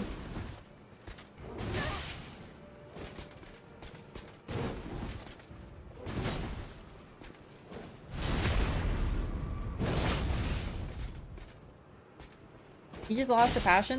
The thing is, I know that art and creation, there is passion to it, and it is like, you know, oh, it's like so fancy and like artistic and shit. But the fact is that writing, especially at his level, it's work. It is work. So that's why I'm asking if people, if they had the type of money that he likely has, and fame and recognition, would you keep working? Would you work, whatever job it is, not talking about writing, would you keep working your job? Because I feel like a lot of people would be like, no, fuck that. Maybe you want to write. Maybe you guys want to start writing, but you can't because you gotta work at this other job or whatever. You don't have time. But it's work, dude. It's not just about passion. It's not like, oh my god, like I have like writer's block. Bullshit. Writing is work. It's the same as pretty much any other job, especially for him, right? Wrote a lot before success. Yeah, now he doesn't want to. It can also be the pressure. There's tons of reasons. I don't know the man. I'm just saying, like, he doesn't owe us anything.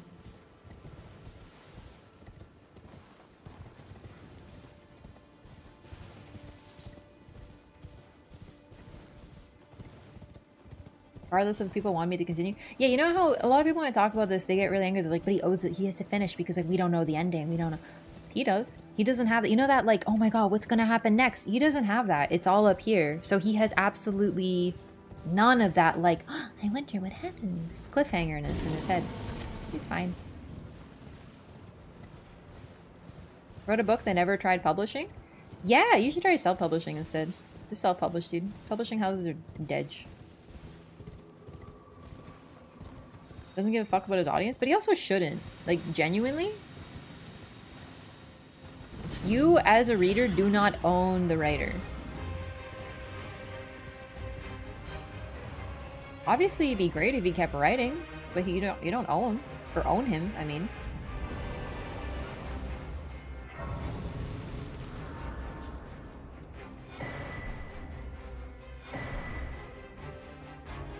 Then what's the point of the writer?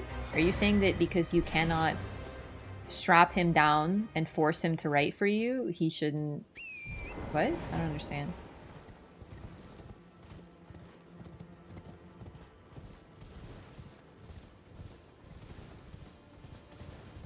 Now the skills to market yourself and crave legitimacy? Yeah, but they take ownership of your work, like, fully now.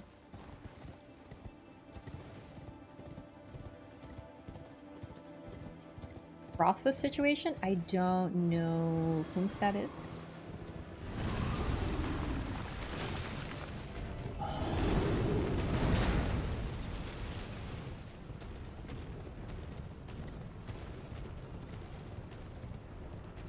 Is that right that he's 75 years old?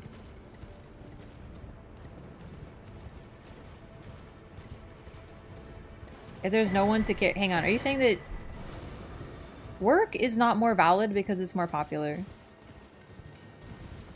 The creation of art is actually a very beautiful human thing, but we're not owed it because we want to see what happens in the story. Read some fan fiction. Wait, I'm like level 20. I'm gonna leave. I'm talking about popularity, but this whole idea that the writer doesn't exist without the writing, without the reader? Nah, it sure does.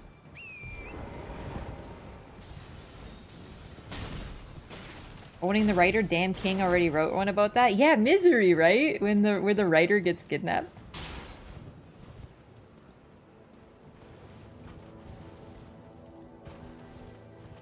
Ty Barker to finish writing a particular trilogy since 1994. Oh boy.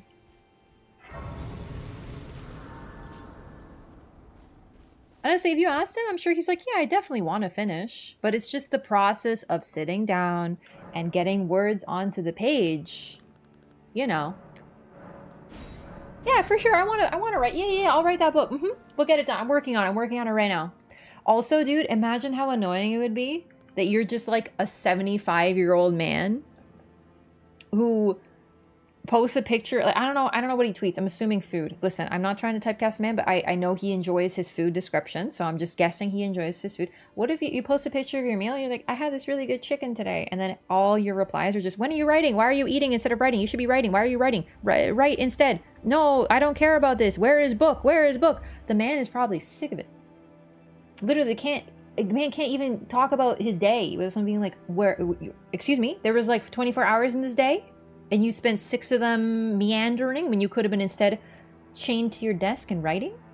Oh my god, the poor dude. Sick of it.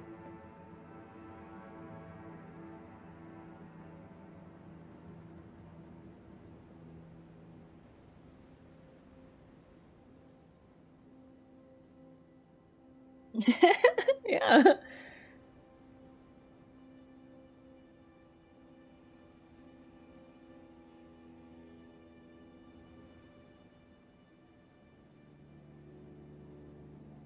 People see it. Those people are relevant to the process of creating. Yeah. Alright, this is important dialogue. I want to listen to this one. Pay attention. Pay attention. Take notes. Spoken echoes of Queen Marsha. Yeah.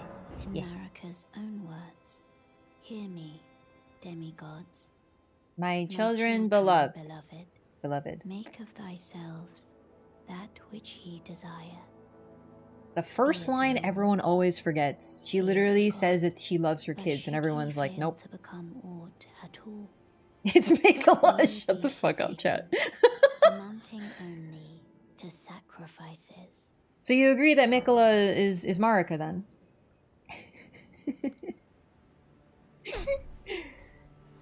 Bro, she says her kids are gonna be sacrifices. Yeah, but she also says she loves them, dude. Like, you always want to forget that part.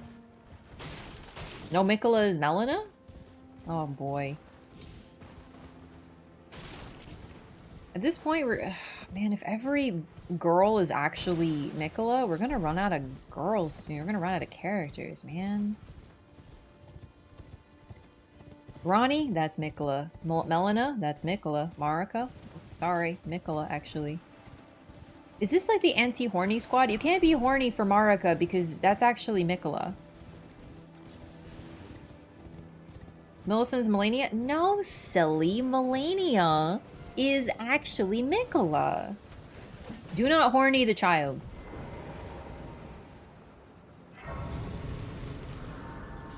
Only lore I'm 100% certain on is that Raya from Volcano Manor is a nice lady. She is, but also she does, like, deal with assassins and try to get you to kill people, so, like...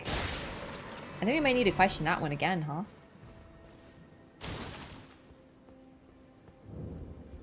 Is someone there? A customer? Well... Don't you dare underachieve. Like, I know it's a pretty intense line, but I'm just saying that, you know... So, oh, I could have afforded the Sentry's Torch. She's so nice? I think she is nice. I do. I just also think that she's a little, like, sinister also, you know? Let your writers live a fulfilling life from the successes of the books you love. Yeah, yeah.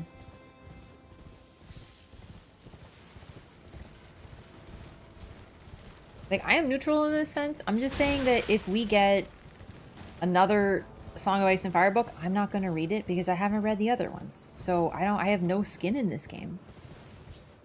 I just find it a little bit funny that every time I bring this up, I get people who are very upset at me suggesting that maybe the man does not need to finish the work.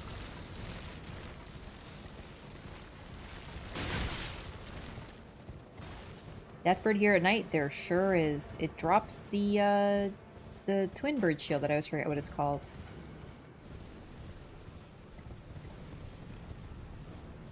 The new Song of Ice and Fire book comes out. I'm just gonna have to reread the entire series. Remember what happened? Hang on, I have a good joke right now.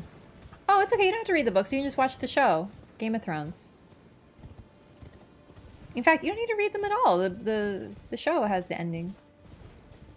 I'm sorry, I was a little mean. I just, you know, I had to. Thought it was funny. Yeah, just watch the show. It ends. Like, why are you so worried about the book, man? I get it. I totally get it. I too have had media properties that go somewhere I don't like, and I pretend that that adaptation doesn't exist. But the difference is, the folks who like that story don't have the books concluded, so it's like really upsetting. Like, I'm with you. I get it. I'm not trying to disparage it. I'm just saying the man is also like a dude who has a life, and he might not finish the story. You know?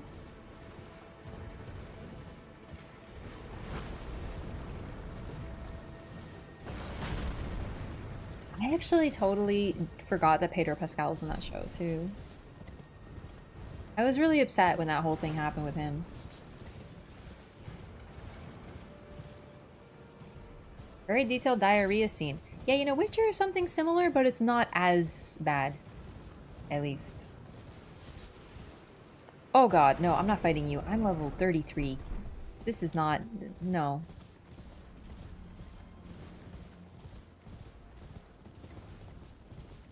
I don't have time to finish The Witcher? Watch season 4 on Netflix. Shut up. How dare you. I'm actually joking. I don't like the show at all, so I don't care. Galloway here, level 33. I mean, getting to Altus is actually really easy. You just need to get the 2 Dectus medallions. One of them... oh, my boy, I forgot. One of them is at Fort Ferrith, and one of them is at Fourth Heights, so it's actually really easy. Every time Raph says, I'm only level blank, the number changes. I'm only level 33. Hang on.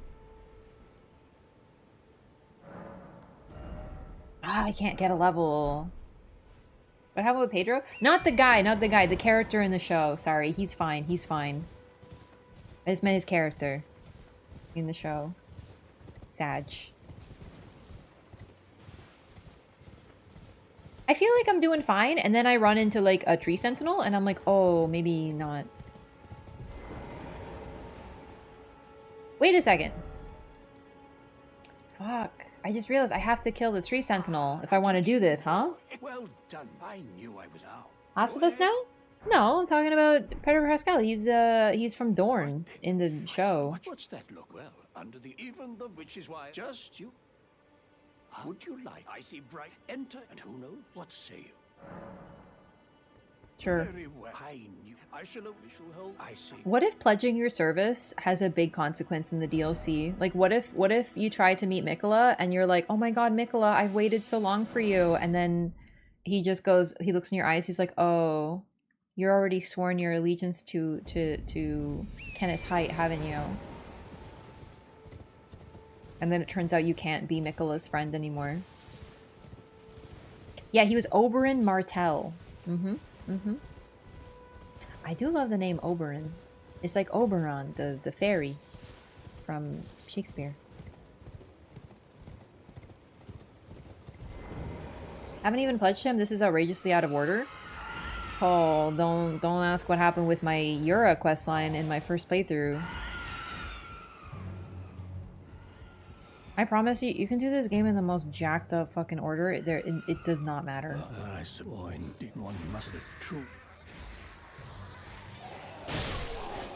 This game does not give a shit. It will let you do whatever the hell you want. He refunds the DLC to you? No, he deletes your save. He goes, actually, sorry, you have to play a new playthrough. I'm sorry to have lifted you, but I haven't the great. But now, for a true. Shrimp fried rice, what's up? I'll ride out of the land of shadow and put Kenneth on a pike and ride back. And then Mikola comes back and he says, oh, I'm sorry. I see that you're no longer in a sworn oath, but it's actually because you broke the oath by murder. You're not gonna kill me. I can't hang out with traitors. And then he deletes the save file from your system. And you have to do the whole DLC again. And all of us who kill Kenneth Haight on our playthroughs will actually, although I didn't do it this time, will be eaten good. I'm just saying. Classic Mikola, yeah.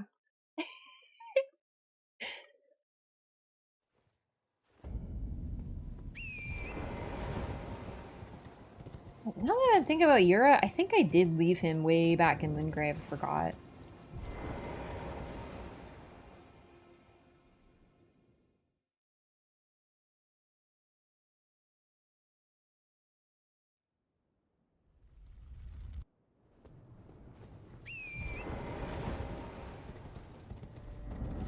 Makes you repurchase the game to befriend Mikola. Yeah, you gotta buy the DLC again. That's true.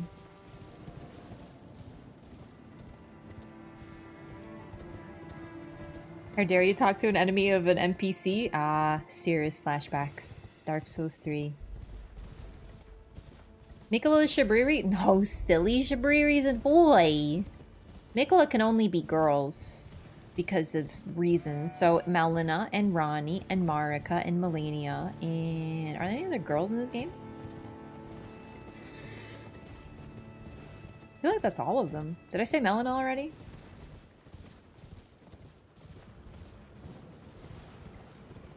Kenneth Haight is Mikola? No, he's a boy. No boys allowed. Haven't you read Mikola's... oh, Hayeta and Irina? Yeah, surprise, also Mikola. Yeah. Maybe we are Mikola? I mean, I am a girl, so you know what? You're right. I might be. Nephili? Oops, all Mikola. Can't wait for Mikola to manipulate me. It's already happening. Millicent is Melania, who is Mikola. Easy. Eleanor is Mikola? Eleanor is fucking dead. But actually also Mikola. How dare you forget Lanya? Call me Diallos, because I be forgetting Lanya all over the place.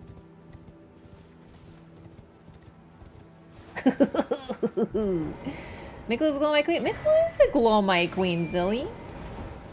But so is Melina, so same answer.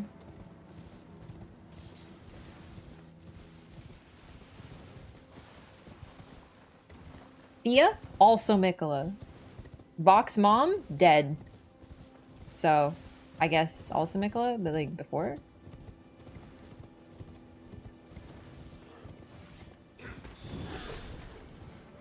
My ramen is still time. No!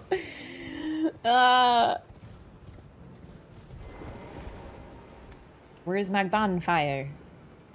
Tarnished Eater Anastasia? Oh damn, Mikola be devouring the Tarnished. Roderica? Surprised. Mikola, you'll never guess it. You know, we should turn this into a tier list. Alright, who do we think is Mikola? Everyone. Mikola, not Mikola. Everyone's Mikola. Enya? Well, I think Enya is Marika, so Enya is Marika and Marika is Mikola, so yeah, same thing. For sure. Everyone is S tier in that list. Patches? No, he's a boy. Only girls. Only girls are allowed to be Mikola. It's the rules. I don't make it. Saint Trina? Easy.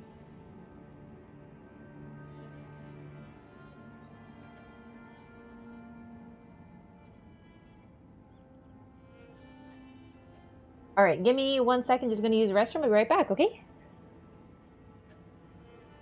And make a best Mikola list? Do it! Let's do it. Alright, 1 sec.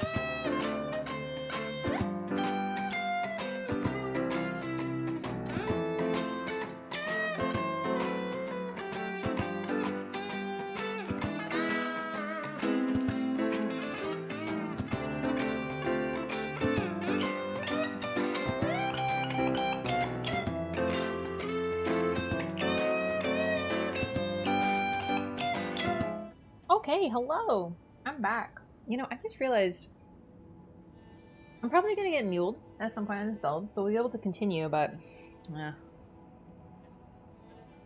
don't know if we'll get this done. I didn't get as much done as I thought today, but it's more about playing the game and having a good time. Dark Souls, as much as I love it, is stressful, gamers.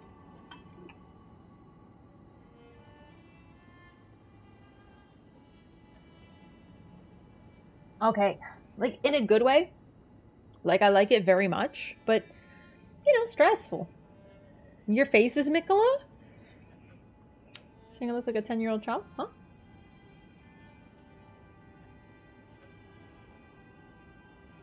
We got the ball mold from the grinder shaft? I don't remember saying that, but that sounds like something I would say. Got time, only 1 week left. Oof. If I completed a brownie questline, then did I really complete the DLC before it's even out yet? Sorry, I don't understand. Easy time in DS1 so far? Yeah, but in DS1, I can't just run on my horse and like look at chat. I have to actually pay attention or I'll die. Like, in some ways, Elden Ring is actually a lot more relaxing. It could be that I put more time into it, so like, you know, but you have more ability to move and stuff. 1 week? No. No. Don't worry, you have more time than that. I don't know, it's coming in a week! It's happening now! Ah, panic! Get your carriage ready! Yeah, 20 days. Oh my god, no, you're fine, you're fine. You can't trust anything that Rob says, ever. Unless it's funny. Then you can like laugh at it, but like don't trust it, because it still could be a lie. You shadow drop it, trust me? No. Unless. I am the neurotic voice in your head. No, there's no way that's true. But what if it is? No, they wouldn't do that. But what if they do? We gotta be ready. Yeah, no, the Lorathon. So like, yeah, I'm doing the Lorathon. For those that don't know, I'm playing all the other games. We did Elden Ring. We just finished it. Now we're on Dark Souls 1, and we're gonna play all the games and do lore and all of them, and it's really great. And the plan was to finish it before the DLC dropped. I had 3 months, and I'm on the second game. To be fair, Elden Ring's a big one, like a really big one. So, you know. Hello. Coming out of the blood like some kind of edgy. Like this is like me when I was 14 years old, just edgy as fuck. Like, yeah, blood and black and red is the sickest combination. Yeah, I use a blood sword and I shoot blood out, like, okay. And I throw daggers at people. Oh shit, I went back in the blood. Whoops. Now you just don't want to play Sekiro? How dare you? Statistically true though. I have not played Sekiro since I played it on stream. It was my second stream game or the third? I think Hollow Knight was the third. So it had to have been the second. And I listened to Bring Me the Horizon. Would you believe I got into Bring Me the Horizon relatively recently? Like, I learned about them maybe like 3-ish years ago. And I was like, they're pretty good. And you want to know what did it? The song they did for Death Stranding. Ludens. I haven't even played Death Stranding. That's what I heard. That's me now. WTF? Shots fired. Okay, listen. I've never grown out of my emo phase. I still blast My Chemical Romance. Heard Black Parade recently again, and I was like, yes, that's my jam. You know. Believe it or not, I'm an omega emo on the inside. Yeah. Watched the whole UFC card and came back, and you were still alive. Well, how long could it taken to watch a card? They're really small, so I think how much is there to look at? I don't know what a card is in the UFC context. Is that some sort of like thing? Is Ronnie Mikola? Yeah. Sorry, I'm a little late, but yes. No.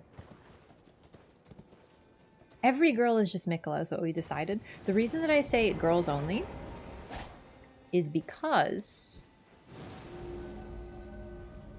Oh, okay. Marika and Radigan are one, but they're opposite, like, you know, boy-girl. And Mikola and Trina are one, so, like, boy-girl.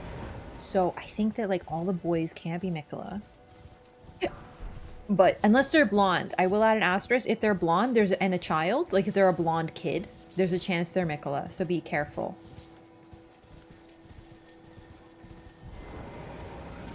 Loretta?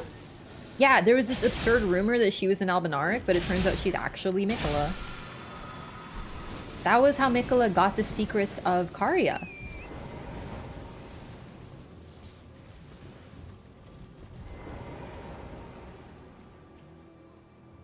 Ronnie and her original body are Mikola.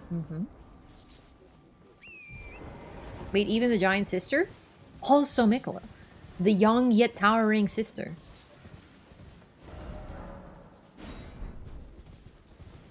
Return the droplet to the young yet towering sister, so that more of our kind can be born. Go on, sister, though you are young, yet towering. I never get over that. Mikola's been hiding in plain sight as the Turtle Pope? What if Jarbairn is Mikola? We don't know what color Jarbairn's hair is because he's an amalgam of individuals. What if that's Mikola? Half of Godric's limbs are Mikola. How many limbs does he have? Black Knife Tish Mikola? Oh, I gotta say, yeah. The thing is, unless we've seen someone with Mikola at the same time in the same room, we can't really be certain at this point. Maybe Leonard is Mikola? Well, I mean, Torn is Mikola, actually, so you know what? There may be some validity to that. Blue pigtailed hair kawaii character is Mikola?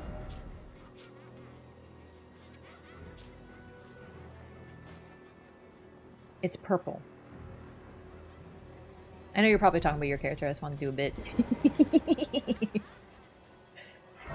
All the Black Knife assassins are Mikola? That's actually the twist, is that Mikola killed Mikola as Tish, and all the other Black Knives at the same time killed Godwin, and then went, oh no, Godwin, I'm like so sad that you're dead. Oh, brother, Lord brother, please die a true death. You know? Oh, I was? But how come we have the same character? Like, what the fuck? You also have a blue to purple pigtailed individual? What the fuck? Patches is Mikola. He's bald?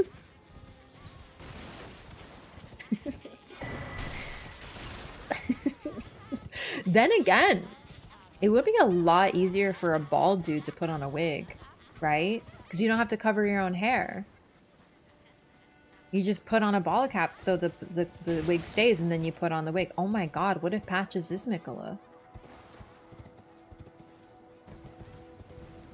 Raph picking on colorblind people confirmed? I was gonna say skill issue, but that's like actually pretty rude. It's not a skill issue.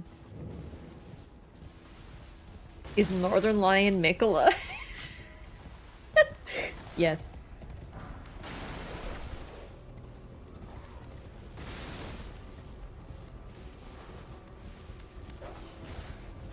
What are you most excited for from what you've seen? Mesmer. Mesmer.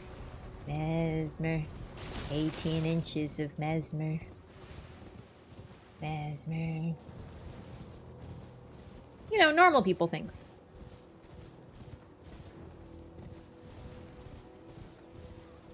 You should play Death Stranding? I thought about it. I'm not like against Death Stranding or anything. I just haven't played it. 18? That's what they said in the tweet. Excuse me, excuse me, excuse me.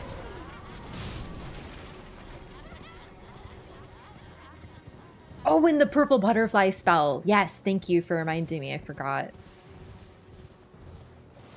Aw, what's up, you shambling nerds? You got a little lake here? Isn't this nice? Wouldn't this be such a nice place to hang out if, like, it wasn't, like, full of undesirables. Hey, are we cool? Oh, most definitely not, as it turns out. Completely forgotten about that unhinged statue announcement. Yeah, to be fair, it was more of a meme. Like, it's a reference to another tweet. It went really viral. It could have been on purpose, but generally I think they maybe just weren't thinking. Someone tweeted, was it Sony? Who tweeted the thing for the, oh my god, what's his name? The bad guy in Spider-Man Venom. It was a Venom statue. And it said something like, treat yourself to 17 inches of Venom. And like, you know, naturally it got memed to shit. PlayStation UK? Of course it was fucking Sony. They have a very funny social account. Wait, it was actually like meant to be funny? So it was 100% purpose on purpose they knew? Okay, so they did it on purpose and it has since been memed to shit. So it was like intentional. Yeah. 18, don't rob him of his last inch? I would never rob Mesmer of an inch, but Venom was only 17. That's where it came from? Yeah, the original... Listen, I am terminally online enough to tell you that. Purple butterfly spell. So, okay, number one, it's the pink butterfly spell. I'm just going to put that out there, okay? Because it's pink. Thank you. Purple already exists. We have purple. It's not purple, it's pink. It's pink. Like Legally Fucking Blonde. Thank you for listening. The reason this is important is that the pink butterflies are prettier than the purple ones. And because of that, I don't know what the fuck they're about, but I want them in my life. 19 inches of Mesmer? Wait, fuck, was it 19? I could have sworn it was 18. Oh my god, I'm so sorry I took away one of his inches. 19! Where's Blue Butterfly stand on the hierarchy? Pretty high because of Persona 3. I think it's closer to Magenta. The spell After Effects, pretty magenta, but the butterflies, from what I remember, were pretty pink. And the thing about it is that magenta is just pink for people who aren't brave enough to say pink. So when people are like, oh, you in Dark Souls 3 you can invade as a purple phantom, I'm like, weak. They're pink.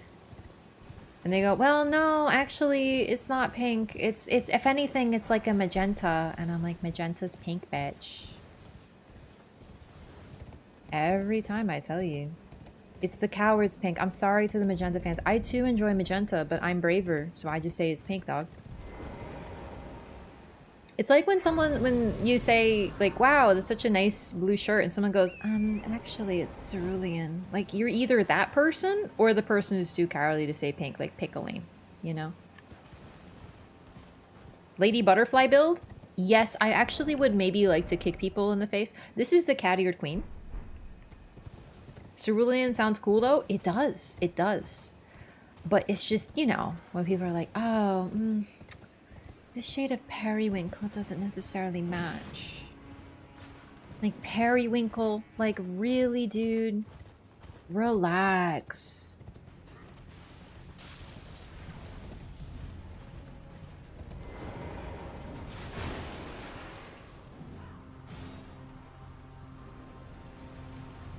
What the heck is cerulean? I'm thinking of the Devil Wears Prada bit again, actually. Pink, actually? Anyway, sorry, I don't remember what my bit was about. My point is they're pink butterflies. I'm excited. I don't know what they're associated with, but...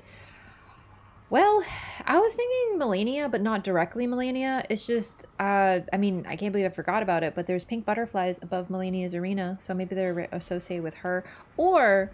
maybe not necessarily her, because the pink butterflies are floating around. You can't interact with them or anything, but they're floating around all the rot and stuff.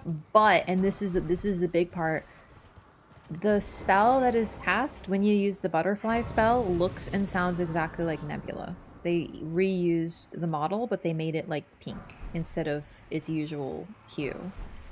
So it's freaking pink.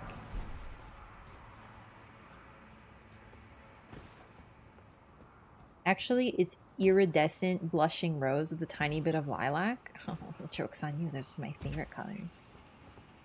Oh, sorry. So you can't say pink, but you're gonna say flower names. Okay. Okay. Okay, just so I know where we stand.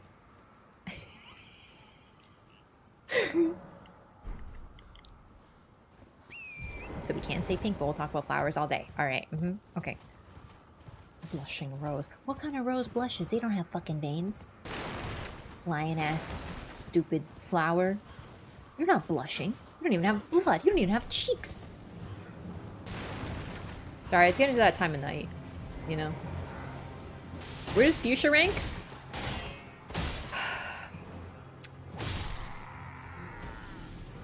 Like, I love it, but like I would say the magenta's more like in the pinky, and the fuchsia is like more in the, I don't know. Like fuchsia's like funner to say, so it does get some points in that regard, I guess. Cerulean is Mikola. Well, I have to point out that we have another M name that we might not be remembering here. The gym leader of Cerulean City in the original Pokemon Red and Blue is in fact Misty. And yeah, Cerulean City, that's right, Misty. So maybe what's really happening is that Misty is Mikola. Also, very interestingly, one of the most important parts of Misty's lore is that she has red hair. She's truly a Radigan child.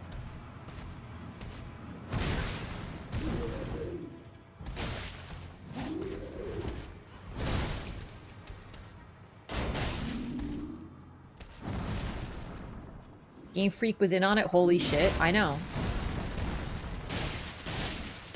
Magenta is pink and everyone tells me it's purple. I feel validated. No, I don't care. I don't like don't come up to me with your color theory. I don't care. Rap, I actually know color theory and I have a degree. Well, I have a degree in telling you to shut up. Magenta's pink.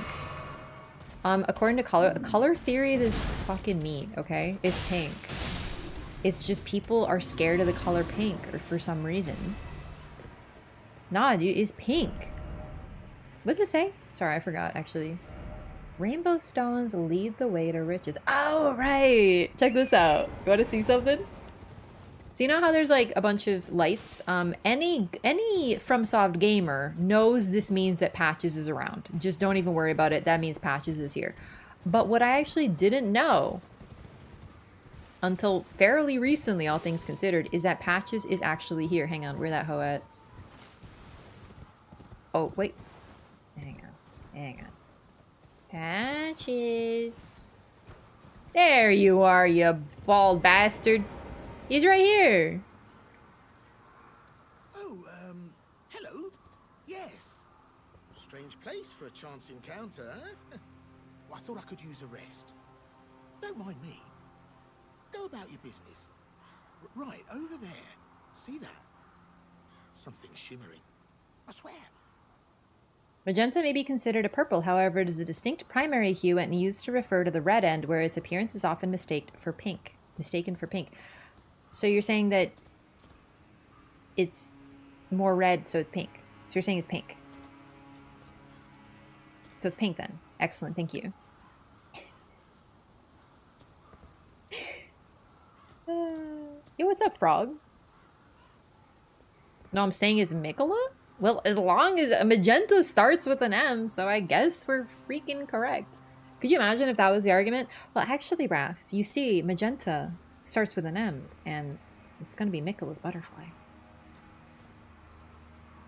Anyway, yeah, Patches will kick you into the pit. Actually, you know what? Now that I think about it, people might not know about this, so let's show it off. It's really funny. Patches is very infamous for one thing and one thing almost alone, and that is kicking you into pits. It's practically his thing. In Demon Souls and Dark Souls 1, your introduction to Patches is him kicking you into a pit. Bloodborne, same thing. In 3 separate, distinct games, this same bitch is pulling the exact same trick. God forbid a guy has a hobby. You know what? You're right. DS3, does he kick you into a pit in Dark Souls 3? But I'm talking about his first introduction. Although technically, you're right. In Dark Souls 1, it's not his first. It's his second interaction with you. He kicks you into a pit. Yeah. God forbid a guy has a hobby. It's a very funny response. In Ring City? Not initially? He does though. Okay, difference though, and this is a very, very important difference because this is one of those, hang on. Technically, he does indeed kick you into the pit in Dark Souls 3, but in Dark Souls 3, he's helping you. He doesn't kick you into something that is meant to kill you or harm you so that he can steal the stuff off your corpse. The place he kicks you to is actually where you're supposed to continue. It's a little bit of a maze in that area, so he is actively helping you. The rest of the time, he's kicking you into a pit to try to kill you. Oh my god, I love shiny things. Where could this be leading me? Oh, over here, sorry. Also, yeah, dude, rainbow stones. Patches is supporting Pride. We love to see. We stand. Even though he kicks us into a pit, I do love Patches. I'm not gonna lie. I'm a big Patches apologist. Well, if you really are that gullible.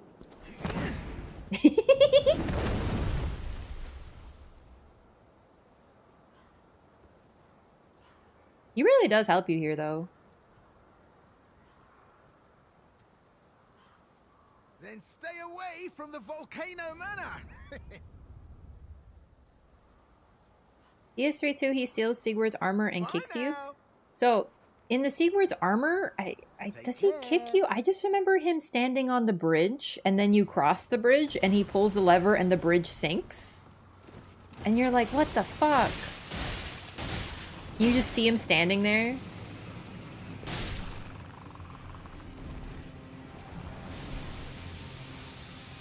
Kill Patches in the beginning sometimes just for his armor? How dare you? So take it easy so far. Have a good night. You can always watch the rest of the VOD later. I know it's not the same, but you know. I do that all the time. I'll watch a video and I'll like watch it later. I'll watch it over like 5 days. I just have a video open with something I'm watching and I'll finish it over like a week. Tells you about the teleport to Volcano Manor, then tells you to stay away from Volcano Manor. Why? Because he's testing you. If you're so gullible, you won't make a very good assassin, will you? Also, joke's on you, Patch. You think I'm scared getting knocked into a pit with a bunch of freaking basilisks? This isn't Dark Souls 1. I don't give a shit. Also, you can just ride your horse, right? Can you not? Yeah. Seriously, Patches, if you want to actually try to kill me, brother, then you gotta take my horse away. I could just gallivant away.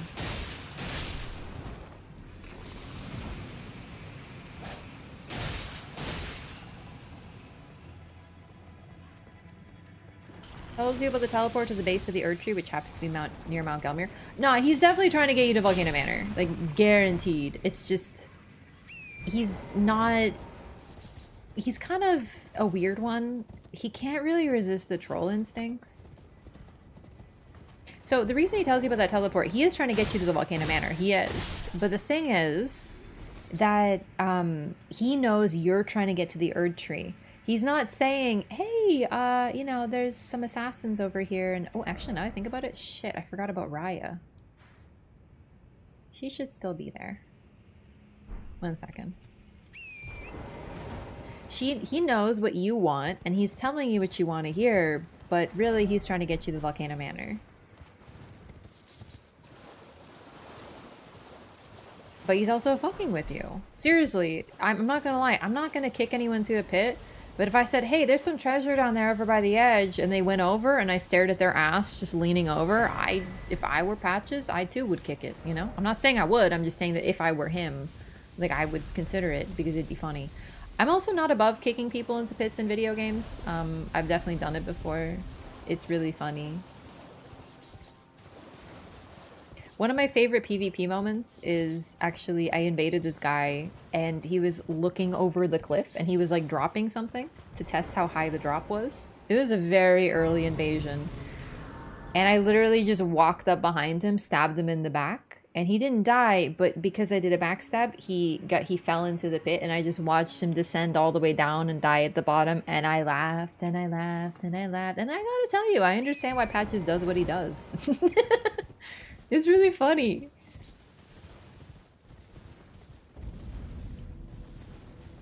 These temptations. What's the topic today? How magenta is the coward's pink, and I'm making a Dex Faith character. You monster? I won't apologize because I would do it again. Should have clipped this on your PS5? No, it's a fucking clip. It's just really old from the Elden Ring first playthrough. I'm pretty sure it's a short. Like, near guaranteed. I laughed so hard, I fucked my throat up. It's one of those ones where I do like that awful wheeze laugh that sounds like a cough. Oh, I forgot about Millicent. She's not here yet. We gotta go fight the boss. Okay. We have a plan.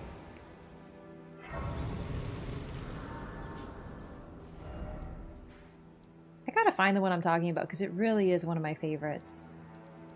If I were to think my favorite invasion, I think of like 3. Number 1, the one where I sent the elevator down and basically all 3, the host and the 2 phantoms, ran into the elevator and just died. That one was really great because I tricked them because they're dumb. The one of the guy falling into the pit, and the time that I hid as a barrel on an elevator and then murdered the 2 people on the elevator. You show Lanedale not being accessible? Did I miss it? No, actually, because I forgot about the Draconic Tree Sentinel in the way. So, it's a slight issue there.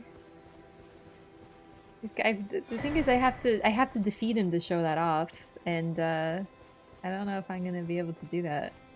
Yo, is anyone want? Can I get a fat carry by a high level or something? Yeah, someone want to actually want to carry me? No, but it really is sealed off, I promise. Nopers? Fine, I'll just get that guy with the big hat. And the accord is fulfilled. It takes me back. I was born at No the elk. foot of the Erd Tree. Where are all the My white mother sign down gave me my gamers? purpose, though now everything is lost to me. I have to ascertain for myself the reason for which I live, burned and bodiless. We're on PC? We are in fact not on PC. This is on PS5. I know, I gotta keep you guessing. You never know what I'm on.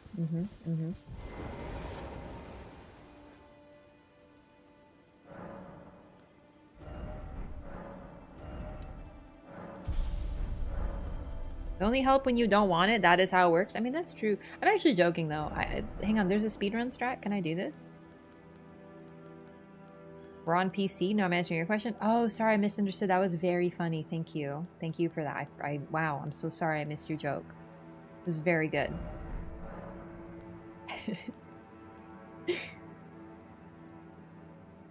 Okay, hang on. There's a speedrun strat to kill the nerd?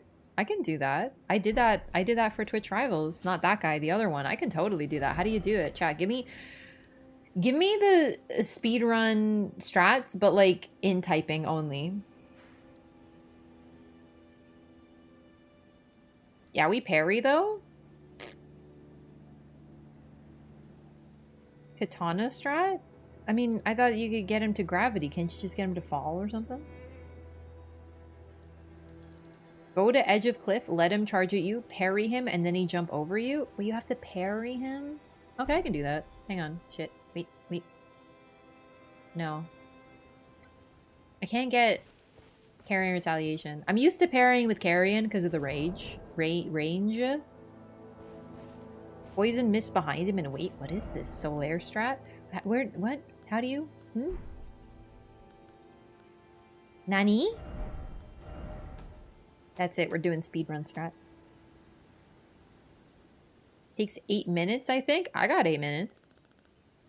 Where do you get poison mist, though? Cinder Buckler makes it easy to parry. Not as easy as carrion. We can also probably have better talismans, actually.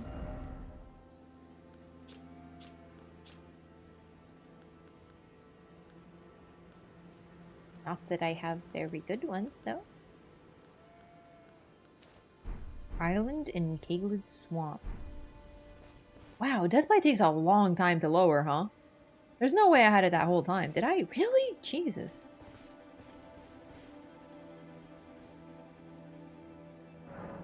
Rebuilds, try 10?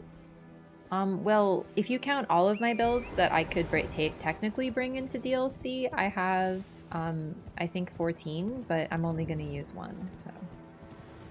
But technically, I could bring them into DLC. Sorry. Castle Morn Rampart. I thought I was there. Maybe I missed it. I just want to show this off because I think it'd be cool. Castle Morn Rampart?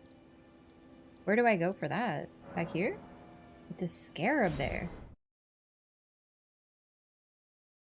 I don't know what you're talking about. What part of the game is ideal for going into the DLC? Not the castle. Oh, where's the castle? Oh, like... Oh, that's Rampart? Oh. That's my bad. If I wanted to. Exactly, you understand. Like near the poison, like, oh, thank you! Where all my friends are screaming and suffering. I know exactly where that is. You gotta give raft directions. You know what I mean? Forget that I just went the wrong way. I know where I'm going. I swear. No. It was just a moment. I got confused. Found it? You did? Hang on. Is this it? Oh god, this is such an OG clip. There you are. Oh my god, you did! What is this? Is this open Microsoft Edge? Uh-oh.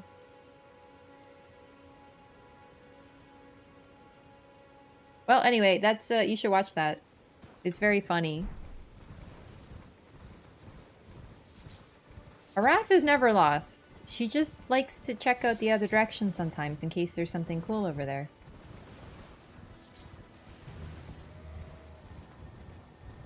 Target acquired. What the fuck? I believe you? Oh good, you really shouldn't though. Wait, I was gonna show off patches. Okay, listen, I'm kind of having a moment. There's lots of things I want to do.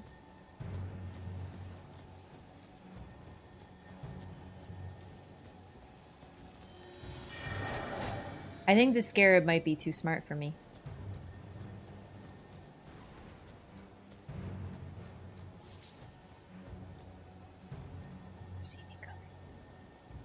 Use your horse? No, I'm gonna use my awesome stealth 100 skills. Don't be silly. With these skills, would you ever imagine... Okay, it didn't work. You got to shoot it? I have not used a bow and arrow in my entire... Oh, I probably use magic, actually. Okay, how about instead... Hang on. Or throw something? No, that's quitter talk.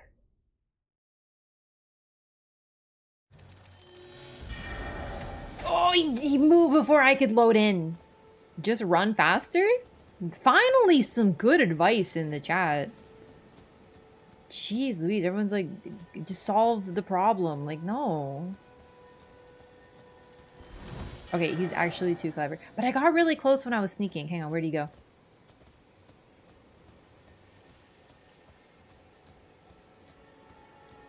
PvP clips were the first thing I watched about you, and I'm proud of that. I'm proud of that content. Okay, we might have to actually throw something at him. Is this the one that has poison mist?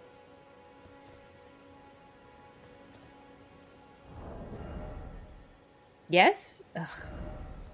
Okay, what if... Hang on.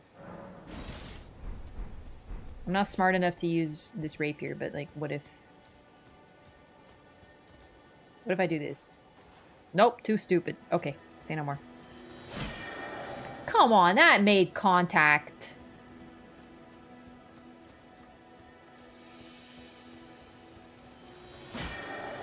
It gets faster. It's rubber banding, I'm telling you. I'm getting closer, so it's getting faster.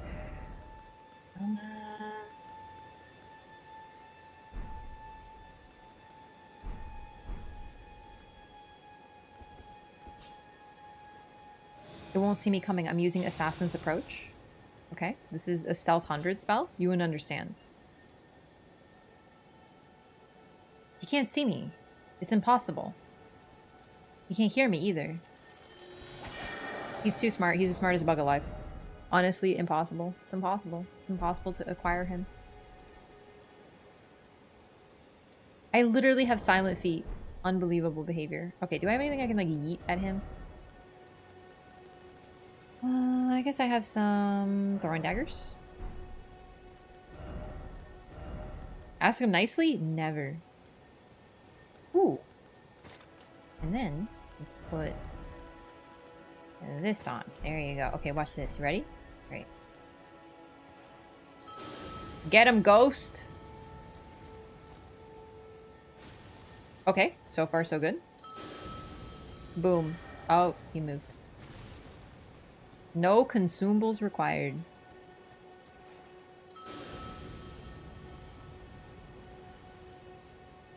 Easy video game. Okay, let's go poison a bastard who's in my way. How's your prep going? Really good.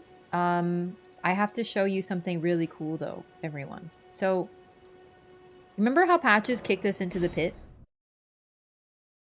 Consuming FP? Considering it takes, like, intelligence and mind to have FP, I feel like I'm consuming it all the time with Twitch chat. Because you're consuming my mind. Do you get it?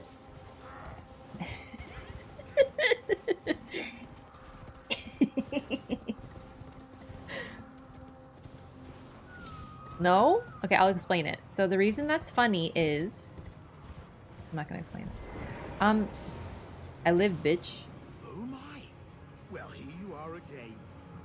Oh, so sorry for that. I meant to warn you, but whoops, there you went. Despite my best intentions, I've done you wrong. I have. But here you are, standing tall and proud. All's well that ends well, eh? And my warning was spot on. You tell me different. Stay clear of Volcano Manor. End of discussion. I heard the brutes there hunter tarnished, like animals. Calm down. Stay clear of Volcano Manor. End of discussion. I heard the...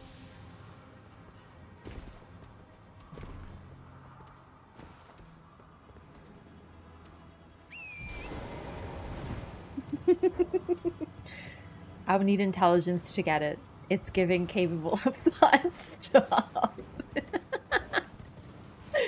Patches alone gives us what, 4 or 5 gestures? The apology one, the second apology one, the calm down one, Patches squat. Is there any others? He's actually the GOAT. For faith builds, lightning spear is very useful, just saying. Yeah, but it's also a spear, and like, I don't need to compensate with a, like, you know, with a poker, you know. Grovel for mercy? Yeah, there's 2 apology gestures. I'm just counting them the same. I'm not allergic to magic. I just don't use it. I might as well be, though. Hey, my first character was a Dex int build. You take that back. What was I doing, chat? Oh, right. We're gonna poison the guy. So, Poison Mist. I've actually never used this spell before, but it's pretty much the same as it is in, like, Dark Souls. Incantation of the Servants of Rot. Those who dwell within poison know rot all too well, the death that begets life that comes to all equally. That is to say, it is the cycle of rebirth put into practice. It's a really fancy way of saying it kills bitches, but okay. Should I level up my talisman or something? Will it do more damage if I do that? And by talisman, sorry, it's not called talisman in this game. But level up my seal.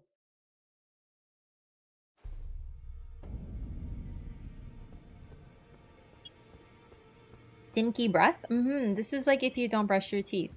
This is what happens. Yeet? Alright, I'm gonna do it. Well, I took you for it no matter. It's all out your own. Okay, another plan, I can only get it to +1.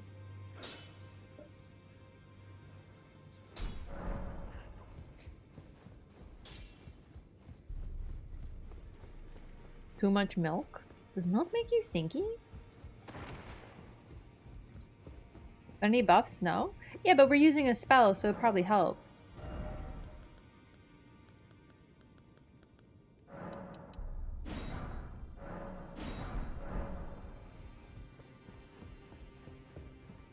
Oh, we can't talk about Mikola?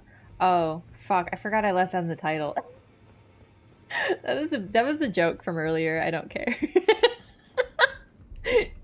Oh, you can. It's fine. We were actually just discussing how everyone in the game is in fact actually Mikola. It was a very intense discussion we were having. Did I get a hug from Fia? I sure fucking did. God, I forgot. God damn it, Fia. Oh well. Hi. Can I get another one? I am pleased. Would you like me to? Sure. Now.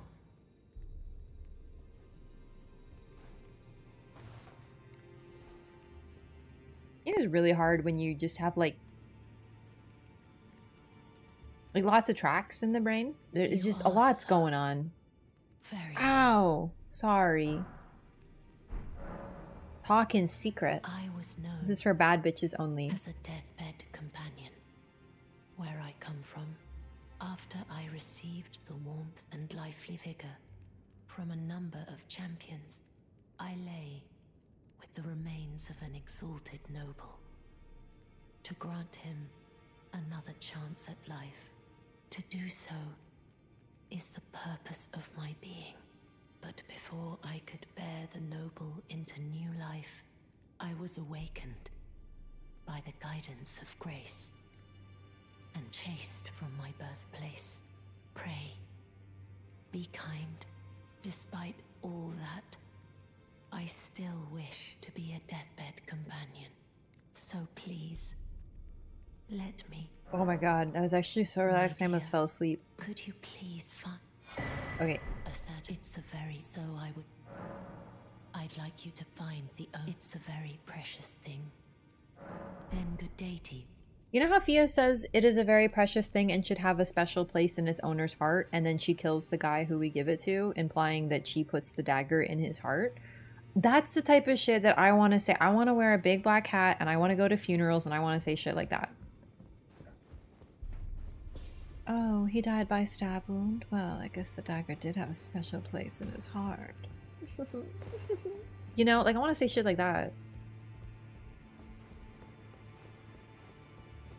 Hi, you're gonna go on a mission, right? I've decided I'm off in... We may not... If there's... May the Golden Order... Mikola is gonna be a new Griffith material thanks to Miyazaki? Probably not, because like Miyazaki's also read Berserk, you know? Raph evil confirmed. I'm not evil, I'm just ominous.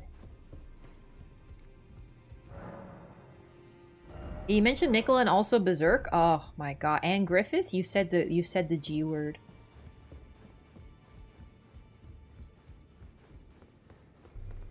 Okay, hang on. We can upgrade our thing a little bit more. Get rid of the Baldachin Plus. Oh, before I forget again. Berserk is the only media Miyazaki's ever consumed his entire life, and he is only capable of copying it. That's actually true.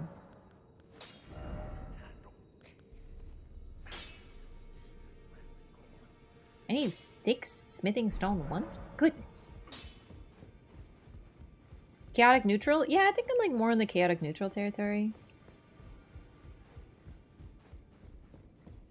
No, but in all seriousness, we just don't know enough. But like generally, Berserk tends to be more like art inspiration, not so much story. And it could change, but listen, if everyone and their mother is going, hey, Mikola sure seems a lot like Griffith, then, you know, it's not subtle, is what I'm trying to say. So I just don't think that that's going to happen, because that would be like really boring, because like, well, I haven't, but a lot of people have already read Berserk, you know? So it wouldn't really be anything new. I want Mikola to be Marika 2.0. That's actually what I think he is. Mischievous but not outright evil until he does evil things for a goal. Because the thing about him is the only way that he'll escape his fate, which is being Marika, and like Marika, is if he chooses instead not to try to rule. But the reason... it's hubris. It's classic hubris. Marika did what she did because she's like, I think I can make a better world for people. Like, truly, I think that was the goal. It just went a little out of control. I think she was seduced, and I think she was betrayed, as they say. Are you telling me I just upgraded the finger seal higher than my scimitar? Oh wait, smithing stone 2? I can buy those. I just realized. So, yeah, that's basically my thought.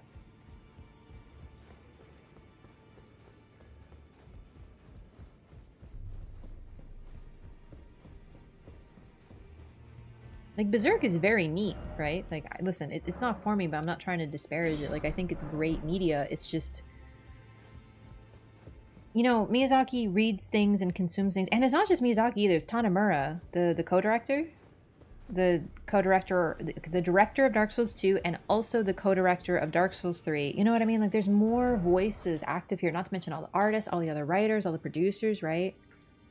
So just being like, hey, we like Berserk, let's make Berserk but different, will be like not that fun. It's too predictable. Goddess who seduced herself? Well, no, I think that she was seduced by the Elven Beast or the Greater Will. So...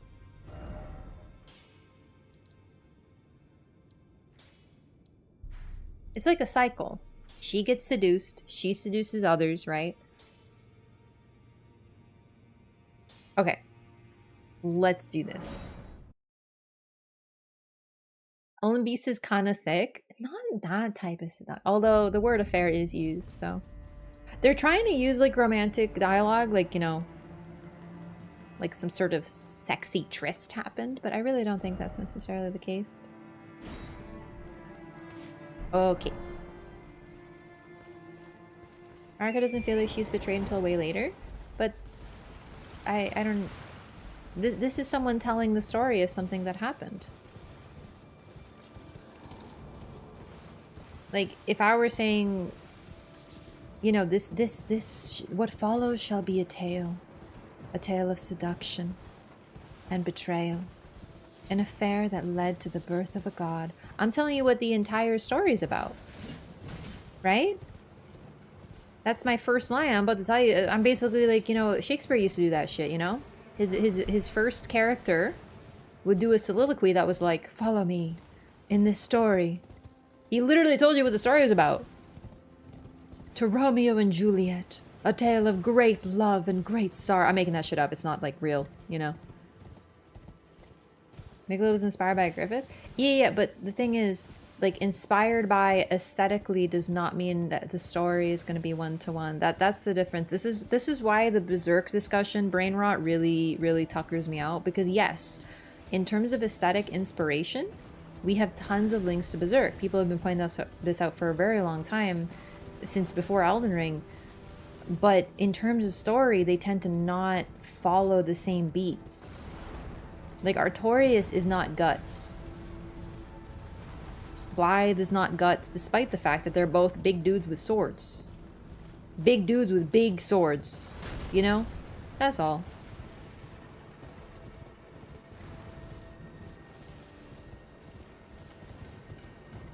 What's interesting, too, is that Griffith didn't have someone to follow, but Mikola does, so we already have some major differences.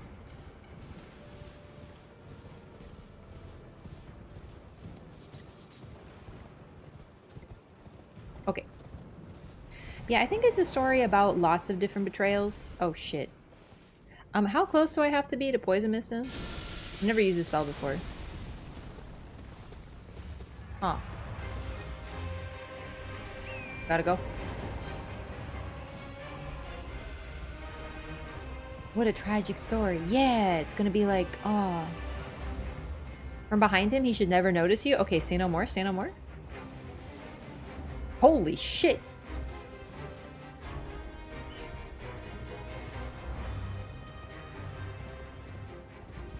Alright, I got this, gamers.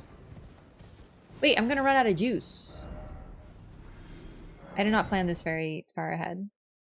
I've never done this before.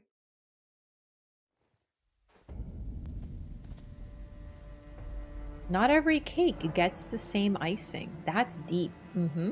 Mm-hmm. You can make a cake. There's lots of ways to make a cake. Mm-hmm. Real. Okay, I'm just gonna have 9. Should be enough.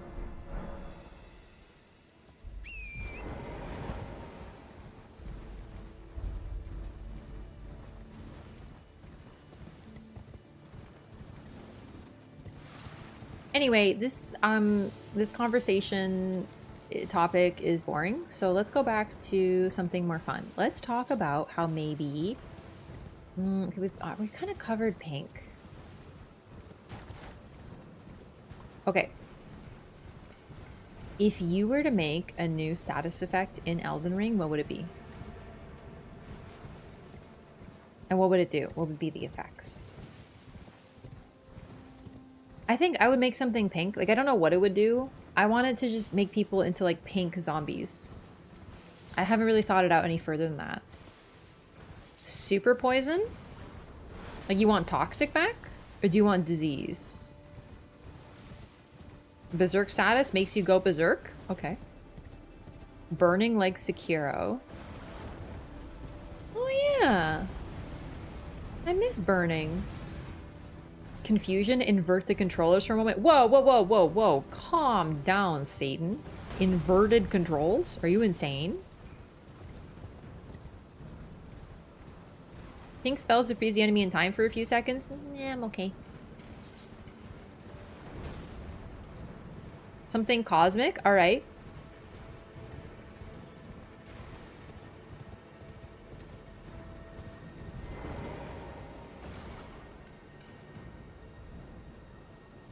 Bullied makes enemies sad when you use patches emote to flex on them.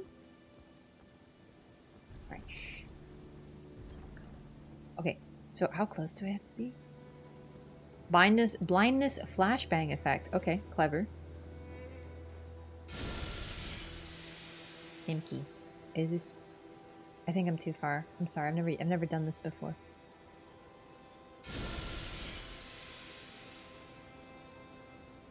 Really? Okay. Oh, it's working. Okay, so do I just... It just works? I just want the gun?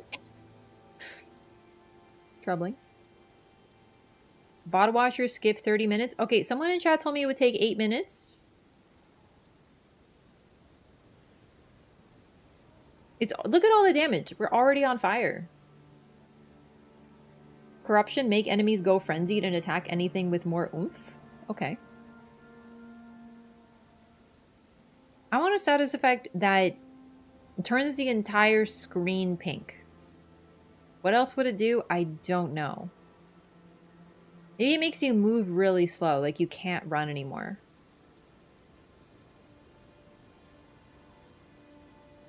Gonna take a while. I don't know how to say this without sounding like a dingus, but this is like incredible damage, if you ask me. Call it bubblegum? Like a character... Oh, I know. A little tiny amygdala from Bloodborne appears on your face and just you can't see. Like you literally are like, what? You can only see like the sides of your screen and everything else is pink. Enfeeble from Sekiro. Enfeeble might actually be the only status effect in any of these games that still scares me, except for Curse from Dark Souls 1. That's right, Stinky. Get stinked. So that makes you fat roll, or does it already exist? It existed before. I'm talking about you literally can't run though. You walk and you... Well, yeah, no, you fat roll and you walk only. Enfeeble in Sekiro, you just die, basically. You're fucking dead. A status that transforms you into an animal and you get to play the rest of the game as a dog? I would do that. I would pick that.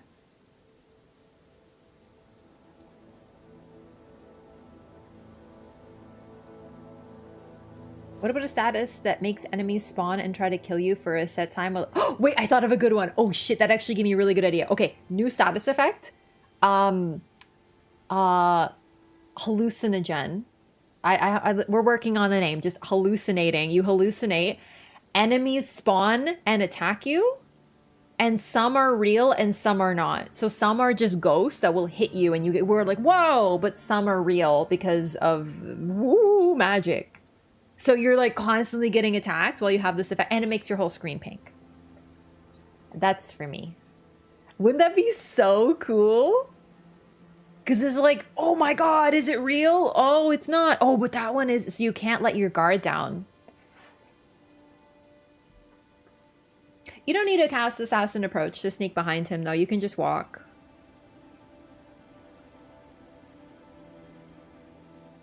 Make spells that let you transform. Oh, hang on. I gotta rejuicify him. One moment, please. Oh, shit. Hang on.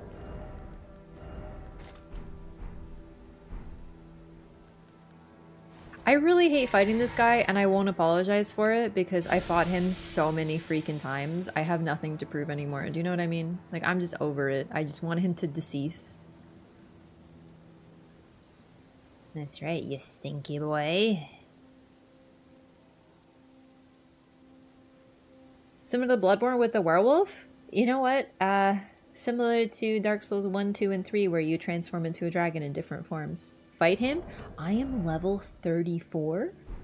Sit your butt down and watch the poisoning. Watch the stinkening. Enjoy the stinkening. I'm not fighting him at level 30 freaking 4. Scarlet Rod Dragon Breath to do the same thing? Yeah, but that I have to fight a dragon for that.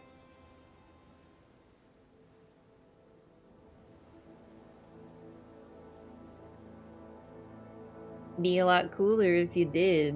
Listen, everyone fights the guy. I'm doing something different this time. I've never done this before, actually. What about a status that summons you to fight a gauntlet of bosses? Okay, here's a new one. Kidnapped. My statuses are so weird. Hallucinogenic, kidnapped. Okay, here's the plan. You get hit with the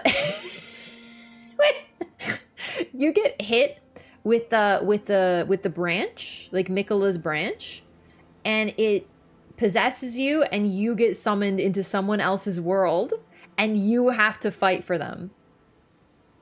You have to. Everything hurts you. You don't get to choose. You're just kidnapped into someone else's world. Boom. Like the Bloodborne guy. You should perform the coup de grace with melee. I don't know why I said it like that. Melee. You hate PvP? Too bad. Yeah, it just yoinks you into PvP. No, oh my god, hang on. I thought of the best thing in the whole planet. Hang on. Adjust. It's called Kidnap, the status effect. You get forced to invade someone. So you are invading someone. And congratulations, you're like a random person who has no idea what they're doing, who just walked into a 3v1 gank, and then they're gonna all teabag you. You're gonna have 2 over-level phantoms and 1 absolute dingus. You're gonna get blasted, and all 3 of them are gonna teabag you. It'll be free psychic damage. I hate PvP. I would never PvP. I got kidnapped by PvP. I'm telling you, these people would teach you. They teach you what it's like.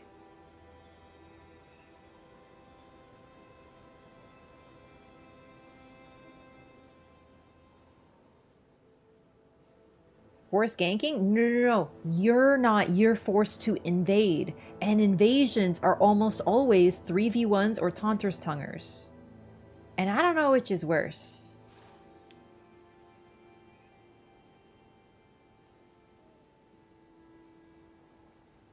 Was with buddies playing D&D with friends and they all laughed at me? I probably would have laughed at you too. I don't know if that makes you feel better, but it's true. Did you say coup de grace? That's really funny. And now the coup de grace. Boom. Get forced in the invade, but joke's on you, so the other people? No, the other people are just the normal people you run into when you do PvP. which are jerks, dude. I'm telling you, they're jerks. I had to be really careful because what if I did an R2 by accident and everything goes horribly awry? Mikola the Accursed will be the last boss, my prediction. I mean, that would just be kind of boring, wouldn't it? Like, we all expect it. We've been talking about it since the freaking game came out. I want to fight Mikola. When's Mikola? Mikola when? Mikola, you know, like, no, probably not. Also, if Mikola thinks he can step to Ludwig the Accursed, one of my favorite bosses from Bloodborne, please, sir, young man, sit down, know your place. Thanks. You know? Mesmer's office prediction? No, he's actually not. Mesmer, we already know what he's going to be. He's going to be a mid-game gatekeeper. Mesmer is only the predicted boss if you haven't played other FromSoft games, which is valid. I'm with you. I'm just saying that, like, sit down, listen to us nerds. Back in my day when I was playing the Bloodborne, oh, let me tell you, there was a theory that, well, you see, there was this boss called the Bloodletting Beast, and we had Lawrence's skull, but the Bloodletting Beast had no head, so there was this huge overarching lore theory that Lawrence was the headless Bloodletting Beast. And the lore community was certain about it. We were all so sure. And then the DLC came out, and then there was just Lawrence. Just a guy. You know?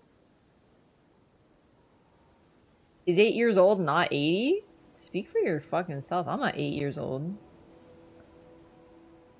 Anyway, my point is that, like, they always tend to do things that are kind of, like, surprising.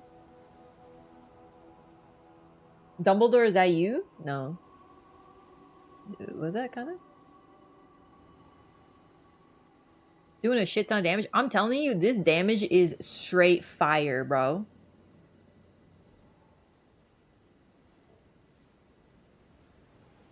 The kidnap status might recapture that feeling a bit. I'm telling you, the kidnap status effect is going to be the next thing. I'm texting Miyazaki about it right now.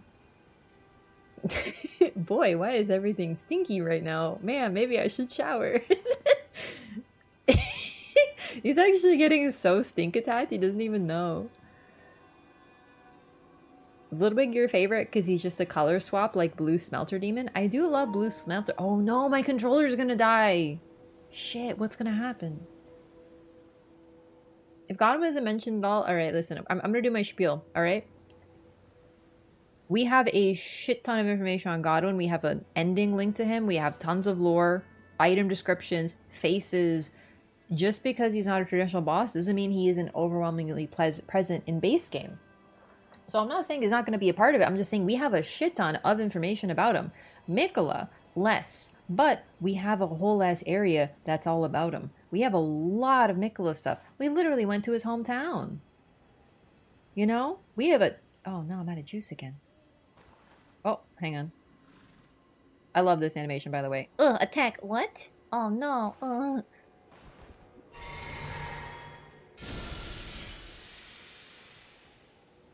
So it's also like we know where these characters are. We know what they've been up to. We have a lot about them. What about Bob the Beardless? You guys are not putting any respect on him. And if any of you say, who's Bob the Beardless? I will say, exactly. I said beardless. I meant beardless. Exactly. You don't know who he is, but you're gonna. The DLC is going to introduce you to your new best friends. Godwin is nobody in the base game. He has a staff. There is huge hints that what happened to him has afflicted the Deathbirds. Everything to do with death that remains in the lands between has become linked to him. There are basilisks and crabs that do deathplay, implying that he has spread that far across the lands between that even surface crabs in Leyndell are afflicted with deathblight, and it's spreading further. There's tons of different enemies that are afflicted by it. Roger's entire questline, Fia's entire questline, Dee's entire questline, all linked directly to him. He has a lot in base game. So that's kind of what I'm saying. Like, I know that people want more, but frankly, that's a lot for a character. Really. Someone who's been dead for like 2,000 years. Pretty good, right? There's signs of deathblight in Farum Azula. That's exactly, yeah. There's those who live in death there. Like, really? Put in the thing is, just because, okay, think of, for my Dark Souls gamers, I'm just going to say one word and you'll understand. Velka. Velka is a character who's been mentioned from Dark Souls 1. Not so much in 2 from what I remember, but definitely in 3. Nothing about her. Completely mysterious. She has a handful of items. Nothing else. We know nothing about her. She's kind of the Gloam-Eyed Queen, in a way. Like, seriously. We never fight her. We never get any answers. That's it. Literally know more about Godwin than Melina. I think Melin is going to have some answered questions because of, you know, if the snakes burned the Erd Tree and she was the kindling, well, we're going to meet the snake, you know? You'll be upset if Mikola ends up being a Velka? No. I mean, Mikola isn't a Velka, though. Gloam-Eyed Queen is a Velka. We know way too much about fucking Mikola for him to be a Gloam-Eyed Queen. Sorry, the opposite. Mikola is way more present in base game than Velka was. We know way more about Mikola than we know about Velka.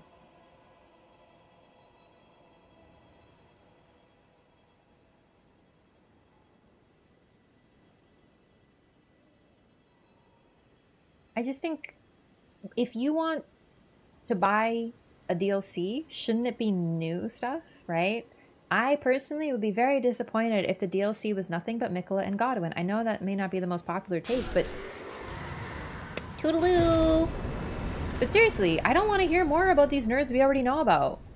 We went to a whole area with all these people. We went to the Halig Tree. We met Melania and her. I met Lady Mikola a billion times. We know who these people are. We know who their parents are. We know where they came from. I want to know about brand new characters. I'm already obsessed with Mesmer. We've had 2 lines of dialogue and a story trailer. Do you know what I mean? FromSoft is masterful at creating intriguing characters. So I think that what they create is going to be great. But we should... Oh, wait. Oh, here it is. Okay, come check this out. This is what I wanted to do. So this door opens because of that guy, right? People always complain, oh, DLC is just stuff they cut from the main game to sell us later, and then are like, I need this DLC to be that. Exactly, yeah. Like, if it's just those two, wouldn't that be, like, really boring? You know? You cannot proceed without more Great Runes. So, because I only have one, I only have Godric, this is what I run into.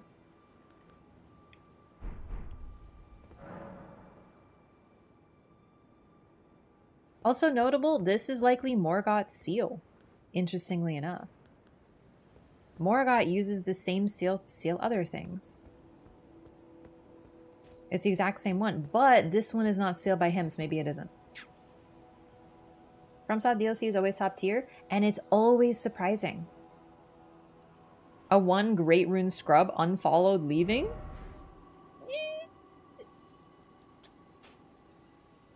Actually, the 2 fingers seal?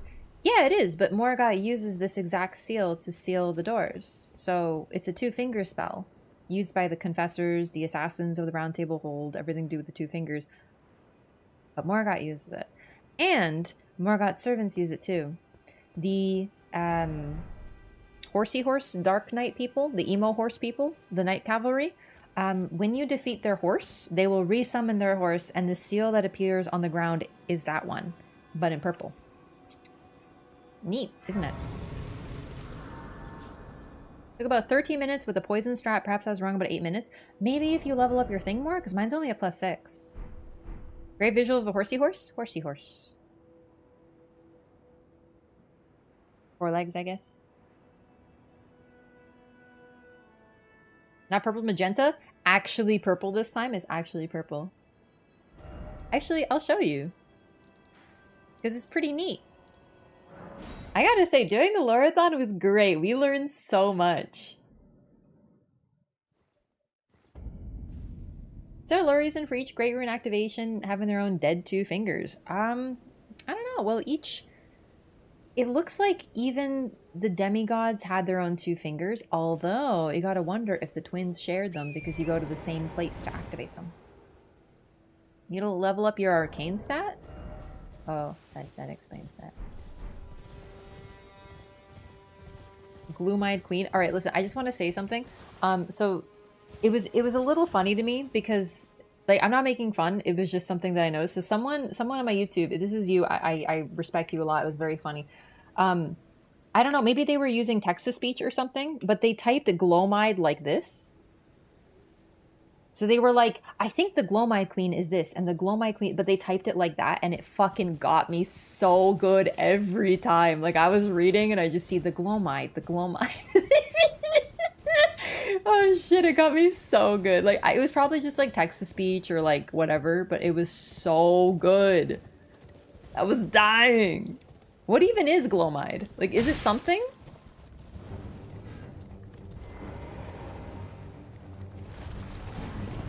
Why do you think people say the say the GEQ so they don't have to say glomide? Glom is dusk? No, glomide. Weird spelling. You think I don't know what glow means? Do you know how many freaking weird books I've read? They say that shit all the time. It means when things are really dark, bro. So glomide is nothing? Oh, bummer. Not the glow... Chat. The way I spelt it, the weird spelling, is glomide anything. Glomide. People. I have an English degree. I know what glom is.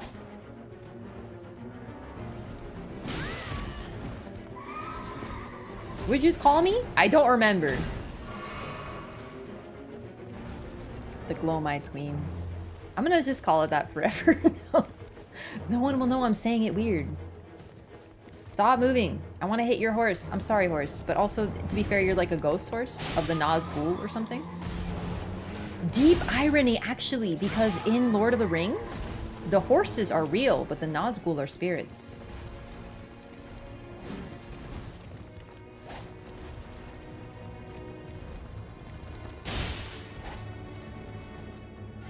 I don't know why I just jumped there. Arcane stat is for Rivers of Blood nerds. You make an excellent point. Alright, yo, what if this guy kills me because I forgot to switch my things again?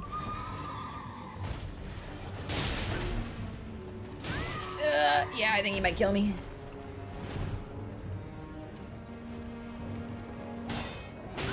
It's not that I'm bad at Knights Cavalry, it's that I'm bad at Knights Cavalry. You know, it's different. Why have 50,000 souls? Shit, I gotta use those real quick. I forgot that we killed a rather challenging boss. Can we summon their horses? Are they also spirit mounts like Torrent? That's what's really interesting. Is it seems like in a way they are. Yeah.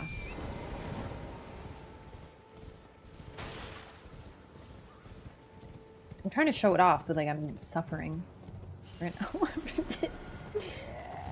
I always thought it was so cheap.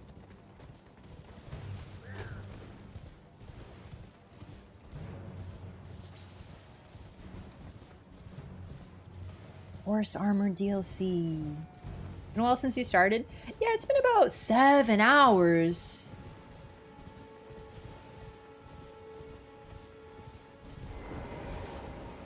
Alter that headpiece to remove the fluff, the Knight Rider helmet. You can alter the Knight Rider helmet? I don't think I knew that.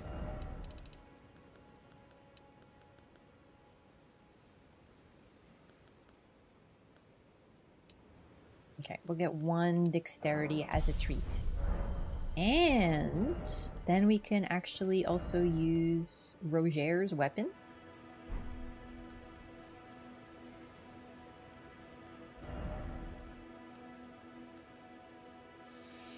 Marlo? Okay. I'm either hearing things or my cat is here.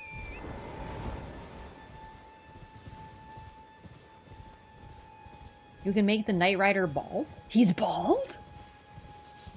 Shit, my juice boxes. I forgot.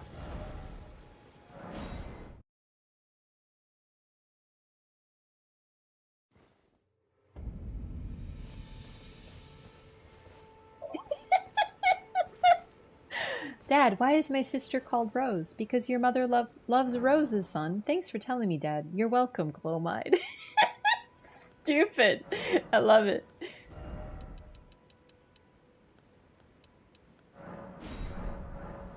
I don't need magic. What have you heard, Mikola? Well, it sounded like... So...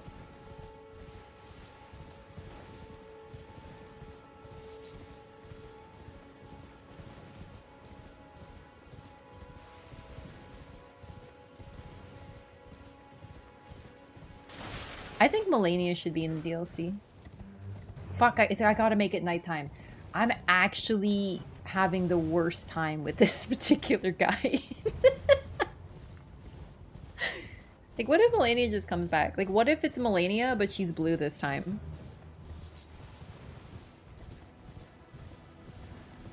Sick, I'm down. Just like Dark Souls 2 DLC for real.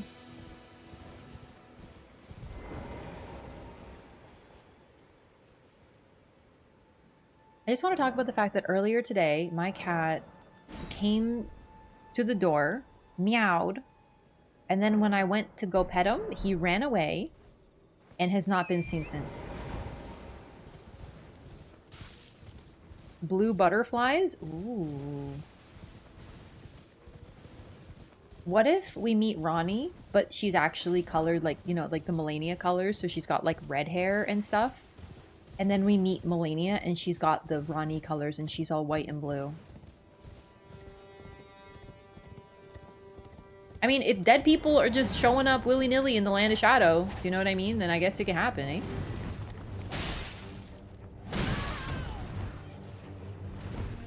He's upset? He wanted me to play with him. It's true, he's a little upset. Ow. And we meet like a reskin version. I can't believe I was laying on the floor and this horse still attacked me. Knight's Cavalry never really gets better, do they?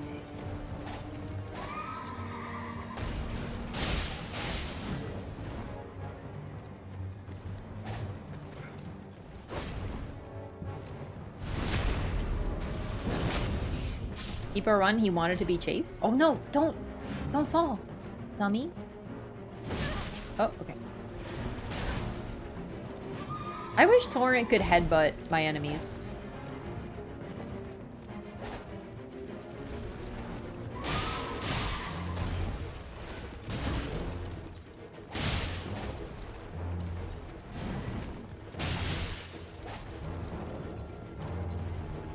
Hold still. There we go. Alright. So he's gonna resummon the horse. I don't want it to be too easy on him though. So just real quick little damage so we can kill him quickly.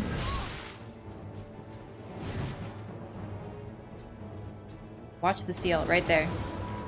2 circles. Purple. Unironically actually purple. And it's interesting that they summon as if they're like wet, like out of darkness. Like wet darkness.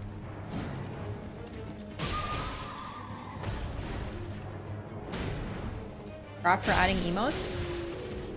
I added Peepo Torrent. How dare you?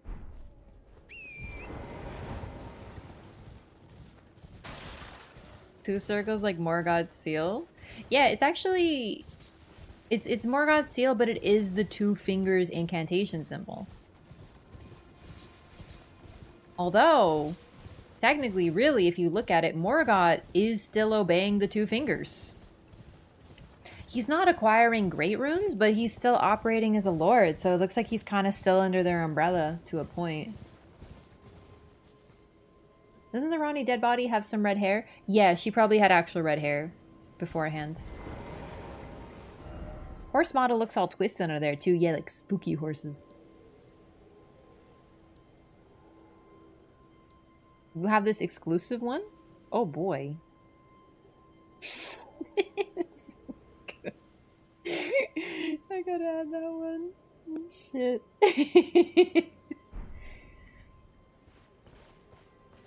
Alright, I have done so much, yet so little.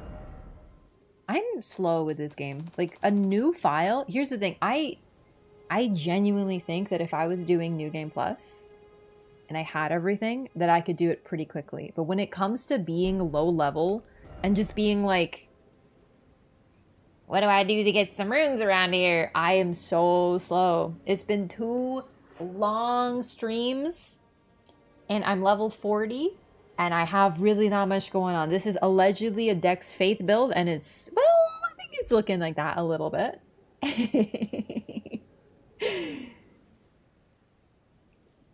react to body videos, Elden Ring lore videos, because I'd rather just make my own lore videos and react to other people's. Like, I like making my own lore, you know?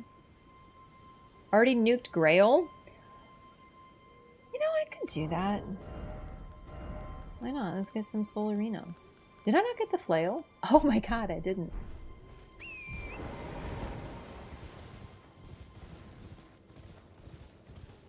We can also kill the Knight Rider cavalry on that bridge. Alright, there we go. Excuse me.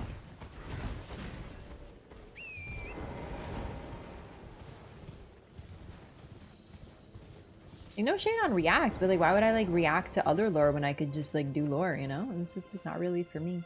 The only thing I really react to, so the reactions were kind of basically me sharing my first experience with the Elden Ring bosses, and they sort of blew up on YouTube.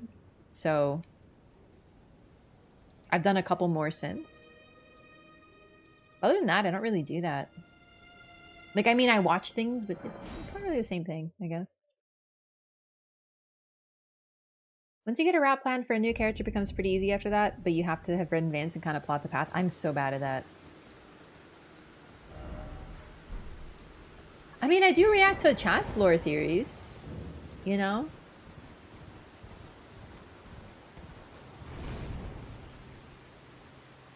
Ooh, free runes.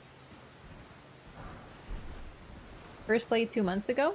Yeah, but to be fair, it was uploaded 2 months ago. But no, the original first playthrough happened on release in 2022. I just uploaded it finally to YouTube. I finished like 2 months ago. So...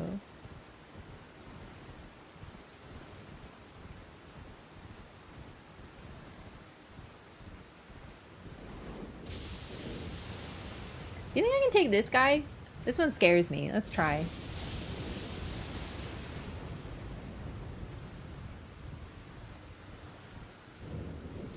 This one... Hi.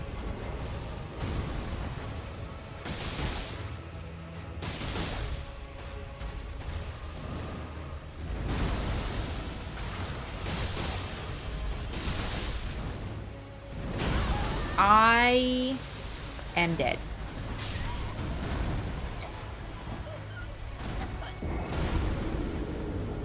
Mistakes were made.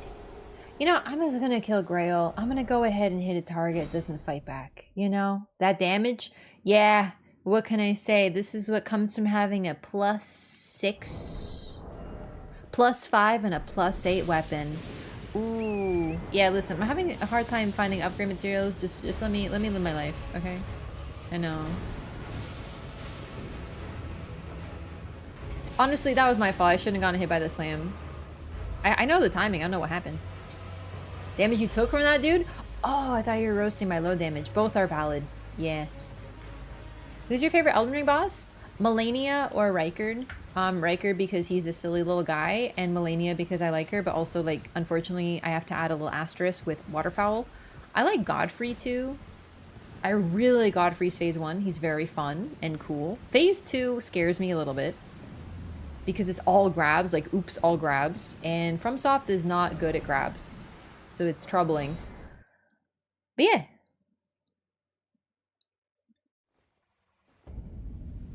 He's worth 80k more if you got the gold footsie. Yeah, I might actually try the gold footsie, but I don't think I have any right now. I don't think yeah. I didn't pick it up at the graveyard. I do know some early speedrun strats, nothing like fancy. Aren't I supposed to use an item? Eh, whatever.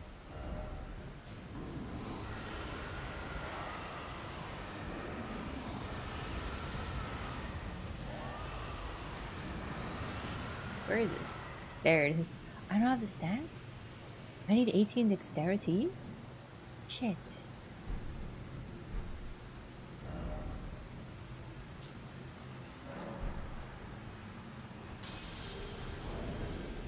Always poison again? Nah.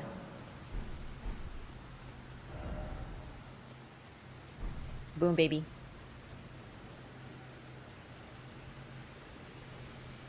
Quickly to the grace and rest? Nah, I'm good.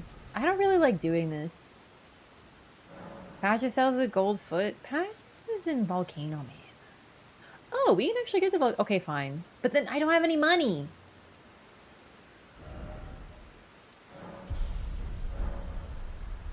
He's a merchant right now? He's gonna be a merchant in like 25 seconds. Don't you worry about it. Okay, but watch this. You wanna know something really cool? Hang on.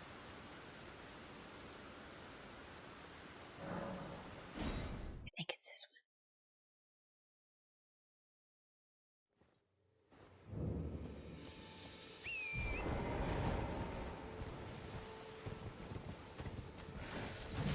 Where is it? Oh wait, this isn't the thing. This is the other thing, isn't it? This is the other thing. This is the gooey poison thing, right? Yeah, it's the blood grease. Where's the gold pickle foul foot that you do in the... Oh man, I don't have my note. I wrote it all down for Twitch Rivals and I still had it somewhere here, but I think I got rid of it. What if the DLC is so good it makes Elden Ring your favorite From game? It's definitely possible. Elden Ring is really, really, really, really, really good. It's just like, I mostly hate the bosses is the problem. Do you know what I mean? Like, I don't hate them, but every single boss, I have to be like, I like them, except for this massive glaring problem. I love Melania, except for Waterfowl because it blows. You know? So like, if the bosses continue down that path, I don't think I can love a game where I resent fighting most of the bosses. West Limgrave, buy a crucifix. It's fine, we don't need it. We're just gonna kill her.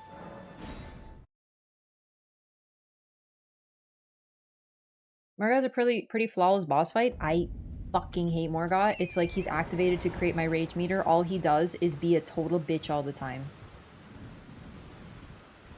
He's top of my shit list, I tell you.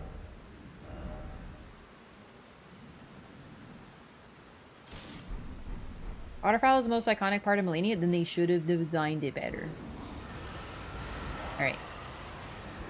I don't remember exactly where you stand. Well, this is a good sign. It's by the mushroom. You have to find like a little sweet spot in the mushroom.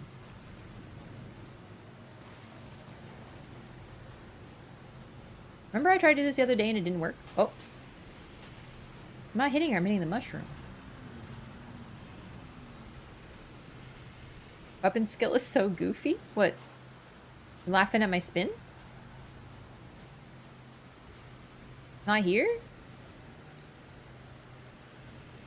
Is it by the wing? I could have sworn it was the tail.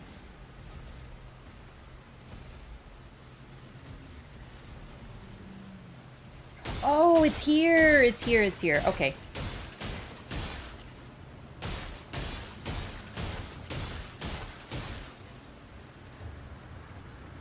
Okay, hang on. I need more juice.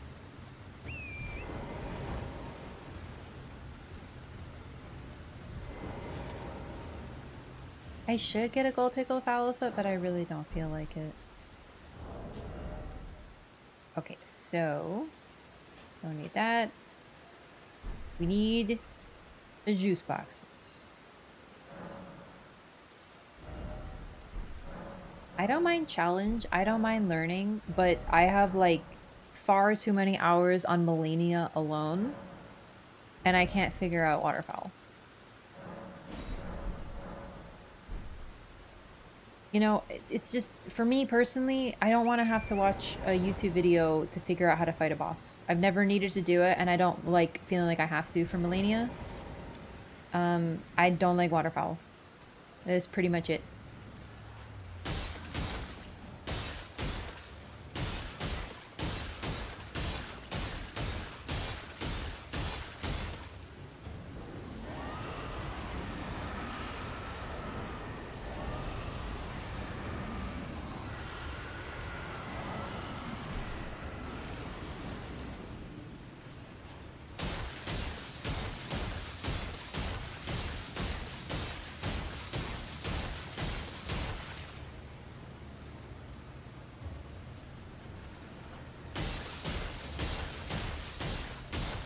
possibly change my build purely because of Flame Foul Dance. Yeah, I don't love that feeling either. Like, I am with you. Oh, I did it again.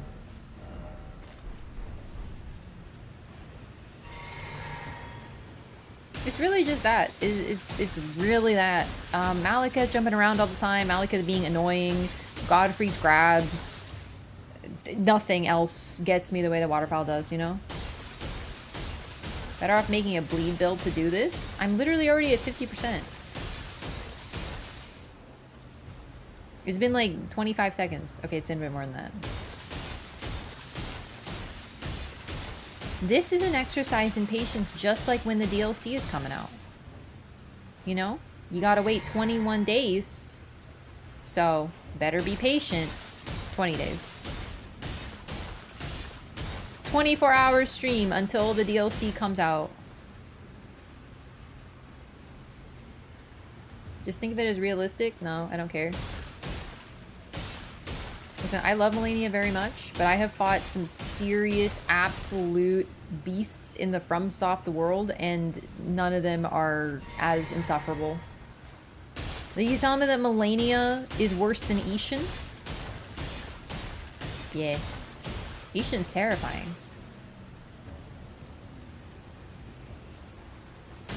Done this with a basic bleed weapon and patience? Yeah, it's like really easy. Just some time.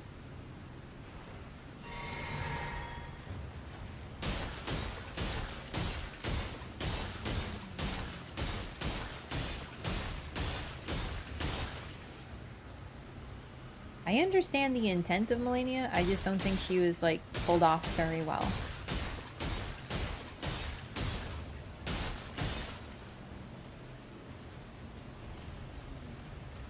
Combination of godhood and humanity? He's just a guy. He's just an old guy. Who got young. Like, he's not that special.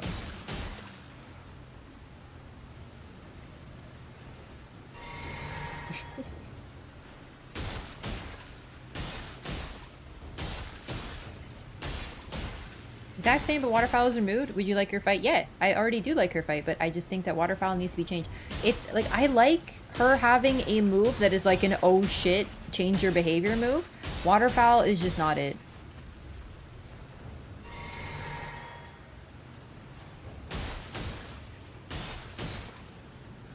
That didn't take too long.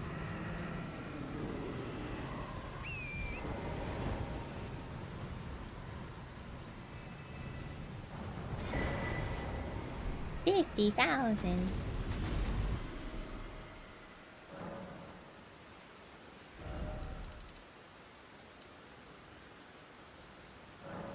Yes. Survivability.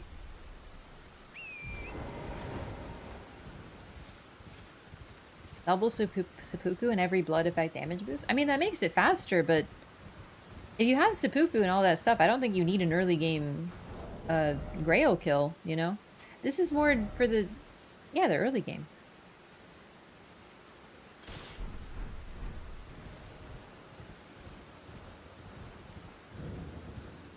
Also doesn't know how to dodge waterfowl. Pretty funny to fight her with her own weapon. Yeah. I should try that one of these days. Just because it'd be funny. Shortcut. But no, good point. Like, I don't think it's possible for a boss to dodge waterfowl, really.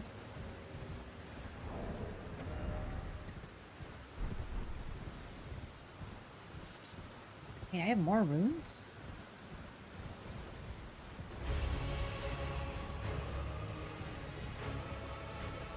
Fights Grail the intended way SMH? I literally did during the Lorathon. How dare you? I actually did though. You're supposed to fight the baby dragons. Yeah, if you defeat 4 of her dragons, she dies. I did that in the first playthrough.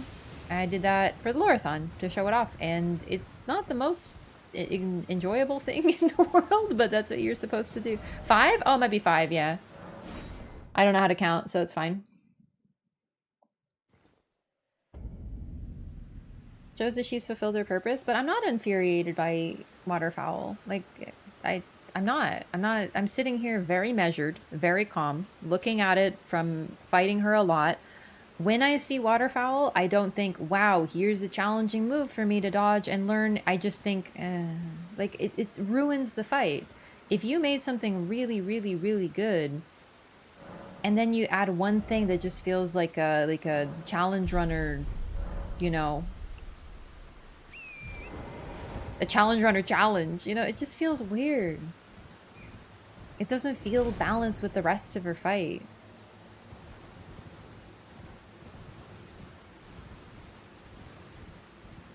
I'm not angry. Oh, I forgot to get my juice boxes. Sorry. I'm not like, oh man, fucking Melania. It's just genuinely for a long time, waterfowl ruined her fight for me. But now I managed to get past it. I like the rest of her fight. I've even dodged waterfowl a few times. I just don't like it. Like, I am the person who will staunchly defend every single boss that everyone else maligns. I love every single fight in Dark Souls 2. Everyone. I love all bosses in Dark Souls 1, including Bed of Chaos. Yes, I am a Bed of Chaos defender. I love Dark Souls 2. Dark Souls 3, all fights are good. Love it. But when I talk about this, I mean that I want to feel about Melania the way I do about all those other fights. The Royal Rat Enjoyer? I do! I do like the Royal Rat Authority. So experience, you just get used to it? You don't. You don't. Not everyone. Not everyone does. I have not. I have spent like 20 hours plus fighting her alone. Actually, more than that. And I still don't know how to avoid waterfowl. I finally got some advice from a Halos runner. I just asked, like, how do you avoid it? And they're like, okay, you go in, and then you go out, and then you go over to the left. And I kind of like did that, and it worked. But like, only sometimes, only if I'm far away. It was a bad time to heal.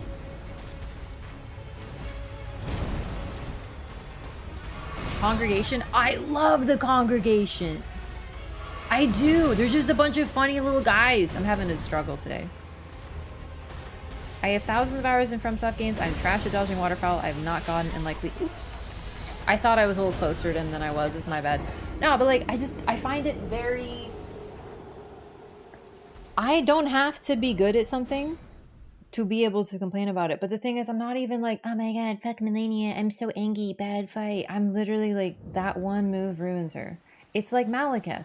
Malekith sucks because of his phase 1. His phase 1 is insufferably annoying. Where are my souls? There they are. Horan took the hit like a real bro.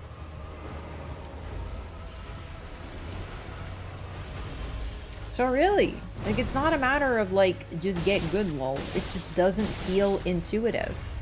And the usual techniques for avoiding things, such as distance, don't work either. I would be fine with waterfowl if you could distance it. Oh my god. I lost my timing. Clunky throws the vibe off? Yeah. I like the pressure of it. That's the other thing too. I like the idea of be careful because she could do a move at any time. Like that I love. Double Sanctuary Garden is indefensible. It's not even a boss, really. It's just something that happens when you walk in. It's not so bad.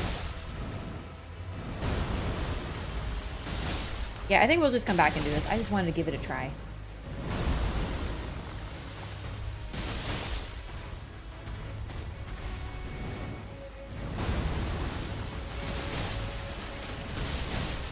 Yep.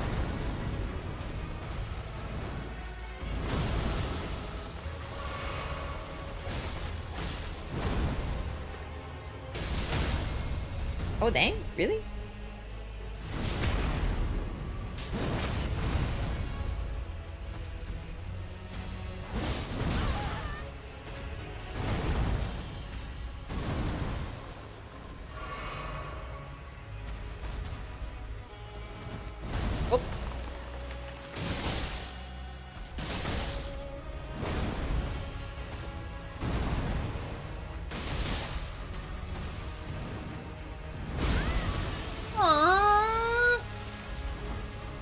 Like, I know that was my mistake, but I feel really bad about that one because I was doing it so good every time.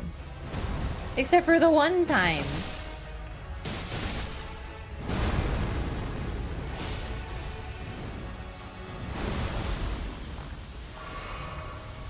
Using free spots to stop waterfowl dance? I don't want to have to do that. And eventually I did. Eventually that is what I ended up doing. And it was really, really, really annoying. Because I don't think you understand how much I hate using consumables and feeling forced like I need to do one particular thing and craft one particular recipe to get through it. It was awful. Hated it. Anyway, what I was trying to say, I was really focusing there. When a fight has a move that is very dangerous and you're constantly watching out for it, that is actually a good thing. I have no problem with the pressure of waterfowl, with the way it's designed, with fearing it, but in my experience, unfortunately, it is just a kill. Like, if she uses it, I'm dead. No ifs, ands, or buts, no rhyme or reason, no ability to avoid it, except for if I'm already far away from her, which doesn't happen very often because I'm usually melee. Cut down a tree with steak knives? I did pretty good there until I didn't. You know?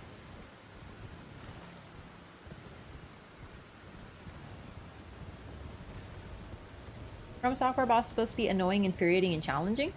Not necessarily. The point of FromSoft games, in my experience and in my opinion, is to have a struggle and then overcome it. Like, that's really what the point is. You're supposed to fight something and be like, oh my god, this is impossible. And then you're supposed to get better at it and be like, oh my god, it is possible. And to be honest, I feel that way about every boss except for Melania. Like, for me, I'm like, Melania is not, like, you gotta use something weird. Cheesy stuff like Bloodhound Step. Yeah, my first playthrough, I used Bloodhound Step. It wasn't nerfed at the point. I didn't love it. I hated using it. Trust me, I hated it. But I'm better now.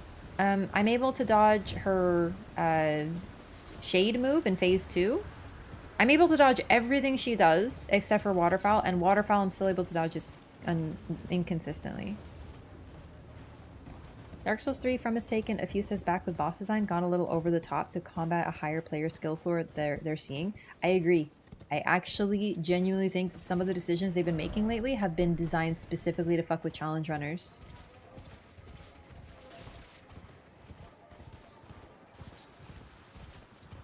Red Quick Step? No. Bloodhound Step wasn't nerfed, so I used it. I don't want to use those things. I don't like them. Shade move is the only thing really giving me trouble nowadays. Yeah, it's a tough one. I didn't know how to dodge it. I didn't have much practice with it because I was having trouble getting to Phase 2. But I'm better now. I can do it.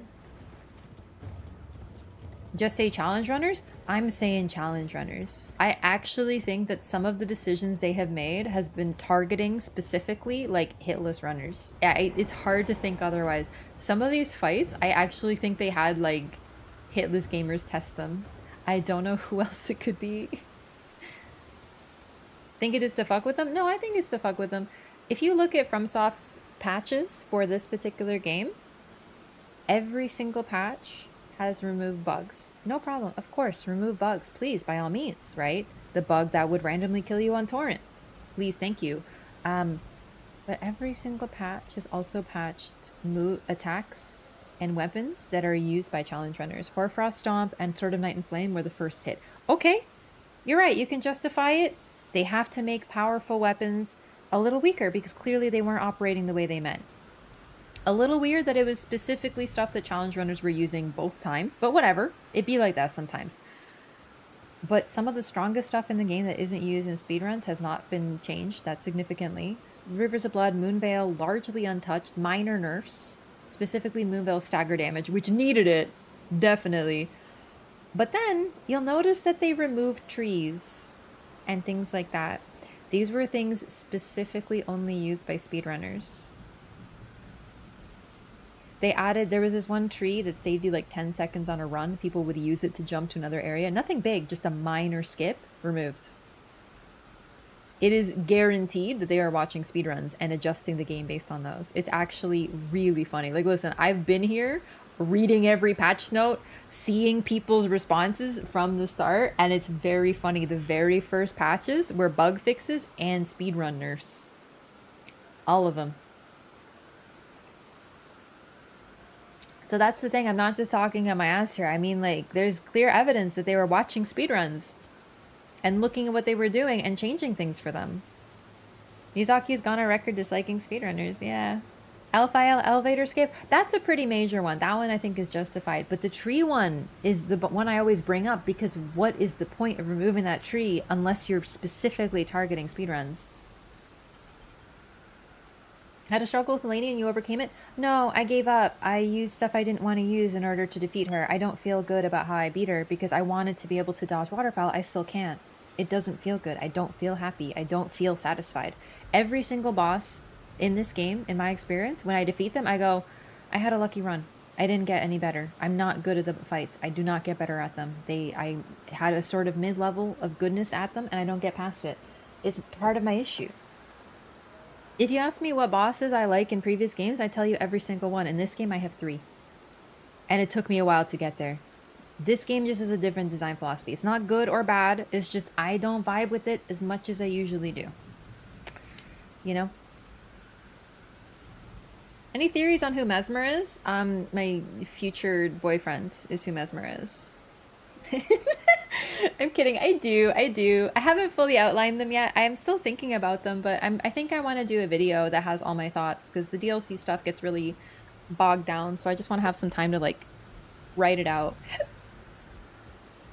But like, I don't think anything too outrageous. Everyone's talking about Mesmer, right? So I don't have anything too crazy.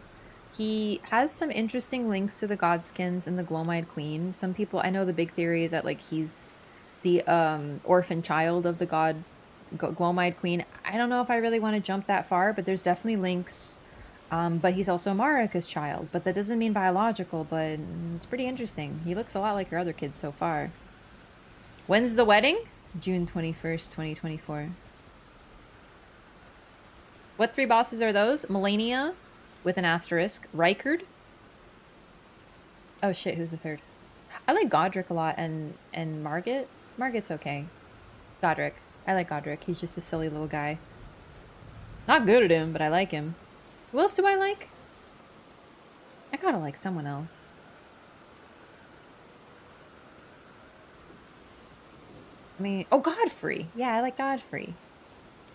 Radon. Oh, I do like Radon. Yeah, Radon's really fun. He's just sick.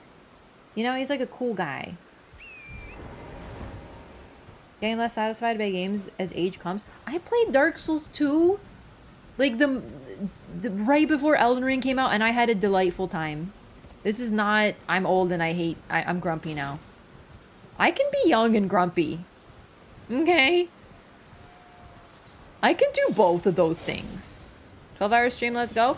Honestly, I think we're just fucking going, gamers. Who cares? Morgott drives you crazy? I like Margit because he's less of a bitch about it. Really, though. Margit's okay. Morgott needs to take a chill pill. How do I feel about Moog? He can suck my whole dick. Okay, I don't hate him that much anymore. I just greatly, strongly dislike him and wish him to be away from me. You know?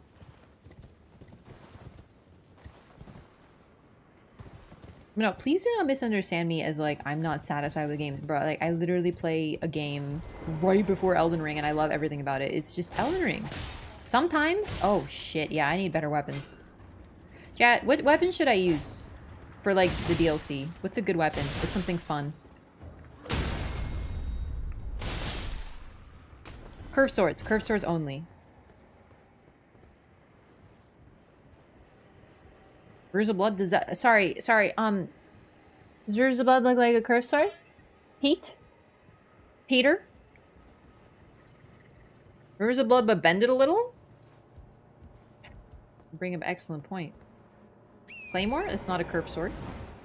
Magma curved swords? I don't want to bring fire. I don't want to commit to the fire element. I want hammer. A hammer is not a curved sword. No, only curved swords. Serpent God, that's a great curved sword. But at least you got the spirit. Nagakiba, Hand of Melania. Why are all you katana people in my chat? Sorry for calling you katana people. I just thought it would be funny. I'm not gonna use katanas though. Curved kicks? Fuck! Darn it! Ooh! Just as planned. Where am I going though? Beastman's curved swords? Their strength scaling? Wing of Estelle? They're int scaling. Back to Wing of Estelle? No! I'm resisting. I'm Dex int now. Or sorry, I'm Dex faith now. I'm not int. Serpent God is not a grave curse sword, it is regular? Which one am I thinking of then?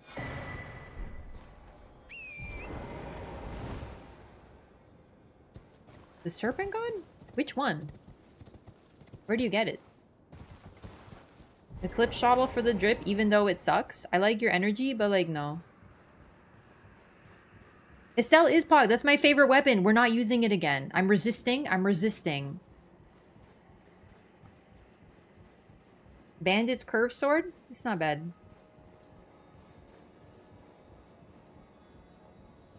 Oh, my first playthrough was in Dex, but I want to use the spells. Get the Serpent Curved Sword in the ruins before the Magmor Makar fight. Yeah, that's a great curved sword. Isn't it? I could have sworn.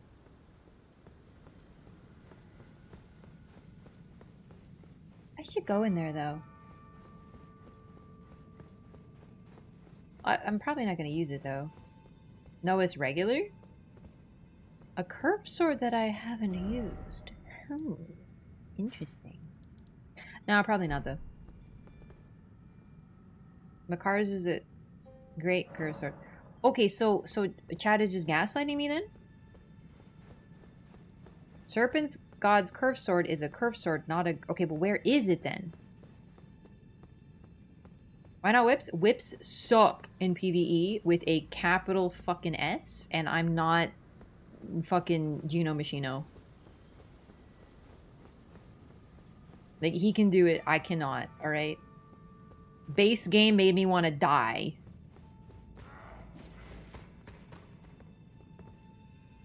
One before Makar near a land octopus? Then which is the great curved sword? Just get the DLC whips? Dude, if they bring me Dex int whips, you know. Kinda fun because bleed? No, no, no. It's not fun because bleed. It is fun despite bleed. Those are the best whips in the game because they're very, very, very pretty. Glowing curved swords? No. Yeah, you're basically like asking me what I want to eat and I'm like, no.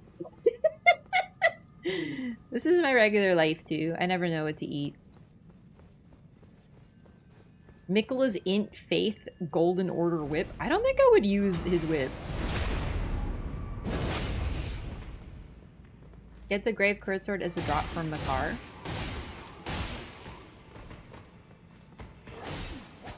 No, I'm not thinking of that great curved sword. I'm thinking of the sword that has a serpent as an as a head, but maybe that's just a curved sword. You don't want to whip Mesmer into submission? No, I would lose if I whip Mesmer into submission. Whips suck. I don't know how to explain this. Whips are terrible in PvE.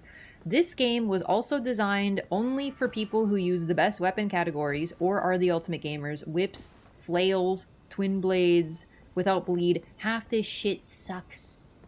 It's terrible. You take forever to do a single swing. With Rivers of Blood, you can just click a single button, annihilate the boss, make it bleed, it's dead, everything's happy, it's staggered, you get a riposte, everything's happy. With a whip, you take the same amount of time to click an R1, and then you're dead, because it does no damage. Whip once in DS3, never again. They're not good in DS3 either. They're good in DS2 though, you should try them. The whip only run I started on stream began with such sorry I'd hope. Yep. Yeah, I sat there and I was like, I'm gonna do whip only run. And then I wanted to die. Anyway, I'm not using the Serpent Gods because that's a strength one.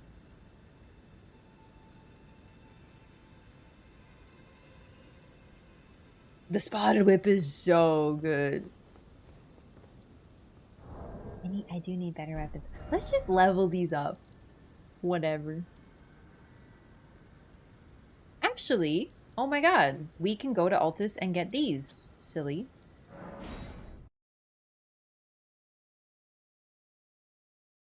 Nox Flowing Sword is Dex. That is also really bad. Grossmesser and Mantis Blade. Yeah, the Mantis Blade is really short. And, like, really kind of bad, from what I remember. Zamora Curve Sword? Is it Faith? I don't remember what else it scales with. I'm leaning toward Nah. Dread using his Vare's Bouquet. Vare's Bouquet sucks. Whatever curve sword they give us in the DLC. That's a good point, chat. Don't worry too much about it, because the moment I enter the DLC, I'm going to find something new and shiny, and I'm going to use that instead. Longer range weapon art? Yeah, but then you got to rely on the weapon art. Dex strength more on the dex side? Oh, it's just quality? Some more curve sword. Some more curve sword. Do you get that from the Zamor in the Hero's Grave? Lady in Red has got to have something. Reverse grip dual blades! Reverse grip dual blades! Lesson here is that most curve swords are pretty bad. I hate to say it, but I mean, yeah, a little bit. But it's not that they're bad, it's that I am not wanting to use them because all of my curve sword babies are good. All of them.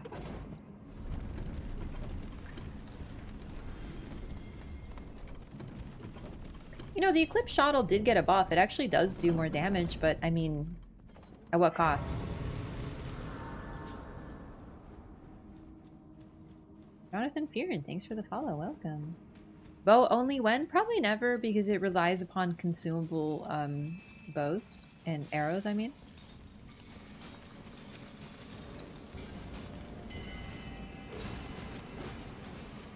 Lore Notebook back again for the DLC. I have to pick which notebook I want to use. Wait, what is his boss? Oh, is it 2 Crystallians? Not the most promising thing in the world, but it's okay. Frame droppage? Oh, shit. Yeah, I'm dropping frames a little bit. Sorry. That's good timing. Sorry. This is my internet. This girl's been streaming for too long. Let's fucking crash her. It's a little potato at the moment. Okay, we're good. Just a moment.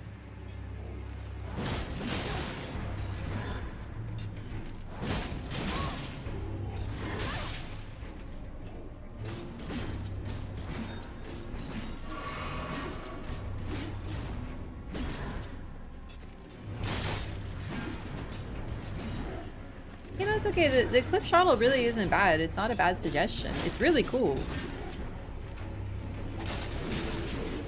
Don't worry, gamers. I just don't really want to use it for this particular run. Because I'm not trying to be like a Godwin boy. Do you know what I'm saying? Remember Ruin Sentinels? This is them now. How dare you? I love the Ruin Sentinels. Clip Shuttle and Magma Blade, but they don't need to scale off Faith though, because I'll probably just use Dex. I'll probably just make them freaking gamey. Maybe I will end up using the Shamshir. It's pretty sick.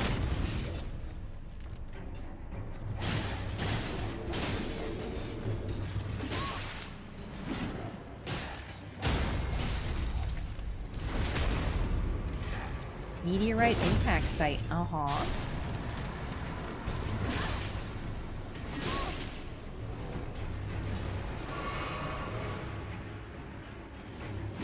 The main important part is that it's Dex. And that it's really cool.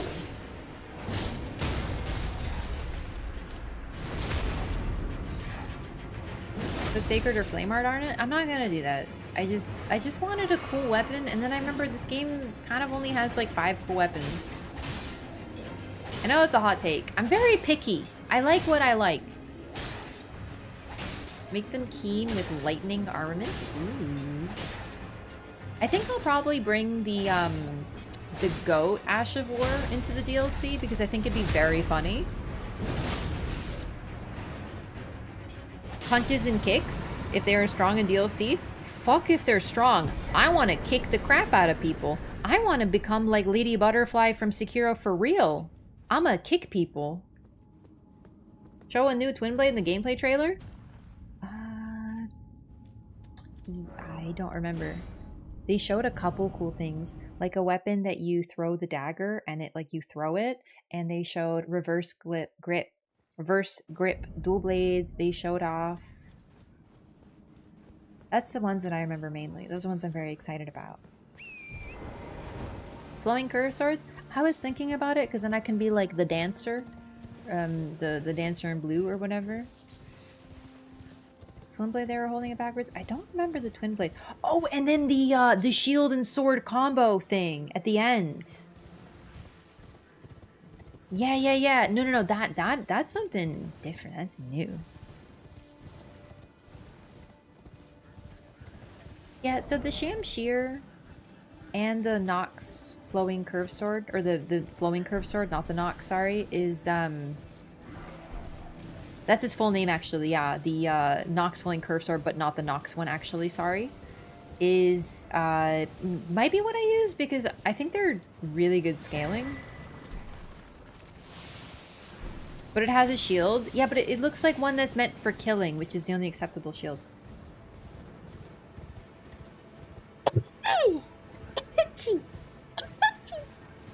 Ah! Excuse me. Ah!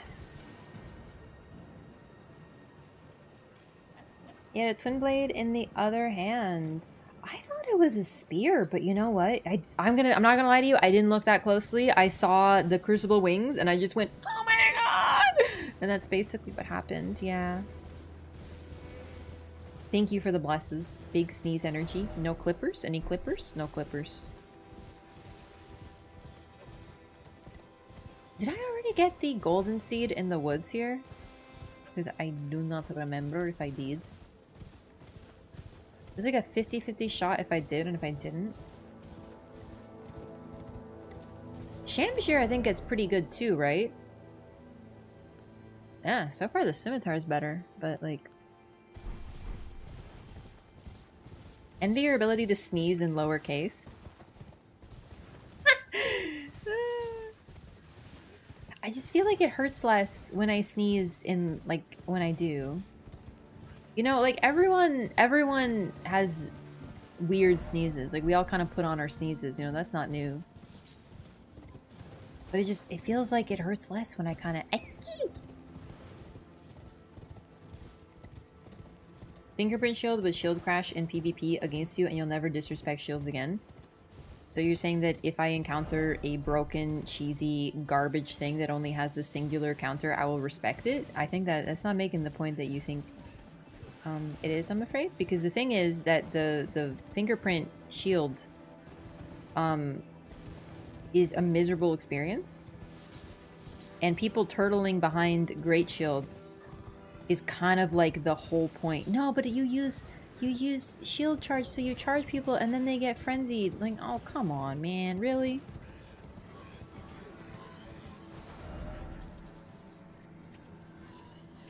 I think I did get it. I'm just gonna gambit on I did it. Nah, that shield sucks. Like, listen, other shields, I'm just like, okay, it's not for me, but you do you, boo-boo. I will comment on you hiding behind it if it's annoying, but other than that, live your life. But if I see the fingerprint shield, then that gives me an excuse to disrespect you even further, because why, though? I have the loudest sneeze in the world. I think I make my sneezes quieter because I hate loud noises. Graph stream has outlasted me? Yeah, I don't know what's going on. I'm just like not tired yet, so we're going, gamers. I might need like a small snack or something. I don't know. It's just fingerprint shield. Okay, fingerprint shield is so broken and overwhelmingly annoying that they made it so the Ash of War kick breaks shield stance. They actually had to change it. They basically nerfed shields, and it's basically because of that one singular shield. But the thing is, if you don't have kick, then you have no counter. And the thing about fingerprint shield nerds is they're never alone. I'm always invading. You're never just going to run into one fingerprint shielder. You're going to run into his friends as well. Hell yeah! $5 super chat for fingerprint shield does indeed suck. That's what I'm saying. Based. I love that shields are viable. They never were in previous Souls because shields are for dinguses. That's it. Let's go! All my shield hating squad. Seriously, I've talked about it before. Let me give you an example right here. This is a cool looking individual. Boom. Instantly less cool. Nerdy. Stupid. Dumb lion. Why? Instantly cooler. One sword shield? No. Ah, I punched the mic again. I'm sorry if you heard that. No. 2 swords? Double the cool. I'm telling you, I stand by this all the way. Imagine that being a big jelly. Bet you feel silly now. Oh yeah? Think I feel silly? Watch this. Watch this. You watching? Hang on. Hang on.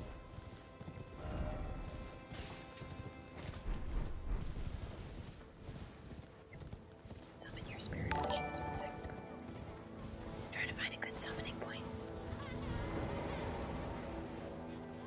Delightful business goose. Thank you so much for the prime. Thank you for 5 months. I appreciate that very much.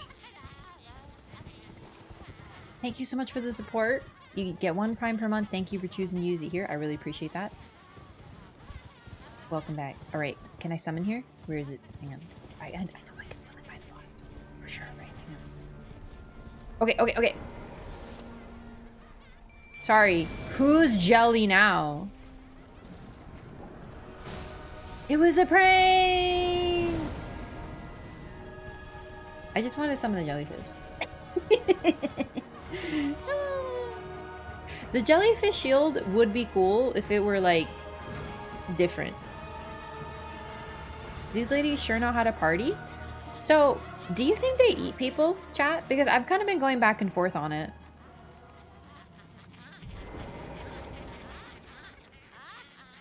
It is related to the lore. I actually wonder. I mean, the thing is, they do very conveniently have blood around their mouths. But their hands are very bloody, you know? Like, I actually feel like they do be eating people. We know they skin them. But do they eat them? Yes, they eat people. But the thing is, we don't know. Do you think they eat people, though? Like, are you leaning toward the eating? Skinned all the males in the village? Based. Slay sister, gatekeep, girl boss, am I right? No, sorry. They do have farming instruments when attacking you. What else do you have interested in besides this? Besides this being what? In what context? Like lore? In Elden Ring? You mean lore or do you mean Elden Ring? Because if you mean lore, I do play games sometimes, and if you mean Elden Ring, I like FromSoft games, I like RPGs, I like pretty much like any type of game I played, really, at least one. Probably eat all that isn't skin. I'm thinking that too. I actually do think they eat people. And it's sort of like the same process by which they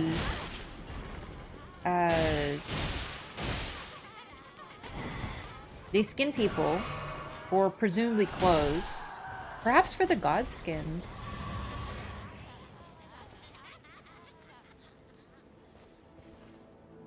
I do think they eat people though. Because what else would they do with the meat? Think their spit is poisonous too? Kind of. So what they do is they bite their own wrists and then they spew their blood at you and their blood is poison. I've been thinking a lot about these ladies because I really feel like they and the godskin up here is a link to something, a hint to something that really doesn't have much evidence in the lands between anymore. I'm actually going to show you what I'm talking about because it's really neat. Crucifixes, which connect to Christianity and the eating of flesh. So the thing is, in this game, crucifixes have a different meaning. Like, it's a similar meaning, but it's... Where are they punished, tarnished? Marika, the figure of this game, who is not... Like, she's martyring herself in a Satan-like way, but she's not, you know, meant to be a Christ-like figure. These are her crosses. They are linked to her, to the rune arc, and to punishing sinners, which crosses are linked to. That's what they initially were, yeah. But I don't think the Christianity link is there for this, because they've kind of, while influenced by the idea of what a cross is, have changed it a little bit. Do you know what I mean? So I don't think this is literally like Christian, you know, and not to mention, it's only Catholics who do that, really. That's a specifically Catholic thing. Thinking a lot about these ladies is so real. I think about these ladies all the time, but I actually think that the fact that they have poison in their blood is significant. I can't put it all together, but it's something I've been thinking of for a Mesmer video. Believe it or not, I think this is a detail that might link to something in the Volcano Manor, which then links back to Mesmer. I've been thinking about it. It's been all here. Where's the lady? Because there's a couple of these towns. This one, maybe? There's one that rings... This one. Okay. This is the one I'm looking for. Hey. That one.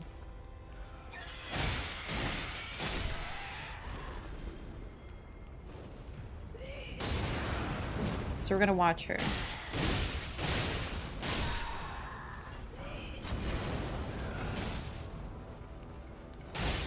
These Vivas, their little dances. I actually love FromSoft angry ladies. Hey, bite your wrist. Look, chomp the wrist. And their blood is poisoned. It's not just their spit. Their blood has poison in it. Cool, right?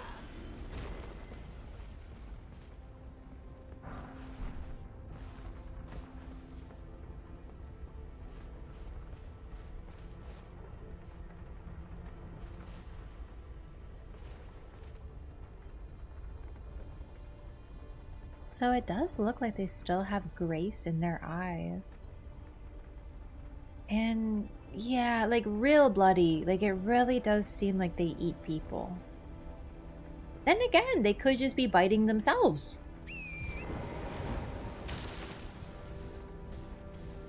I do love the dancing ladies. It's one of my favorite parts of this game. To act like Jesus, right? No. No, it's not really the same thing. When you describe a Christ-like figure in media, you're looking at someone like the Lion from C.S. Lewis in a really obvious way. Marika doesn't fit the mold. Looks like Gloam eyes. Their eyes, they were more gold, no? Literally toxic ladies, exactly my type. And they love dancing.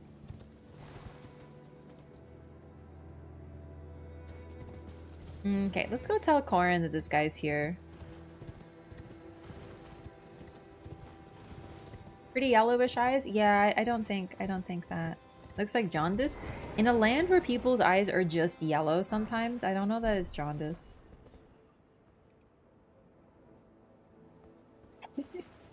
Oops, my lights went up. But yeah, no, not Christ-like in this way. Bluetooth mode. Like, trust me, there is definitely some Christian influence, and I think we might see it more considering a lot of the figures that we're discussing. I know, again, but Nicola, Saint Trina, it's the only saint that we know of, right? The fact that everything to do with Nicola, the Halig tree, Halig is holy, it's the holy tree. To go to the Halig tree, you go on a pilgrimage. There's a lot of really specifically Christian stuff with Nicola. Not maybe directly, but with stuff associated with him so far.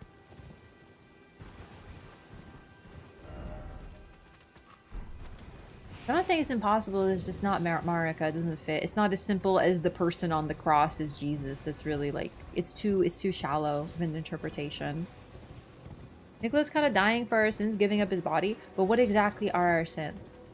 Like, I don't buy Mikola as Jesus either in this interpretation. If anything, what I do buy is the sins of the mother. So rather than sins of the father, we have sins of the mother. So Mikola has all the sins of what his mother has done put upon his shoulders and always has from birth. He was raised to replace her, but to replace her would be to repeat her mistakes.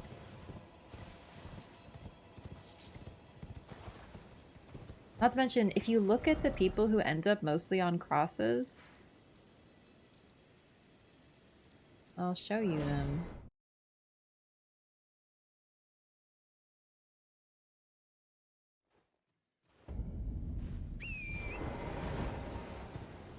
Oh, maybe we can take Tree Sentinel now. These guys. Tarnished.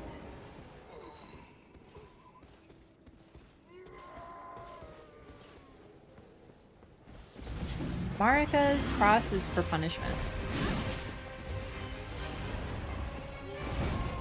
Having too much drip in a Souls game? Oh, just wait till I get my girl dripped out. You're gonna be so envious.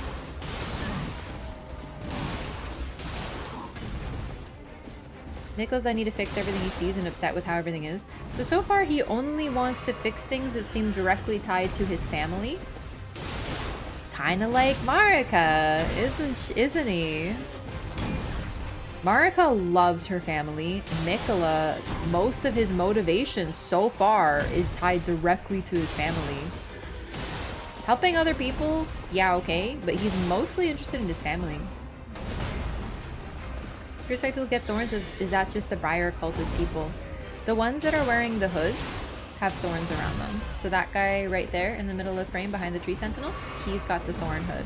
That one does also, that one does not. So the thorns are worn once again to signify sinners.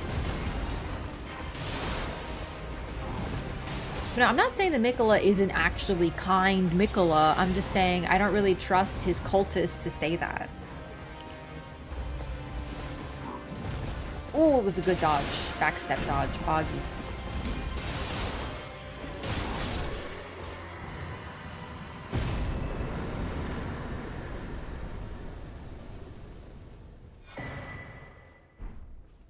Morgoth and Moog, though? What about them? Killing Melania might have any consequences in the DLC? I don't know. Maybe. I don't think so, though. I think it depends on what Mikola's goal is. Like, we don't know what anyone in the DLC is doing. We don't know what the DLC is about. We don't know why we're going there.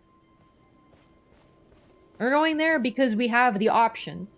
Right? We are gamers. They give us a DLC, we'd do whatever. If the DLC is like, go back in time and help Moog kidnap Mikola, we'd all be like, sounds good! Because if that's the game they're giving us, that's what we're playing. Like, seriously, all of you who are like, oh my god, Moog's so evil, would 100% play it. Because it would be like, well, guess we're doing this. So why we're there depends on the player. But why everyone else is there, I am curious about. We don't know. Non-DLC world does not affect the DLC world? Yeah, I believe that, but there might be a little bit of a hee-hee situation for our boy Miyazaki in there, because he loves to hee-hee. Dark Moon Night vibes from DS1. Armor is a really similar color with a similar pattern. We actually noticed that when we were playing Dark Souls 1. I don't think there is going to be much from the DLC, from base game that affects DLC, but the reverse might happen. He loves to hee-hee. Am I wrong? Something of a trickster figure he is, isn't he?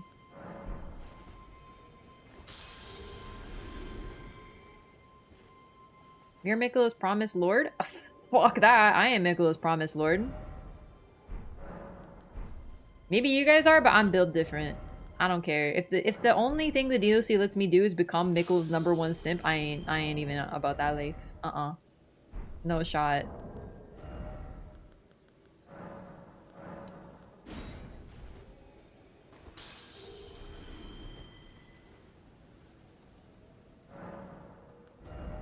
Oh my god, I need 30 more souls.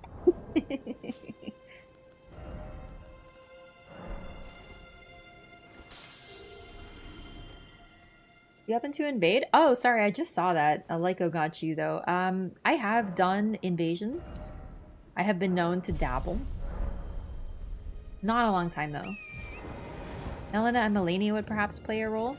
I really think that stuff in DLC might change a couple things in base game, but it's gonna be minor stuff. It's gonna be stuff that us lore nerds care about and no one else does.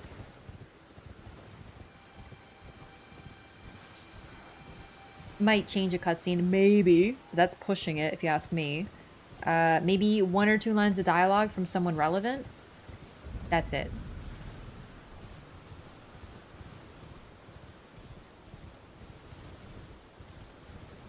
Reaction to us having killed Melania? I don't know. I don't really care. I just hope we don't really meet him. I hope he stays in somewhere else. I'm so sick of him. I can't wait to meet the new people. They're gonna be my best friends. Where is the... Oh, it's right here. I was gonna go fight this guy. I don't remember why, but I just wanted to.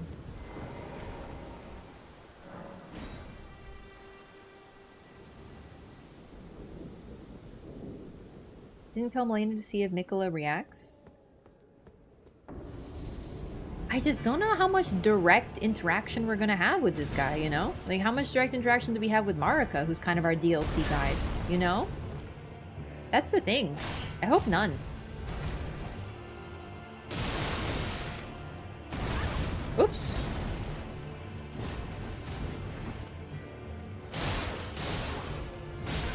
Man, I'm really bad at dodging today.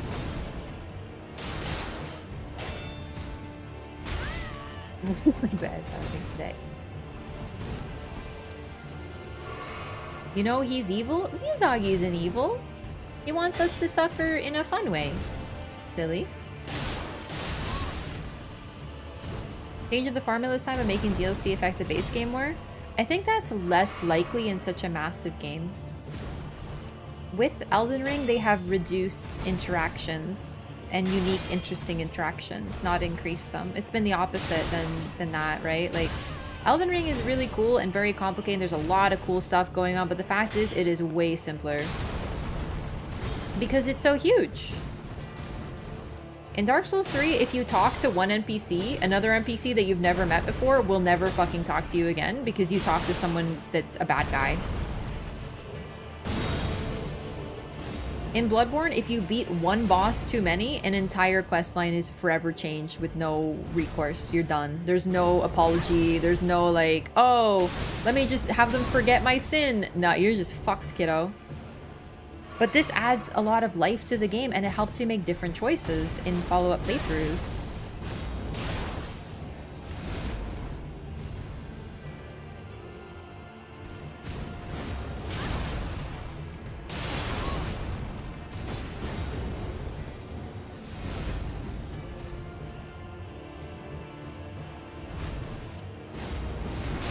I jumped tail.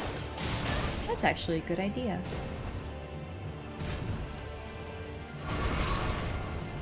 So yeah, basically, based on that, I don't think the DLC is going to affect the base game because they barely did it before and it's really hard to do. So it's probably going to happen less. It's pretty much that simple. Expect DLC to be its own cohesive story. And it's gonna be really good. It always is. It's always satisfying. It's always not only satisfying, it's always the best part of these games. Without exception. If the game is a 10 out of 10, the DLC is like a 15. Oh, his butt too big. Dodging forward into the attack better? Depends on the attack.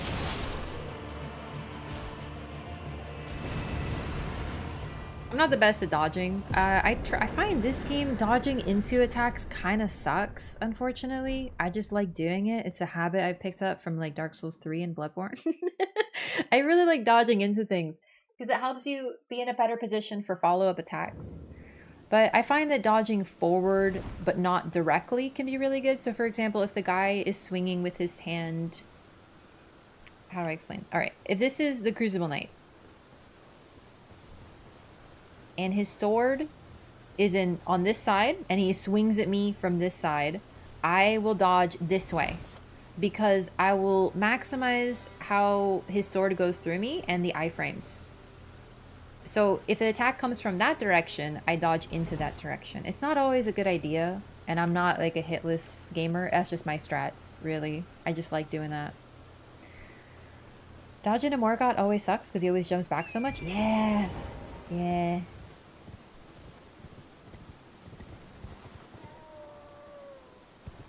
So sometimes dodging is good, sometimes positioning is better.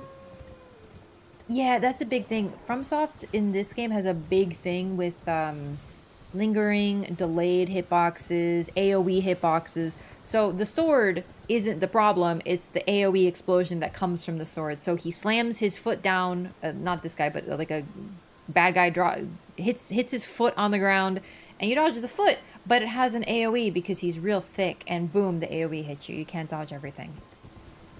Just annoying. Don't love it. But I do like dodging into things because it's just more fun. Double whip build for DLC? No, not for PvE. No shot. Watch the arm, not the weapon? Yeah, you know what? If you're talking about parrying too, that's like the #1 advice. Watch the arm, not the weapon, for sure. It's good for dodging too, but you know, specifically for parries, it's like the advice.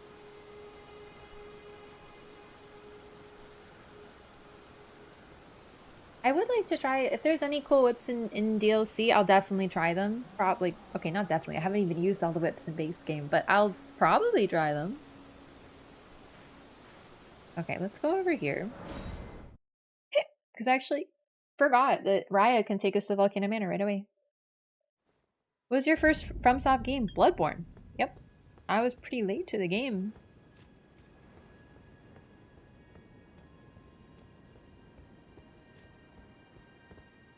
Wow, this is cool, isn't it? Honestly, you know what? Look at these statues.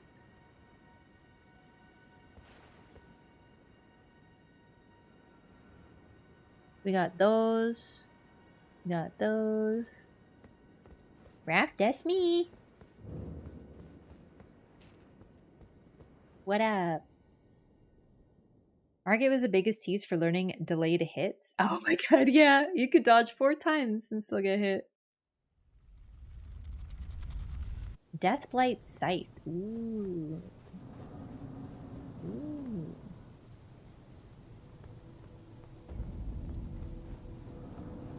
Interesting. I've been waiting. I knew you. I hereby take my hand. Give me your hand. I will. Where's the winged scythe? I want to pick that up because I don't want to use it, but I just remembered. Winged scythe. What a weird weapon.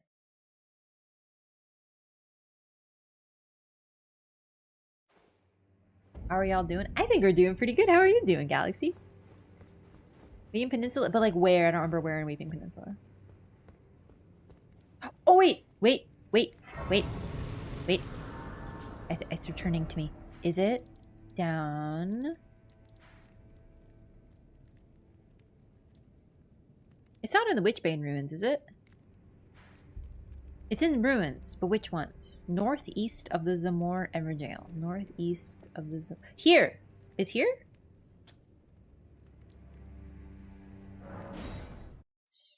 Yes! Yes! Okay, I was close. Perfect, perfect. Thanks, chat. Couldn't remember. This game is too damn big. Just kidding. It's perfect size. I wouldn't change it. But goddamn, it's really big.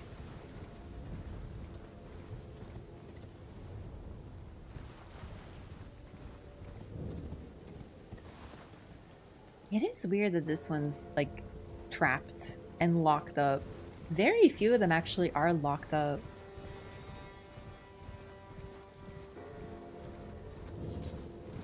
Tombsward Ruins.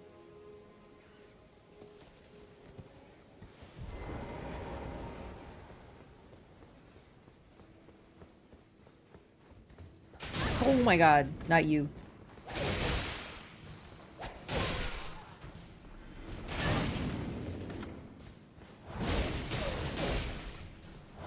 Man, it's so nice to go back to the Weeping Peninsula and actually feel like I'm doing damage. Divine Protection in a scarab on that tall... Divine Protection. What's that? Wing Scythe. Okay, I want to read this again. Oh, it's affiliated probably with the, probably the Deathbirds. Really, believe it or not. Sacred Scythe resembling a pair of white wings deals holy damage. According to pagan belief, white-winged maidens are said to be Death's gentle envoys. Probably Deathbirds? I mean, I guess there could be someone else. We don't really have angels. Could be Valkyries. Could be reference to Valkyries as well. That wouldn't be unheard of. Eye talisman the boss has? I was thinking that, yeah.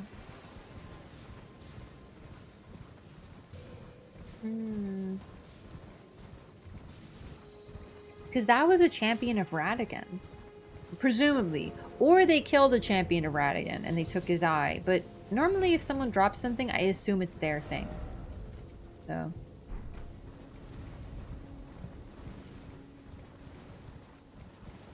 Yo, take it easy, Quinto. Have a good night. Thanks for hanging out.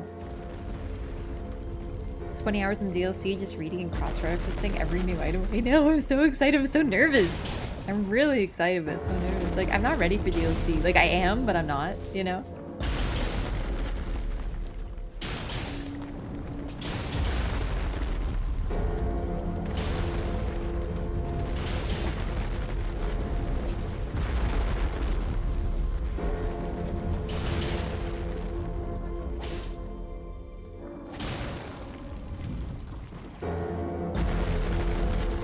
What if in DLC we get an item that makes Melania our best friend and we get to play the entire game with her holding our hand?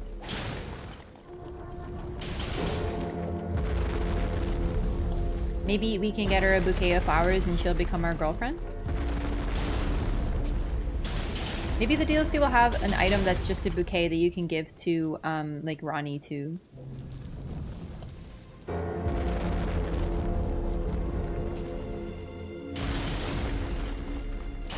Living mausoleums are. So I don't think the mausoleums are living. It's just, do you notice how these barnacles look like skulls? They're skulls. Because they're made of the cut off heads of the people who walk around them. And then they die. You can see them over there, dropping dead. So these things are animated to stay alive and stay moving by the spirits that protect them, and those spirits are also kept alive in a spirit form because it's like a symbiosis, so their bodies are alive so they can defend it, but their heads keep it alive so it keeps moving. So it's not, this thing isn't necessarily alive on its own, but it's imbued with spirits that let it move, basically.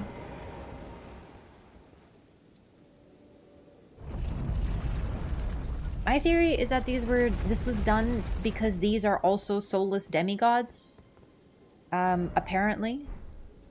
And they didn't want Deathblight to grow, hence why they're sealed in. They're in a place of honor, a nice resting place. Everything's nice and pretty and clean for them. Also, it's very Nox, isn't it? Very Nox architecture. These are probably very old. So yeah, that's all done, but they have to keep it moving because nothing can grow on something moving. There's a tree on it? Yeah, there's lots of like grass and stuff. The grass is alive. And yeah, Deathblight or Deathroot probably has some unique properties. I don't know. Because like inside, there's nothing. See what I mean? Here? Yeah. Inside, not a thing. So whatever they've done is to prevent anything from growing on it. If these are indeed other soulless demigods, as the lore tells us, then apparently they did something to prevent Deathblight from growing. Yeah.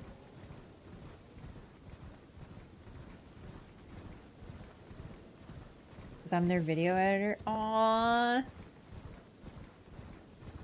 I mean, that's really cool, but also, aww. You're not gonna get to play it yourself first? Oh, that kind of sucks. I didn't even think about that.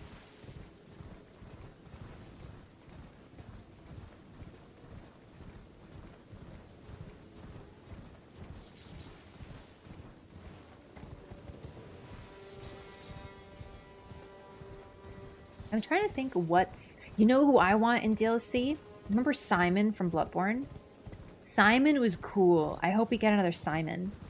He's a character who basically is trying to uncover the secrets of the DLC, and he gets killed for it. It's very cool.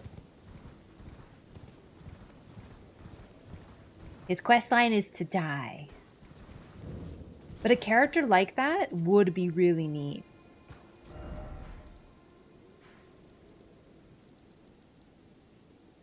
Alright, so Radon should be active. I guess we just do Radon. Wait! Oh, I think triggering Radon might have goofed up Darawil. Oh well. Let's see if I can still do this. I probably can't, but I am curious. Maybe I can do both. DLC would give us another Gale? I think another Gale is, like, fair, though. I think that's pretty likely. Gale is a mysterious final boss who doesn't appear in base game, is not mentioned, but plays a major role in DLC. Orphan of Kos, same idea. Manus, same idea. Speculation that Simon was who killed Maria? I mean, that I'm not sure about, but the main reason that people might think that is because the initial questline had Simon killing Maria. Like, he would literally do it.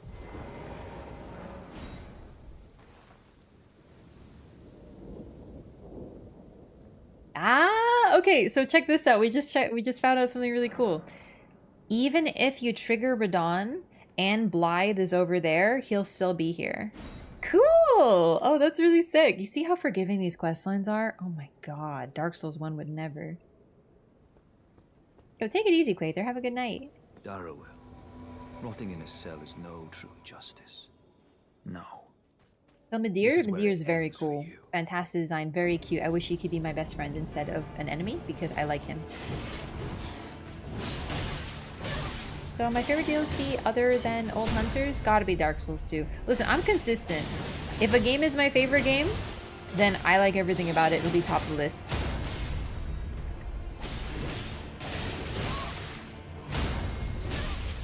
Damn, Blythe, you're getting fucked up today, kiddo. Oh, okay, he's good now.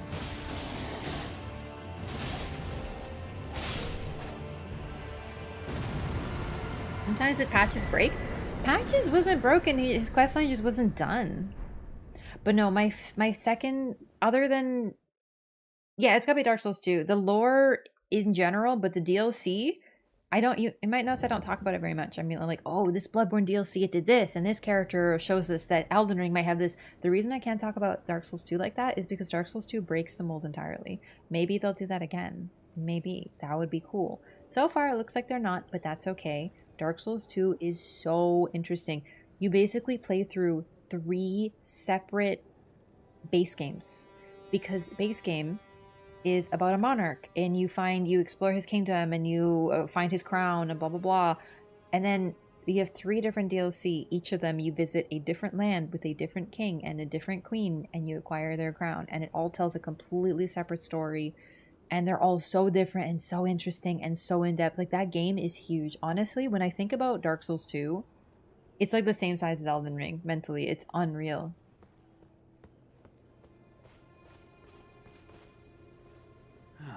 Same way you can kill Malekith and Garrock stays in place waiting for all death roots. Had to work for it, Yeah, it's but done. that's a little different. Don't say I'm not a man of my word. That is the typical FromSoft excuse of time is convoluted, because Farum Azula exists beyond time. Also in Farum Azula, you step into a grave, go backwards in time, and fight a dragon boss. That's Farum Azula. Oh, yes. Don't worry about it too I much. should say, if you venture north to Ray Lucaria, and tell him I sent you, and he'll be sure to treat you right. I owe you one, I reckon. That's enough chit-chat for now. It's time we parted ways. You notice how EG doesn't really treat you different if you tell him about this? It's time we parted. It's probably because EG thinks Blythe is kind of an idiot and won't listen to him.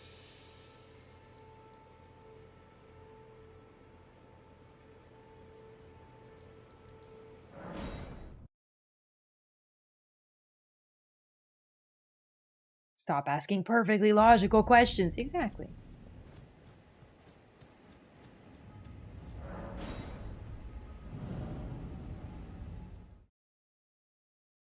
Yeah, Malekith and Garunk are kind of a difference because of that. It's kind of explained in the lore.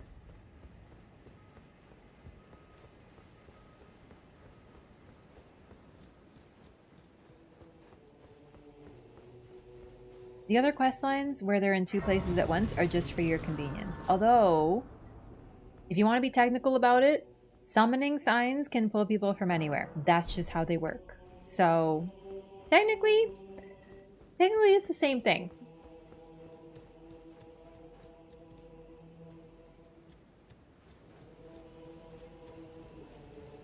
Give me gesture.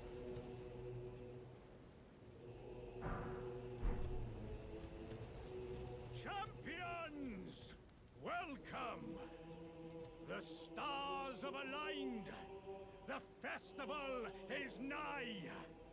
General Radahn, mightiest demigod of the Shattering, awaits Yeah, you. only in your opinion. Champions, prepare for battle. Defeat the general, claim glory, and grab that great rune. I do love the Dink Donk emote. Kinda want one. The Radahn Festival! The Radahn Festival! This VA just sends it. Dude, all the VAs in this game are so good. Hey, Alexander, I love you. How delightful. Indeed, I thought I might find you here. By the The way, Radahn do you know Festival. this festival is being held? Probably Radahn? Well, it is none other than General Radahn himself. Oh, damn! No shot? I could face a great champion. Tina, Lionel, and Tragoth aren't actually there. Yeah, it's more just some of these questions are so forgiving that it makes people feel like they're in multiple places at once. But no, you're right. You're right. Such is his frightful repute. But the fear simply assures me the ordeal is worth undertaking. Aww. Be sure to get a good vantage, my friend. I, Iron Fist Alexander, do hereby vow to unflinchingly brave this ordeal. Your poggers, sweet jar friend. Do you need to start a new journey or playthrough for DLC? Nope, you can do it at any point. I just like making new characters, and it's something I always do, so I'm getting ready, but you can bring any character you want. The only thing you need is Mohg and Radahn dead, as far as we know so far. So any of your characters have that done in any new game cycle, and nothing else.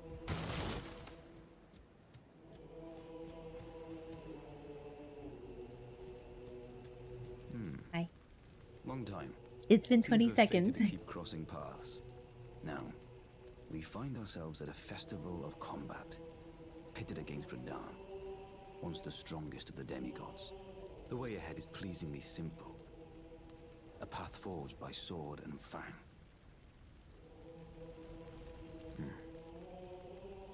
Long time.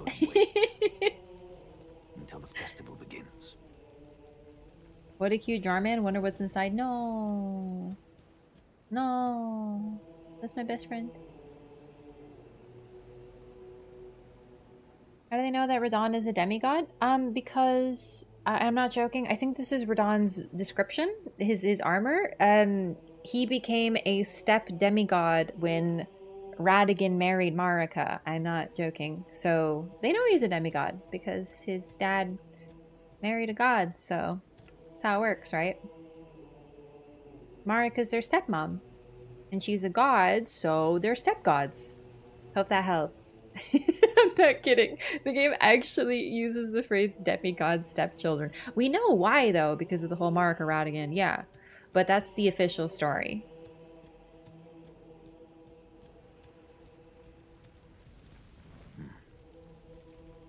Nothing to do but wait. Until the festival begins. I'll let Brawny be free by defeating Radahn, Sen's weakest summon possible. Yeah! Exactly. This is, Celavis's freaking summon. Radahn is the strongest demigod? Why isn't he one of the hardest bosses? Well, because I guess he's been rotted for like a couple thousand years. If you had like a mushroom eating your brain. We'll see how you end up in a while. Who is she? This is Theralina. She is Celavis's puppet. So if you go to Celavis and you do his mini little creepy ass quest line, Eventually he will sell you puppets, and one of them is Finger Maiden Theralina. So that's who Celavis sent to help with this fight.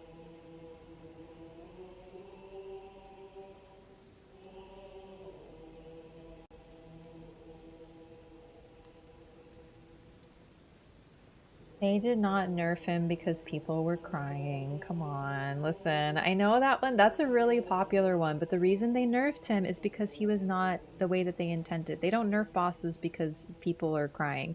They fixed him. He was not working as intended. His hitboxes were the problem.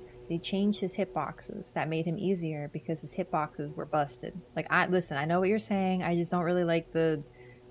They nerf bosses because people are complaining in discourse, because it's not true. Because if that were true, they would have nerfed Melania. They haven't. They have not touched Melania since release. They only touched Radon twice. One time was because his hitboxes were broken. And the second time was because they accidentally nerfed his damage to the ground and they had to bring it back up. So listen, if you want to criticize them for not testing enough, sure. But no, they don't do that. Actually, buff Melania? Not as far as I know. Technically, some things they did might have changed, you know? So, like, how poise change might have technically been, like, a buff or a nerf to certain things, but, you know. Yeah, FromSoft only changes things because they don't match the vision that they created. They really, like, same with Armored Core. They changed Balteus because Balteus was firing double missiles by accident. Like, literally double what they intended. I kind of liked him that way. But still, that was an accident. They don't really do that. They balance them correctly, but if something isn't working right, they nerf them because they weren't... It's not even a nerf, it's a fix. Like, genuinely. Insta Phase 2 death, they kind of buffed her by making unkillable Vera post in Phase 1. That happened to me! And then they give her, like, immunity. You hit her and you can't kill her for a few seconds. They did something fucked up there. Except for PvP? Oh, but we're talking about bosses, not weapons and stuff. But no, for sure. If things are not working as intended, they fix them. Yeah, bugs are never a good thing. Not necessarily good at it. Yes, they're not. They're trying, though. God bless them, they're trying. All right, give me 1 second. I'm just going to use the restroom. Be right back.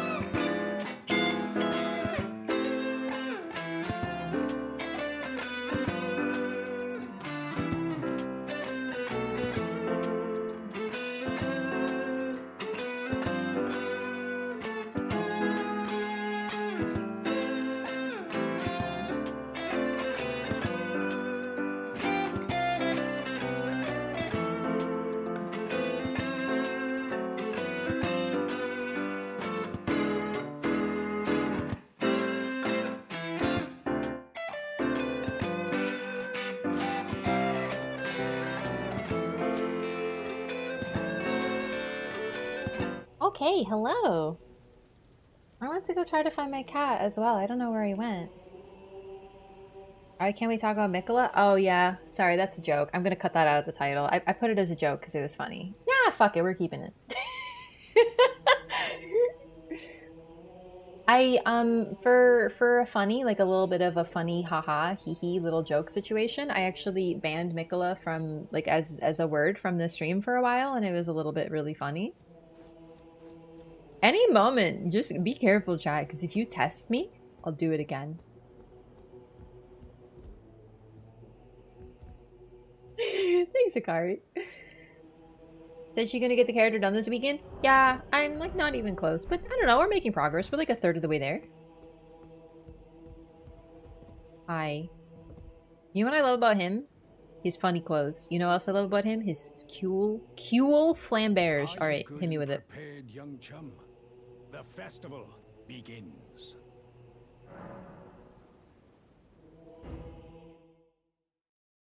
Before we begin, allow me to paint you the full picture.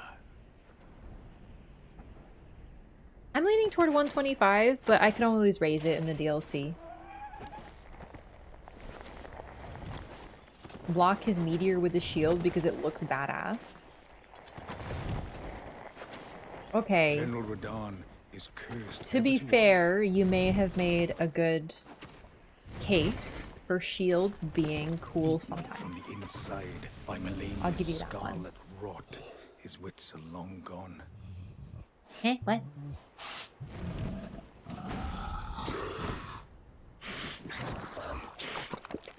Now he gathers the corpses of former friends and foes alike, gorging on them like a dog. High protein diet. How do you think he stays so fucking yoked?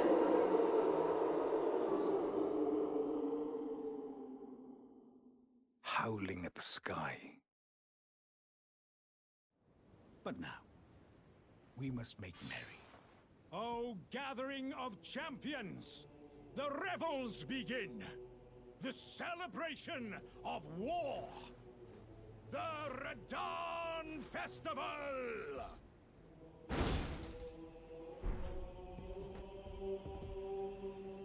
You will find the field of battle past the church ahead. General Radahn divested of and howling. Shields being cool? June 2nd, 2024 is not evidence. Is it the 2nd? Oh my god.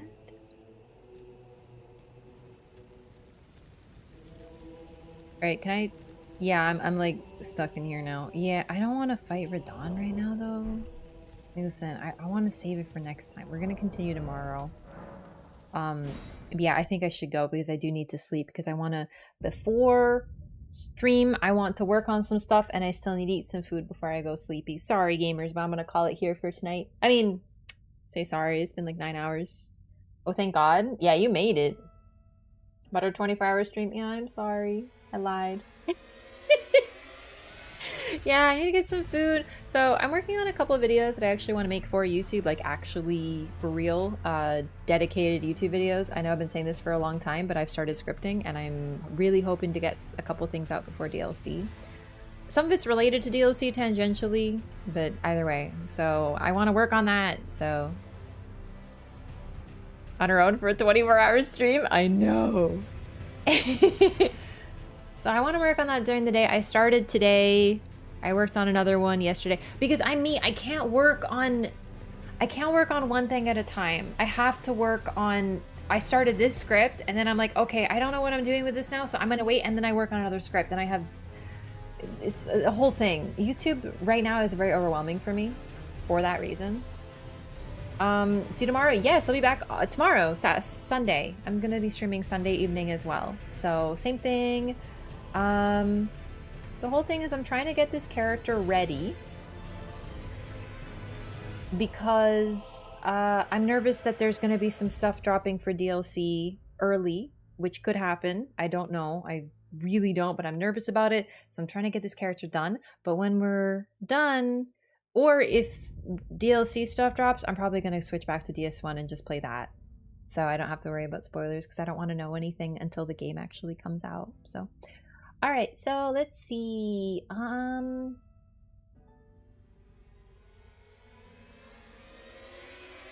let's read Nova.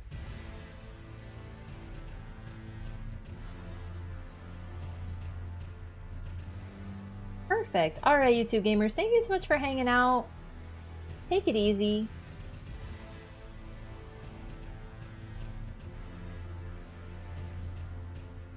But you're not coming for the raid, so you just take it easy. Good night. See you tomorrow. And yeah, everyone else, say hi to Nova for me. Let's go say hello. Good night, everyone. Thanks so much for hanging out for extra bonus late night stream. Bye-bye. Yes, copy the raid message. Send the snakes. Send the snakes. 18 inches of mesmer. Or 19. I don't remember. Good night, everyone.